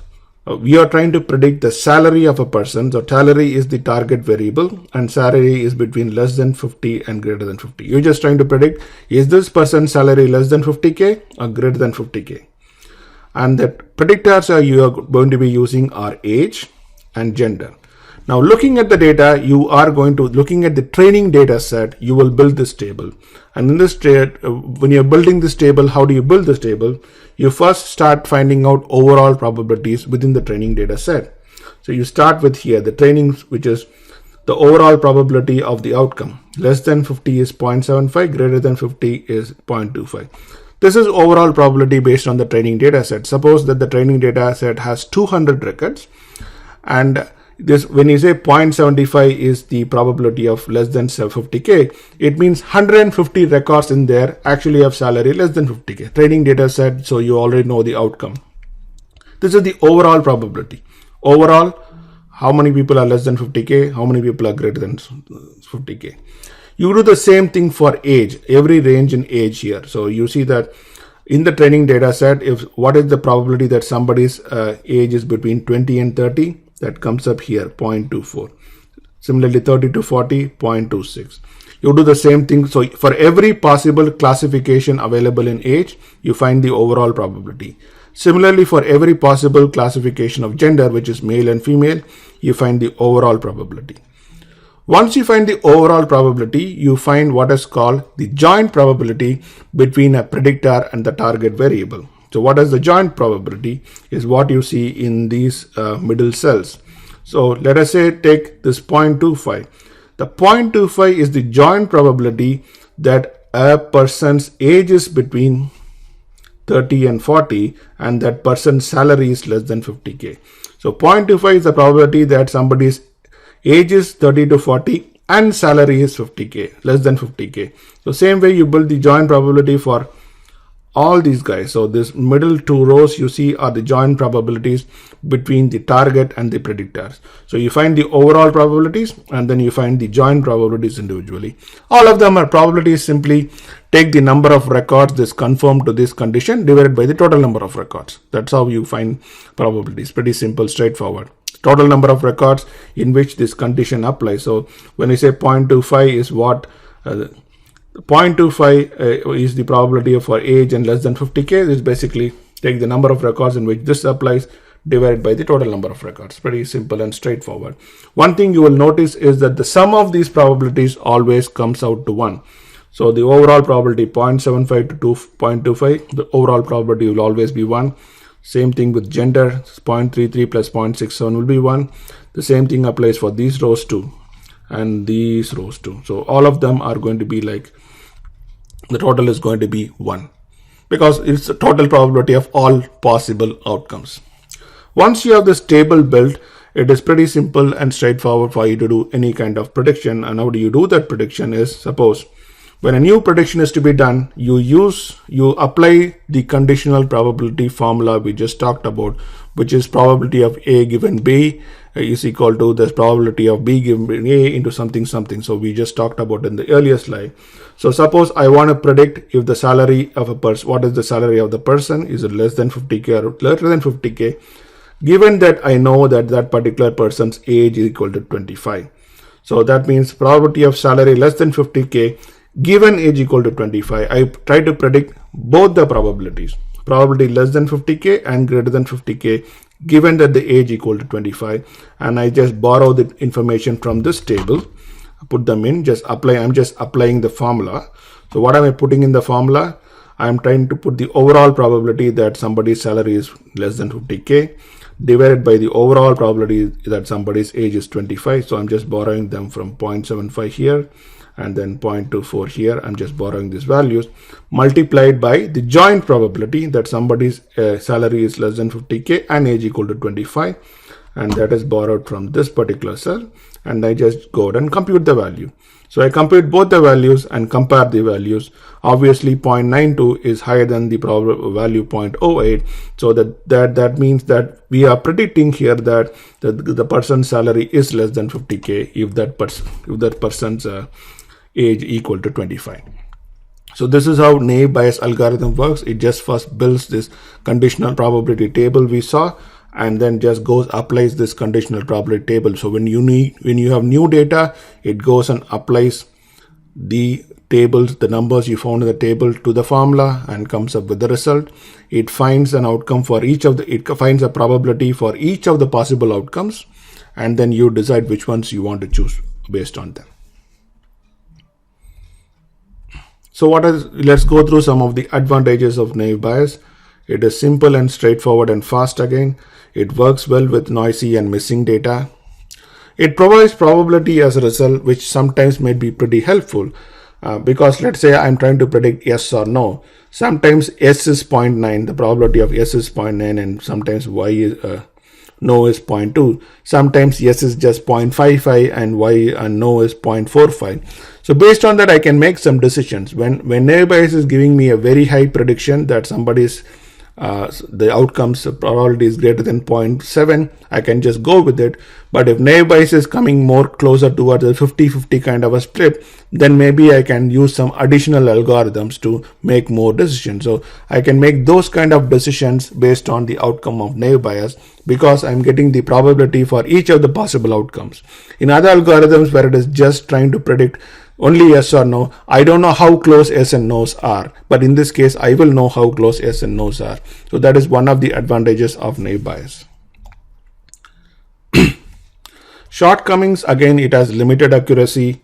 It expects the predictors to be independent, and this is an important one. The reason Bayes is the naive Bayes algorithm is called naive because it makes some naive assumptions, and that naive assumption is that the predictors are fully independent of each other. The assumption that the Bayes theorem makes is the prior events we talked about, the B1s to V1, each one of them are independent of each other. In other words, the B1 should not impact B2, B2 should not impact B3, which means one prior event should be independent of the other prior event, which means one should not influence the other occurring. So that is what one of the important things about the Bayes theorem is that the prior events are independent of each other. What I mean by independent of each other is that, let's suppose one prior event is age and the other prior event is weight. The age should not in any way influence the weight. That's what it is trying to say. Suppose you have a third variable, something like their cholesterol levels. Now it might be possible that your weight has an impact on cholesterol levels. So the weight and cholesterol levels are not really independent. They have some amount of correlation coefficient. So when you say two variables are independent of each other, it means that their correlation coefficient is pretty low. That's what we are trying to say. The independent events or the prior events should not have any correlation between them. That is what we call by independent, and naive Bayes makes that independence assumptions. So when variables are really independent of each other, naive Bayes will work very well. But if they have internal dependencies, it is not going to work that well. And that is what we try to mean by this statement. It is again not good with a large number of numeric predictors. If you have numeric predictors, you have to use binning. So naive Bayes only works well with classes for predictor variables. So when there are numeric variables, you have to convert them into bins like we did for age just now. You have to convert, if you have a continuous variable like age, you convert them into age ranges, 20 to 30, 30 to 40. So you have to bin them into these and bin them into classification in this case. Where is naive Bayes used? It is typically used in medical diagnosis because you want to predict if some person has a disease or doesn't have a disease. So this is where knowing both the probabilities of both the outcomes is good, because if you're trying to predict a patient has disease or not, if the probability of no is very high, then you ignore the patient. If the probability of yes and no are pretty close to each other, then maybe you subject the patient to further test or something like that to do more medical analysis. So that way, naive Bayes is pretty useful. It is used in spam filtering, trying to figure out if a particular email is spam or ham. Again, in this case, what is very useful is this percentages. So if the spam filter comes up and says that the probability that this email is a spam is very high, typically the algorithm, typically that process will kill that particular email and not send it to the receiver at all. But if say it comes out with a spam prediction that it has a 60% chance that this is a spam, then you might send the email to the person, but there may be a note that like says this particular email might be a spam. So that is why in the email title you will see that there is the marking which is possibly a spam. It puts a question mark. So those kind of decisions are made on the probability values that are returned by the spam filtering algorithms, and they are using naive Bayes to do that. It is used for document classification, trying to classify, let's say, news articles into whether they are articles related to sports or politics or something like that. Again, it comes up with those probability for each of the various classifications available. Again, pretty useful. So that's all. And then finally, sports predictions, as I talked about, trying to predict the outcome of a game based on certain events occurring or already occurred. And this is again where naive Bayes is useful. So probability that somebody will win a game given that they scored the first goal, or given that they are leading in halftime. All of that is sports predictions. Again, naive Bayes comes into play in these cases. Thank you. Hi, welcome to this lecture for a use case on naive Bayes. This will be an example for how you would do spam filtering with Spark. And as a part of this exercise, we will be doing naive Bayes classification. We will be doing training testing, confusion matrix. We are also going to be doing text pre-processing using TF-IDF, and we are going to be using the pipeline capabilities of Spark to do these exercises. The input data for this exercise is going to be this SMS spam collection data set. In this case, you're only having two columns in there. You have the messages, the actual SMS messages that we got from a data source, and then they are pre-classified for you as either ham or spam. So this data set has like 500 ham messages and 500 spam messages. And that's what we're going to start to use, and we're going to classify them, build a model, and then you're going to do predictions based on this. So let's go down to the exercise. The first part is particularly almost obvious to you. You have been doing this before, which is set the data directory where we're going to be loading the file from. Then we're going to be loading this spam collection.csv into an RDD. We're going to be using two partitions in here just to kind of speed up things, and we're going to do a cache and collect. And yes, it's already loaded. You already collected the stuff. Next, we're going to do load as SQL context for use for later purposes. We're going to be running a transform to vector. In this case, we're going to be taking the input string and converting into a vector.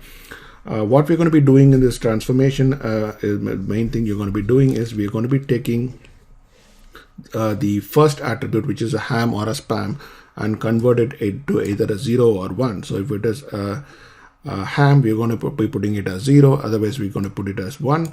And we're going to leave the string as is, because the TF-IDF processing will later take care of processing the string. So we're going to be populating the SMS type and the actual SMS message in this vector and returning it as another RDD. So we're going to run this command now. Then we're going to create a data frame using this message, which is you're going to be having label and message as a part of this. We're going to be creating the data frame out of this RDD, and this is the contents of the data frame. Pretty much things we have done before. Then we're going to do a simple training and testing split here. So training and testing split in the ratio of 0.9 to 0.1. And then we're going to do a training data.count, which should have about 900 records, and test data should have the remaining 96. Now let's go and start doing some real pipelining. So for the pipelining, see, for the case of text processing, what we have to do is first we have to take each message and tokenize it. In the case of tokenizing, you are splitting each message into its words. And then based on the words, you're going to build a TF array, the text frequency array. Then you're going to build an inverse document frequency array. And then that is what you're going to be getting as your vector that you are going to be your feature vector that would be using for further analysis. So since we're going to be using the pipeline, we're just going to be creating each of these objects. First, if we are creating tokenizer, the tokenizer object we're saying that the input is going to be a column called message and the output is going to be a column called words. And then we're going to be creating a hashing TF.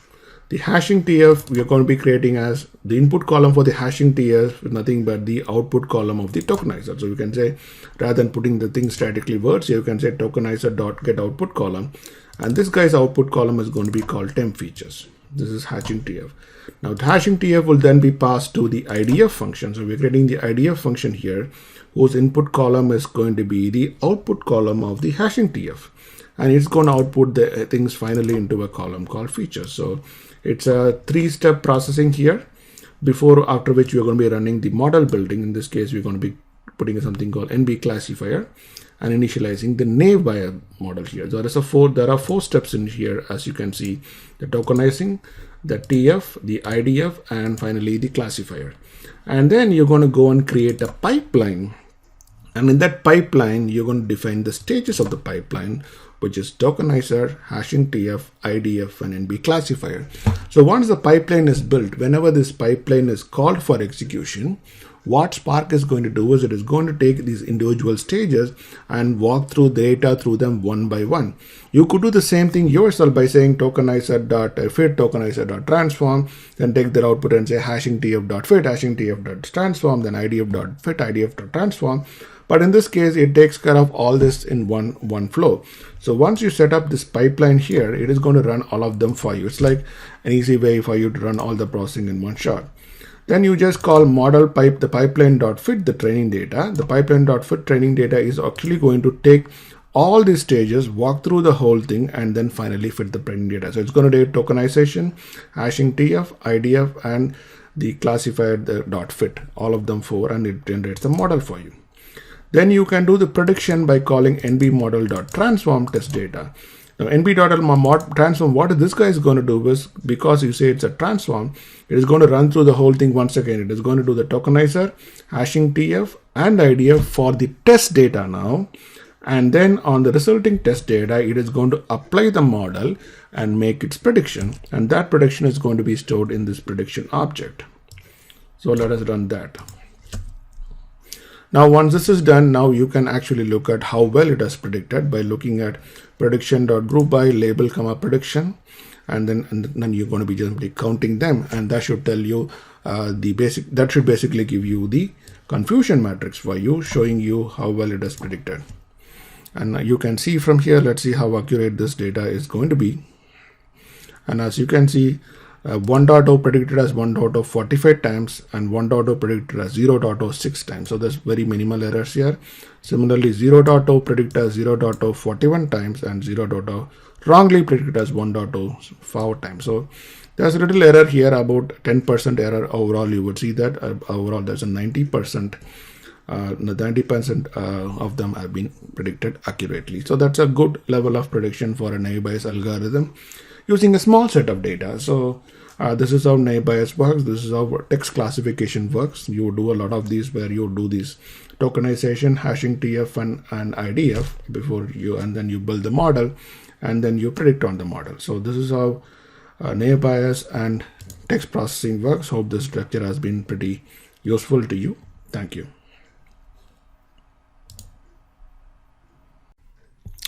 Hi. In this lecture, we would be looking at what we call as K-means clustering. So clustering is an unsupervised machine learning technique in which the goal of clustering is to group data. So K-means clustering is a popular method of grouping data into subsets. So you can group some data into sets of 3 or sets of 4 based on the similarity between the data.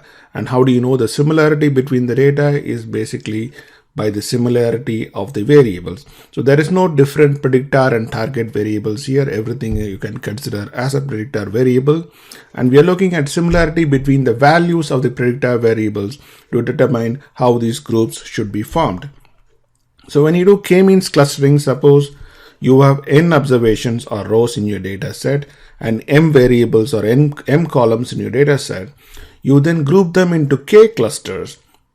How do you group them into k clusters? Is that you group in such a way that every observation or every row is finally put into one and only cluster. So if you have rows and every row, let's say, represents a customer, and then you do k-means clustering, you go ahead and create k clusters, and k can be like 5 or 6 or whatever value, and you end up creating that many number of clusters, and every row or every customer is assigned to one and only one cluster, and that is called k-means clustering. How it works? So when you do k-means clustering, you create an m-dimensional space. So m is the number of variables or columns you have. You create an m-dimensional space and plot each of the rows in that space based on the values of the variable. So you plot every point in that space.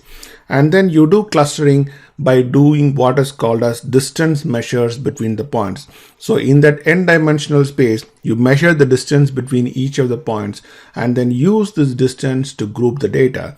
In the next slide, you are going to be seeing how exactly k-means clustering is done with an example. Multiple types of distance measures are available and know how to calculate the distance between point A and point B. And some examples are the Euclidean distance. Euclidean distance is finding the distance like as the crow flies, whereas Manhattan distance is a measure by which it is like a step-by-step kind of a distance. And there are a number of other distance measures also available, but the most popularly used measure is the Euclidean distance, which is like drawing a straight line between 2 points and using that to measure the distance between the points. So how does clustering work? So let us go through them stage by stage. The first stage here is on you look at the first plot. Now let's say consider the data set we are talking about. It only has 2 columns. So it is a 2-dimensional space, easy for you to visualize. That is why we are just considering a 2-dimensional space. So there are only 2 variables. And in this particular thing, I have an x-axis and a y-axis. And I just plot the points here. Suppose this may be like just age and weight, and maybe I'm plotting every patient that I have based on their age and weight in each of these dots. So all the green dots here represent one patient, and this is how they are plotted. Now I want to group this data into 2 clusters. So I can choose any number of clusters I want for it, but in this particular example, I'm only going to be choosing 2 clusters. So I'm just going to be choosing 2 clusters here, and then I'm going to start plotting. So how do I start the clustering? The first stage I do is I just choose 2 points at random.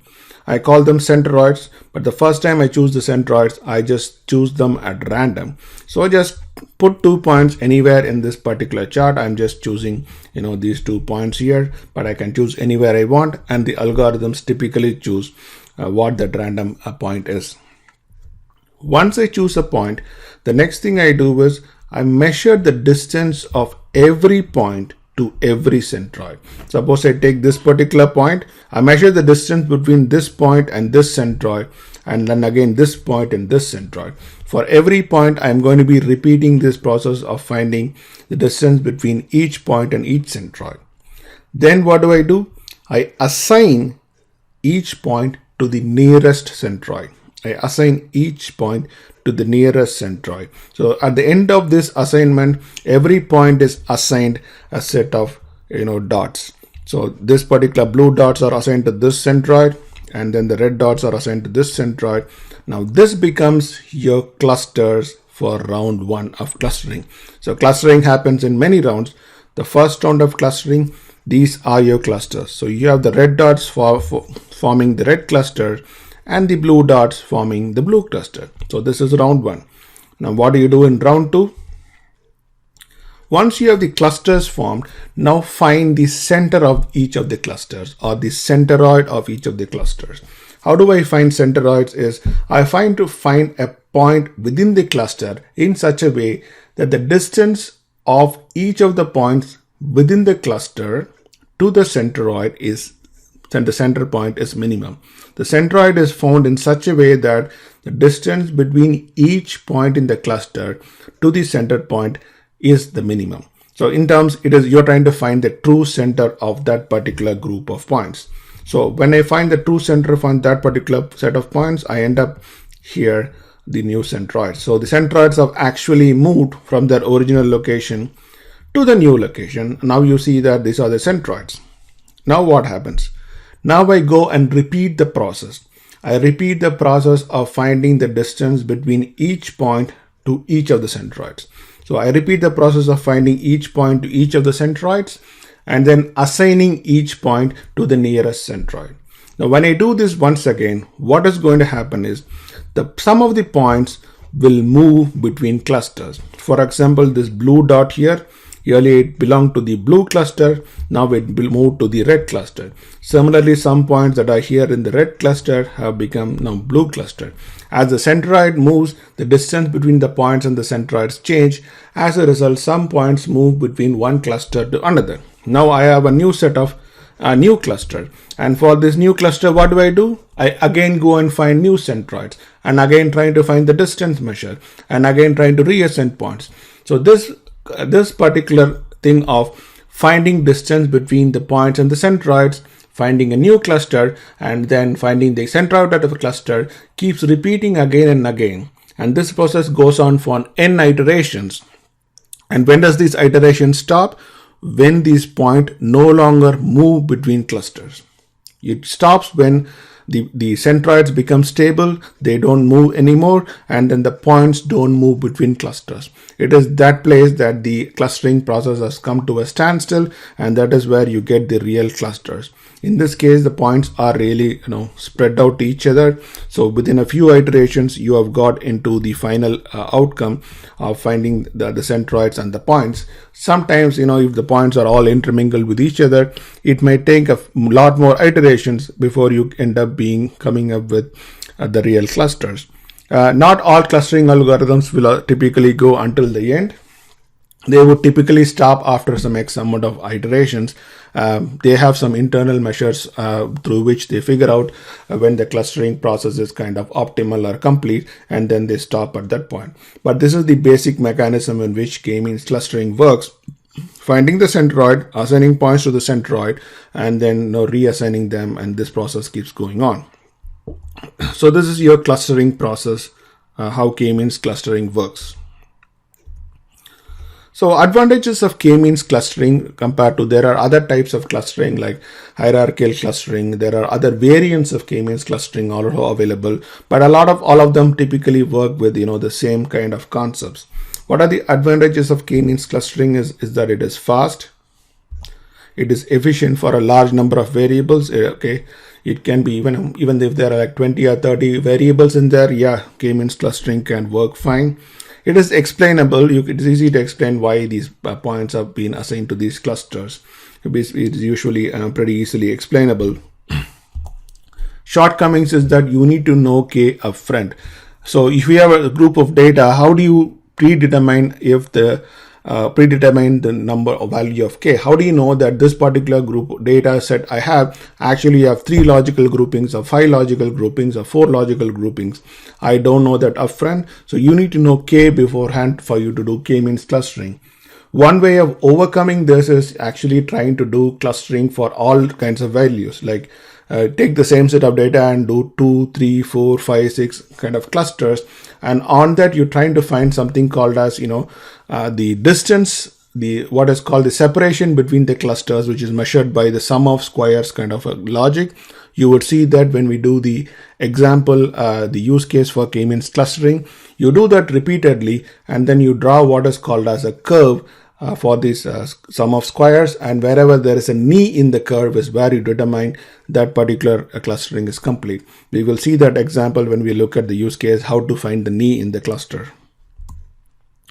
So initial centroid position has influence on the actual clusters formed. wherever you put those dots up front, sometimes they do influence the actual size and shape of the clusters. Sometimes what happens is, if the points the initial centroids start in a different position, the points might actually end up in different clusters. So the initial centroid does have an influence on the clusters being formed. So that is one shortcoming. There are other clustering variants which take care of this kind of a shortcoming too, but k-mean clustering by default relies a lot on this initial centroid. If the points are too close to each other, then the clusters formed are influenced by the initial centroid that is used. It is used in preliminary data grouping of data. A lot of times clustering can be used like a preliminary grouping of data. I first group the data into 3 or 4 clusters and then start doing machine learning or individual clusters and see how they behave. Sometimes it is used like a preliminary clustering technique. It is used for general grouping of data, like any kind of data, like documents grouping, finding groups of documents and stuff like that, groups of websites, search text, things like that. It is also used for geographical clustering, where you have the longitude and latitude as the variables and then use them to find logical groupings of data such that you find some true centers and true groups of data in a geographical setup. So that is another use of k-means clustering. Hi, welcome to this lecture on a Spark use case for k-means clustering. So in the theory lectures, you would have seen how k-means works in terms of in a repetitive fashion in order to create the clusters you are asking it to create. In this one, we're going to be going and running that k-mean clustering on a data set. The data set we're going to be using is the autodata.csv file, which you would have seen in a lot of the earlier examples. So we have this autodata.csv file, which has a number of numeric variables as well as text variables.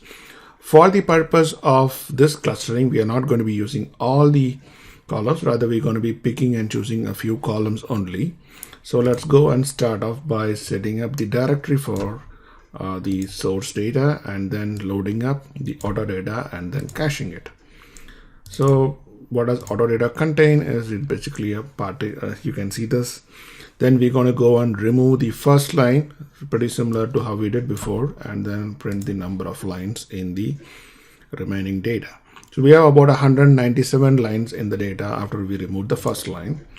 We're going to be then importing a Spark SQL context and be loading and be creating a SQL context for this k-means clustering.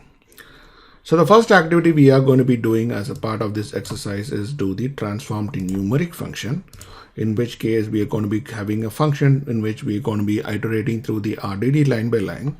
We're going to be splitting the line by a comma.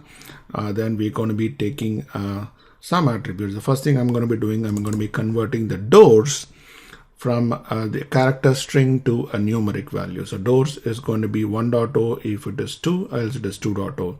Similarly, body, if it is sedan, it's going to be 1.0, else it's going to be 2.0. And then I'm also going to be picking up 3 more variables which are numeric in nature, 7, 8, and 9. So let's look at what the data is. 7, 8, 9 is going to be I think 0, 1, 2, 3, 4, 5, 6, 7 HP, RPM, and mileage per city. We are going to be picking these three attributes. So there's an overall of 5 attributes. 2 of them are string. We have transformed them into equivalent integers. The rest we are converting them as float, and then we are defining this transform to numeric vector. So we're going to run the map function and then do a collect to look at how this data is going to look like. Now for clustering, one of the main important things that are required when you use data for clustering is that all the features, each of the features should be numeric, and they should be also typically in the same range. What do you mean by a range is that, all the values should be like in the range of, 1 to 10. For in this case, if you look at the data, if you look at the first 2 columns in the range of 1 to 2, you look at another column like this is in the range of hundreds and 200. There is a third column, this is in the range of thousands. When clustering algorithm sees this kind of data, because it is trying to do computation of distances, this kind of data is going to skew the clustering algorithm a lot. So it expects your data to be each column or each feature to be kind of in the same range. How do you get it to the same range is by using a technique called centering and scaling. In centering and scaling, what you do is for every feature or for every column that you have there, you compute a mean and a standard deviation. Then you take every value in that feature or column, and then you subtract that value from the mean and divide it by the standard deviation. So subtract from mean, divide by standard deviation. And when you do that, that particular value settles to a range somewhere between -2 or 3 to +2 or +3. So all these values will come down to that range. So that's what we're going to be doing next is we're going to be having a centering and scaling to be done. The first thing before you do centering and scaling is that first I'm going to be computing the means of the columns and the variance of the columns, and that I'm going to be doing by using the statistics library. So I do a call means of mean. So this is the means for the columns, and then I have the variance for the columns, and then I'm going to be taking this variance and then converting into doing a square root of it to get the standard deviation. So I'm just walking through this variance list one by one and then doing a math.square root of it to get the standard deviation. This is how I computed the mean and the standard deviation for every feature in there.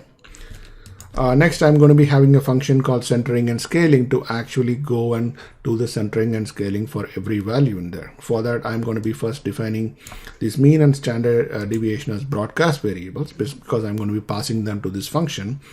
I define them as broadcast variables, and within the function, I'm actually accessing them as global variables and getting their values.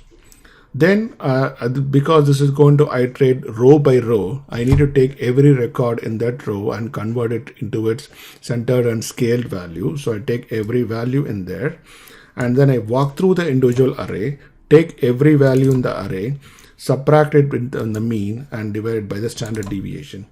Remember that the BC means and BC standard deviation are also arrays having the means for all the features and standard deviation for all the features.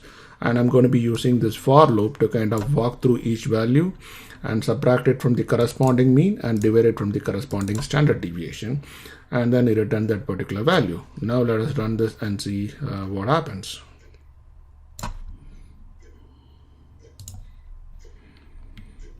So after you run this, you see that it has come back with the result. Now look at the values, how they are looking like. Now earlier you saw the values in ones, tens, hundreds, thousands. See, now all the values are somewhere between like -2 and +2. You see that all of them are kind of normalized. This is what a centered and scale means. So all the values kind of look in a kind of in a decent same kind of range then in hundreds and 200. And this is what you need for doing clustering. Once you do this, then the clustering follows the pretty same paradigm we have looked at before. You import the clustering library, and then you say k-means. You define the k-means algorithm, k = 3, which means I'm going to be creating 3 clusters out of this auto data. You can give any seed you want. A random seed is fine. You can start with a seed of 1. The thing about k-means clustering is when you use the same seed again and again, you will get the same results again and again. You can vary the seed and see if the results are going to change, how the clustering is going to change. If the difference between the various clusters are not that much, if the clusters will change as the seed is changing, otherwise they won't change a lot. So first I'm going to be defining the k-means cluster, and then I'm going to be, sorry, I forgot to import this guy. Okay, now it's imported and the k-means clustering is happening now. Then I do the fit to generate the model, and then I do. Okay, let's look at what this error is, because it says auto df is not defined.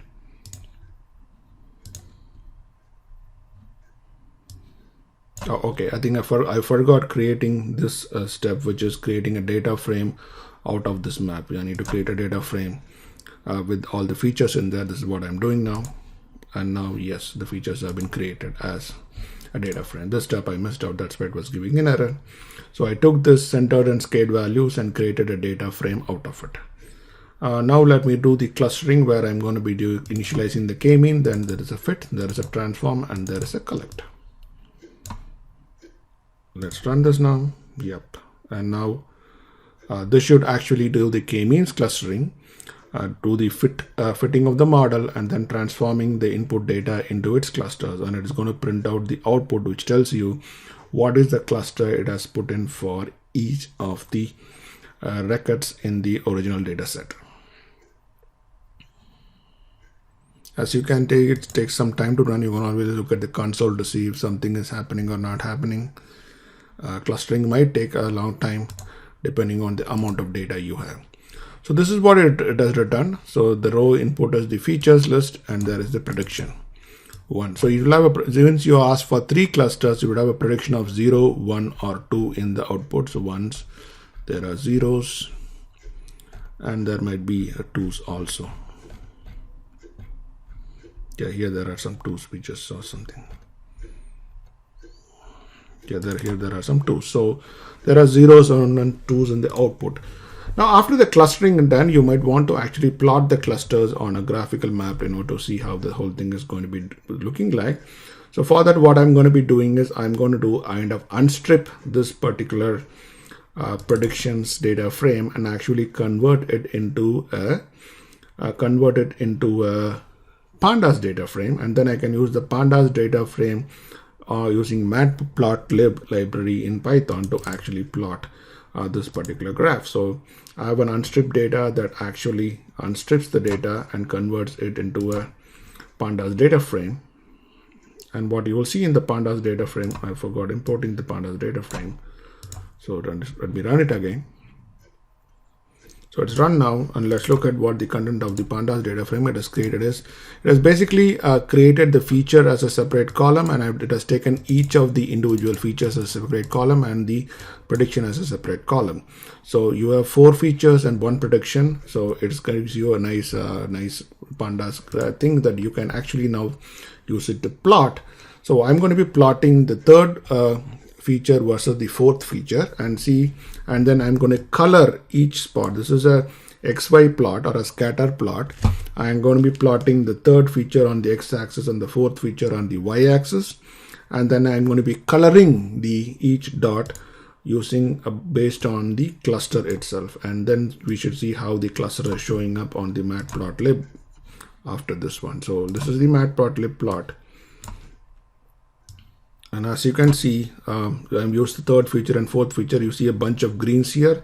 So these points are clustered around the same cluster, and then you see that some of the points are the blue and the reds are kind of intermixed while the greens are standing out.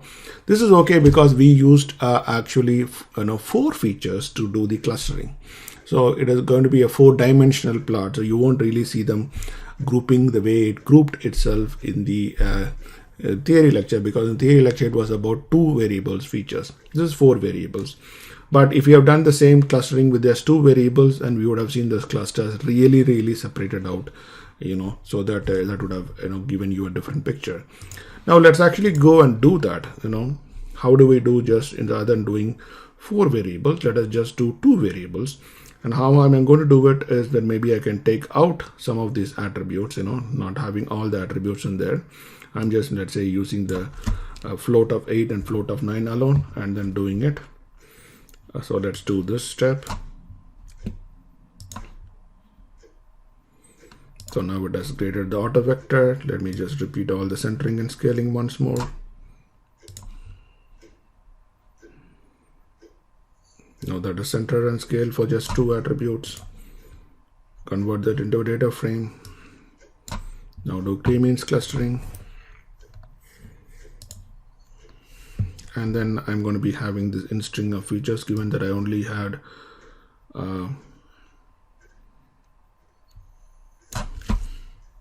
two features. I'm taking out the rest of them when I'm converting, doing the unstripping part. So just 2 features in there.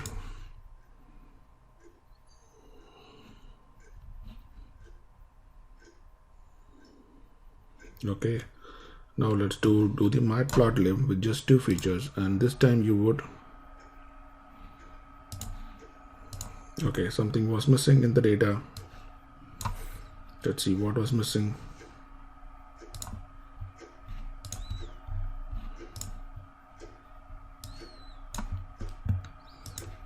So I know I'm going to be doing some debugging as a part of the lecture. I mean, I've been showing all of them running perfectly, but debugging these things also sometimes take a lot of time. So let's also see how you debug the stuff around here. So the error actual issue here is that rather than using 3 and 4, I should have used 1 and 2. That's why the things were empty. So it's another change that I have to do to actually plot it. So let's plot it now. And now you will see some real distribution here. See, the blues are showing up here, the greens are showing up here, and the reds are showing up here. So it's kind of delineated itself in a pretty nice way. Given that we have this 0, 1s and 2s, are we using some of the variable that has very minimal distribution among them. That's what it is showing up like this. If you have used one that is really continuous, maybe it would have shown up in a more circular fashion or something like that.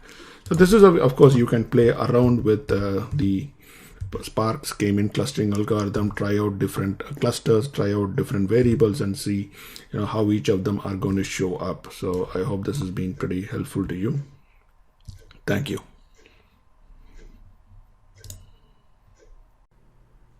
Hi, welcome to this lecture on recommendation engines. Recommendation engine is the most popular concept that you would find in data science, and that is because recommendation engine is something that everyone has seen it to function. Like whenever you go to Amazon or YouTube or Netflix, you see recommendation engines in action. In fact, that is one of the reasons why a lot of people get excited about what is data science and how does it work and stuff like that. So recommendation engine is that way a very hot and popular topic that a lot of people are curious about. So what is a recommendation engine?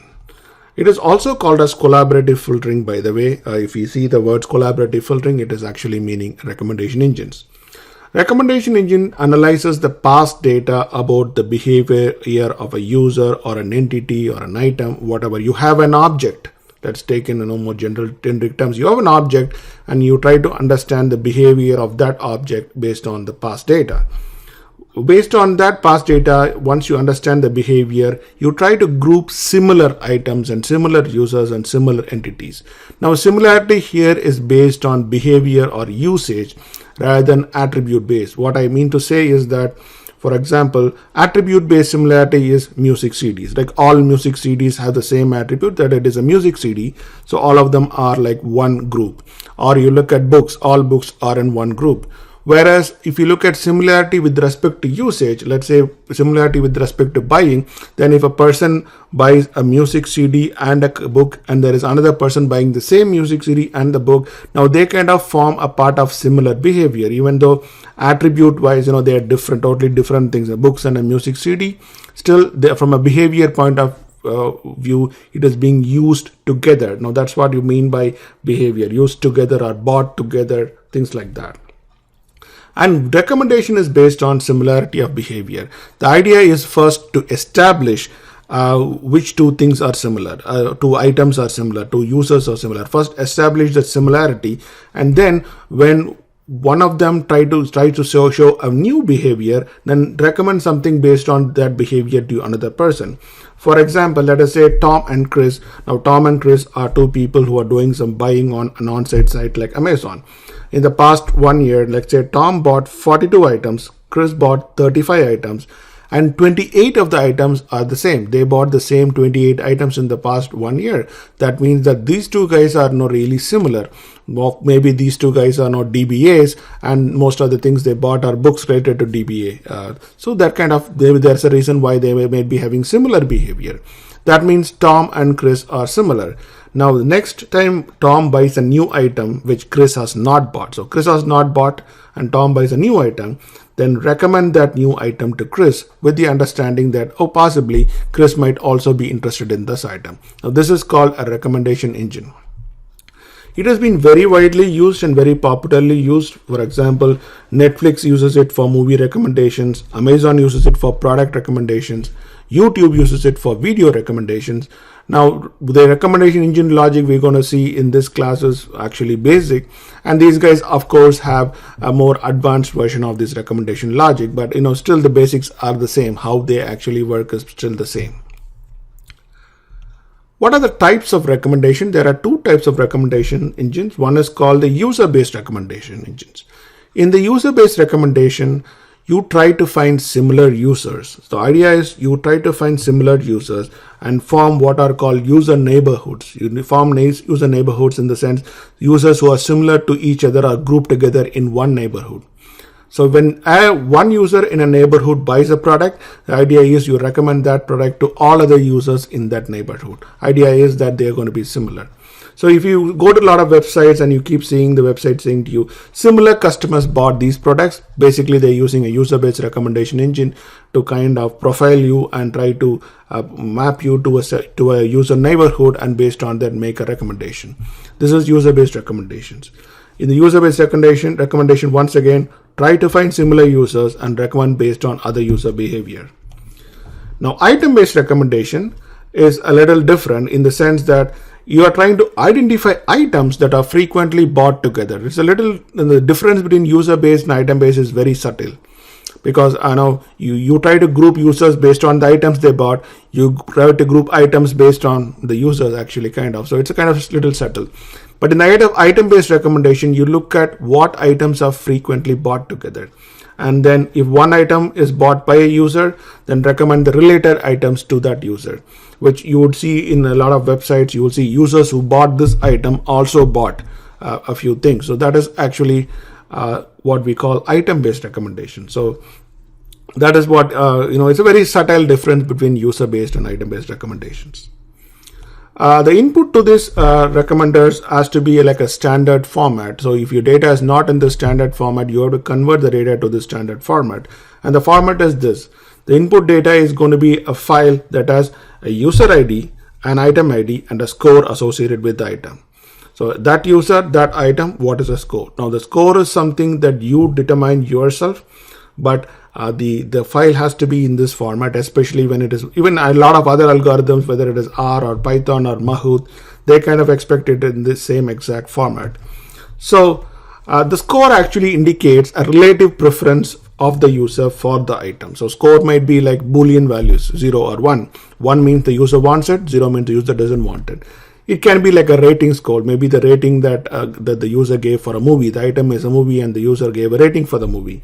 Or it may be like that indicates a volume of sales. For example, how much money the user spent on the item, or how many times the user viewed a specific item, something like that.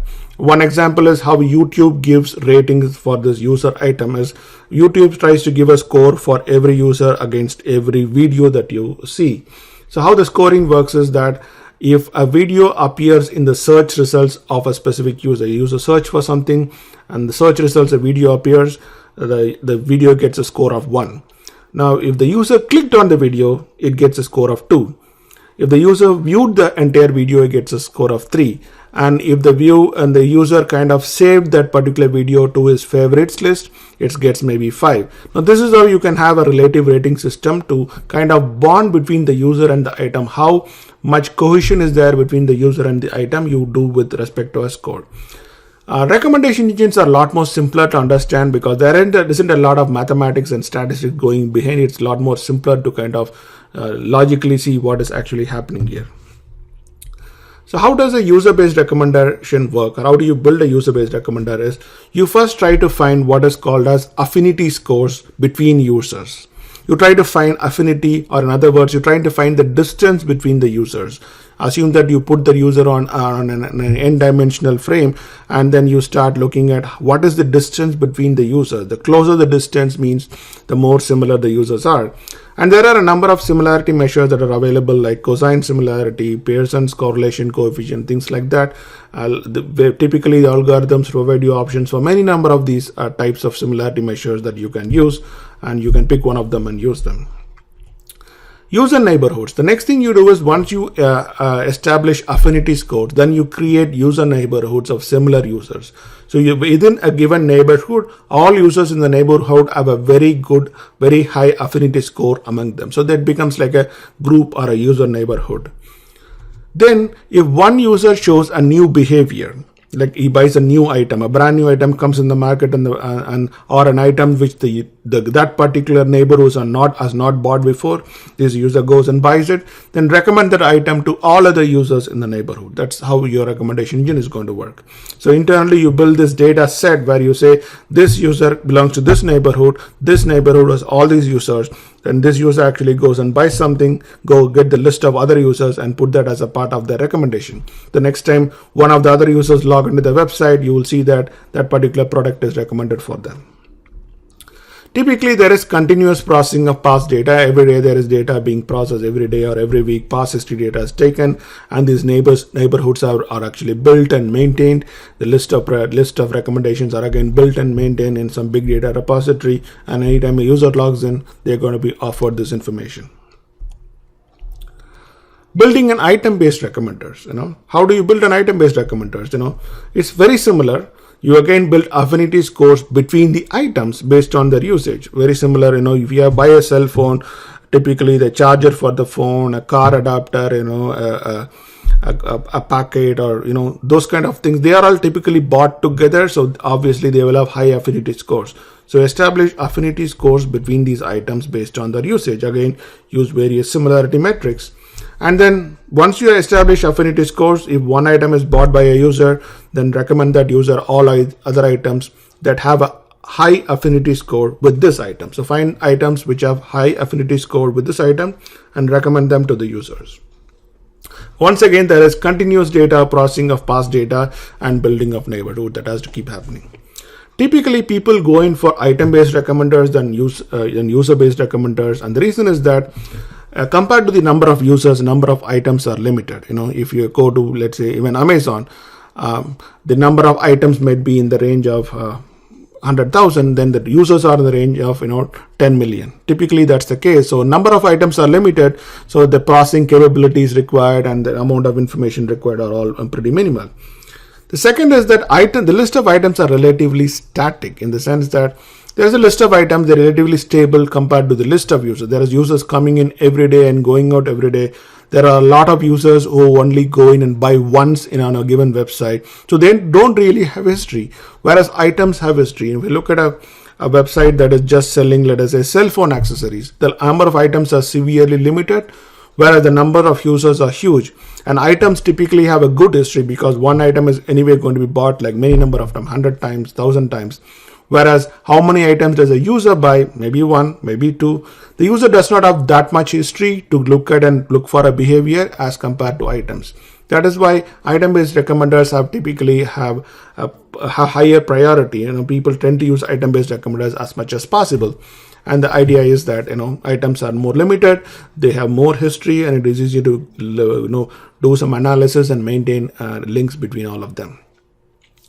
But otherwise, from a coding point of view, item-based and user-based, they use the same input data, exactly same input data, kind of work very much exactly the same way. Thank you.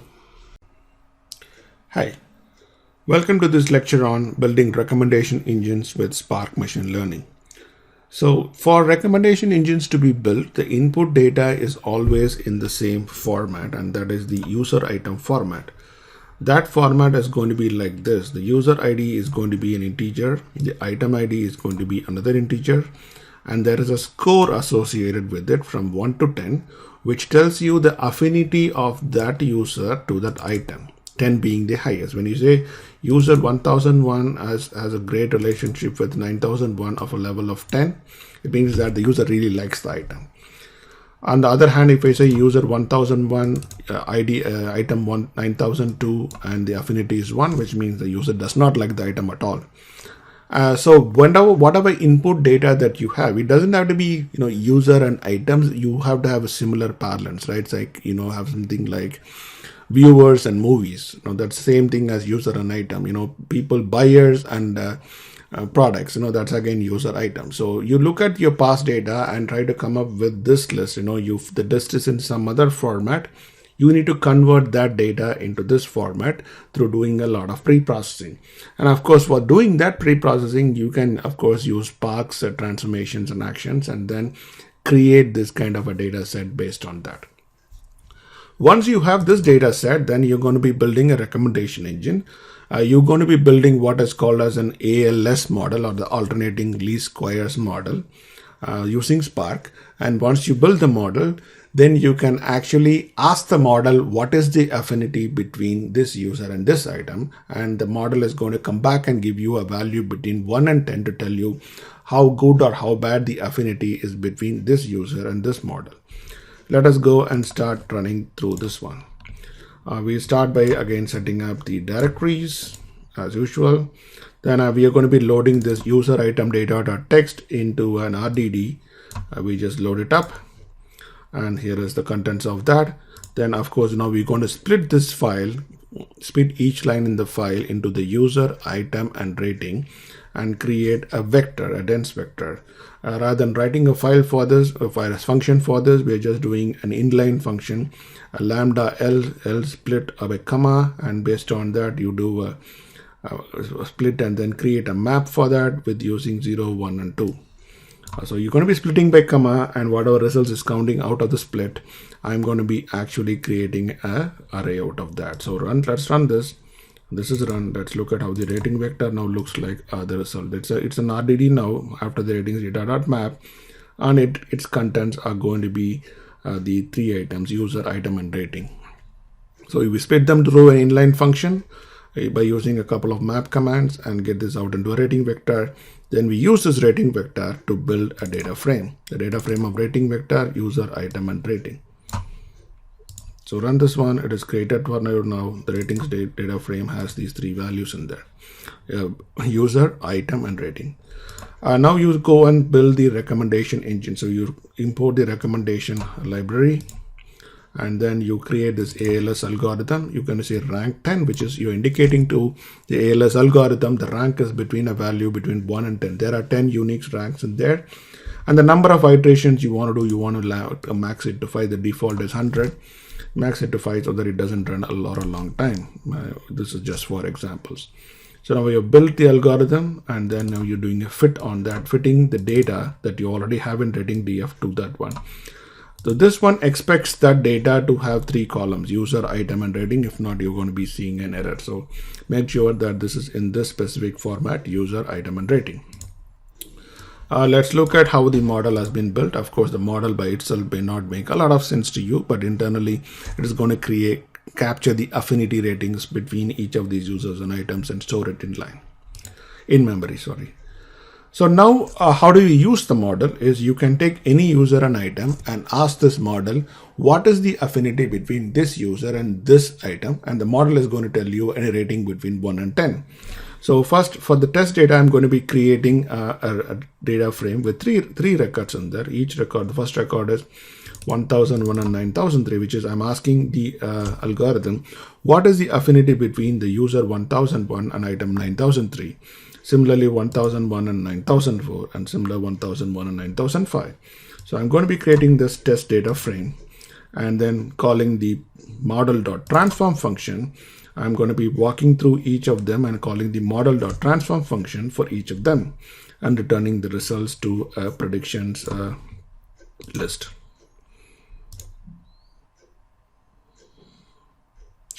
So now the predictions is going to be running, and I'm just going to be returning the first returned value of that to this predictions list. So model.transform, and then do a collect. I'm taking the output and returning the first item in the array, which is the recommendation value, into this one. So now you can run this one, and that will going to tell you the output. So user 1001, item 1003, the affinity is 9.0, which is pretty high. And the user 1001 and 9004, the affinity is 0.6. And similarly, user 1001 and 9005, it is 2.7. So that's how the affinity ratings are coming out to be. So when you analyze user items overall, then you can use this technique to understand what is the affinity for users for items they have not rated so far. So you look at a movie viewer, look at all the ratings you have given for existing movies, and based on that, we are asking this algorithm to predict what is the affinity of this user to this new movie. And if the affinity is high, then you will go and recommend that movie to that user. And that's how machine learning is used for taking some actions in terms of how you would recommend things for users. Hope this has been pretty helpful to you. Thank you. Hi, welcome to this lecture about doing real-time predictive analytics using Spark. Now, as we have talked in the earlier lecture, when it comes to predictive analytics, you are only going to be doing the model building part only on a historical basis. You're going to be looking at a corpus of like 3 months of old data, and then actually building the model, testing the model, looking at if the model is accurate or not and stuff like that. Then you would be saving the model in some place. And then when the real-time data comes in, you're going to be using this model to predict something on real-time data. In this example, what we have is a set of tweets about a movie reviews. So we have a set of tweets about a movie Da Vinci Code, and that tweet has already been pre-classified as either positive or negative. So we're going to be using this input data to build a model to actually predict the sentiment as to whether it is positive or negative. And then in real time, we're going to be listening for tweets for this particular Da Vinci Code. Now, we are not going to be really connecting to Twitter to do this. Rather, we have a streaming program that will stream some tweets for us, and we're going to be receiving those tweets and then processing them in real time. You can, of course, do this by connecting to Twitter or any other sources and also do that. So the first thing we're going to be doing is loading. So in this case, I'm going to be creating the context for the context creation is within the script, because we're going to be creating a context that has 2 cores for real time. So I'm going to be running this code to create the context for us.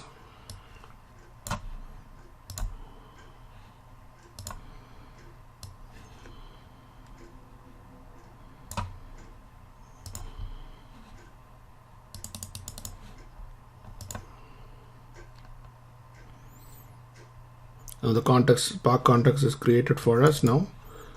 It's ready to go. Now first we're going to be doing the building and saving the model part. So we're going to be starting with this data.movie-tweets.csv file. We're going to be loading into an RDD.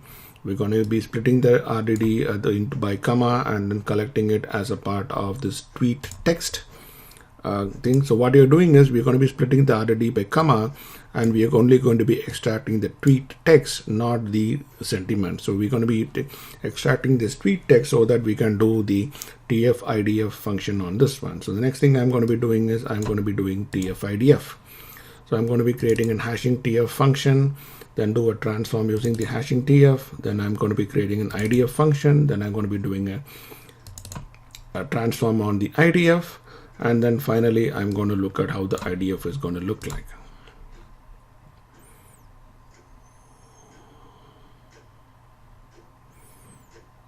So this process is going to take some time to complete. We're going TF, IDF, and then we're looking at now the IDF function.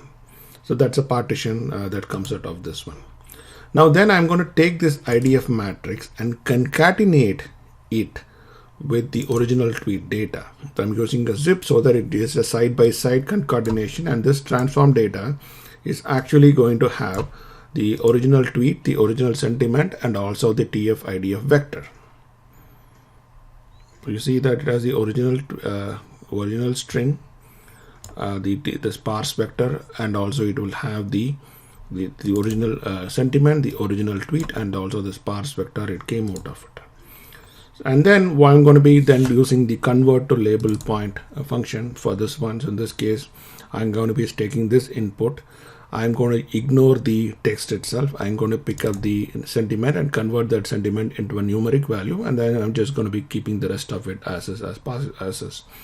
So get the original, iterate through this RDD, take the first input, which is this the string that says this, and then split it in by comma, then take out this first sentiment from here, which is the attribute of 0 coming out of it. Sentiment equal to 0 if positive, else as 1 if it's because of negative, and then return the label point. Then do the map to convert the label point, and then do the cache and collect. It's done. Then I'm going to be doing naive Bayes classification on this. We already know how to do naive Bayes classification. We just train this one, and then we do prediction and label. We can actually do the prediction to see how good the prediction is actually going to look like, and then how the prediction is going to look like. So let's go ahead and do that. So we're going to predict on the same data. Actually, we're going to be training on the same data and predicting on the same data, and see how much is the in-sample error that comes out of this one. And then we can create a confusion matrix to see how well the model that we have built is going to be predicting on the same data, pretty much same kind of code that you would have seen in all the earlier examples of converting the model into a data frame, and on the data frame you do a group by on the label and prediction, do a count and show. Pretty much the same steps are being repeated here.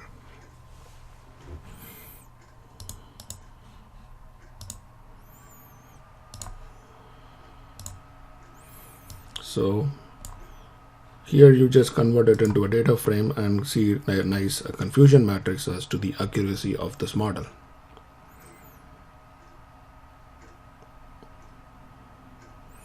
And here is the model, how it looks like. So 1.1, it is predicting at 1.1 47 times, and predicting a 0 3 times, so that's like good accuracy. When it is 0.0, it's predicting as 0.035. It's incorrectly predicting as 1.015, not that much, but still it's a model that is built on very small data set, so I don't really expect it to be that accurate. Finally, you use the pickle capability, the pickle library in Python, to save this model into a file called tweet centi model. So now it is, I forgot to import it, so now it is saved as this particular file. So this is the historical part you will do once and then save this whole thing into a file. Now how does the real time work now? So this is now we're going to be real time, where we're going to be running a streaming model. The first thing you're going to be doing is I'm going to be loading this model that we just talked about into this loaded model in the loaded model variable. So we open the same file as read binary and loaded it up. Next, we set up a streaming context that's going to be listening on a 1 second interval as a stream. And for this purpose, we have seen in the streaming example a program that actually streams these tweets. So we're going to be using the same exact program once again, which is going to be opening a socket on port 9000, and it is just going to stream the data. It's ready to stream now. So we go back to this example here. You're going to be setting up the tweets as a socket text stream for tweets. Now, what are the things we're going to be doing here? First, we are converting this loaded model into a broadcast variable so that it can be accessed across all functions, across all clusters in a function. We are writing a predict sentiment function that is actually going to be predicting the sentiment for every tweet that we're going to be receiving. So what's going to do is it is going to be getting the tweet text, and then it is going to get the model value from the broadcast variable. It is going to do the hashing TF transform. It is then going to be doing the IDF transform. So this is a text, it is going to be converting that text into a TF IDF vector, and then using the model actually to do the prediction. Once it contests the prediction, it is actually going to print the predictions for all the tweets it has just predicted. So this is the predict sentiment function. And then I'm going to be calling tweets for each RDD, predict sentiments. So every time the RDD is created after the micro batch is over, this predict sentiment function is going to be called, and the prediction is going to happen for all the tweets. And after that, I'm going to be doing the streaming start. So let me just run all this code once. So everything is set up for streaming. Now I go and do stream.start. So the streaming has now started. Now it should be looking at the input for all the tweets that are coming in, and it is going to start predicting for every tweet that is coming in. So this is how the real-time world works, where the model is built historically, you store it somewhere, and then in real time, you actually, as you receive the streaming values, you're getting that value and making a prediction. Typically, the prediction that you make is stored somewhere. Maybe you store it in a real-time database or an in-memory database, or the prediction is actually passed to some other program through some APIs or some HTTP post or whatever. And based on that, the prediction is then used in real time. Let's say you are trying to predict, for example, the sentiment of the tweets, and maybe you want to act up on it in real time, maybe contact the guy who actually posted it. You can do this once the prediction is actually created and stored somewhere in real time. So let us now go and stop the stream and see how the results for this is going to look like. So it sees that how it is predicted a lot. Da Vinci Code is an awesome book. Yeah, it is 0.0. Yeah, but there are some wrong predictions happening here. That's always the case. Sometimes it is positive, sometimes it is negative. and that's how predictions go all the way. I hope this lecture has been pretty useful to you. Thank you. Hi, welcome to the closing remarks for this course, Big Data Analytics with Apache Spark and Python. We hope this course has been really useful to you. We hope that you got comfortable with using Spark with Python, and you should be comfortable using that as a part of any of your future work, and that should enhance your resume too. The course structure we have seen Hadoop and Spark concepts, Spark architecture. Now Hadoop and Spark concepts, the material covered in the lecture might create a lot of interview questions, so be well versed on them. We looked at Spark programming, including Spark SQL and Spark streaming. We looked at real-time data science, what data science is to begin with, and how we do real-time data science. We looked at machine learning with Spark, various machine learning algorithms, classification, clustering, and collaborative filtering. We saw some end-to-end use cases, how you do start from raw data to process data to building models to making predictions. And of course, I believe you guys use the resource bundle to its fullest extent. The next step for you guys, you should continue to learn on big data science, big data science courses, learn about other material like R and stuff like that. Try exercises on new data sets, like there are data sets available in UCI, Kaggle, Crowd Analytics. All of these as big data sets. You can download them and use them. And of course, whenever you have interviews on big data analytics, data science, you just focus on the process as to how you would start from using raw data all the way to building your models, and how you would think through the whole process. We hope that this particular course has been pretty helpful to you. Congratulations on finishing the course. We hope this helps you in your career. If you like the course, please do leave us a good review, and best of luck. Thank you.